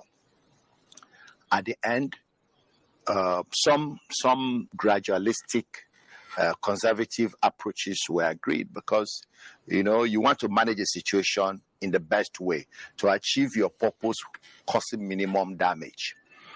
But because of understanding or misunderstanding of what that whole thing contained, including this popular attempt at the third term, the National Assembly then rejected both the third term and everything else. It's like throwing away the baby and the water, the dirty water. So that ended that. Everybody will receive. Obasanjo didn't do it out of love. He came to the reality, resisted. But when he found that nothing was happening, there was problem with there was OPC. He knew that that you cannot force a solution to a problem except you give the right solution. Many doors can open a door. Many keys can attempt to open a door, but only one key can open it properly. So that failed. Jonathan came. Now, some people, the president of the country, says he wouldn't read it because he does not see an advantage in it. He believes the whole plan is to work against him and the dominance of the group he represents. You see, today we're in the country. The National Assembly has seen it. Benue people have seen it. Taraba people have seen it. Even General Janduma has to come out and speak in an uncharacteristic manner. It is delayed acceptance of reality. You keep refusing to accept reality. The reality will keep manifesting and will keep worse. We are going worse. That's why I say I don't want my own children, really. That's my worry, because for me, thank God, God has helped me. If anything happens to me today, I didn't die during the war. I went to fight the war on behalf of Biafra, and I didn't die. God saved me and has given me the grace to live to now. So it's not about me, but it's about the future. We need to solve Nigeria, and it's better we solve it in a constitutional manner that my friend has spoken about, instead of killing. And that's what you see is when you stop people from agreeing by peaceful means, they adopt violent means. That's the way. People are saying, let's do it constitutional. Let the nationalities come together. If the nationalities come together, Lower Niger Congress, okay, I'll be talking about referendum. Referendum is an open thing. If we do a referendum and people say, no, we're happy with this, then let's be happy with it. But it will have been a decision of the people. If they say they are not happy, then let them be. God that created us did not create us and call us Nigeria. God did not call us any name. He created us as people and put us in our different sections as groups, as nations. We need to associate. If the current association is not working, can we rearrange it so that we don't end up killing ourselves and destroying what God has given to us? Is it not evident to every Nigerian that something is wrong? Can you explain what is going on? Can you? Your guess is as good as mine. It is inexplicable. Tony, I haven't heard him. Yeah. So, what in your mind are the options available for us to achieve what we ought to achieve? Yes. What are the options available in terms of, restructuring? If, for instance, the National Assembly do not do an enactment The idea of calling people together, ethnic nationalities together for a meeting, is a jamboree, except it is enacted that the outcome will automatically become implementable. Okay. So, what do you think? What's your take on that? Unfortunately, the mediocrity and dishonesty that have been embedded in the system from the onset, because I was sharing with some group yesterday, all the things that are upside down in Nigeria were deliberately introduced, including this mediocrity that we see, in which a quota system puts you down in order to allow the man who is not fit to clean your shoes to be on top. The matter of preferring falsehood to truth, in which we saw our constitution's preamble saying that we, the people, made the constitution, the whole world knew we didn't make. The question of, we're shouting corruption and impunity, they all have foundations in this constitution intended to be so. And it didn't start with this constitution, it started from the original foundation, to place the government above the people, to place the judiciary and their decisions above, below the executive. And, like I said, the objective of the criminal enterprise, was to legitimize the looting, large-scale looting that has to take place. And all the constitutional instruments were made to service that, objective. You have a section, I have your question in mind, what do we do? But we're saying that we have in black and white inside this constitution in section 6, subsection 6C, a provision that, relieves the government of responsibility towards the citizen, unlike what it is in all other countries, where government must provide this and that, for citizens. But that one says, well, when it's convenient for government. So government does not owe the citizen school, hospital, road, anything at all under that, because not even security. Not even security. That section nullifies the whole of chapter 2, where all the good things for citizens, are listed.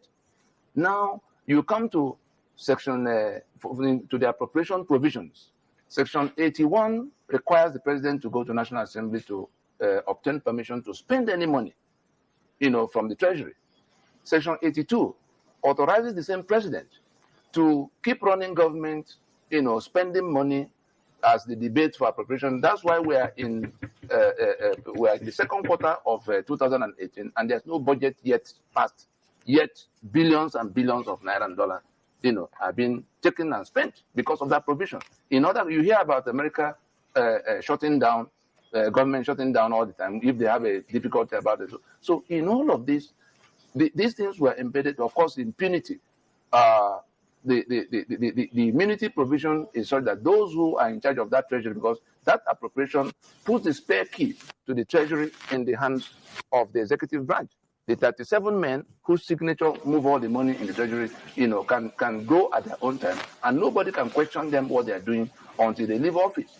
So between this, not having obligation to the citizen, having the spare key to the treasury, and having immunity, all deliberately designed to service the main objective, to steal. When they gather in Abuja every month, sharing 600 billion naira, it's not, no part of it is meant for. So you see the people who, from 1999, those who have gone to represent, whether they're governors or senators, you've seen their lifestyles, change, opulence, increasing. Even local government chairman, even local government councillors. So, and you see the condition of the citizen, going down. Going right down. Now, where does that bring us? To say the options are available to us. We spent 15 years continuous to work out all of what could have been the solution in getting the system to accept, like South Africa did with apartheid constitution. There's no difference whatsoever between, well, in fact, this is worse than apartheid. In apartheid, you were sure of who the enemy was, the white man, and the blacks knew where to draw their line. But here, it's also mixed up. You can't even identify who the enemy is. And what Nigeria must do is to accept that we did not make this instrument of death. for ourselves. Yeah, and Nigerians to then work out what will be the replacement of it. Okay. And Nigeria is not sacrosanct in that circumstance. We must, if you go to the preamble, you will see the nature of what must be done. We, the people, having made this constitution, it's like memo and articles of a company. The memo creates the company. Thank the you. Article. Thank you. So we'll come back to that. Nigerians, Nigeria is in question now. Nigeria is now in question on account of whether we have submitted ourselves to not this. made by the people. Yes, whether we have agreed to be in this union. Yeah, let us pause for a break. When we come back, we shall continue. Stay tuned.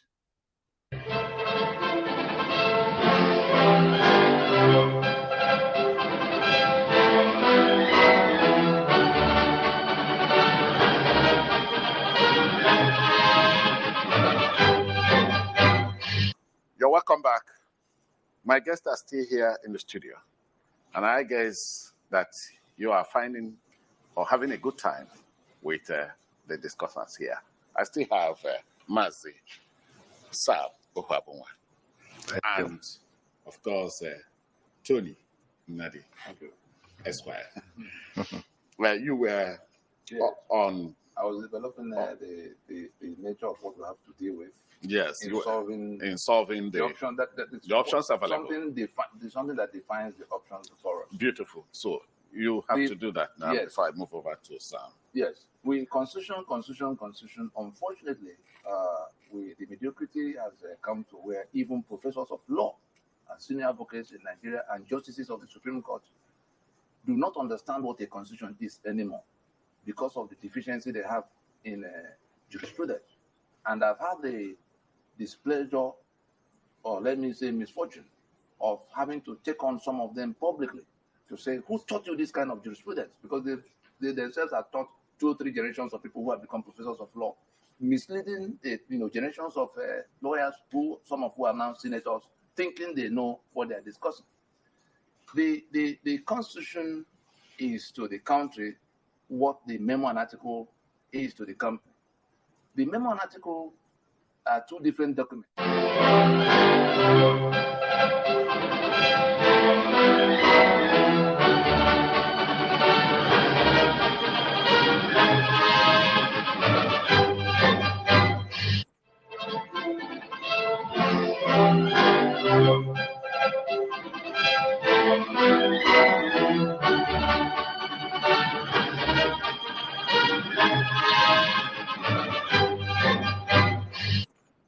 You're welcome once again to another edition of our program, Evident Politics, on ATV Channel 50, and of course on StarTimes Channel 113.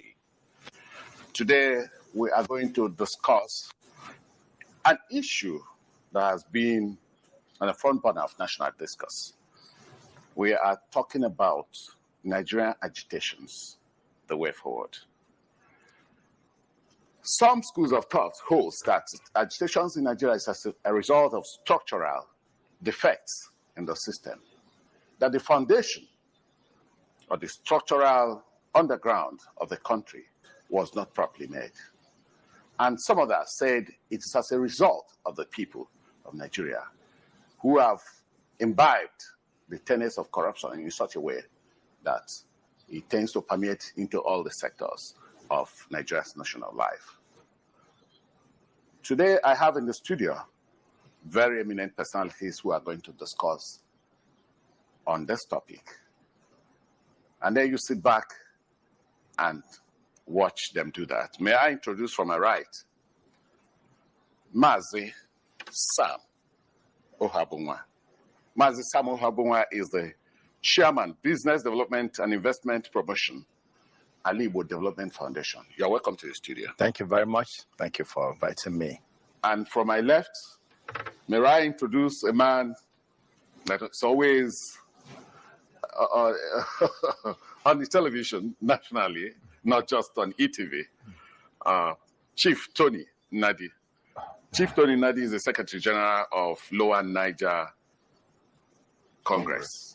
No chief at all. Okay. Tony Nadi. Tony Nadi. I'm a legal practitioner. Yeah, Tony Nadi is a lawyer Yes. and the Secretary General of Lower Niger Congress. You're welcome to the studio. My pleasure.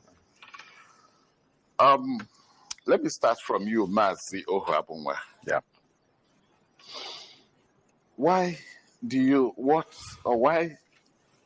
we have agitations everywhere in Nigeria? Well, just as Tony mentioned, I'm a legal practitioner. I'm a pharmacist, so I'm a healthcare professional.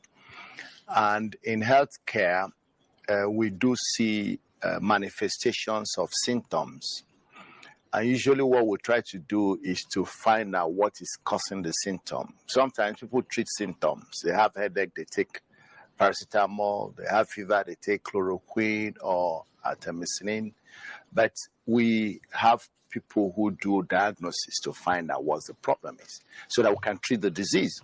If you look back since the 60s, we have been having symptoms of an unstable country in disequilibrium. You know, if you have what they call an inverted structure, whereby if you put the peak of a pyramid down and let the base stand up, that pyramid will fall. I think that it is clear to every right-thinking person that Nigeria is not properly structured. The foundations are not right. And so you have this constant instability, disruptions, and eruptions. And what one will come to a conclusion is what do we do to make this federation stable? What do we do to make this group of people who have come together as a country, different nations, different cultures, different persuasions and philosophies wielded together? Maybe the welding was not properly done, and so you have fissures and cracks, and each is causing turbulence. And Nigeria is wobbling from one crisis to another, A nation that has failed to develop, not because it does not have people who can make it develop, but because the circumstances of the structure have continued to inhibit the total manifestation of the potentials of the people. So what you see is symptoms of an instability. And what every right-thinking person, if your house is leaking, cracked, falling, pushed, you need to see what you do. You may have to bring down the house and rebuild it, or put new structures to hold it. And if you will face this, I'm sorry, I'm not a prophet of doom, but I'll be sad to see that my children, because in all my adult life, I've lived through this, and I wouldn't like my children and grandchildren to also live through it. Thank you, Mas Ohobunwa. And from you, Tony, why are there these numerous agitations? Yes, like Mazda pointed out, the diagnosis. By the way, the Lower Niger Congress is the aggregation of the self-determination initiatives across the greater eastern Nigeria, the eastern half of southern Nigeria, meaning the old eastern region and the old midwestern region, but coming together as ethnic nationalities. So we're talking about the Igbo, the Ijaw, the Shekiri, the Anang, the Efik, all in that block, because the foundation upon which Nigeria was constructed was flawed fundamentally. And it wasn't by accident that it got flawed. It was because Nigeria was put together as a business venture by the British. They came here very clear-headed in what they were coming to do.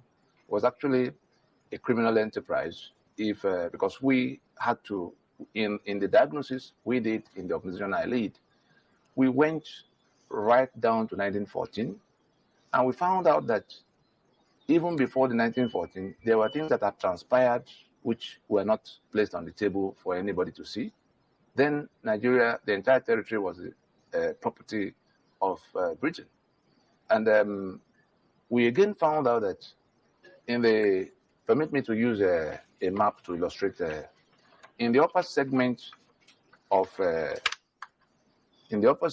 here, we recall that there is a Fulani caliphate. There was the jihad that brought them to Sokoto and all this. They conquered this territory and were in possession of it administering it according to their own civilization for almost 100 years, from 1804 to the period when the British that came from the southern flank, conquering and somehow getting hold of the entire south. And it was in their push towards north that they met the same caliphate that had reached Ilorin and Benue belt, and because the two came from outside, they were here on a common mission to get what they can get for themselves. And like two robbery gangs that had to cooperate, against a common target, the joint venture, what they did between themselves became a joint venture. The name of that joint venture is Nigeria, and it was formalized in 1914. What was sold to us as amalgamation, what I'm saying is backed by documents in black and white, which we got from the archives that were hidden from our fathers.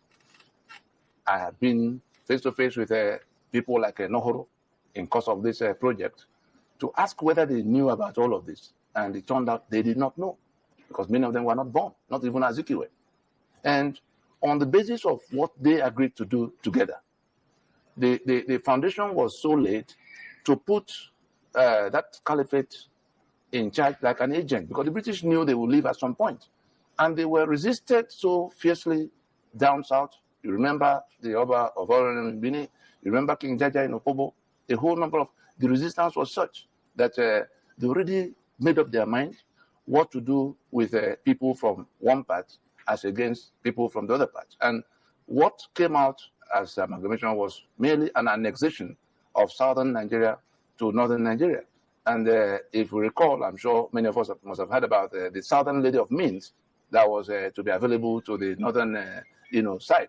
And coming from that point in 1914, of course, it was celebrated, the amalgamation in 1914 was celebrated by Grand Dobas in Zungeru and Sokoto, whereas it was protested in Lagos. The people who knew, because nobody was told in the South. It was only the North that knew that such was. It was a German newspaper that leaked it. The amalgamation that would be announced on the 1st of January 1914 was a German newspaper that leaked it on the Boxing Day of 1913. That's the day after Christmas. And people, there was nothing they could do. The announcement came, and there were protests here. There were celebrations there. What was the significance of that? Because one part was going to take hold of the assets of the other part, and the part that would enjoy that was that North. And it was something the British had to put in place and nurture all the way to when they might have to leave. And they made permanent arrangements that will be permanent even when they leave. So as at 2018, that joint venture is still cutting away 3 million barrels of crude oil every day against the will of the owners and sharing it over the heads of, and nobody from among the owners is on the table of signing. And you went from 1914 to 1922, the Littleton, Constitution, Richardson, McPherson, up to 1960. What we saw in 1960 was where they had perfected their art, and it was to the three regions that federated, because that's where it begins to zero down to the constitution we have on the table now. The three regions that federated, were like three countries. Nobody knew what they were doing with the other, all the while the colonial thing was on. But it was their decision to keep the union one, not the decision of the people who were. So all the things they hid from them. By the time they went to what do they call Lancaster House discussions in 1957, the Western region already had its own constitution, like Germany and France and Portugal that would do European Union. That was the kind of relationship that they agreed upon in 1954 that now became basis of coming to be one country. That level of autonomy, incidentally, you remember that the motion for independence was first moved in 1953 by Nohoro, and the North resisted it, in fact blocked it, because they said they were not ready. And the demands that Ahmadu Bello made, the 8-point demand that the North made as condition for joining that federation, defined the kind of federation as the level of autonomy that must be in place, because the North didn't want to be put in straight competition with people who were ahead of them, according to them. And those 8 points of demand took from 1953 to 1960 to meet in terms of allowing that level of autonomy for each of the regions. So Nigeria became one country on account of that level of autonomy. What then happened to us in 1966 was where the soldiers, before you go to 66, yes. Couldn't Nigerians, when they took over and became a republic in 63, of course they made their own constitution, couldn't they have restructured the entire arrangement, given the fact that they had the potentials to do their own constitution? If we were to call this ailment from which Nigeria is about to die, unfortunately, if we were to call it a name, it would be called incomplete decolonization. Because you will recall that the trouble didn't start in 1966. It started right from the independence election that took Awolowo to prison. Some of the things that were done in gerrymandering led to a situation where an Awolowo will win an election in his own mind, and the people say it's not so. Of course, we all know that the results of the winner was declared ahead of when the votes were fully counted, and Awolowo went to court. From there, went plotting coup. He ended up in prison from that independence election. Okay. The management of the commotion led to the collapse of one leg of the three regions. The constitution of Western region was suspended unconstitutionally by the federal government on 29th of May 1962, just to manage the emergency. It was the suspension of that Western region constitution that degenerated into when the election came 64, 65. The Western region was ungovernable. Okay, we will still come back to those Yes. historical accounts. Let me ask. Let me just land it somewhere. That it was, these things are a chain of events leaving undone that which ought to have been done. But the moment we landed 65 and the soldiers came in 66, it's been a free fall to date. Every other thing had been one parchment or the other. And all the agitations we see today, the mutations of the kind of, there was no difference between Nigeria, jaga, jaga. Everything scatter, scatter. Come on, this suffer.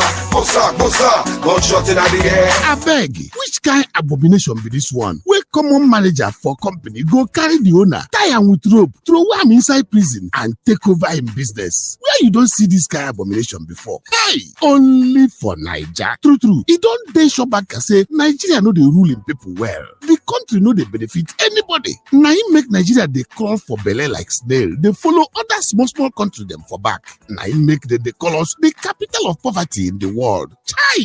Shame on Nigeria. I beg, enough is enough. Because of this reason, the indigenous ethnic nationalities of Middle Belt and the South, under the umbrella of the Nigeria Indigenous Nationalities Alliance for Self-Determination, NINAS, they don't join together on 16 December 2020 to declare a constitutional force majeure, CFM, over a sovereignty quarrel, where then they ask only two questions. One, which time we take submit ourselves, our land, our assets, even our natural treasure, into the force by force Nigeria Union? Hey, which time self we follow make for ourselves the year 1999 Nigeria Constitution? All na lie, all na story, na daylight robbery be this yo. But we get work to do for inside all this matter. Oh yeah, this one na must to make we join hand, sharp, now with the Nigeria Indigenous Nationalities Alliance for Self-Determination, NINAS. Now they won't tear down that fraudulent lie 1999 Constitution, so that we can forward march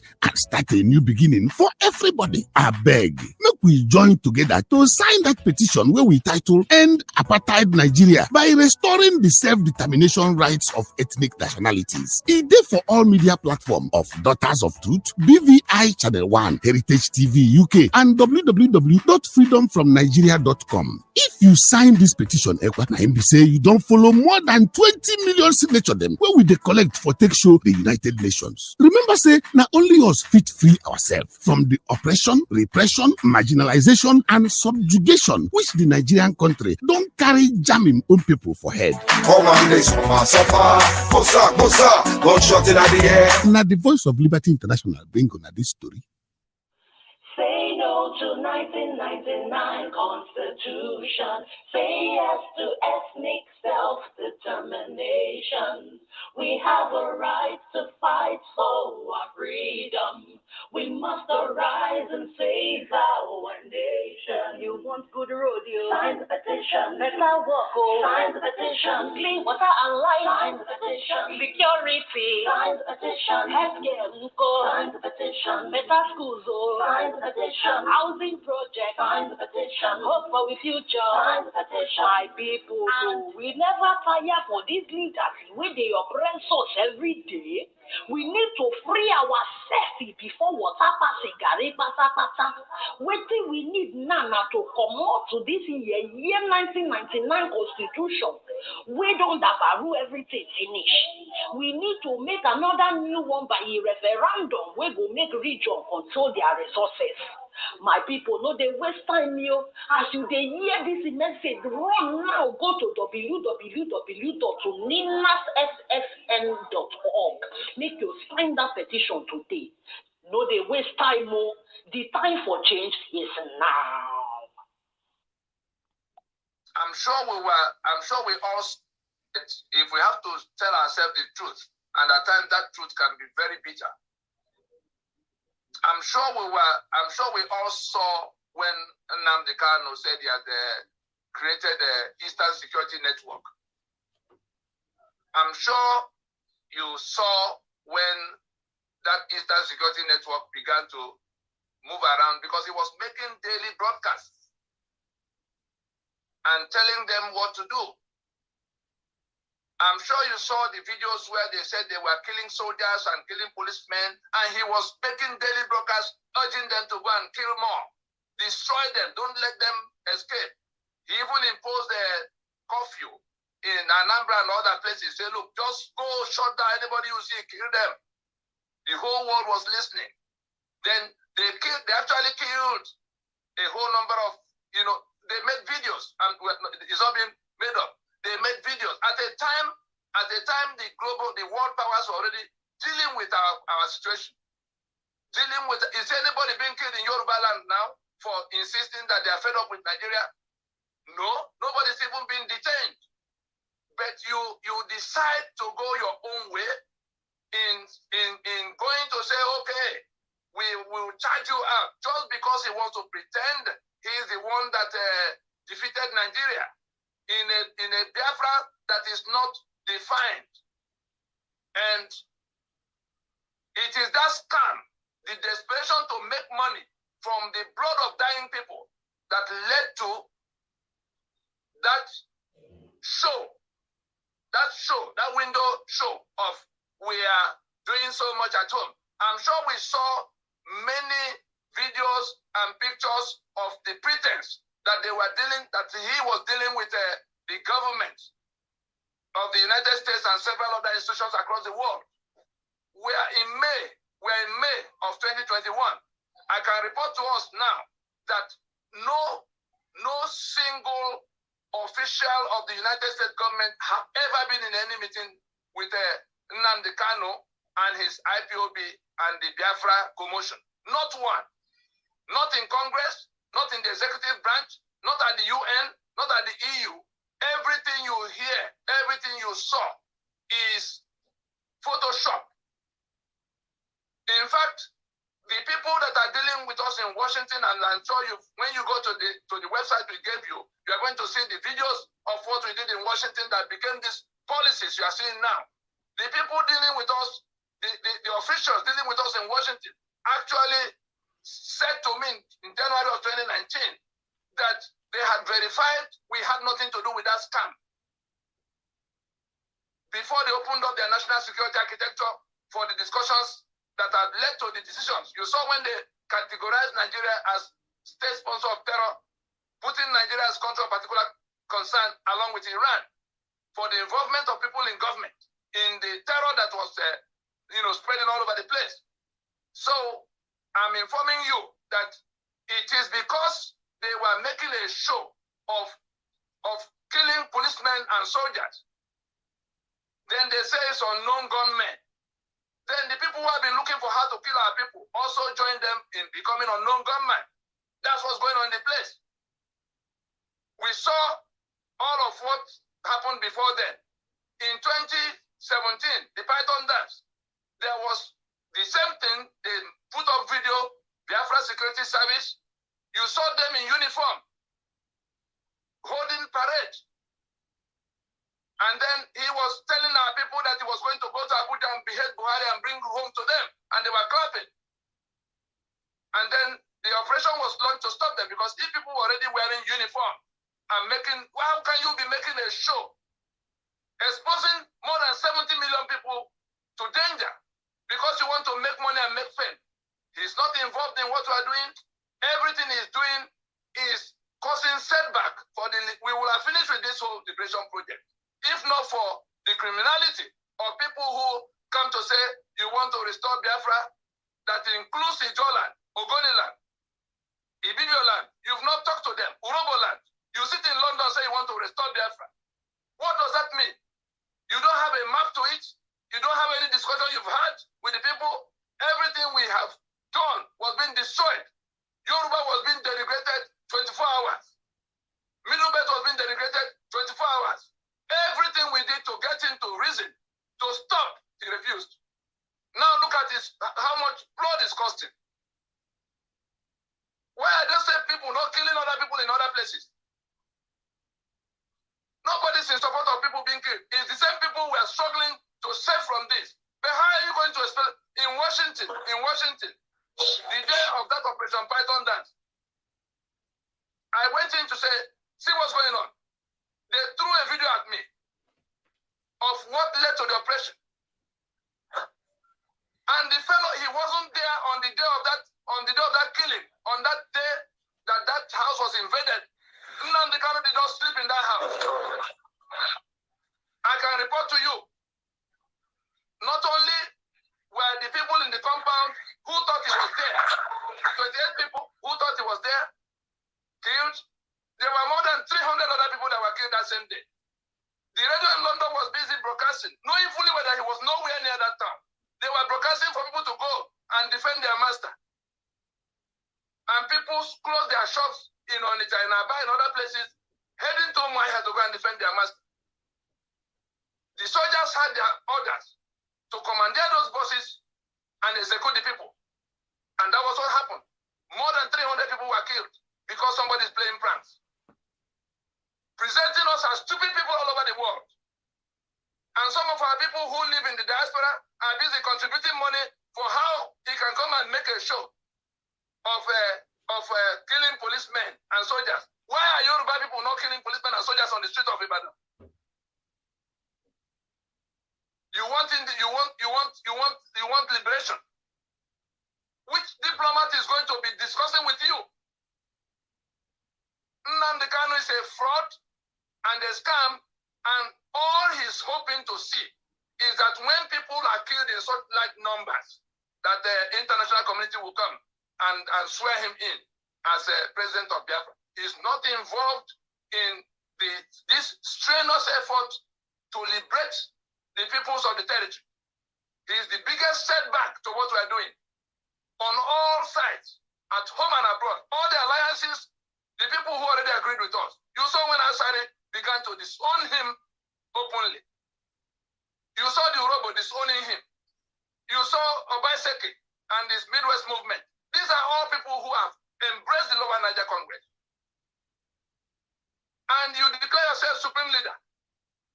All the people doing that scam with him, Igbo. You said Chukwokike Abiyama. How does that sound in the ear of the Ijo? I have sent a message to him because he is not a stranger. There's nothing I'm saying here now that has not been discussed 1 million times in private. Before he began the broadcast, it turned out that one of our elders, who was in the military, had invited him to come to sit down to know what we're doing so that we can put that radio to some kind of, use. He came home, sat down with me for 4 hours. I gave him all the documents of this process. There were 8 points of strategy in which, we said to him, this is what we're going to do step by step that will become that freedom. We must have a definite map of the territory. He said everybody knows where Biafra is. What was the controversy in 1967? Have you discussed with the Ijo and the Ogoni now? Because that's what the UN will ask you. Where's your map? Have you talked with them? He said no, that those people don't understand what we are saying. What is your answer to the constitution that tie us to that situation? He said we're still discussing Nigerian constitution. It's Biafra he wants. Have you discussed with those who were in alliance against you in 1967? If something goes wrong now, Nigeria is still selling the 3 million barrels of crude oil from Lower Niger. The Fulani can still find a way to rally everybody against you. What is your plan about that? Say, oh no, don't talk about Yoruba who disappoint you every day. Middle belt were the ones who killed us. As if nobody has ever knew about all these things. With all the kind of people who are involved in the process that became this plan. He rejected every one of those, even the question of referendum. He said to me in that meeting that if anybody talks about referendum, they will kill that person. I said to him, here's evidence of what we have done at the UN. This was 2013. Here's the evidence of what we have done at the UN. That referendum is not for Nigeria to conduct. It will be a UN Security Council mandated referendum. He said, no, don't let nobody talk about referendum. What is the landing? How will you deal with the international committee in this matter? He said when they conquer, what is the mechanism for dealing with the existing governance structure? Are you going to beat up the governors? He was hoping that with broadcast, people are going to pour out to the street and the governors will run away. We saw it in 2015. How did it end? So I'm just saying to us that this whole shenanigan of Biafra restoration, anybody who is dealing with it as part of how to succeed in this thing is in grave error. We are marching on to the terminal point of what we set out to do. That constitution will go down, people will vote in a self-determination referendum, and nobody is going to be able to shoot at anybody. But if you go and make video of killing soldiers, and they come back for you, they're going to enjoy a lot of innocent people. Put your ears to the ground to hear what's going on in the East. Barrister, thank you so very much. Thank you very much, the media, for standing with me and the rest of Nigerians and ensuring good reportage in the activities of this country. Governor Otom of Benue State, and I want to assure you that speaking on the insecurity across Nigeria, especially in his state of Benue State. For yourselves, for your countrymen, for your society, and for everyone, including those who are foreigners. We have a collective responsibility to bring to the knowledge of all what is happening and how we can overcome our challenges. As the fourth estate of the reign, you have a responsibility to disseminate information from government and then from the people. Don't shy away from your responsibilities. For some of us who have chosen to be on the side of the truth, on the side of justice, equity, and fairness, most media houses are running away from us. They have refused to decode what we say about what is happening. I'm over 40 years in politics, and I have chosen to take the path of truth, part of integrity, part of fairness, and part of equity, and part of justice. Because I believe that that is the only thing that can take us out of the mess that we are in Nigeria. And there is no doubt, even those are children in primary school, in kindergarten, in our homes who are yet to begin formal education, they are aware that our country has gone down. And I quote the Emir of Kano, or rather, deposed Emir of Kano, who said, in the last 6 years, Nigeria has been taken back to 40 years where we started. And that is the truth. Anybody who is afraid of EFCC today, who is afraid of intimidation today, who is afraid of blackmail, who is afraid of being castigated, and I said that nothing is wrong in Nigeria. But an average person who stands for the truth, who stands for justice, equity, and fairness, can confirm that things are wrong in this country. Talk about key issues. Corruption. Where are we? Are we fighting corruption? If we are fighting corruption, should some people who have been accused still remain in their offices if this government is committed to fighting corruption? See what is happening. If you talk about the economy, globally, it is the private sector that drives the economy. Today in Nigeria, where is the position of the private sector? If you talk about security, where are we? We don't even know.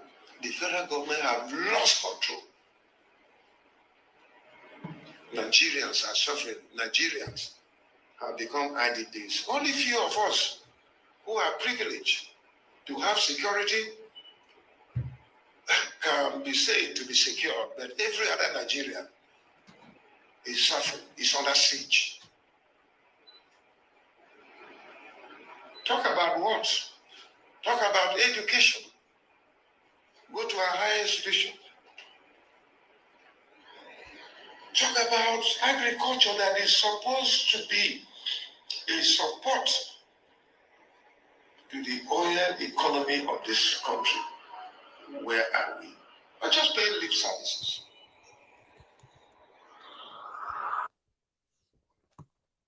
I know that Mr. President intended well when he came in 2015, but some cabal have taken over this country and they are driving this country to the mall.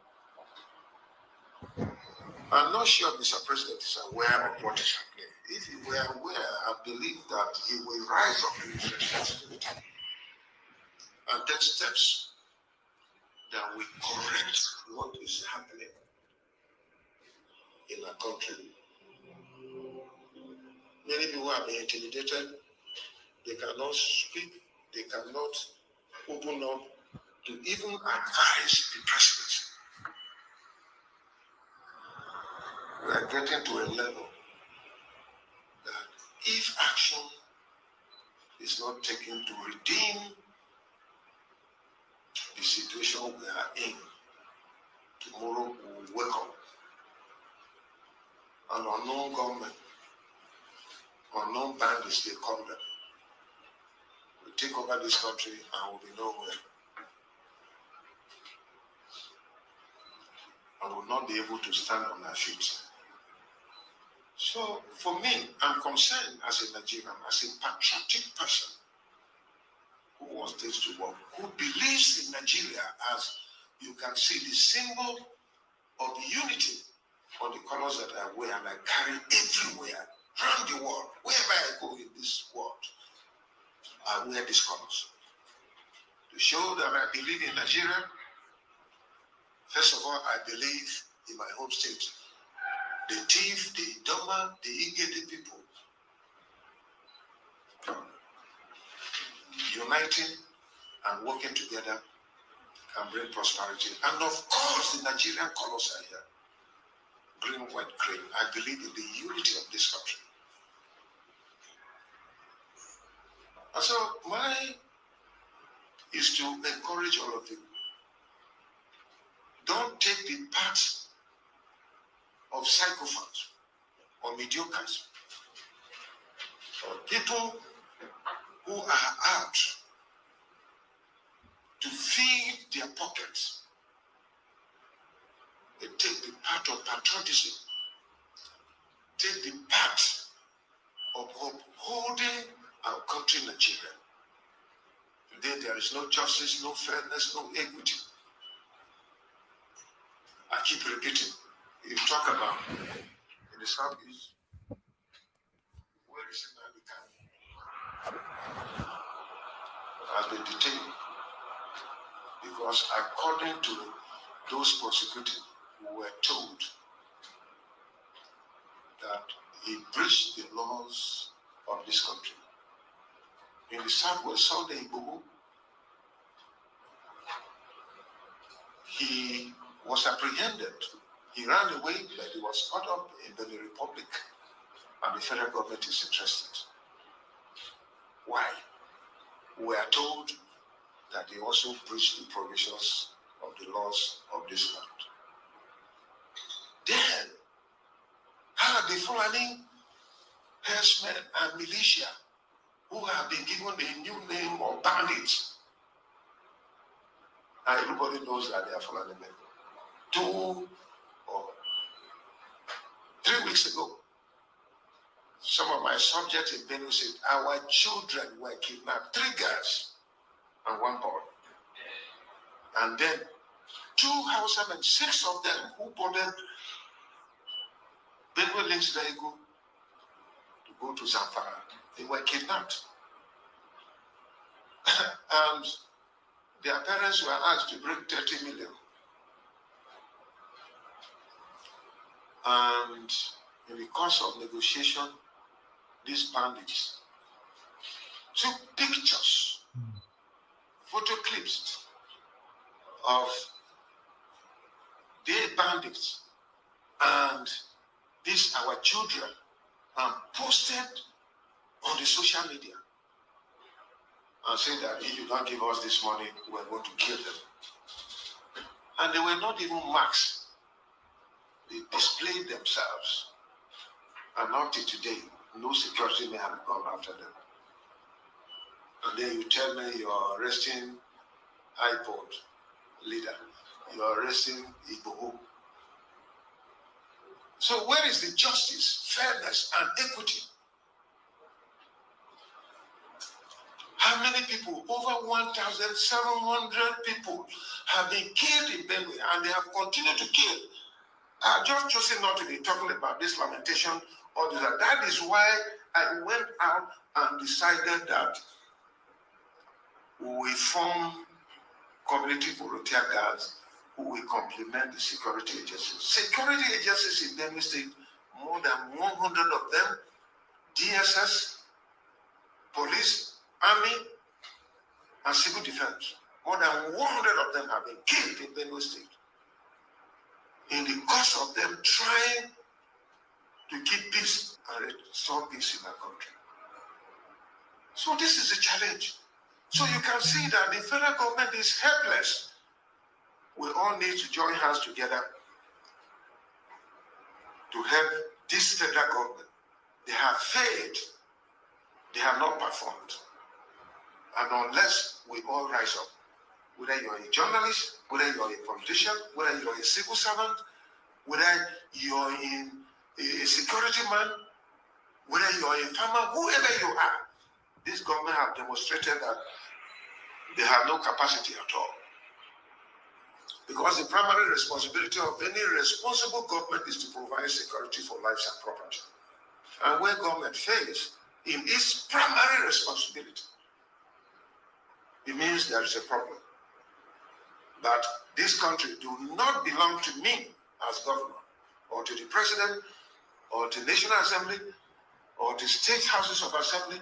It belongs to all of us. Those of us who are here today as leaders, We are here on temporary basis. We may not be there tomorrow. But we have the responsibility to preserve our country, Nigeria. And so I want to employ all of us to rise up to our responsibilities. And not to be blaming leaders, presidents, governors, and National Assembly. You, in your own little way, what have you done to contribute, to add value, to help salvage the situation? When I tell you where we are today, we have failed. And I want to employ Nigerians. Continue to pray as I do for the president, for governors, for National Assembly, for all of us, traditional rulers who are in authority today. Collectively, we have failed as leaders of this country. This is not the Nigeria that our forefathers worked hard, sacrificed their lives to bring forth. So let us join hands. Now let me end my opening remarks by saying that the Bible says we shall know the truth and the truth will set you free. Let us walk with the truth. Let us stop deceiving ourselves. Let us say the truth at all times. Whether we are going to die or we are going to live or we are going to enjoy it or not. I want to remind Nigerians that one day, wherever you are, whatever you have, whoever you are, one day you will die. And that will be the end.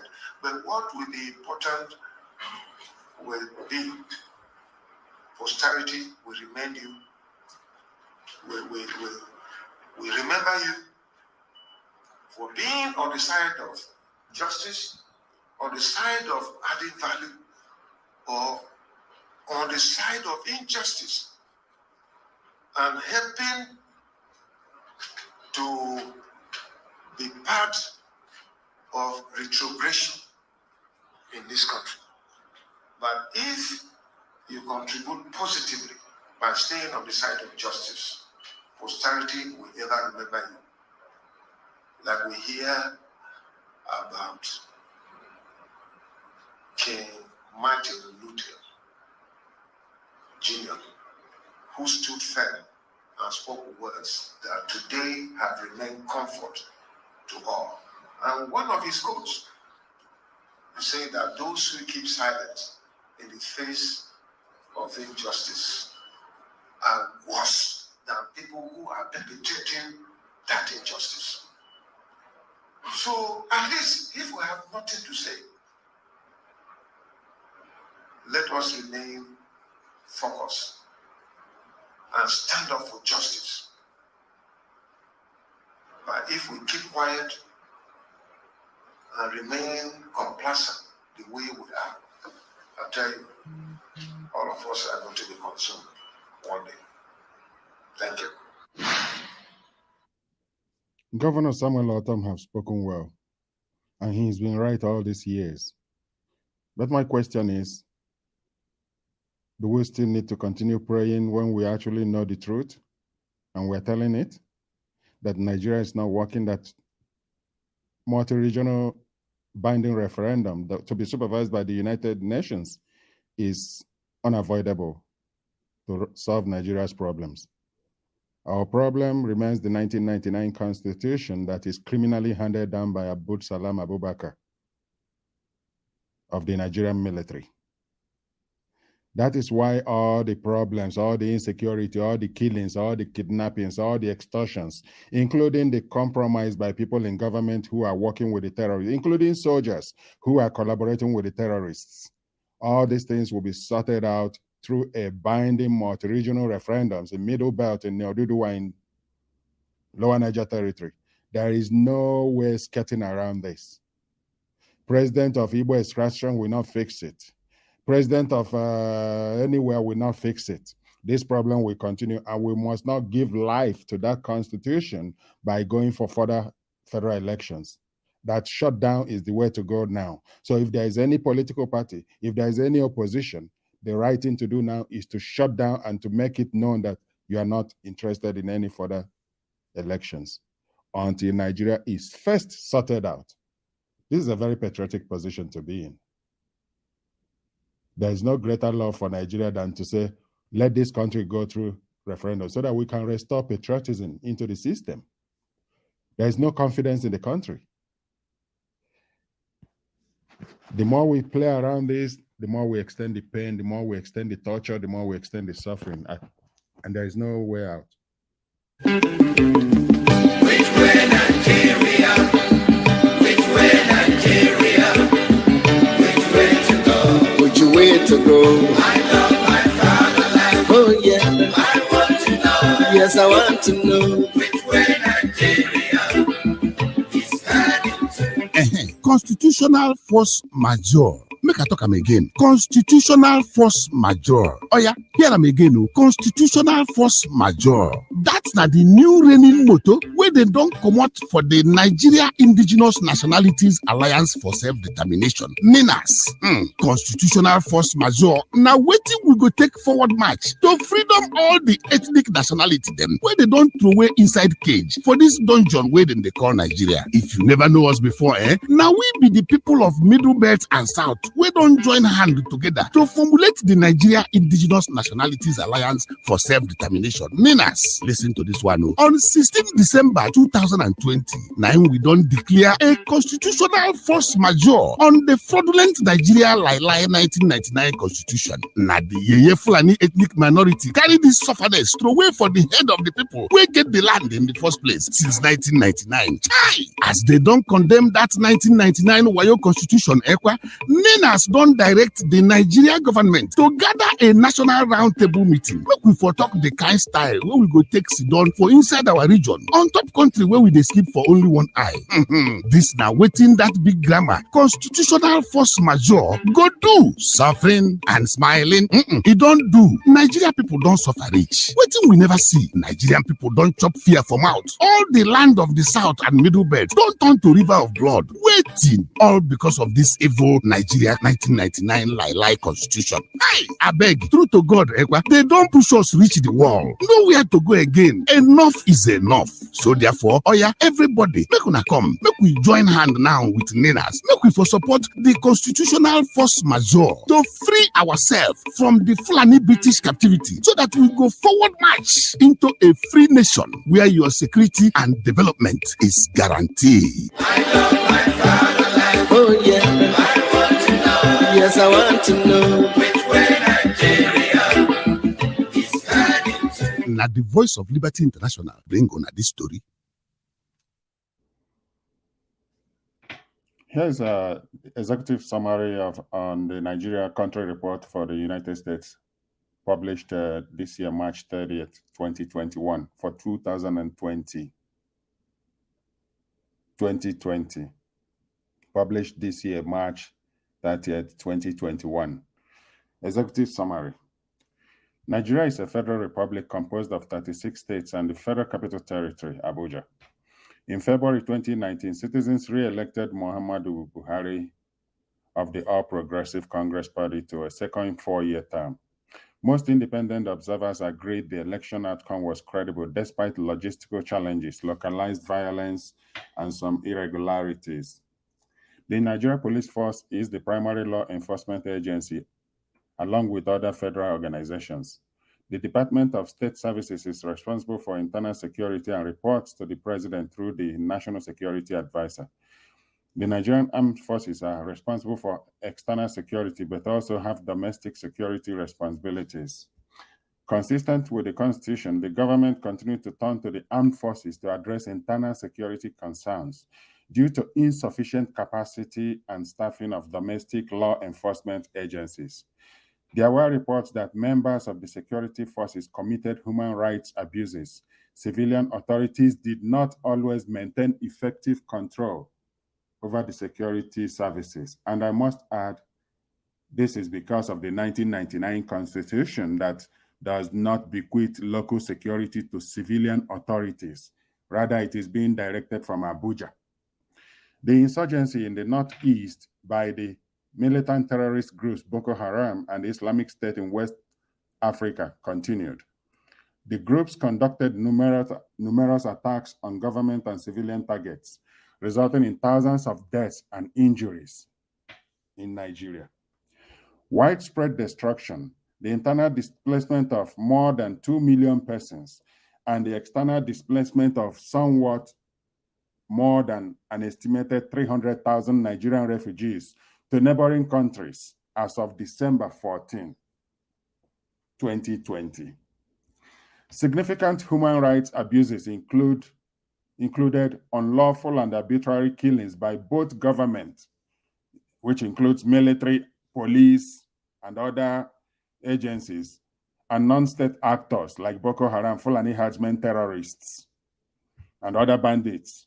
Forced disappearances by government, terrorists, and criminal groups, torture, and cases of cruel, inhuman, or degrading treatment or punishment by the government and terrorist groups, harsh and life-threatening prison conditions, arbitrary detention by government and non-state actors, political prisoners, serious problems with the independence of the judiciary, arbitrary or unlawful interference with privacy, serious abuses in an internal conflict, including killing and torture of civilians by Nigeria's soldiers and the police, serious restrictions on free expression, the press, and the internet, including the existence of criminal libel laws, substantial interference with the rights of peaceful assembly and freedom of association, in particular for lesbian, gay, bisexual,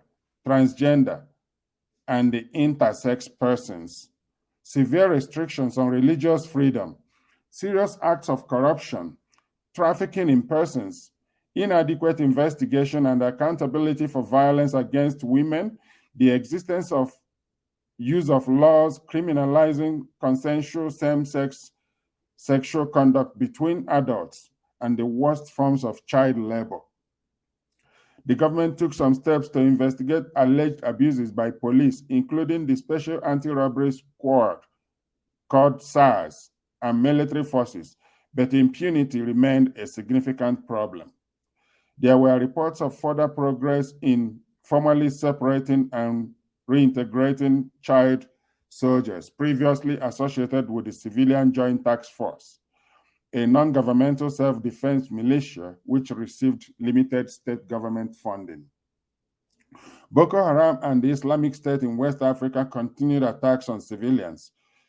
Military and police recruited and forcefully conscripted child soldiers and carried out scores of persons-born improvised explosive device attacks like suicide bombing, many by coerced young women and girls, and other attacks on population centers in the northeast and in Cameroon, Chad, and Niger Republic. Abductions by Boko Haram and the Islamic State in West Africa continued. Both groups subjected many women and girls to sexual and gender-based violence, including forced marriages, sexual slavery, and rape. The government investigated attacks by Boko Haram and the Islamic State in West Africa and took steps to prosecute their members. Section 1, respect for the integrity of the person, including freedom from arbitrary deprivation of life and other unlawful or politically motivated killings. There were reports that the government or its agents committed arbitrary, unlawful, or extrajudicial killings. At times, authorities sought to investigate and, when found culpable, held police, military, or other security force personnel accountable for the use of excessive or deadly force or for the death of persons in custody. But impunity in such cases remained a significant problem. State and federal panels of inquiry investigating suspicious deaths did not always make their findings public. Nigeria. The National Police, Army, and other security services sometimes used force to disperse protesters and apprehend criminals and suspects. Police forces engaging in crowd control operations generally attempted to disperse crowds using non-lethal tactics, such as firing tear gas before escalating their use of force. That wasn't done at NSA's protest at Lekki in Lagos last year, October 20th. Okay, now the US is actually mentioning the October 20th. On October 20th, members of the security forces enforced curfew by firing shots into A to disperse protesters who had gathered at the Lekki 2 gate in Lagos to protest abusive practice by the Nigerian police forces, Special Anti-Robbery Squad. Accurate information on fatalities resulting from the shooting was not available at year's end. Well, I guess I have to interject here by adding that the report of the Lagos State Institute Commission of Inquiry into the shootings at Lekki has reported that in a 306-page report that 96 people were killed. And the Nigerian Minister of Information, Lai Mohammed, stated for the record that nobody was killed. And that this report that was prepared made public March 30th, 2021, US is reporting that Amnesty International reported 10 persons died during the event. But the government disputed Amnesty's report and no other organization was able to verify the claim. The update today, March 18th, 2020, is that 96 people were killed by the Nigerian soldiers and police at Lekki Toll Plaza. The government reported 2 deaths connected to the event. One body from the 2 gate showed signs of blunt force trauma. A second body from another location in Lagos State had bullet wounds. The government acknowledged that soldiers armed with live ammunition were present at the Lekki 2 gate. At year's end, the Lagos State Judicial Panel of Inquiry and Restitution continued to hear testimony and investigate the shooting at Lekki 2 gate. In August, a military court-martial convicted a soldier and sentenced him to 55 years in prison after he committed a homicide while deployed in Zamfara State. There were reports of arbitrary and unlawful killings related to internal conflicts in the northeast and other areas of Nigeria. Criminal gangs also killed numerous persons during the year. On January 25th, criminals abducted Bola Ataga, the wife of a prominent doctor, and her 2 children from their residence in the Juji community of Kaduna State. The criminals demanded a ransom of $320,000 in exchange for their return. They killed Ataga several days later after the family was unable to pay the ransom. On February 6th, the criminals released the children to their relatives. Disappearances. In August 2019, to mark the International Day of the Dispersed, Amnesty International issued a statement to the government to release immediately hundreds of persons who had been subjected to enforced disappearance and held in secret detention facilities across the country without charge or trial. Criminal groups abducted civilians in Niger Delta, the southeast, and the northwest, often to collect ransom payments. For example, on the evening of December 11, criminals on motorbikes stormed the government science secondary school in Kankara, Katsina State, abducting 344 schoolboys and killing 1 security guard. On December 17, the Katsina State government, in conjunction with federal government authorities, secured the release of the boys. I must add, after paying hefty ransoms to the terrorists. Maritime kidnappings remain common as militants turn to piracy and related crimes to support themselves. For example, in July, Nigeria pirates attacked a floating production storage and offloading vessel near Rivers State, kidnapping 11 crew members.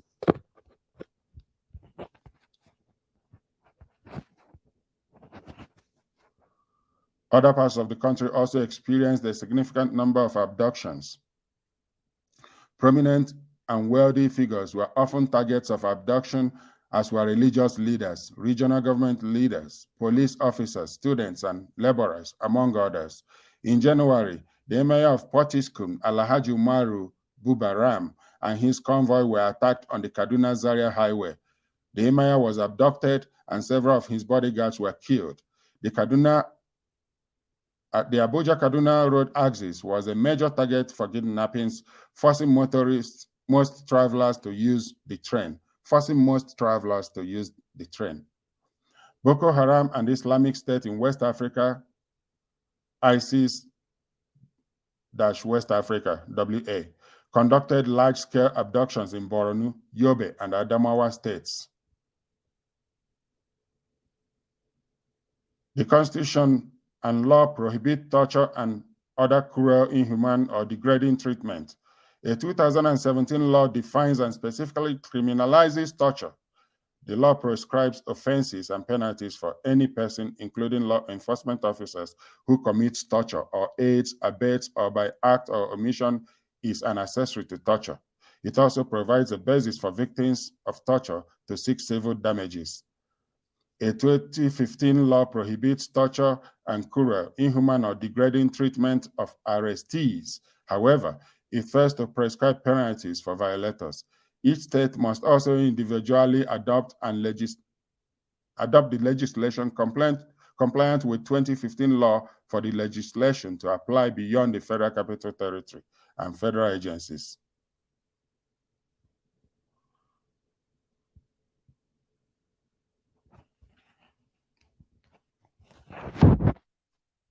Disappointed us.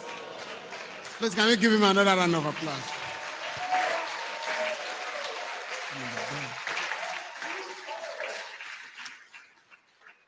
Well, I think Shehu is a true son of his father.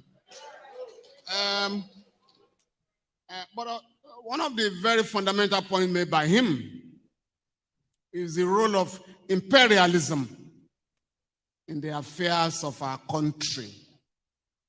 Now, don't deceive yourself that those who are parading themselves as rulers of Nigeria in Abuja are the people in charge of our country. The IMF and the World Bank today are giving the budget of Nigeria before it is read to all of us. And we have just been told that 16 trillion naira budget been presented by the government. 6 trillion, the government is going to take loans to fund the budget, to pay salaries, and to enjoy themselves. But we have just sent a letter. I belong to an organization, the People's Alternative Political Movement. We just sent a letter last Friday to the Attorney General of the country. You guys, based on the judgment of the Supreme Court, the federal government wrote to 6 oil companies, we call them international oil companies, IOCs, to the effect that for 18 years, you did not pay certain profits to the government. And how much? $62 billion. Oh, yes. The Attorney General wrote to the oil companies, please, can you pay up? Another minister, Mr. Dempress Silva, said, nobody can pay this kind of money. We are going to negotiate and beg them to see what they can give us in our country. With the point we are making, if you have $62 billion today in this economy, we won't take a loan. We'll have money for education, for health, for fixing our roads and the rest of them. And that is the point being made. Ours is not a poor country. We are ruled by poverty of ideas. It's not about poverty of people. It's poverty of ideas. Shehu made a point. We need to get organized. Organization is vital. If we are organized, we can defeat the enemies of Nigeria. Another agency of the government came up last week. We didn't read the report. NEITI. That is the agency set up to monitor the extractive industry. That body said that 177 companies are owing the government $6.8 billion. Again, we have written to the government. Can we know these companies? Can we help us? Can we help you to go to court to recover the money? They haven't replied us because they don't want to collect the money. So the point, therefore, is that our country has no business with poverty. I'm going to call on Nadi to speak to us. Tony, your turn. Good morning, if it's morning in your area, afternoon. You may have seen Fela, you may have heard about Fela. I happen to have interacted with those who interacted with Fumilayo Ransom Kuti, Chief Anthony Enohoro. The stories he told me about what Fumilayo led other women to do will almost diminish what Fela did to that of a gentleman trying to, Fumilayo will take action before she tells you what the quarrel is. Ask the Alake of Egbaland in those days. There's another associate of mine and of the project, Professor Wole Soyinka. When we came to the point of being finally conquered by those who are holding us down, it took Wole Soyinka plunging into the middle to bring us to where we had a consensus to plan again on what to do to bring ourselves out of bondage. Pronaco. After the Pronaco, he became one of the plaintiffs that went with us to court in 2007. We finished Pronaco in 2005. Soyinka was one of my 10 plaintiffs who went to court to say we did not make the Constitution of Nigeria. And that suit that began almost innocuously has grown teeth. It will take down that monster that we've been discussing and describing from our various points of suffering, whether you were being killed in the Middle Belt, or you were crying for your resources in Niger Delta, or you were Yoruba being chased into IDP camps in Benin Republic, or you were in the East being slaughtered like a chicken. All of us are being exterminated by this one monster. And that monster is something that has legitimized itself by way of the Constitution we have to obey. It was imposed by that monster. That monster is now the owner of our lands, our sovereignty, our assets. That monster is the sole custodian of all the guns in the land, whether you went to the army or police or the DSS, wherever. That monster is the one that signs off on all the things that control economic assets. So Dangote can be given half of Lagos Port to do whatever he has to do. He can be assigned oil to refine and sell to us at whatever price. The limestone of Benue can be assigned to him to use free of charge to make cement and sell to us. So there's something fundamentally wrong. And so when we begin to look at the kind of title we have here, evolution or devolution, the previous speakers had done some justice in making a distinction. But let me create a common ground upon which we build what we have to do now. Because what I came to share with us is what we can do now to end this trauma. If we listen and do it, I tell you, by the close of this quarter, by the time people are heading out for Christmas, that enemy will be on his knees, because we went out in the last 22 years to work out how to dismantle this instrument, the Constitution, by which that monster has legitimized itself in our spaces in the name of a Nigeria that died in 1967. And so, whether you talk about evolution or devolution, let us rule out devolution. Because devolution means you are taken from where it is to give to the constituent units. That is reverse logic. In a federation is a union of constitutions. In a federation, it is the constituent units that donate the powers that go to the center. So if anybody is still thinking in terms of what the center will do to give to creating states, creating geopolitical zone, that person doesn't understand what we're discussing. Then for evolution, yes, the revolution we talk about, which is really the solution to the problem, is only taken from the perspective of evolution. Revolution is only about the degree of change and the speed of that change. So, if instead of taking 1,000 years, you decide to take 1 year, it is a revolution that you could move away from something that took so long to build. You could reduce it to 1 week. You could reduce it to 1 hour, where you now go straight to the palace, behead a few people, and take charge, and become the sovereign. And so, what we have to do is of a revolutionary nature, but there's a process that will manage all of what could go wrong, which was why we drew up a plan that took so long. Technical, please bring the battle script of 1960 so that we can see where this monster is coming from. If we understand where it's coming from and what is done to bring us to this enslavement, that go to everything. We can't generate electricity for ourselves, not that we don't have the capacity. Somebody who doesn't want electricity for us wrote it down that we cannot generate electricity. It's called exclusive list.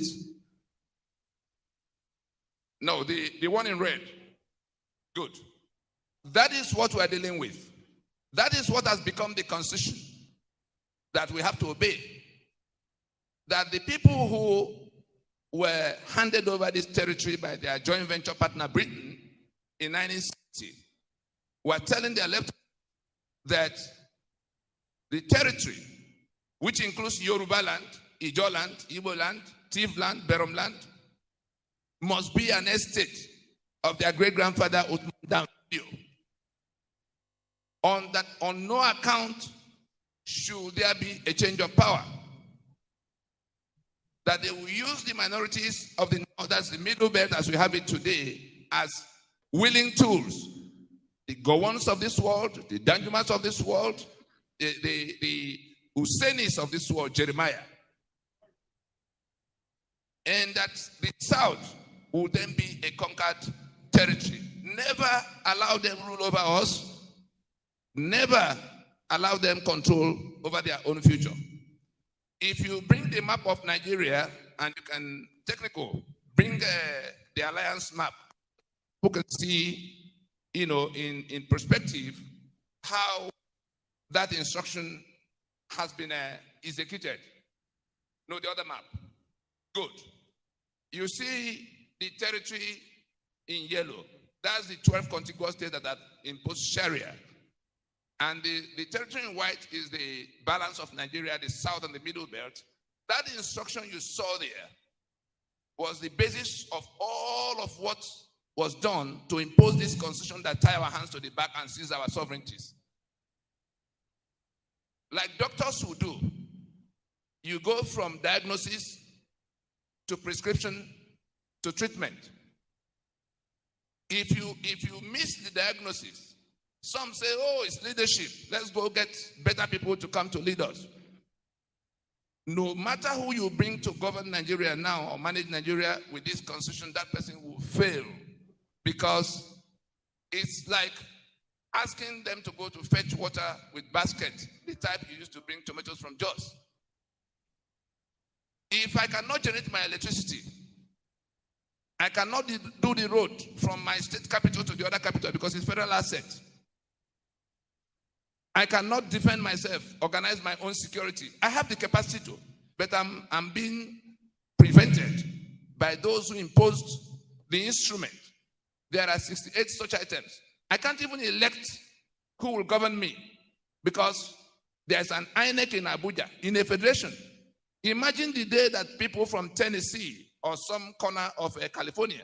We have to come to New York to organize who will govern New York. That's what we've been living with. And it is in those 68 items that the oil and gas assets of the Niger Delta now belongs to people in Jigawa. It's in those exclusive lists that the Port of Lagos, which is ordinarily Yoruba assets, have been the exclusive possession of people from that other part. From independence to date, not one controller general of Yoruba origin to collect the over 2 trillion that they take from that port every year. Yet Lagos has to join other states to go cap in hand to Abuja to beg every month. They don't get even 5% of what Nigeria takes away from here, from the port alone. You now talk about the taxes. Lagos is responsible for at least 60% of all of what they share in taxes, VAT and the other taxes. The 24 banks in Nigeria, apart from their Unity Bank, that is headquartered in Abuja, are all headquartered in Lagos. If their taxes were to be reckoned for what it should be in a federation, imagine what that alone translates to. The telecom companies and all of the companies operating here. But there's a federal government sitting in Abuja in a situation where our federation collapsed in 1967 completely. The garment, the carcass of that federation that collapsed was taken over by the man who was making that statement, the one in red, and his people. They are wearing that garment now, pretending that they are still Nigeria in place, and they imposed this instrument that now make us permanent political minority. We came into this federation as a federation of 3 regions, and one out of that 3, in fact, in 1963, Western region had to give up a part of it that became Midwestern region. By plebiscite. The 4 regions, of the 4 regions, one has become the 19 states and the Federal Capital Territory. That if you join the local government, they created 704 local government areas, in which Kano alone has 44. Bayelsa has 8. Lagos, that is responsible for half of urban Nigeria, whether it's human or material resources, is still to keep 20 local government areas. Whether you talk about representation or the sharing of resources or distribution of resources and opportunities, you will see that we've gone from being in control of at least each 25% to that one region has become 72% of all of what we are, including the assets that God put in our spaces. And so the nature of the problem we have to solve is that instrument that make us slaves in our land, there is nothing in apartheid constitution that is not replicated here. And it was imposed, and our signature, this is where the matter now becomes something we can deal with by ourselves. It is our signature that sustains this instrument. That preamble that says, I'm happy there are lawyers here, that preamble that says, we the people, having solemnly resolved to live in unity as one indivisible country, do hereby make and give unto ourselves the following constitution. That is the key for our escape from this dungeon. If we apply that key today, we'll be out of this whole mess, including the guns that are being pointed at us, because it's on account of that false claim that you are called Nigeria. It's on account of that false claim that people who are after your life can come to your space pointing guns at you. It's on account of that, signature that your assets now belong to them. Everything we complain about, the corruption you think you need to go and fight, this constitution creates corruption and comprehensively protects the beneficiaries of corruption. If you want to ask me how, I will refer you to section 6, subsection 6C, that absolves government of responsibility towards you. Section 6, if there's any lawyer in this land that will want a debate on that, we ask him to come forward so that we can disgrace him in the open.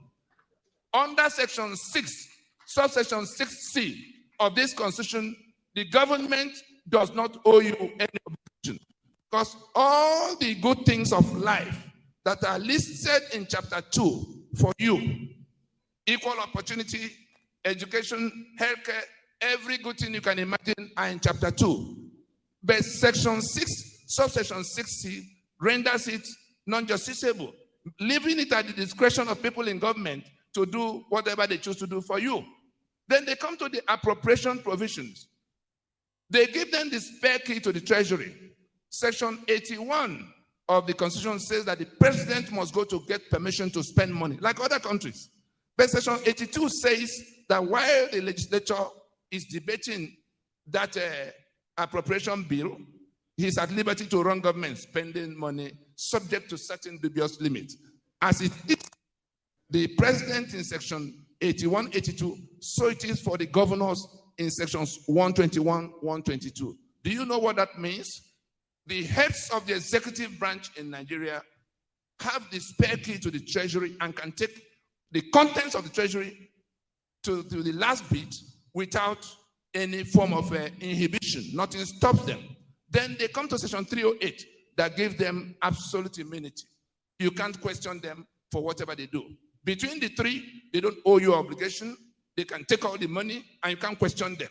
By the next election, their chief of staff is replacing them. The man who will go to prison if you were to prove the previous tenure, that is who becomes the next person. And so they've managed to carry us, as if we can't think. And that was why some of us who had seen some of these things now decided to pull back from it and draw up a plan. It was a 20-year plan that was deployed the same year the Constitution came. Because it wasn't in 1999 they created the 36 states. Everything came from 1979. And that 79 came from what Murtala Muhammad commissioned before, they took him out in 76. And so where we are now, to come to this the diagnosis. The British came and did what they did, handed over to them in 1960, and they've managed to maintain it by brigandage, toppling what we agreed in Lancaster House to impose what we now have. If we take down this, we will be free. Whether you want to be Odua Republic, or you want the kind of federation that Awolowo had, or you want Biafra, or you want resource control, our common task at this time is to take down this instrument. We are like in a cage under this instrument. And we are put in that cage by the people who gave the instruction that we should be put in that cage. How do we take down the instrument? Practical. Until science becomes technology, you are just theorizing. I come today to tell us that generation that enacted NSAS, this talk goes to you. If you listen now and do what needs to be done, anybody who is inviting you to come to election under this Constitution is inviting you to sign off to be killed, because it's this Constitution that has empowered those who can come to your space and kill you without consequence.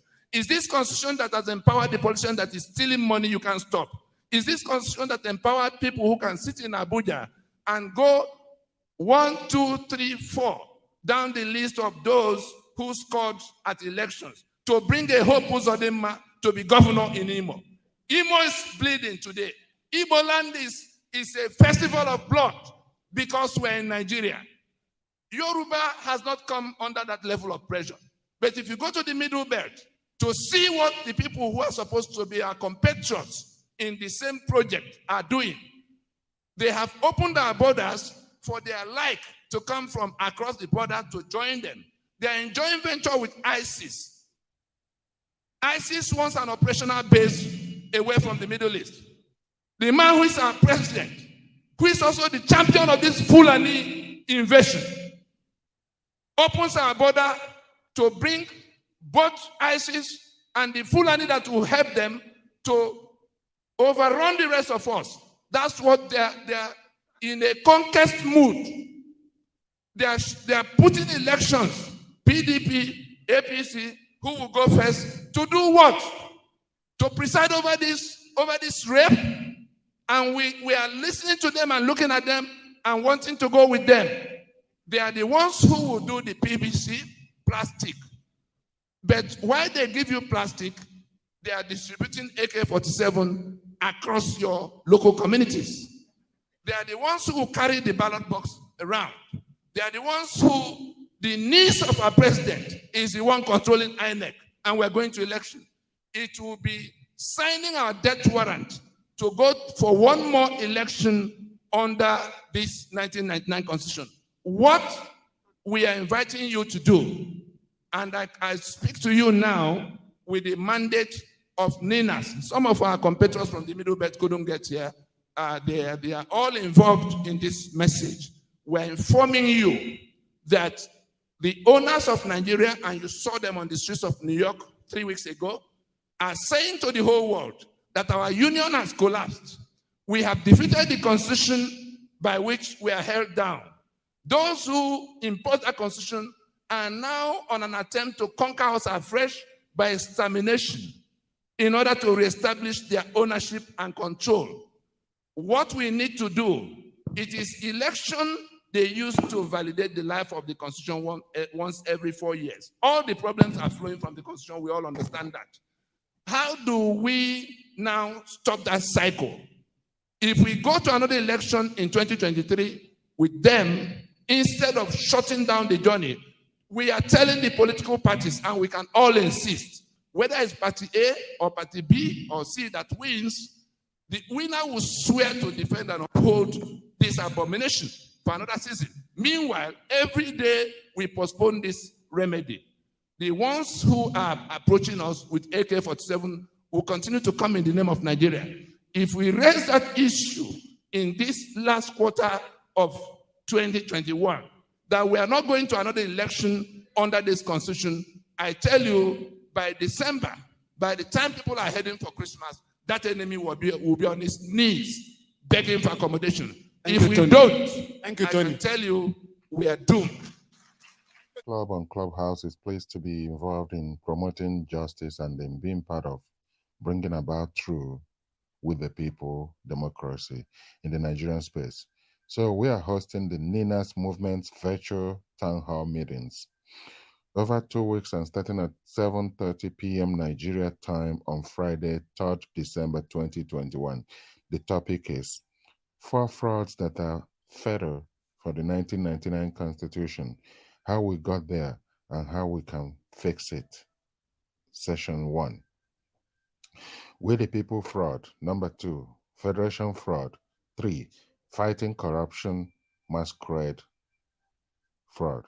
4, Socially responsible state masquerade fraud. Chinwenzu.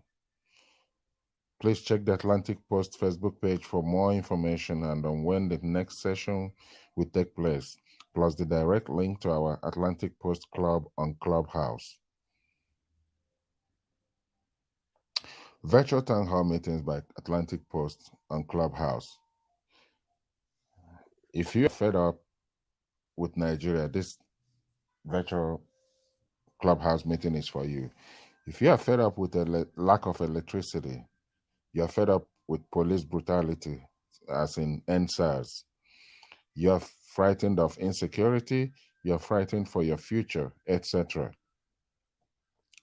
Atlantic Post Club on Clubhouse is pleased to announce that we are hosting NINAS Movement's virtual town hall meetings for 2 weeks period, and the topics as listed earlier is the 4 frauds that are fatal for the 1999 Constitution.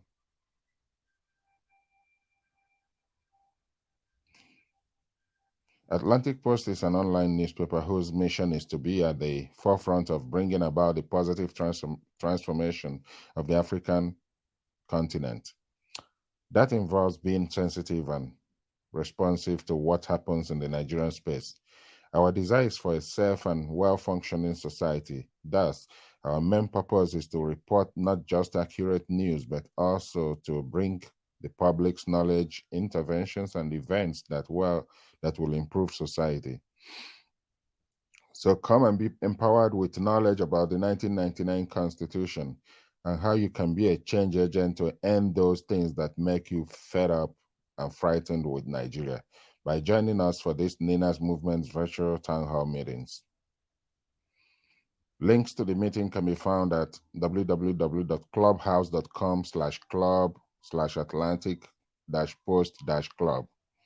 For more information, please visit the Facebook page, facebook.com/Atlantic-posting. Thank you.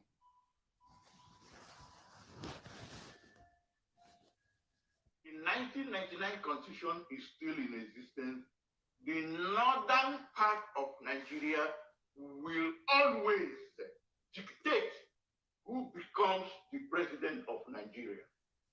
And it doesn't matter where that person comes from, that person must dance to the tune of the northern Nigerian elite or expectation. Let me repeat that again. I said, as long as the 1999 Constitution is still in existence in Nigeria, the northern part of Nigeria will dictate who becomes the president of Nigeria. And it doesn't matter where that person comes from, that person must do according to what they want. That is a basic reality. Essentially, the rest of Nigerians are slaves to the Fulani in Nigeria. The rest of Nigerians are effectively their slaves. It's up to us to wake up and realize what is happening and do the needful.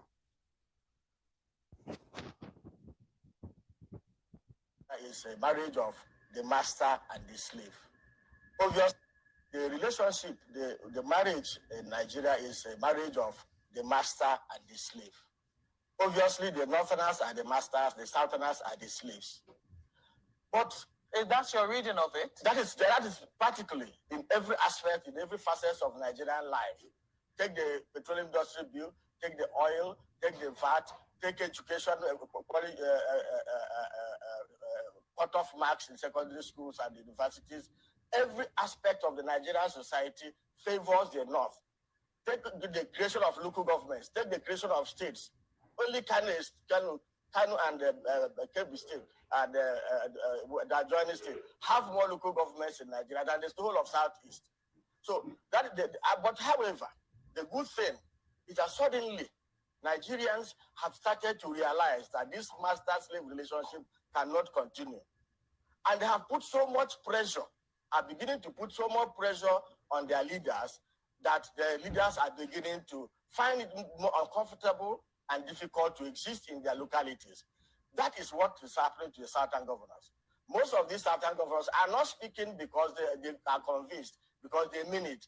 They are speaking because they have realized that there is a existential threat to their leadership in their various states.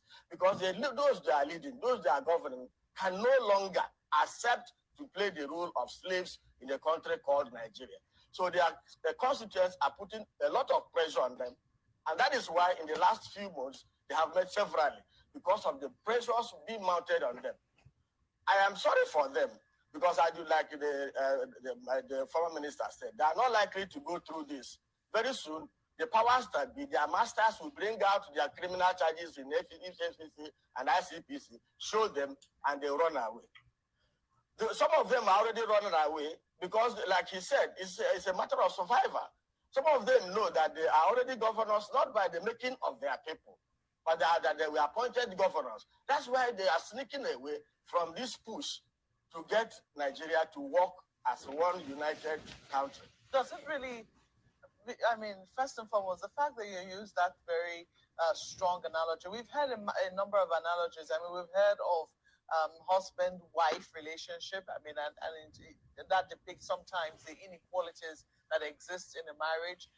But this master-slave relationship is rather strong, don't you think? Because a slave is bought, a slave is owned more or less. A slave has no decisions, and that cannot be the situation of the South. Well, unfortunately, it is. Let me give you an example with the issue of VAT that is currently at play.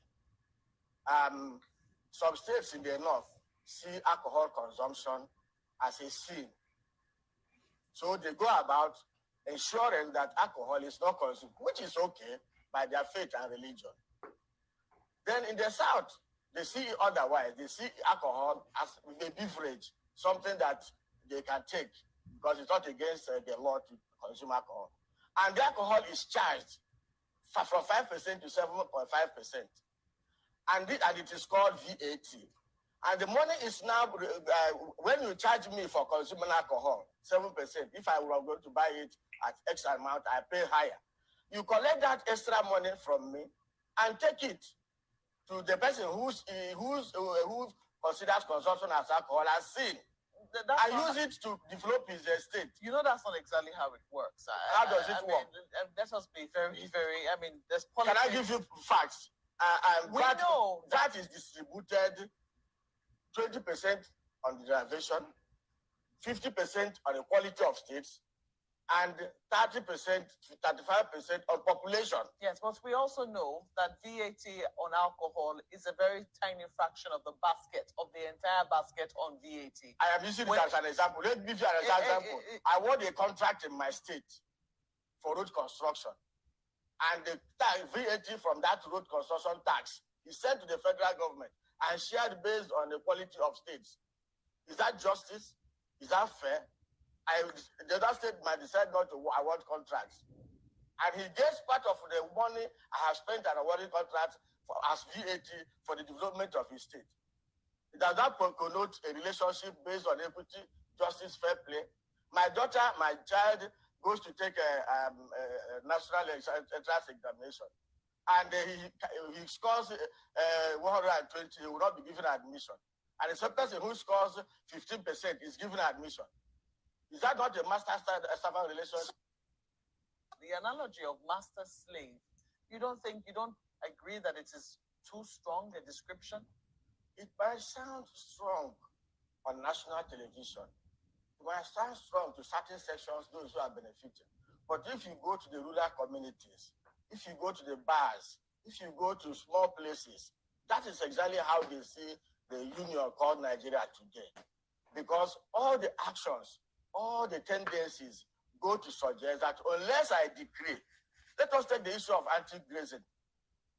A woman goes to plant cassava, yam, and he cannot reap her sweat because a cattle comes in and eats up all the crops.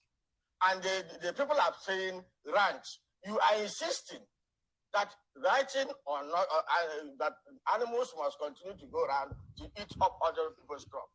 So the animal or the owner of the animal is not the master of the person who, the farmer whose crops are being eaten up. And if the person whose crops are being eaten up is dares to resist, he is arrested by DSS, police, and imprisoned. So you see, these niceties, this way of putting things so that we'll be seen as one united, until we begin to say things the way they are, see them the way they are, accept that there is complete, that injustice has become part of the national psyche, that to be a victim of these projects is no longer going to be discussed. Until we begin to accept that, when we accept it, we do introspection, we look at it and say, okay, let us correct them. But if you continue to say nice things, fairness and equity, unity is not negotiable. These are the things that are fanning the embers of disunity, agitation for separation. I tell you, no group of people genuinely want to separate and go away from this country. But they are saying that the Constitution of Nigeria is a fraud in itself. Look at let us take the fact. The VAT decree was made by the military, whereby they took away sales tax that is usually collected by local governments and made it a federal law. And then went back to say that all decrees made by the military are now acts of the National Assembly. Section 315 of the Nigerian Constitution today converted all military decrees to acts of the National Assembly. So We didn't make the laws. The National Assembly was not in place at that time. But all the draconian decrees made by the military have become imported into our constitution as product of the national acts of the National Assembly. Is that fairness? Is that equity? Nigeria is fraud. Everything about Nigeria stinks to high, like to the pit of hell, like stinks like skunk. A very criminal enterprise that, has no other country that comes even close to compare it with. It's unfortunate that we're still, dealing with this. How many years now? 55, 56 years later. What a pathetic country. Fulani Empire, Muslim theocracy of the Western Sudan that flourished in the 19th century. The Fulani, a people of obscure origins, expanded eastward from Fouta Toro in Lower Senegal in the 14th century. By the 16th century they had established themselves at Makina, upstream from the Niger Bend, and were proceeding eastward into Hausaland. Some settled in the 19th century at Adamawa, in the northern Cameroons. Many of the Fulani continued to pursue a pastoral life. Some, however, particularly in Hausaland, gave up their nomadic pursuits, settled into existing urban communities, and were converted to Islam. In the 1790s a Fulani divine, Usman Dan Fodio, 1754–1817, who lived in the northern Hausa state of Gabar, northeast of Sokoto, quarreled with its rulers. Accusing the Hausa kings of being little more than pagans, he encouraged the Hausa people to revolt. Joined both by Hausa commoners and by Fulani pastoralists alike, the jihad, or holy war, swept through Hausaland and, repulsed only by the Eastern Empire of Kanem Bornu, engulfed Adamawa, Nupe, and Yorubaland to the south. After the invasion by the Fulani of the northern provinces of the Oyo Emirate of Ilorin to the northeast became the base from which Islam was to spread among the Yoruba. Usman, who was more a scholar than a statesman, ceded the practical direction of the eastern part of the empire to his son Muhammad Bello, who settled in Sokoto, and the western, with its capital at Gwanju, to his brother Abdullahi. All three continued the Fulani denunciation of Bornu. The empire reached its zenith under Muhammad Bello, who, like Usman, administered it according to the principles of Muslim law. The decay of this system was to aid the establishment in the late 19th century of British rule over what was later to be known as Northern Nigeria. And ramifications. Now, Nigeria is a member nation. All non-Muslim religions, such religions shall include Christianity. The word Christianity in the communique was underlined. To ensure only Muslims are elected to all political posts of member nations, to ensure the appointment of only Muslims into strategic national and international posts of member nations, to ensure the ultimate replacement of all Western forms of legal and judicial systems with the Sharia, then to make sure that this strategy works, because it's going to require money. Babangida, as the first appointed president of Nigeria, put his hand into the treasury of Nigeria, took $21 billion out and gave it to OIC, to the Islamic Development Fund of OIC, and said, take this money for the total, I'm quoting, for the total Islamization of Nigeria in particular and Africa in general. Babangida paid $21 billion of our money to turn Nigeria into an Islamic nation. And they have started. Boko Haram, don't look at it as something that is isolated to the northeast. It is meant to cover the entire nation until Christianity is eradicated in all its forms and ramifications.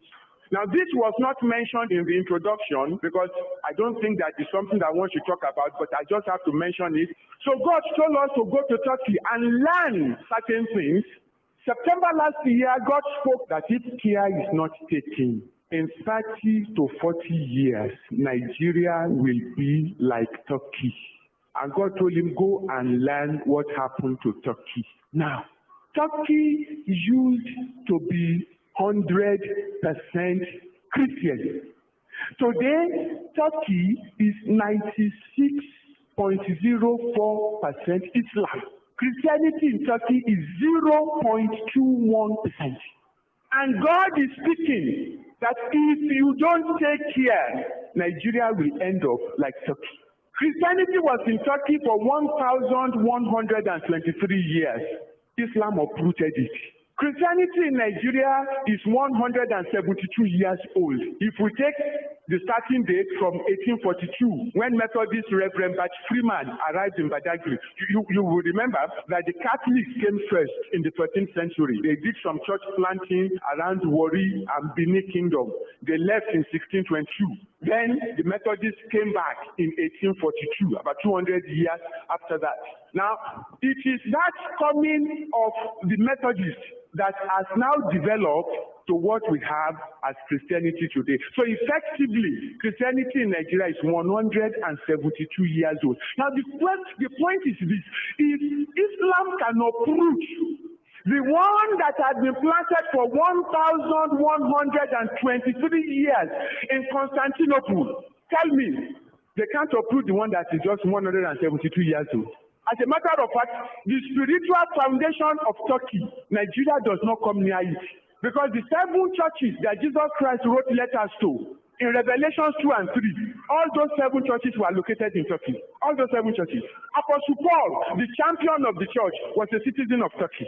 The Macedonia vision that Paul saw, come over to Macedonia and help us, Paul received it in Turkey. Turkey had solid Christian foundations. Islam uprooted everything. So if the Nigerian church is deceiving itself, hey, there is fire on the roof. Oh. We go to the north. It's not that I'm living in Lagos, somebody is bringing information. I go there. To Maiduguri, to Kaduna, to Kano. I go to meet the Christians who are being persecuted. And I must protest that the church in the south is a selfish and a wicked group of believers because you abandoned the Christians in the north. Look, God is the God of justice and God is the God of judgment. Let's not provoke him to repay us with our wickedness. Because if God looks at what the Christians in the south have done to the Christians in the north, he will fold his hand and allow Boko Haram to deal with us. We have to go to US. We have to go to Canada, to Poland, to Australia, to New Zealand, to raise Christians that will help and support Christians in the north. Nigerian church is not lifting a finger. It's not that you don't have money. The Nigerian church has money, but they help nobody. They only take and take and take. They don't give jack. I have to skip some things. The sin of irresponsibility. When God spoke, he said the Nigerian church is guilty of the sin of irresponsibility. So the church in Laodicea, God says, you are blind, you are wretched, you are naked. So the church in Sardis, God says, you have a name that you live, but you are dead. So the Nigerian church, God says, you are irresponsible. What Yoruba is called Oniranu. We have been given so much, we have delivered so little. We only think about ourselves. We are consumed with our comfort.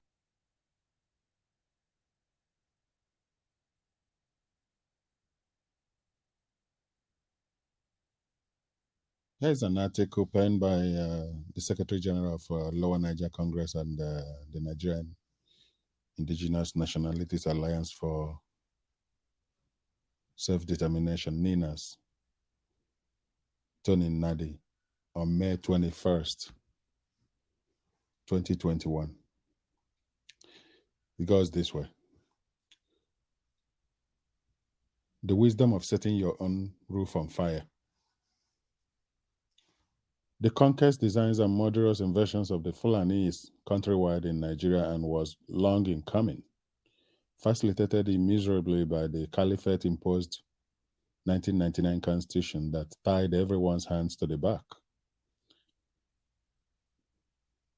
Receiving a great boost when Buhari, the great Fulani champion, marauded his way to power via the Boko Haram campaign machinery back in 2015.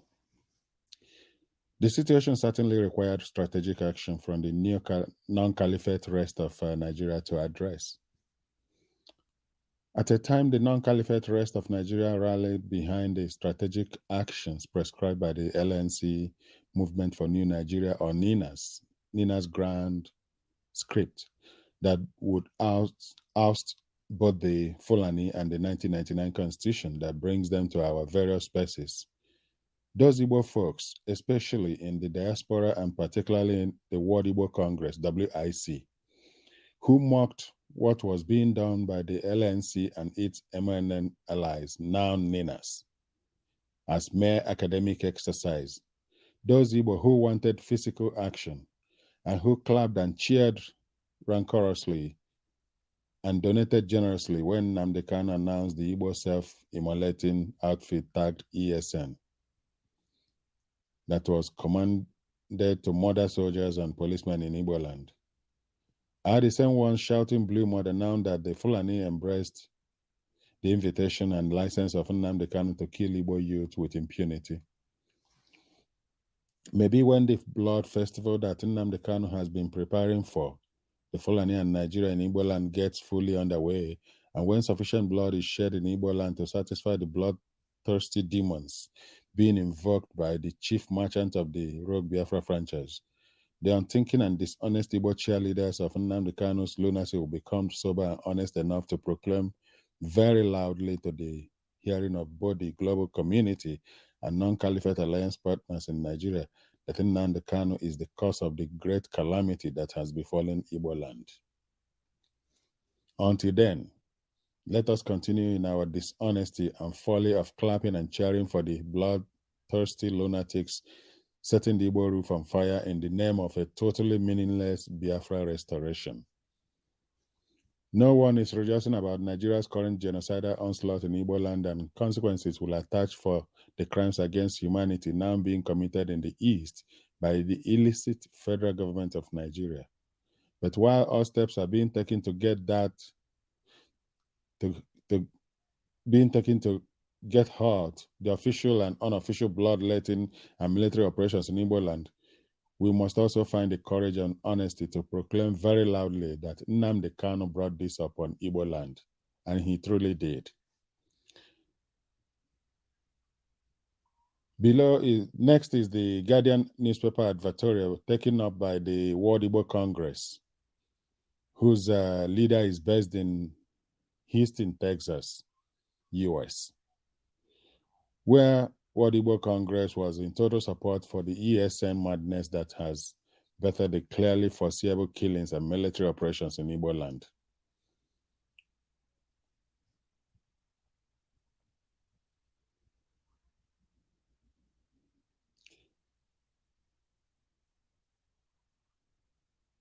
Hailing and expressing support for the so-called Eastern Security Network set up by Nnamdi Kanu and his IPOB, which rapidly degenerated to unknown gunmen, which prompted the massive military operation, was unleashed in Igbo land by the federal government of Nigeria as a reaction to what Kanu was doing. This WIC World Igbo Congress advertorial in Guardian newspaper is cited by the federal government of Nigeria as irrefutable evidence that the Igbo elite are in full endorsement of the mass murder Nnamdi Kanu was orchestrating in Igbo land, both against the Igbo who opposed his methods and against law enforcement, police, and military. This, unfortunately, was what informed the indiscriminate killing by federal troops, by Nigerian military and police in Igbo land, because in the sight of the federal government and its military, IPOB was Igbo. We heard when the Inspector General of Police openly asked the mobile police forces deployed as part of the military operation in the southeast to kill instead of arresting anyone suspected to be involved with IPOB. More like kill them all order, reminiscent of the 1966 pogroms, when they were killing whoever that is considered to be non-Northerner and Easterner. Just because the WIC advertorial turned all Igbo to IPOB ESN in the eyes of the Nigerian federal government. It was against the backdrop of the WIC advertorial tragedy that the widely circulated AVID's avid letter, the U.S. Department of Defense citing Nnamdi Kanu as the only hope of the Igbo, simply reinforced the aforementioned Igbo conspiracy view of the federal government of Nigeria for the killing of troops and policemen in Igbo land compounding therefore an existing tragedy. Below is another video and a commentary.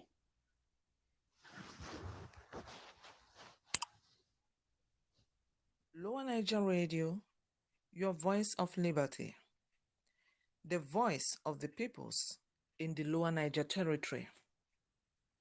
Today, we look into some current affairs. As we all know that Nigeria, as currently constituted, is supposed to be a secular state. But in practice, it is very far away from the reality. The 1999 imposed constitution is a master slave document, and that makes it a monster. And it has become toxic to the indigenous peoples. And the peoples in the alliance territory are saying that 1999 constitution must be decommissioned. Christians are relegated to the back seat as infidels and slaves. So, we want to roll out some facts that most of the strategic positions and appointments are controlled by the Northern Fulani Muslims. And the examples abound. Number one, the President of the Federal Republic of Nigeria is a Fulani Northern Muslim. Senate President is a Fulani Northern Muslim. Speaker of the House is a Muslim, but from the South. The Deputy Speaker of the House is a Fulani Northern Muslim. The Chief of Staff is a Fulani Northern Muslim. Secretary to the Government of Federation is a Northern man. The INEC Chairman is a Fulani Northern Muslim. The Chief Justice of Nigeria is a Sharia lawyer, a Fulani Northern Muslim. The President, Court of Appeal, is a Fulani Northern Muslim. EFCC Chairman is a Fulani Northern Muslim. President, Federal High Court, is a Fulani Northern Muslim. National Security Advisor is a Fulani Northern Muslim. The Chief of Army Staff is a Fulani Northern Muslim. The Chief of Air Staff is a Fulani Northern Muslim. The Chief of Staff is a Northern Muslim. The Comptroller General of Customs is a Fulani Northern Muslim. The Defense Minister is a Fulani Northern Muslim. Managing Director, Nigerian Ports Authority, is a Fulani Northern Muslim. The Managing Director, NDIC, is a Fulani Northern Muslim. The Controller General Immigration, Fulani Northern Muslim. The Controller, Nigerian Correctional Center, Prisons, is a Fulani Northern Muslim. The Controller, Fire Service, is a Fulani Northern Muslim. The Director General, NYSC, is a Fulani Northern Muslim. In addition to the above, the highest looters are found in the north, mostly Fulani Muslims. The richest in Africa, Aliko Dangote, is a Fulani Northern Muslim. 85% of petroleum marketers is a Northern Muslim, maybe dominated by the Fulanis. 80% of oil block owners is are Fulani Northern Muslims. 99% of Almajiris are in the north, mostly the Fulanis. Highest rate of girl-child marriage are in the north and practiced mostly by the Fulani Muslims. The fourth world most deadliest terror group is the Fulani herdsmen, Fulani jihadists in the north. Boko Haram is a terrorist group controlled by the Fulani Northern Muslim. They are killing Christians and moderate Muslims in the north. Fulani herdsmen and Fulani militia are terrorizing farmers and Christians mainly in the north and in the middle belt and south. 90% of Nigeria's past presidents and heads of states are Fulani Northern Muslim. Nigeria membership of OIC was arranged by the Fulani Northern Muslim. The poorest states and educationally backward areas are in the north, controlled by Fulani Northern Muslim. Fulani are culturally nomads. 2023 general elections is another game they plan to play against the South and Middle Belt regions of Nigeria, otherwise known as NINAS, the Nigeria Indigenous Nationalities Alliance for Self-Determination. They urge you to obtain PVC plastic cards while they hold all the money and AK-47 and AK-49 to control your lives, assets, and sovereignties once you vote them in. So, why should you allow yourselves in the South and Middle Belt regions to keep empowering the Fulani Caliphate domination by participating in the general elections that renew the life of the same Caliphate imposed 1999 fraudulent constitution? This is a big problem that needs an urgent solution. So, the Nigeria Indigenous Nationalities Alliance for Self-Determination, NINAS, has offered a legitimate non-violent strategy, and it is a movement of the owners of the land. You in the Middle Belt, you in the Southwest, and you in the Lower Niger territories are urged to join NINA's movement today and exercise your inalienable right to self-determination. Power belongs to the people. Power belongs to the people. Join the movement today and say no to 2023 general election. Say no to 2023 general elections. For more information, visit the websites www.ninasvoice.org and www.lowernigercongress.org. Thank you for listening, and tune in always and listen to Lower Niger Radio, your voice of liberation from enslavement. Apparently, it is your voice of liberty. Time when incited mobs threw stones into the windows of innocent shop owners, and women and children were cruelly humiliated in the open, Dietrich Bonhoeffer, a young pastor, began to speak publicly against the atrocities that the regime had produced. Christians of Lower Niger Territory, Middle Belt, and Oduduwa nations need to pay attention, especially the pastors, the teachers, the evangelists, the prophets, the seers, the interpreters of the scriptures, the prayer warriors, the dreamers, the visioners. They need to pay attention to the story of Bonhoeffer and how he stood up with his people in their period of persecution. He did not preach then that all government was ordained by God and of God, and so people must be submissive to them. God bless you as you listen to all these things and act on them, because a lot is riding on all this. A lot is riding on them. It's not for nothing. Muslim extremists are It's accused not of for nothing. waging a campaign of ethnic cleansing. After years of trying to change people's minds, Dietrich Bonhoeffer came home one evening, and his own father had to tell him that two men were waiting in his room to take him away.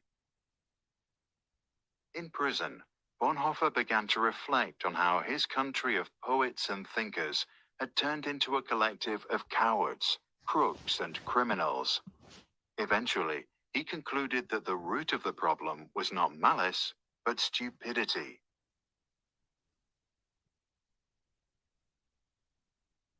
In his famous Letters from Prison, Bonhoeffer argued that stupidity is a more dangerous enemy of the good than malice, because while one may protest against evil, it can be exposed and prevented by the use of force. Against stupidity, we are defenseless. Neither protests nor the use of force accomplish anything here. Reasons fall on deaf ears. If you allow Facts yourself that to be contradict brainwashed, a you become stupid person's stupid. prejudgment simply need not be believed, and when they are irrefutable, they are just pushed aside as inconsequential, as incidental. In all this, the stupid person is self-satisfied and, being easily irritated, becomes dangerous by going on the attack. That's the For act that of the reason, brainwash. greater caution is called for when dealing with a stupid person than with a malicious one. If we want to know how to get the better of stupidity, we must seek to understand its nature. This much is certain. Stupidity is, in essence, not an intellectual defect, but a moral one. There are human beings who are remarkably agile intellectually, yet stupid, and others who are intellectually dull, yet anything but stupid. The impression one gains is not so much that stupidity is a congenital defect, but that under certain circumstances, people are made stupid, or rather, they allow this to happen to them. People who live in solitude manifest this defect less frequently than individuals in groups, and so it would seem that stupidity is perhaps less a psychological than a sociological problem. It becomes apparent that every strong upsurge of power, be it of a political or religious nature, infects a large part of humankind with stupidity, almost as if this is a sociological psychological law, where the power of the one needs the stupidity of the other. The process at work here is not that particular human capacities such as intellect suddenly fail. Instead, it seems that under the overwhelming impact of rising power, humans are deprived of their inner independence and, more or less consciously, give up an autonomous position. The fact that the stupid person is often stubborn must not blind us from the fact that he is not independent. In conversation with him, one virtually feels that one is dealing not at all with him as a person, but with slogans, catchwords, and the like that have taken possession of him. He is under a spell, blinded, misused, and is abused in his very being. Having thus become a mindless tool, the stupid person will also be capable of any evil, incapable of seeing that it is evil. Only an act of liberation, not instruction, can overcome stupidity. Here, we must come to terms with the fact that in most cases, a genuine internal liberation becomes possible only when external liberation has preceded it. Until then, we must abandon all attempts to convince the stupid person. Bonhoeffer died due to his involvement in a plot against Adolf Hitler at dawn on the 9th of April 1945 at Flossenburg concentration camp, just 2 weeks before soldiers from the United States liberated the camp. Action springs not from thought, but from a readiness for responsibility. The ultimate test of a moral society is the kind of world that it leaves to its children, Bonhoeffer once said. Check the description below to read Bonhoeffer's original text, After 10 Years. For more information about Bonhoeffer or to download this video without background music, go to sproutschools.com. The Bible in Romans chapter 6, verse 16 says, "Don't you know that when you offer yourself to someone as obedient slaves, you are slaves of that one you obey? Whether you are slaves to sin, which leads to death, or to obedience, which leads to righteousness. That's up to you." So we are fully responsible for how we submit ourselves to others to obey them and to follow them, even when it's clear that you are being lied to. You still follow that direction. You are getting lost deliberately. You are responsible. You're on your own, essentially. Waging an insurgency to try to overthrow the government and rid the country of Christians. Now human rights groups are asking the White House to stop the carnage. After losing ground in Syria and Iraq, the top general of U.S. Special Operations Command in Africa is warning that Al-Qaeda, ISIS, and other Islamic terror groups are now trying to take over parts of the continent's most populous nation. Major General Dagvin Anderson says Muslim terrorists have set their sights on Nigeria's southern and northwestern regions, and the U.S. is now sharing specific intelligence with the country. So this intelligence sharing is absolutely vital, and we stay fully engaged with the government of Nigeria to provide them an understanding of what these terrorists are doing